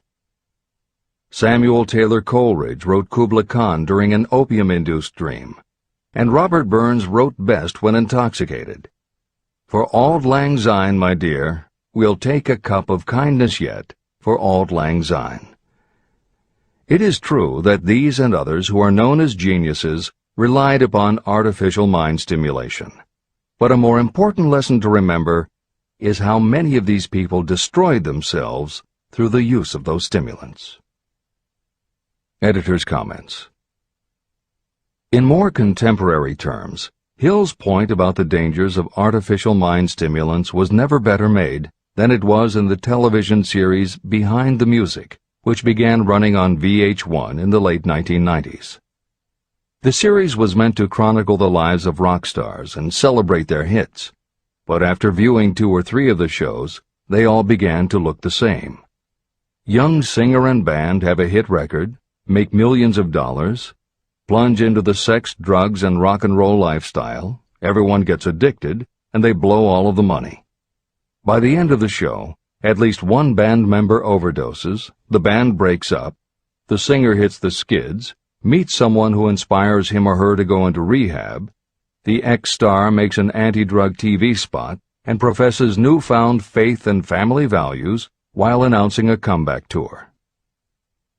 Although the shows played like a bad parody of themselves, the fact that the stories were so similar, that so many talented singers and songwriters who depended on drugs ended up burning out, should be telling you something, especially if you don't just want to succeed, but want to keep and enjoy your success. This is the end of the editor's comments. Every intelligent person knows that stimulation in excess through alcohol or drugs is a destructive form of intemperance. For some, overindulgence in sexual expression may become just as destructive. A sexually obsessed person is not essentially different from a person addicted to drugs or alcohol. Both have lost control over their faculties of reason and willpower. Human sexuality is a mighty urge to action, but its forces are like a cyclone, almost impossible to completely control. When an individual is driven solely by emotions related to sexuality, that person may be capable of great achievement, but their actions are often disorganized and destructive. It is true that a person may pursue financial or business success by harnessing the driving force of sexual energy without self-control. But history is filled with evidence that such people likely have certain traits of character that rob them of the ability to either hold or enjoy their fortunes. Ignorance of this potential pitfall has cost thousands of people their happiness, even though they possessed riches. From my analysis of over 25,000 people, I found that those who succeed in an outstanding way often do not hit their stride until they are beyond the age of 40 or 50. This fact was so astounding that it prompted me to go into the study of its cause most carefully. My investigation disclosed that the major reason why many people do not succeed early in life is their tendency to dissipate their energies through overindulgence. The majority of people never learn that sexual energy has possibilities other than physical expression. And many of those who make this discovery only do so after having wasted many years during the time when their sexual energy was at its height. Most people come to the realization by accident, and many don't even know they have tapped into this power. They may recognize that their power of achievement has increased, but they have no idea what caused the change. They are just vaguely aware that nature begins to harmonize the emotions of love and sex, so that they may draw upon these great forces and apply them as stimuli to action. The importance of love. Love, romance, and sex are all emotions capable of driving people to heights of superachievement. When combined, these three emotions may lift you to an altitude of a genius. Every person who has been moved by genuine love knows that it leaves enduring traces upon the human heart.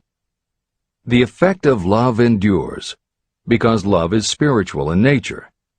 Those who cannot be stimulated to great heights of achievement by love are hopeless. They are dead, though they may seem to live.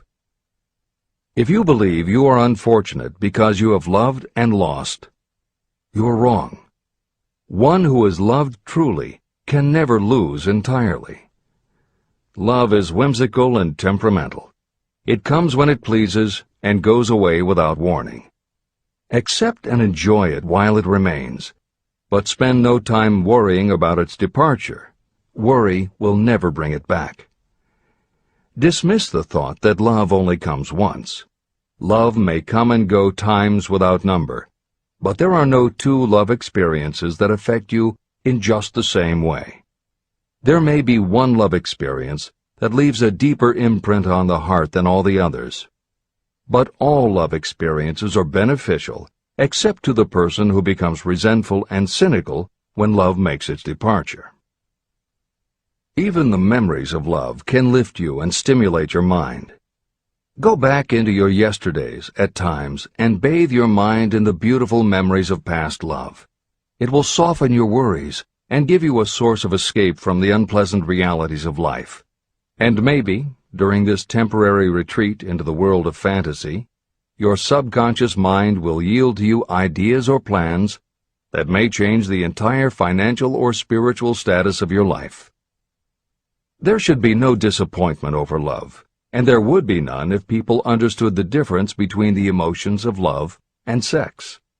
Love is an emotion of many shades and colors, but the most intense and burning of all is that experienced in the blending of the emotions of love and sex.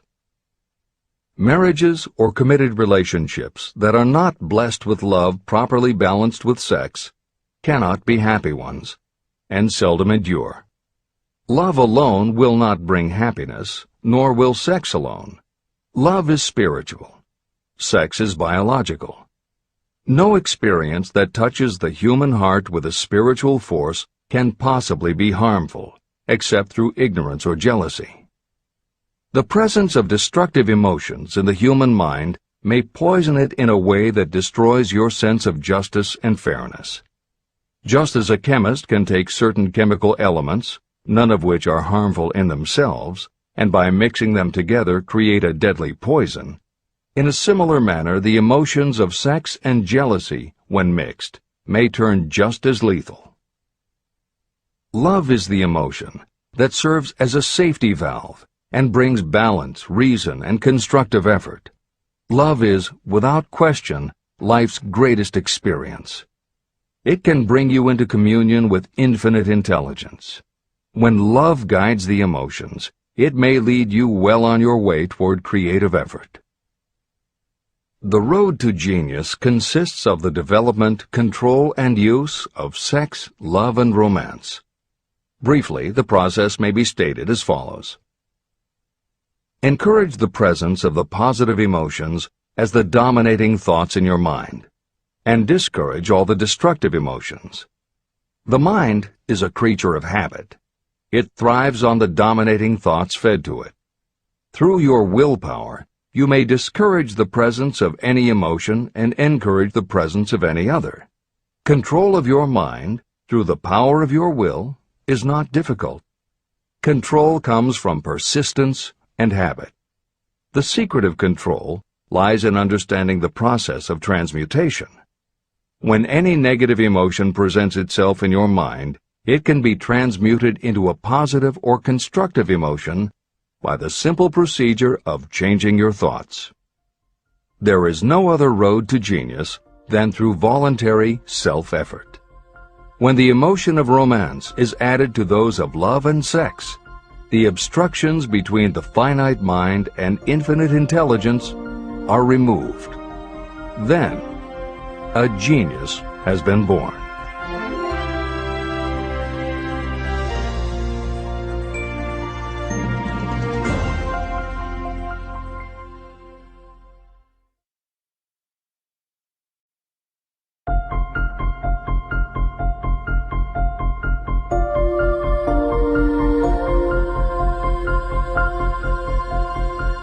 Success requires no explanations.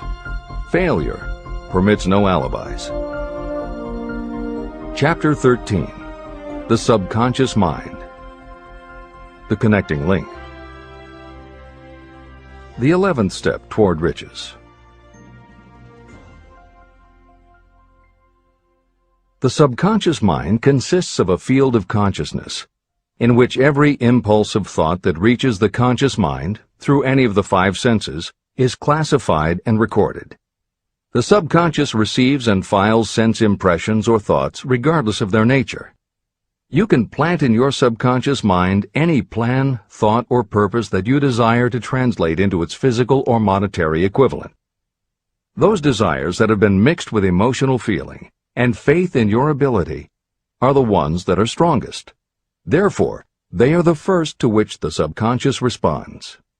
The subconscious mind works day and night, and in some way which is not fully understood, the subconscious seems able to draw upon the forces of infinite intelligence for the power to transmute your desires into their physical equivalent. And it does it in the most straightforward and practical way. You cannot entirely control your subconscious mind, but you can hand over to it any plan, desire, or purpose that you wish transformed into concrete form. Refer again to the instructions for using the subconscious mind in Chapter 5, Autosuggestion. Editor's comments. In the chapter on autosuggestion, the 4 primary methods for planting and reinforcing suggestions in your subconscious are: 1. The formulation and writing out of your desire. 2. The repetition of positive affirmations. 3. The creative visualization of your goal. And 4. By acting as though the goal is already yours. This is the end of the editor's comment. From my research, I have concluded that the subconscious mind is the connecting link between the finite mind of man and infinite intelligence. It is the intermediary through which you may draw upon the forces of infinite intelligence. From my research, I have concluded that the subconscious mind is the connecting link between the finite mind of man and infinite intelligence. It is the intermediary through which you may draw upon the forces of infinite intelligence. Only the subconscious mind contains the process by which mental impulses, thoughts, are modified and changed into their spiritual, energy, equivalent. It alone is the medium through which prayer, desire, may be transmitted to the source capable of answering prayer, infinite intelligence. How to energize your subconscious mind for creative effort. The possibilities of what you can do when you connect creative effort with the subconscious mind are stupendous. They inspire me with awe. I never approached the discussion of the subconscious mind without a feeling of littleness and inferiority, due to the fact that man's entire stock of knowledge on this subject is so pitifully limited. First, you must accept as a reality the existence of the subconscious mind and what it can do for you. This will enable you to understand its possibilities as a medium for transmuting your desires into their physical or monetary equivalent, and then you will comprehend the full significance of the instructions given in Chapter 3, Desire. You will also understand the importance of making your desires clear and putting them in writing. You will understand as well the necessity of persistence in carrying out instructions. The 13 principles that are the basis of this book are the stimuli with which you acquire the ability to reach and to influence your subconscious mind. Do not become discouraged if you cannot do this on your first attempt. Remember that the subconscious mind can be directed only through habit. You have not yet had time to master faith. Be patient. Be persistent. Editor's comments. There are two aspects to Hill's theory of the subconscious mind. There are two aspects to Hill's theory of the subconscious mind. One is the concept of the subconscious as the storehouse of all information and thoughts that you have ever experienced. The second is the concept of the subconscious as the gateway to infinite intelligence.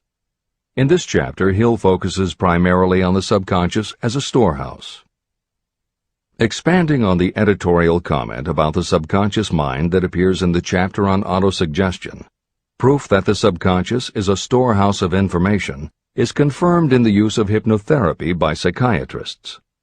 Through hypnosis, psychiatrists are able to help patients open the door to their subconscious so that they can retrieve information about traumatic situations that have been filtered out or repressed by the conscious mind.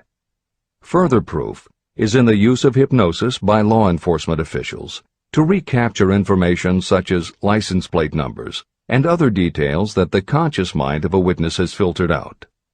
Although results vary from person to person, there is no doubt that the subconscious has access to information that the conscious mind does not. This storehouse aspect of the subconscious is what accounts for some ideas that come to us through creative imagination. In some instances, bits of information and ideas that our conscious mind has forgotten will connect with each other on a subconscious level to create a new idea, and that idea will be received by our creative intelligence, which presents it to us as a flash of inspiration. You can't completely control this process, but you can condition yourself to come up with more and better ideas. It is a fact that a traumatic experience, the result of which creates a strongly planted idea, can influence the way a person thinks and acts. If that is true, then by intentionally using all of your efforts to powerfully plant an idea in your subconscious, you should be able to create what would amount to a good traumatic experience that will influence the way you think and act in a positive way. This is exactly how you develop what Hill calls a money consciousness.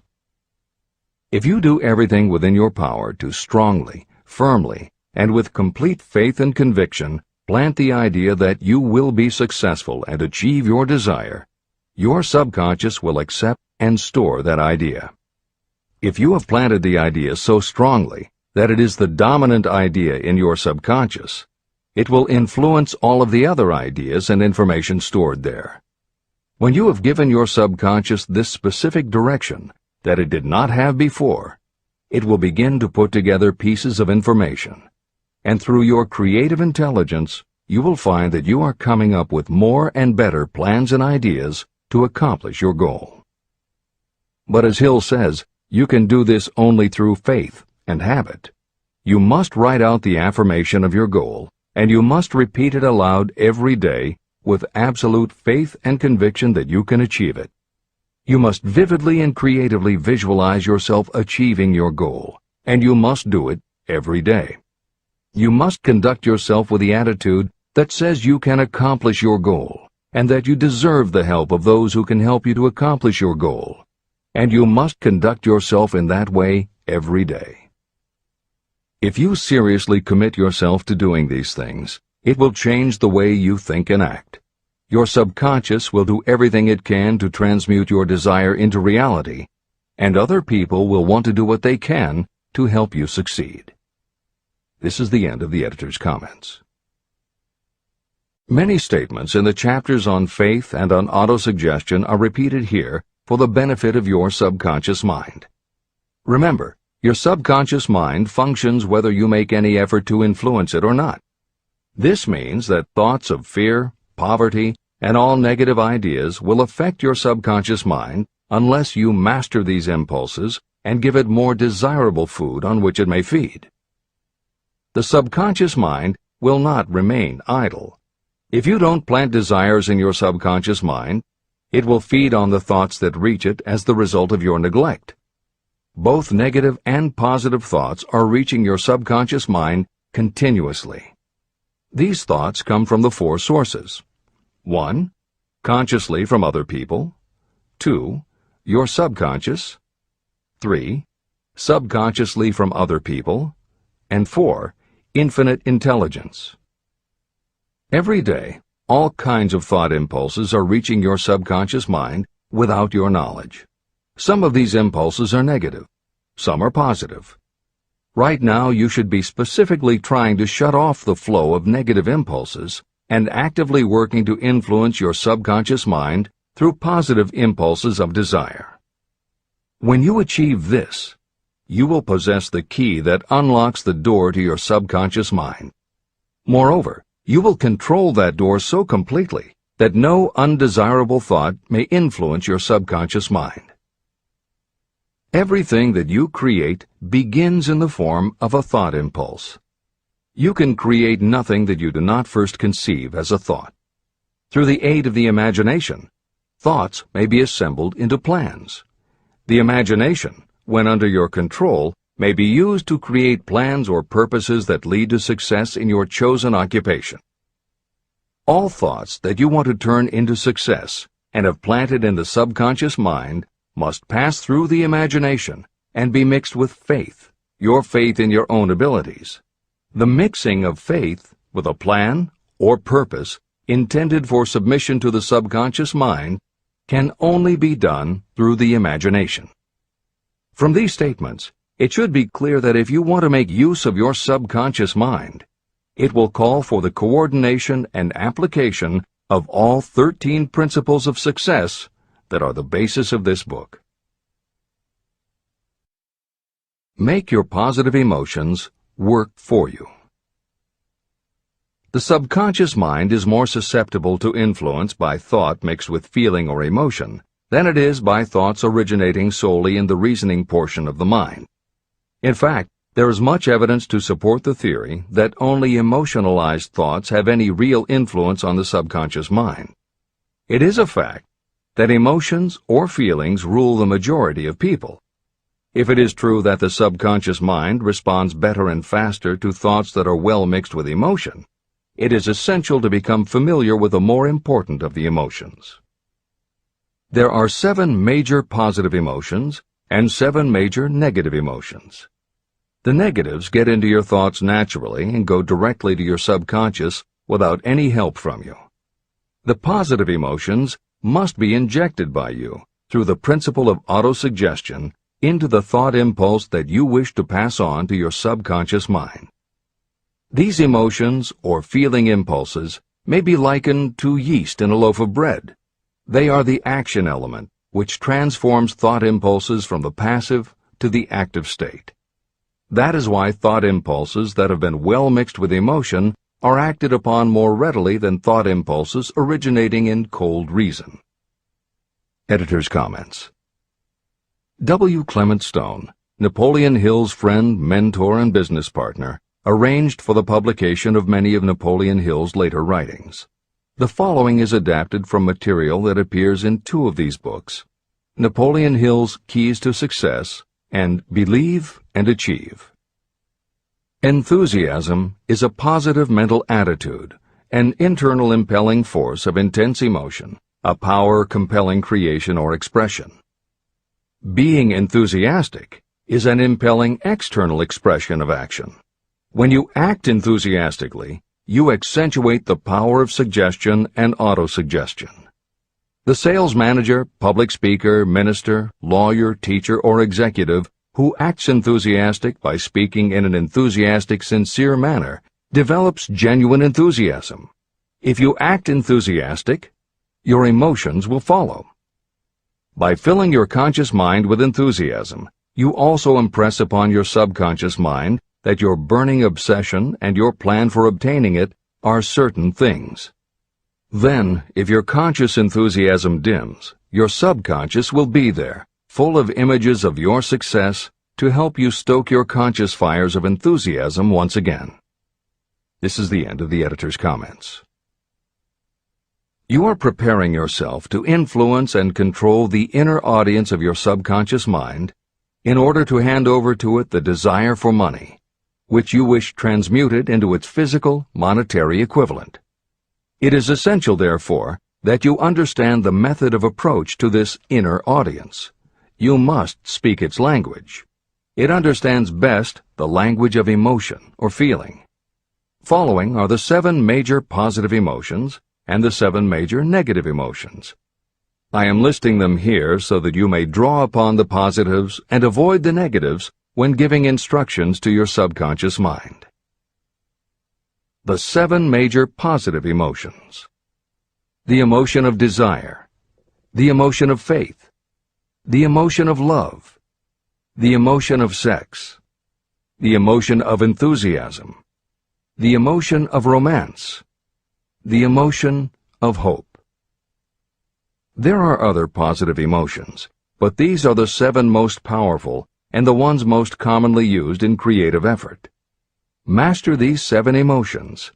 They can be mastered only by use, and the other positive emotions will be at your command when you need them. Remember that you are studying a book that is intended to help you develop a money consciousness by filling your mind with positive emotions. The 7 major negative emotions to be avoided. The emotion of fear, the emotion of jealousy, the emotion of hatred, the emotion of revenge, the emotion of greed, the emotion of superstition, the emotion of anger. Positive and negative emotions cannot occupy the mind at the same time. One or the other must dominate. It is your responsibility to make sure that positive emotions constitute the dominating influence of your mind. That is where the law of habit will help you.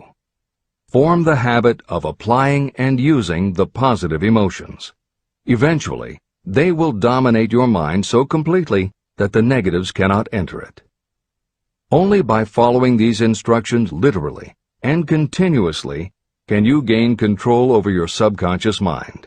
The presence of a single negative in your conscious mind is sufficient to destroy all chances of constructive aid from your subconscious mind. Editor's comments. Napoleon Hill's concern about the susceptibility of the subconscious mind to negative thoughts, emotions, and comments is well known to professionals who work with these techniques. In clinical hypnotherapy, there is an axiom referred to as the law of reversed effect, which states that whenever there is a conflict between imagination and willpower, the imagination wins.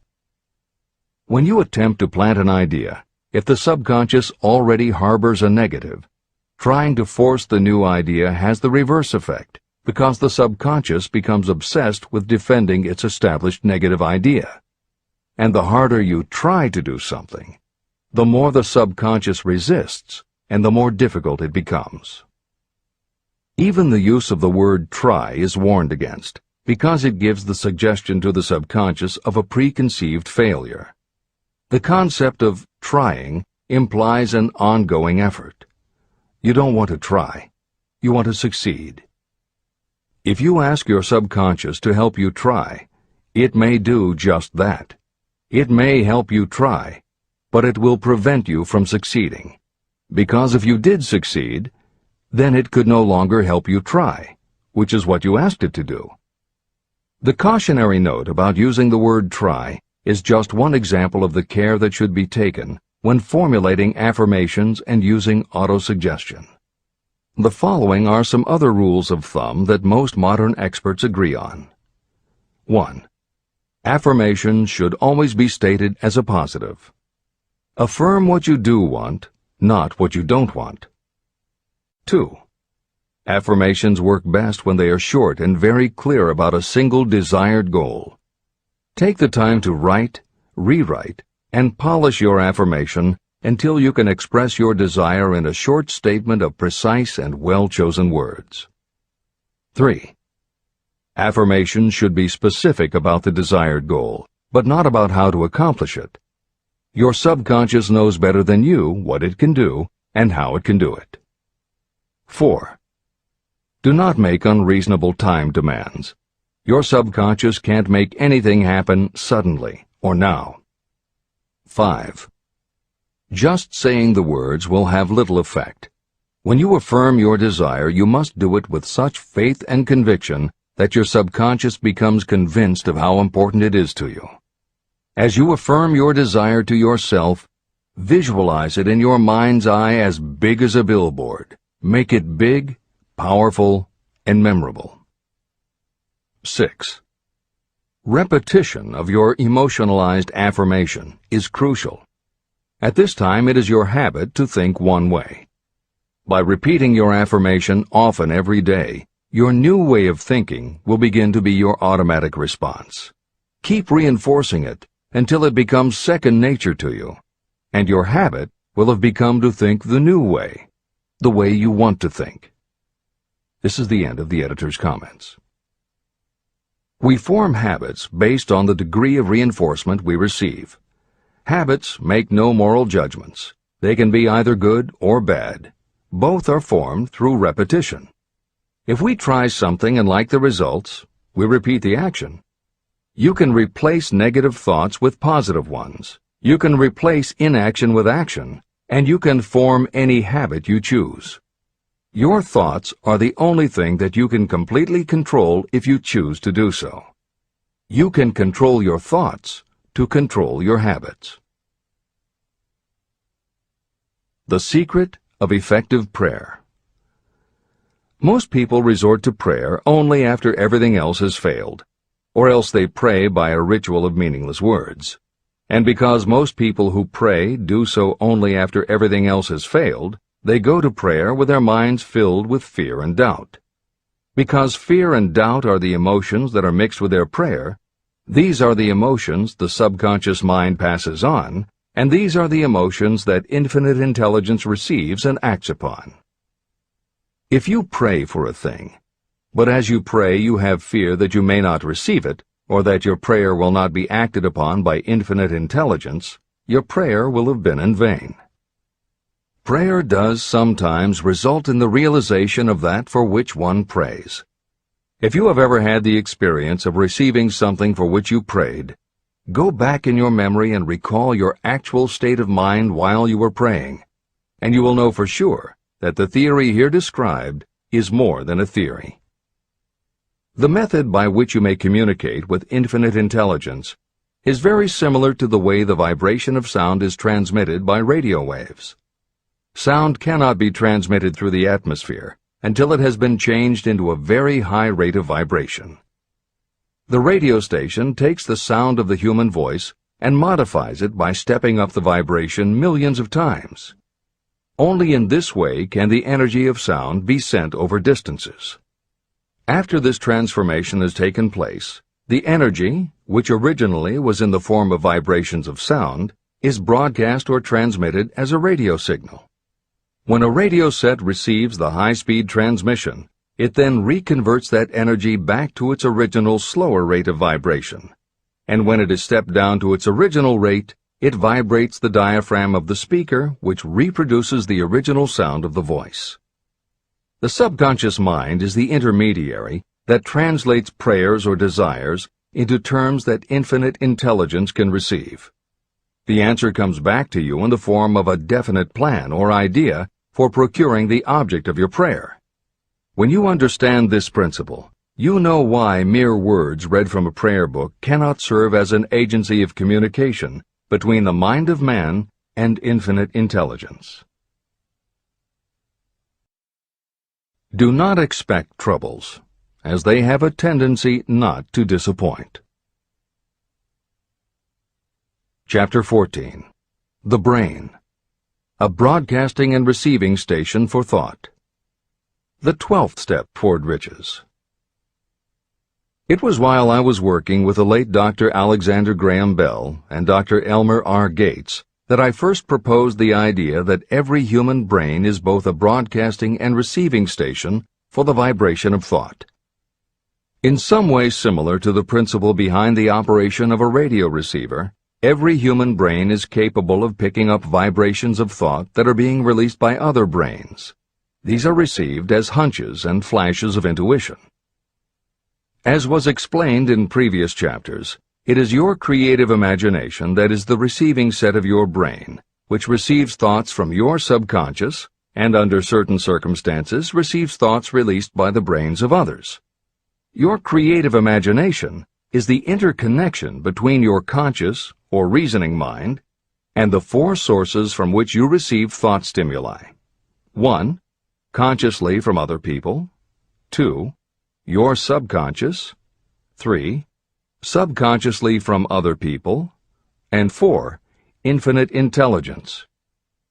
When stimulated, or stepped up to a high rate of vibration, the mind becomes more receptive to thoughts that reach it from outside sources. This stepping up process takes place through either the positive emotions or the negative emotions. Through the emotions, the vibrations of thought may be increased. The brain that has been stimulated by emotions functions at a much more rapid rate than it does when that emotion is quieted or absent. The result is the increase of thought to such a pitch that the creative imagination becomes highly receptive to ideas. On the other hand, when the brain is functioning at a rapid rate, it also gives to your own thoughts the emotional feeling that is essential before those thoughts will be picked up and acted upon by your subconscious mind. The subconscious mind is the sending station of the brain, through which vibrations of thought are broadcast. Autosuggestion is the medium by which you may put into operation your sending station. The creative imagination is the receiving set through which the energies of thought are picked up. Editor's comments. The following combines the above concept with the related materials from previous chapters to provide a step-by-step recap of Napoleon Hill's view of the process. 1. The brain is simultaneously both a broadcaster and a receiver. 2. Emotion affects both your ability to send and your ability to receive. When under the effect of strong emotion, the more powerfully you can send thoughts. When under the effect of strong emotion, the more receptive you are to receiving thoughts. 3. When you send thoughts, to where do you send them? You send them to your subconscious by using autosuggestion. 4. When you receive thoughts, where do they come from? They come from your subconscious and you receive them through your creative imagination. 5. Your subconscious mind has two aspects. Your subconscious is a storehouse of information, as explained in the previous chapter. Your subconscious is your connection to infinite intelligence. 6. Infinite intelligence is the medium through which you receive thoughts from other brains. Infinite intelligence is Hill's term for describing the following basic law of physics. Because everything in the universe is made of time, space, energy, or matter, and because matter is just energy in a different form, then everything is actually different parts of the same thing. This means that your subconscious mind, energy, has a common base with every other subconscious mind, energy. 7. Thoughts from other brains come to you as follows. When you are under the effect of a strong emotion and your receiver is especially receptive, sometimes its pull is so strong that it attracts a thought from the subconscious mind of another brain. It is able to do this because infinite intelligence interconnects your subconscious with the subconscious of the other brain. 8. These thoughts from other brains are what we refer to as intuition, hunches, déjà vu, and foreknowledge. Although Hill's explanation depends on the action of an intangible force that cannot be isolated and dissected in a laboratory, neither medical science nor psychology can offer a better explanation for those thoughts that depend on knowledge or information that we do not have. This is the end of the editor's comments. The greatest forces are intangible. In the past, we've depended too much on our physical senses and have limited our knowledge to physical things that we could see, touch, weigh, and measure. I believe we have entered the most marvelous of all ages, an age that will teach us more about the intangible forces of the world about us. Perhaps we shall learn that there is an other self that is more powerful than the physical self we see when we look in a mirror. Many people do not take seriously such intangibles, the things that they cannot perceive through any of their five senses. However, to belittle the idea of forces that are intangible or cannot be explained is to ignore the fact that all of us, every day, are controlled by forces that are unseen and intangible. The whole of mankind has not the power to cope with, nor to control the intangible force wrapped up in the rolling waves of the oceans. We still do not fully understand the intangible force of gravity, which keeps this little Earth suspended in space and keeps us from falling from it, much less have the power to control that force.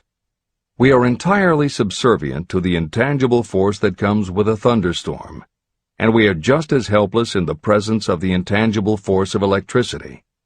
We do not understand the intangible force and intelligence wrapped up in the soil of the earth, the force that provides us with every morsel of food we eat, every article of clothing we wear, and every dollar we carry in our pockets.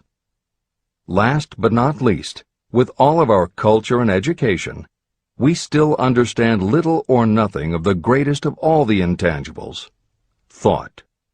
However, we have begun to learn a good deal about the intricate workings of the physical brain, and the results are stunning.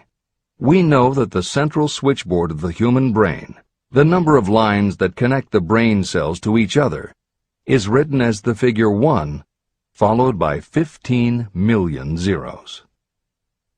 Dr. C. Judson Herrick of the University of Chicago says, "The figure is so stupendous that astronomical figures, dealing with hundreds of millions of light years, become insignificant by comparison. It has been determined that there are from 10 billion to 14 billion nerve cells in the human cerebral cortex, and we know that these are arranged in definite patterns. These arrangements are not haphazard. They are orderly. It is inconceivable to me that such a network of intricate machinery should be in existence for the sole purpose of carrying on the physical functions connected with the growth and maintenance of the physical body. Is it not likely that the same system, which gives billions of brain cells the media for communication, one with another, also provides the means of communication with other intangible forces?" Editor's comments. In the time since Hill wrote the above comments, we have learned a great deal more about the physical brain and how it operates. We understand much about the chemistry of the brain. We can measure the energies it releases. We know which areas control the various functions of the body and which areas affect memory, emotions, reasoning, and many other subtleties related to the thinking process. Through surgery, medication, and other techniques, we know how to prevent the brain from having certain kinds of thoughts. And we know how to encourage the brain to produce certain other kinds of thoughts when we want it to. For instance, a specific area can be stimulated, and you will have pleasurable thoughts. But we cannot yet control what those pleasurable thoughts will be, and we have no idea what the bits and pieces of information are that go into your pleasurable thoughts. With all of our advanced knowledge about the physical brain, we still don't know how to make it have a specific thought or idea, especially not an original thought or a creative idea. And medical science offers no better theory than Hill's as to how we could have an intuition or hunch made up from information that we don't have and were never exposed to. In short, the physical properties of the brain confirm that it is where the thinking process takes place. But it does not offer the answer to the question of how it happens, or how thoughts from one brain might travel to another. In previous commentaries, we pointed to the laws of physics as they relate to Hill's theory about the interconnectedness of all things. And although this is not meant to be a science lesson, it may reassure you to know that the work of renowned scientists lends support to the idea. Quantum theory deals with subatomic particles so minuscule that they are almost at the level of the basic stuff from which everything is made. Albert Einstein developed what is called the EPR effect. Einstein, Podolsky, and Rosen.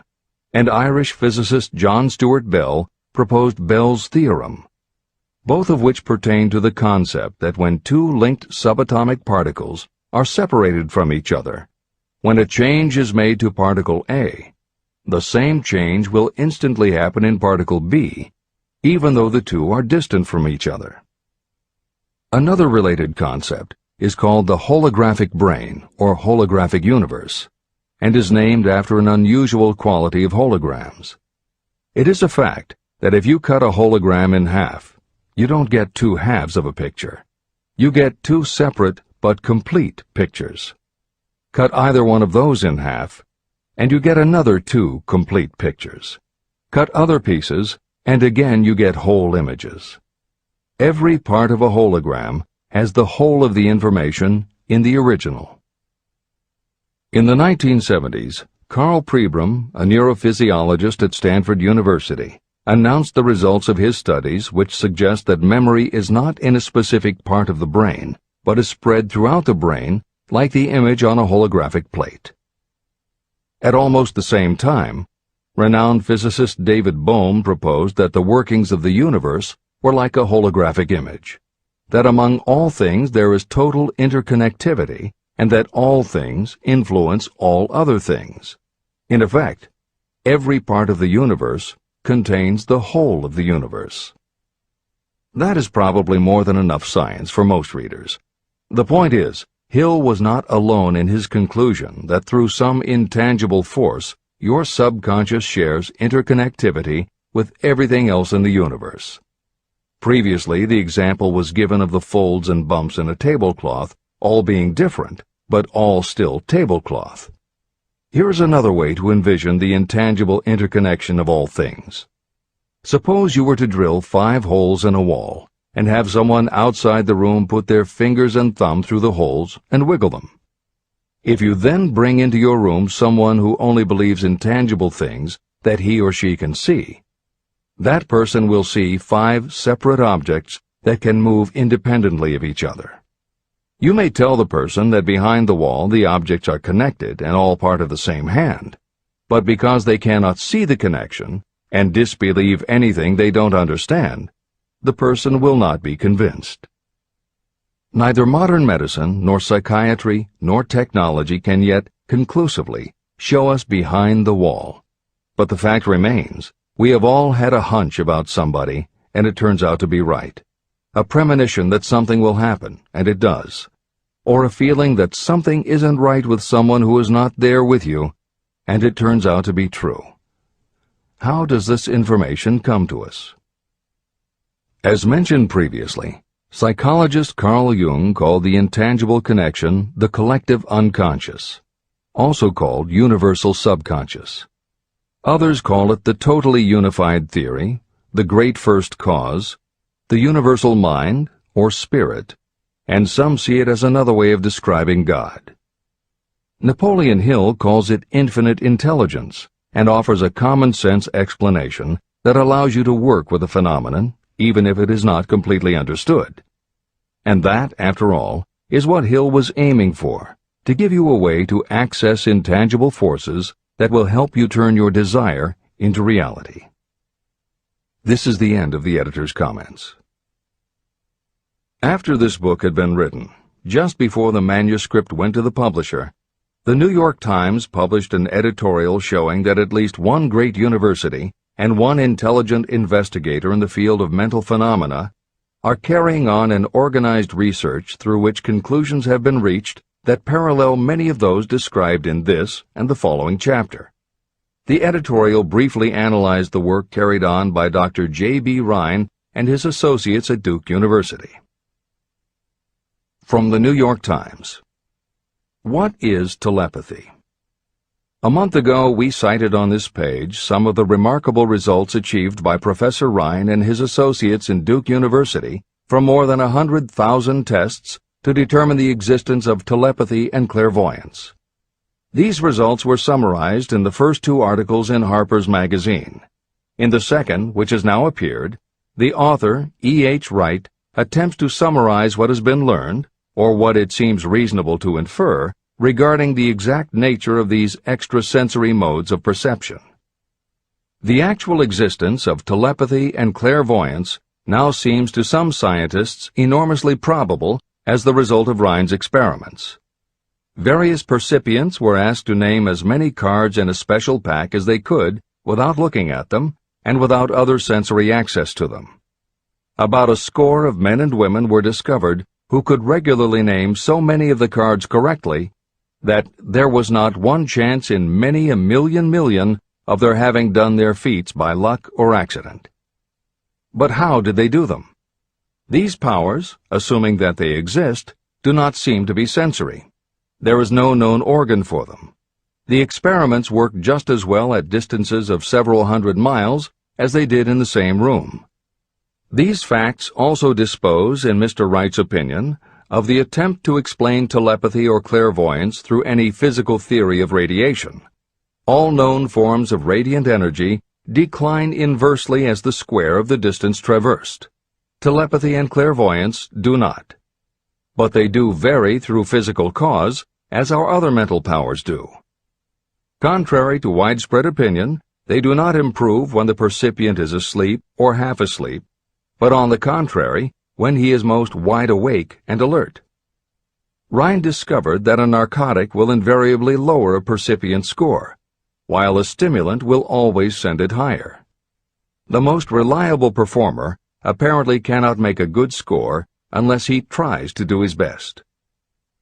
One conclusion that Wright draws with some confidence is that telepathy and clairvoyance are really one and the same gift. That is, the faculty that sees a card face down on a table seems to be exactly the same one that reads a thought residing only in another mind. There are several grounds for believing this. So far, the two gifts have been found in every person who has either of them. If you have the abilities, both seem to be of equal strength. Screens, walls, distances have no effect at all on either. Wright expresses his hunch that other extrasensory experiences, such as prophetic dreams, premonitions of disaster, and the like, may also prove to be part of the same faculty. The reader is not asked to accept any of these conclusions, but the evidence that Rhine has piled up must remain impressive.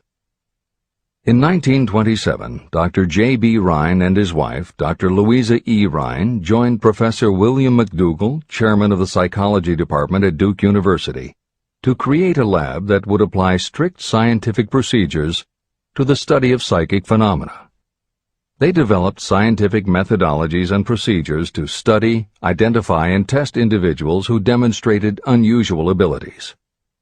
It was Dr. Rhine who coined the term extrasensory perception, ESP, and he adopted the word parapsychology to describe their studies. It is fair to say that the research done at the Rhine lab is some of the most advanced work on the entire subject. In 1962, they created the Foundation for Research into the Nature of Man in order to continue their studies independent of the university and to publish related works. In 1995, the name was changed to the Rhine Research Institute. This is the end of the editor's comments. How to join minds in teamwork. In view of Dr. Rhine's findings about the conditions under which the mind responds to what he terms extrasensory modes of perception, I would like to add my own observations. My associates and I have discovered what we believe to be the ideal conditions under which the mind can be stimulated so that this sixth sense can be made to function in a practical way. To begin with, I should explain that there is a close working alliance between myself and two members of my staff. Through experimentation and practice, we have discovered how to stimulate our minds so that we can, by a process of blending our three minds into one, find the solution to a great variety of problems that are submitted by my clients. The procedure is very simple. We sit down at a conference table, clearly state the nature of the problem we have under consideration, then begin discussing it. Each contributes whatever thoughts may occur by applying the principle used in connection with the invisible counselors described in the next chapter. The strange thing about this method of mind stimulation is that it places each participant in communication with unknown sources of knowledge definitely outside their own experience.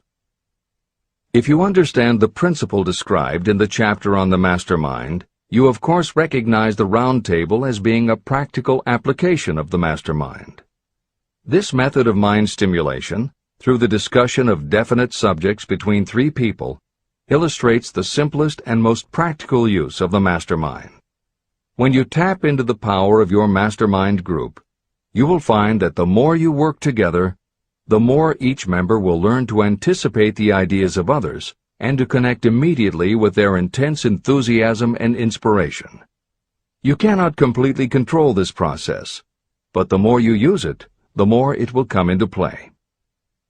By adopting and following a similar plan, you will be making use of the famous Carnegie formula described in Chapter 1.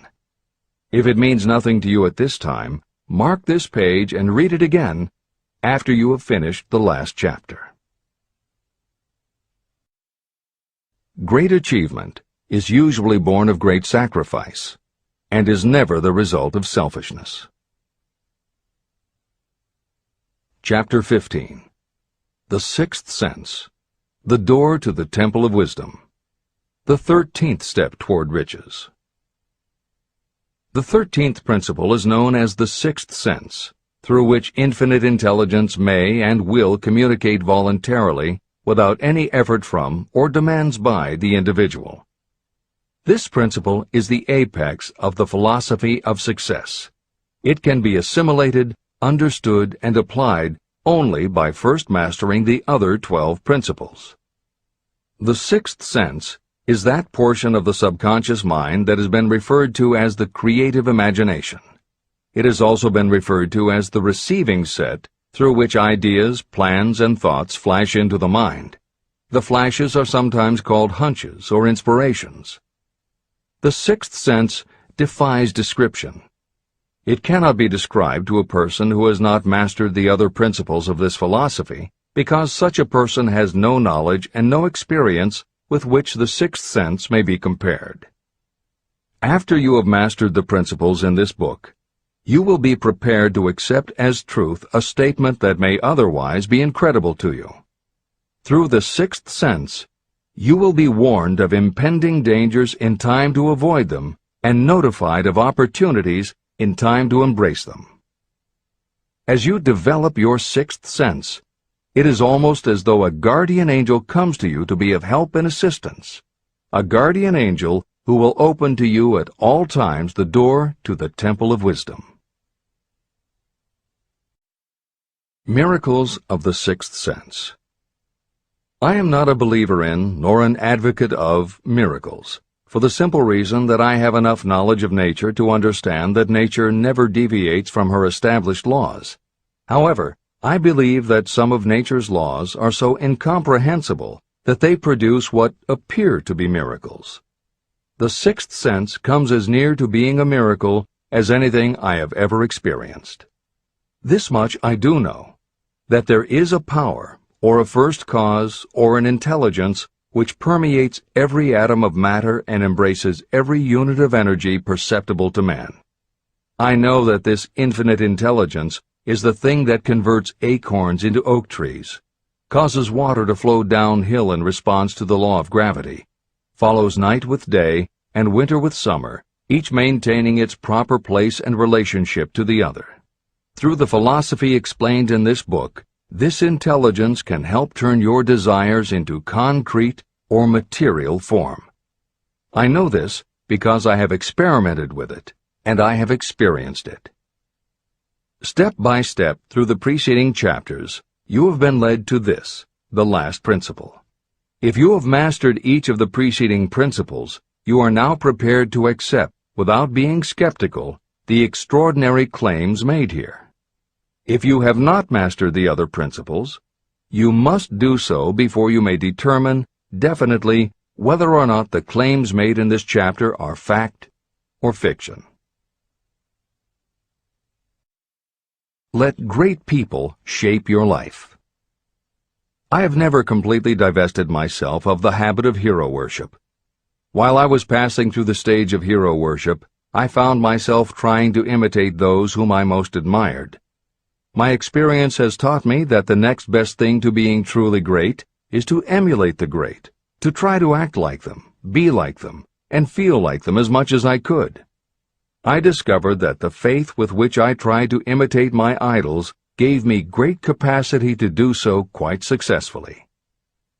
Long before I had ever written a line for publication or delivered a speech in public, I followed the habit of reshaping my own character by trying to imitate the 9 men whose lives and life works had been most impressive to me.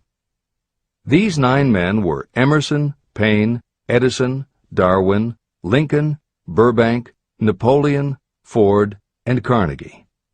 Every night, over a long period of years, I held an imaginary council meeting with this group, whom I called my invisible counselors. This is how I did it. Just before going to sleep at night, I would shut my eyes and see, in my imagination, this group of men seated with me around my council table. Here I had not only an opportunity to sit among those whom I considered to be great, but I actually dominated the group by serving as the chairman. I had a very definite purpose in using my imagination in this way. My purpose was to rebuild my own character, so it would become a composite of the characters of my imaginary counselors. Realizing that I had to overcome the handicap of being born and raised in an environment of ignorance and superstition, I deliberately assigned myself the task of voluntary rebirth through the method I have described above. Building character through autosuggestion. I knew, of course, that we all become what we are because of our dominating thoughts and desires. I knew that every deeply seated desire causes a person to find a way to turn that desire into reality. I knew that self-suggestion is a powerful factor in building character. In fact, it is the sole principle through which character is built. With this knowledge of how the mind works, I was fairly well armed with the equipment needed to rebuild my character. In these imaginary council meetings, I called on my cabinet members for the knowledge I wished each to contribute. I would even speak out loud to each of them as follows. Mr. Emerson, I desire to acquire from you the marvelous understanding of nature which distinguished your life. I ask that you impress upon my subconscious mind those qualities you possessed that enabled you to understand and adapt yourself to the laws of nature. Mr. Burbank, I request that you pass on to me the knowledge that enabled you to so harmonize the laws of nature that you caused the cactus to shed its thorns and become an edible food. Give me access to the knowledge that enabled you to make 2 blades of grass grow where but 1 grew before. Napoleon, I desire to acquire from you the marvelous ability you possess to inspire men and will rouse them to greater and more determined spirit of action. I desire also to acquire the spirit of enduring faith, which enabled you to turn defeat into victory and to surmount staggering obstacles. Mr. Paine, I desire to acquire from you the freedom of thought and the courage and clarity with which to express convictions which so distinguished you. Mr. Darwin, I wish to acquire from you the marvelous patience and ability to study cause and effect without bias or prejudice, so exemplified by you in the field of natural science. Mr. Lincoln, I desire to build into my own character the keen sense of justice, the untiring spirit of patience, the sense of humor, the human understanding, and the tolerance that were your distinguishing characteristics. Mr. Carnegie, I wish to acquire a thorough understanding of the principles of organized effort, which you use so effectively in the building of a great industrial enterprise. Mr. Ford, I wish to acquire your spirit of persistence, the determination, poise, and self-confidence that have enabled you to master poverty and to organize, unify, and simplify human effort so I may help others to follow in your footsteps. Mr. Edison, I wish to acquire from you the marvelous spirit of faith with which you have uncovered so many of nature's secrets. the spirit of unremitting toil with which you have so often wrested victory from defeat. The startling power of imagination. My method of addressing the members of my imaginary cabinet would vary according to the traits of character I was most interested in acquiring. I studied the records of their lives with painstaking care. After some months of this nightly procedure, I was astounded as each time my imaginary counselors started to become more and more real to me. Each of these 9 men developed individual characteristics that surprised me. For example, Lincoln developed the habit of always being late, then walking around in solemn parade. He always wore an expression of seriousness on his face. Rarely did I see him smile. This was not true of the others. Burbank and Payne often indulged in witty repartee, which seemed at times to shock the other members of the cabinet. On one occasion, Burbank was late.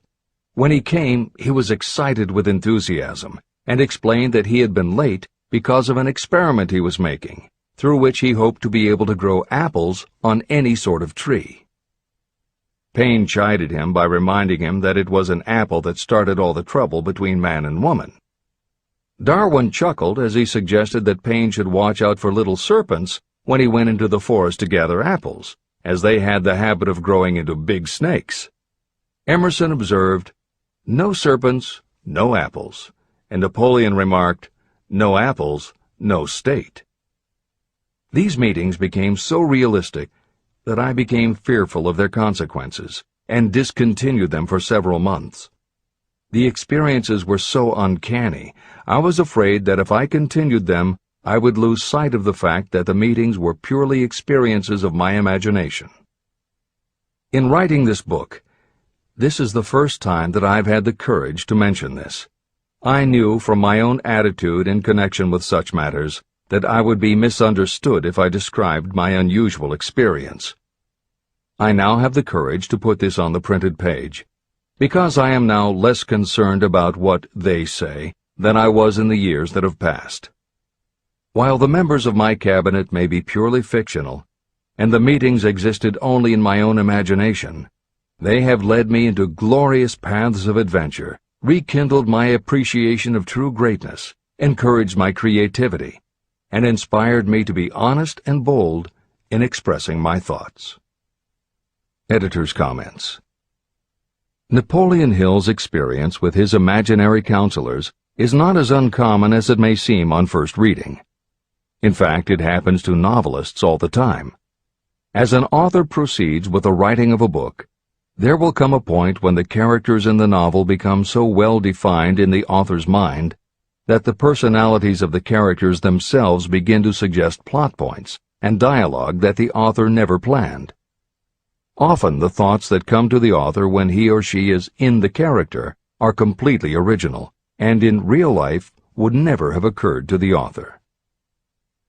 Psychiatrists, therapists, and motivational experts also use this phenomenon when they work with role-playing. The usual procedure is to ask 2 people to act out a scenario as if they were in each other's shoes. If this is done in a situation where the participants do not feel embarrassed or self-conscious, and if the people will allow themselves to become submerged and seriously try to become the other person, the results can be stunning. Depending on the faith with which you approach it, you can get not just a general sense of what the other person is going through, but also have flashes of insight, actually feel what the other person feels, and gain a real understanding about the reactions or motivations of others. Why it works is just as much a mystery as why you get hunches. It may be simply that when your imagination creates a character, it doesn't give the character inhibitions, so when you think through the character, your mind is less restricted. Regardless, the fact is that by using your imagination to project yourself into other characters, you can open yourself to ideas that you don't normally have access to, and you can use this mental phenomenon as one of the tools that will help you turn your desire into success. This is the end of the editor's comments. Tapping the source of inspiration. Somewhere in the cell structure of the brain is something that receives the vibrations of thought ordinarily called hunches. So far, science has not discovered where this sixth sense is located, but this is not important. The fact remains that human beings do receive accurate knowledge through sources other than the physical senses. Generally, such knowledge is received when the mind is under the influence of extraordinary stimulation. Any emergency that arouses the emotions and causes the heart to beat more rapidly may bring the sixth sense into action. Anyone who has experienced a near accident while driving knows that the sixth sense often comes to your rescue and by split seconds helps to avoid the accident. I mention this as background to the following statement of fact. On many occasions when I have faced emergencies, some of them so grave that my life was in jeopardy, I have been miraculously guided past these difficulties through the influence of my invisible counselors. My original purpose in conducting council meetings with imaginary beings was solely to use autosuggestion to impress upon my subconscious mind certain characteristics that I wanted to acquire. In more recent years, my experimentation has taken on an entirely different trend. I now go to my imaginary counselors with every difficult problem that confronts me and my clients. During my meetings with these invisible counselors, I find my mind most receptive to ideas, thoughts, and knowledge that reach me through the sixth sense. The results are often astonishing, although I do not depend entirely on this form of counsel. The sixth sense is not something that one can take off and put on at will. Ability to use this great power comes slowly, through application of the other principles outlined in this book. No matter who you are, or what may have been your purpose in reading this book, you can profit by it even if you don't fully understand how or why the principle described in this chapter works. This is especially true if your major purpose is that of accumulation of money or other material things. This chapter on the sixth sense was written because the book is designed to present a complete philosophy by which individuals may unerringly guide themselves in attaining whatever they ask of life. The starting point of all achievement is desire. The finishing point is the kind of knowledge that leads to understanding. Understanding of yourself, understanding of others, understanding of the laws of nature, and the recognition and understanding of happiness.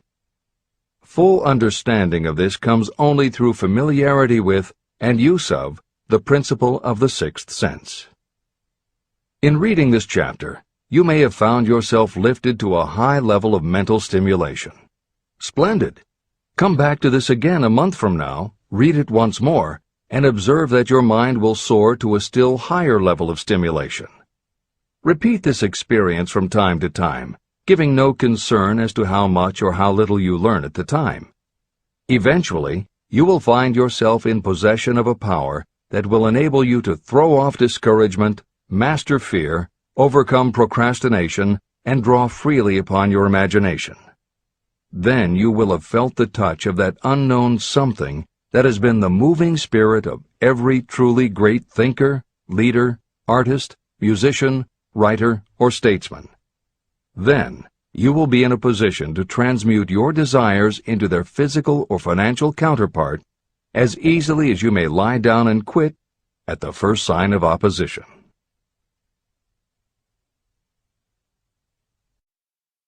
The man who actually knows just what he wants in life has already gone a long way toward attaining it. Chapter 16. The 6 Ghosts of Fear. How many are standing in your way? Take inventory of yourself as you read this closing chapter, and find out how many of the ghosts are standing in your way. Before you can put any portion of this philosophy into successful use, your mind must be prepared to receive it. The preparation is not difficult. It begins with study, analysis, and understanding of 3 enemies that you will have to clear out: indecision, doubt, and fear. The sixth sense will never function while these 3 negatives, or any one of them, remain in your mind. The members of this unholy trio are closely related. Where one is found, The other two are close at hand. Indecision is the seedling of fear. Remember this as you read. Indecision crystallizes into doubt. The two blend and become fear. The blending process often is slow. This is one reason why these three enemies are so dangerous. They germinate and grow without their presence being observed. The remainder of this chapter describes a state of mind that you must attain before the philosophy can be put into practical use. This chapter also analyzes a condition that has reduced huge numbers of people to poverty, and it states a truth that must be understood by all who accumulate riches, whether measured in terms of money or in terms of a state of mind that may be of far greater value than money. The purpose of this chapter is to turn the spotlight of attention on the cause and the cure of the 6 basic fears. Before you can master an enemy, you must know its name, its habits, and where to attack it. As you read, analyze yourself carefully and determine which, if any, of the 6 common fears have attached themselves to you. And keep in mind that sometimes they are hidden in the subconscious mind, where they are difficult to locate and still more difficult to eliminate. The 6 basic fears. There are 6 basic fears. At one time or another, every person suffers from some combination of these fears. Most people are fortunate if they do not suffer from the entire 6. Named in the order of their most common appearance, they are the fear of poverty, the fear of criticism, the fear of ill health, the fear of loss of love of someone, the fear of old age, and the fear of death. All other fears are of minor importance, and are in fact just variations on these 6. Fears are nothing more than states of mind. Your state of mind is subject to your control and direction. You can create nothing that you do not first conceive in the form of an impulse of thought. The following statement is of even greater importance. Thought impulses begin immediately to translate themselves into their physical equivalent, whether those thoughts are voluntary or involuntary. Even thought impulses that are picked up by mere chance, thoughts that have been released by other minds, may determine your financial, business, professional, or social destiny just as surely as the thoughts that you create by intent and design. This circumstance also explains why some people seem to be lucky, while others of equal or greater ability, training, experience, and brain capacity seem destined to have misfortune. The explanation is that you have the ability to completely control your own mind. With this control, you may open your mind to the thought impulses that are being released by other brains, or you can close the doors tightly and admit only thought impulses of your own choice. Nature has endowed human beings with absolute control over only one thing, and that one thing is thought. This fact, coupled with the additional fact that everything we create begins in the form of a thought, leads us very near to the principle by which fear may be mastered. If it is true that all thought has a tendency to clothe itself in its physical equivalent, and this is true beyond any reasonable room for doubt, it is equally true that thought impulses of fear and poverty cannot be translated into terms of courage and financial gain.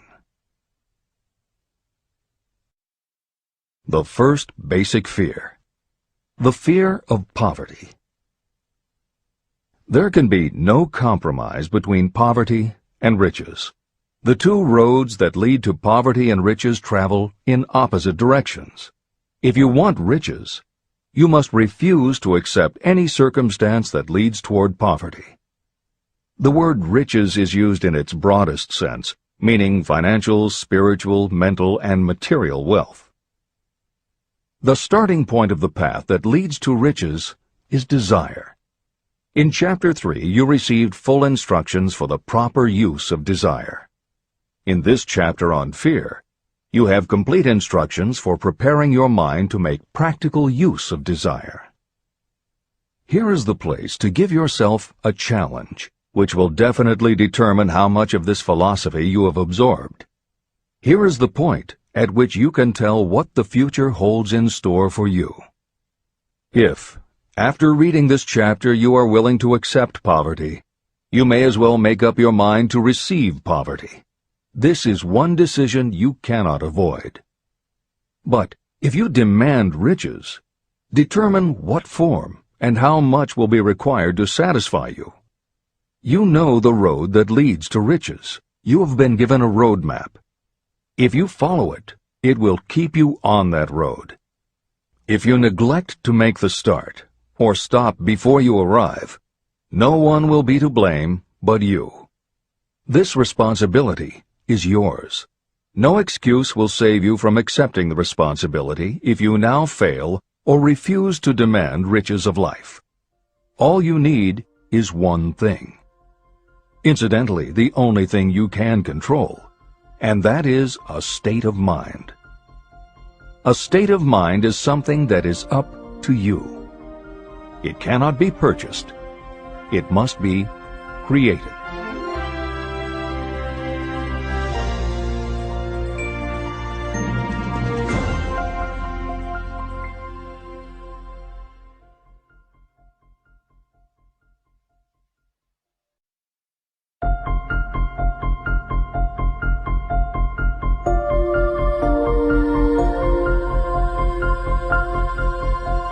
The most destructive fear.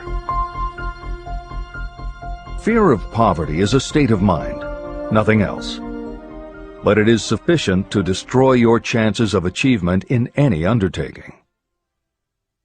This fear paralyzes your ability to use reason, destroys the imagination, kills off self-reliance, undermines enthusiasm, discourages initiative, leads to uncertainty of purpose, encourages procrastination, wipes out enthusiasm, and makes self-control an impossibility. It takes the charm from your personality, destroys the possibility of accurate thinking, diverts concentration of effort. It defeats persistence, turns willpower into nothingness, destroys ambition, clouds the memory, and invites failure in every conceivable form. It kills love and assassinates the finer emotions of the heart, discourages friendship and invites disaster in 100 forms, leads to sleeplessness, misery, and unhappiness, and all this despite the obvious truth that you live in a world of overabundance of everything your heart could desire, with nothing standing between you and your desires except lack of a definite purpose. The fear of poverty is, without doubt, the most destructive of the 6 basic fears. It has been placed at the head of the list because it is the most difficult to master. The fear of poverty grew out of our inherited tendency to prey upon our fellow human beings economically. Nearly all animals lower than us are motivated by instinct, but their capacity to think is limited, and therefore they prey upon one another physically. We, with our superior sense of intuition, with the capacity to think and to reason, do not eat others bodily. Human beings get more satisfaction out of eating others financially. Humans are so avaricious that every conceivable law has been passed to safeguard us from one another. Nothing brings so much suffering and humility as poverty. Only those who have experienced poverty understand the full meaning of this. It is no wonder that we fear poverty. Through a long line of inherited experiences, we have learned for sure that some people cannot be trusted where matters of money and earthly possessions are concerned. So eager are we to possess wealth that we will acquire it in whatever manner we can, through legal methods if possible, through other methods if necessary or expedient. Self-analysis may disclose weaknesses that you do not like to acknowledge, but this form of examination is essential if you are going to demand of life more than mediocrity and poverty. Remember, as you check yourself point by point, that you are both the court and the jury, the prosecuting attorney and the attorney for the defense, and that you are both the plaintiff and the defendant. You are on trial. Face the facts squarely. Ask yourself definite questions and demand direct replies. When the examination is over, you will know more about yourself. If you do not feel that you can be an impartial judge, call upon someone who knows you well to serve as judge while you cross-examine yourself. You are after the truth. Get it, no matter at what the cost, even though it may temporarily embarrass you. The majority of people, if asked what they fear most, would reply, "I fear nothing." The reply would be inaccurate, because few people realize that they are bound, handicapped, whipped spiritually and physically through some form of fear. So subtle and deeply seated is the emotion of fear that you may go through life and never recognize its presence. Only a courageous analysis will disclose the presence of this universal enemy. When you begin such an analysis, search deeply into your character. The following is a list of the symptoms to look for. Symptoms of the fear of poverty. 1. Indifference. Commonly expressed through lack of ambition, willingness to tolerate poverty, and the acceptance of whatever compensation life may offer without protest.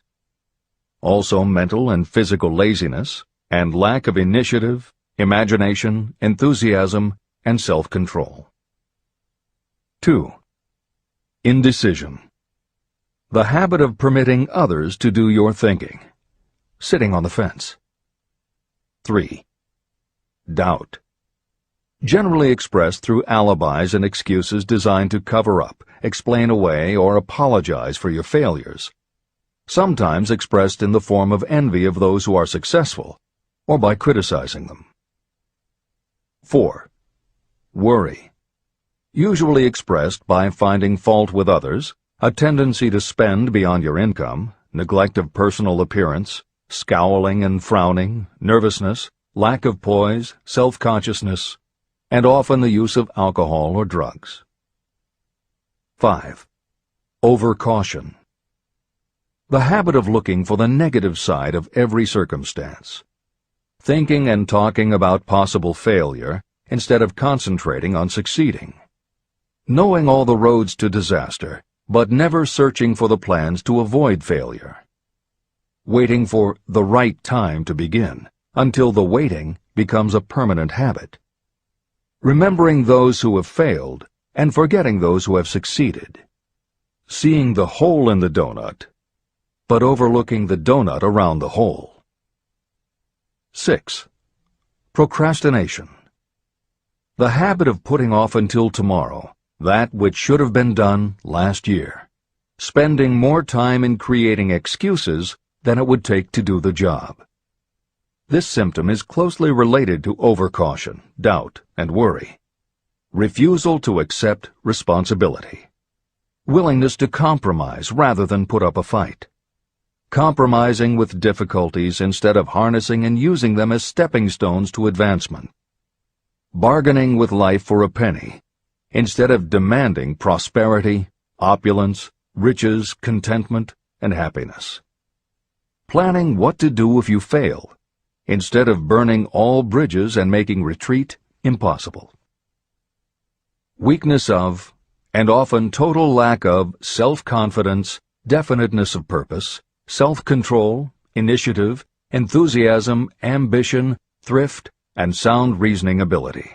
Expecting poverty instead of demanding riches.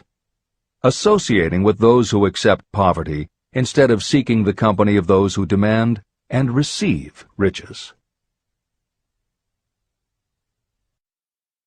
Money talks. Some will ask, why did you write a book about money? Why measure riches in dollars alone? Some will believe, and rightly so, that there are other forms of riches more desirable than money. Yes, there are riches that cannot be measured in terms of dollars. But there are also millions of people who say, "Give me all the money I need, and I will find everything else I want." The major reason why I wrote this book on how to get money is that millions of men and women are paralyzed with the fear of poverty. What this sort of fear does to one was well described by Westbrook Pegler. Editor's comments. James Westbrook Pegler was a controversial newspaper columnist for the Chicago Daily News and the Washington Post. Although his career lasted into the 1960s, he was most widely read and quoted during the 1930s and 1940s.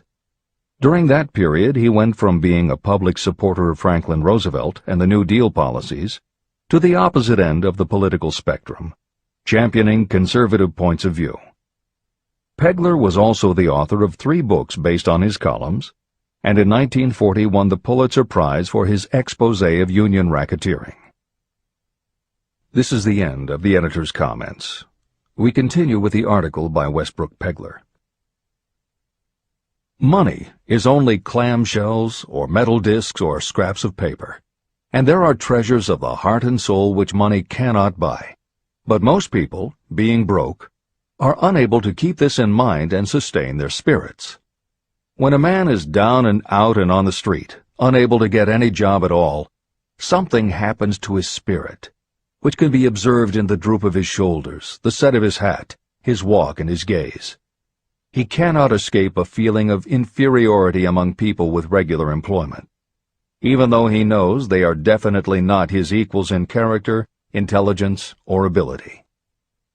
These people, even his friends, feel, on the other hand, a sense of superiority and regard him, perhaps unconsciously, as a casualty. He may borrow for a time, but not enough to carry on in his accustomed way, and he cannot continue to borrow very long. But borrowing in itself, when a man is borrowing merely to live, is a depressing experience, and the money lacks the power of earned money to revive his spirits. Of course, none of this applies to bums or habitual ne'er-do-wells, but only to men of normal ambitions and self-respect. Women in the same predicament must be different. We somehow do not think of women at all in considering the down-and-outers. They are scarce in the breadlines, they rarely are seen begging on the streets, and they are not recognizable in crowds by the same plain signs which identify busted men. Of course, I do not mean the shuffling hags of the city streets, who are the opposite number of the confirmed male bums. I mean reasonably young, decent, and intelligent women. There must be many of them, but their despair is not apparent. When a man is down and out, he has time on his hands for brooding. He may travel miles to see a man about a job and discover that the job is filled, or that it is one of those jobs with no base pay, but only a commission on the sale of some useless knick-knack which nobody would buy except out of pity. Turning that down, he finds himself back on the street with nowhere to go, but just anywhere. So he walks and walks. He gazes into store windows at luxuries which are not for him, and feels inferior and gives way to people who stop to look with an active interest. He wanders into the railroad station, or puts himself down in the library to ease his legs and soak up a little heat, but that isn't looking for a job, so he gets going again. He may not know it, but his aimlessness would give him away even if the very lines of his figure did not. He may be well dressed in the clothes left over from the days when he had a steady job, but the clothes cannot disguise the droop. He sees thousands of other people, bookkeepers or clerks or chemists or wagon hands, busy at their work, and envies them from the bottom of his soul. They have their independence, their self-respect and manhood, and he simply cannot convince himself that he is a good man too, though he argue it out and arrive at a favorable verdict hour after hour. It is just money which makes this difference in him. With a little money, he would be himself again. This is the end of the article by Westbrook Pegler. The second basic fear, the fear of criticism. Just how we originally came by this fear, no one can say definitely, but one thing is certain: we have it in a highly developed form. I am inclined to attribute the basic fear of criticism to that part of our inherited nature that prompts us not only to take away other people's goods and wares, but also to justify our actions by criticism of the character of others. It is well known that a thief will criticize the man from whom he steals, that politicians seek office not by displaying their own virtues and qualifications, but by running negative campaigns against their opponents. Designers and clothing manufacturers have not been slow to take advantage of this basic fear of criticism. Every season, styles change. Who establishes the styles? Certainly not the purchaser. It is the designers and manufacturers. Why do they change the styles so often? The answer is obvious. They change the styles so they can sell more clothes. The fear of criticism robs people of their initiative, destroys their power of imagination, limits their individuality, takes away their self-reliance, and does them damage in 100 other ways. Parents often do their children irreparable injury by criticizing them. The mother of one of my friends used to punish him with a switch almost daily, always completing the job with the statement, "You'll land in the penitentiary before you are 20. He was sent to a reformatory at the age of 17. Editor's comments. Modern psychotherapy is well aware of the circumstance that Hill describes in the preceding paragraph.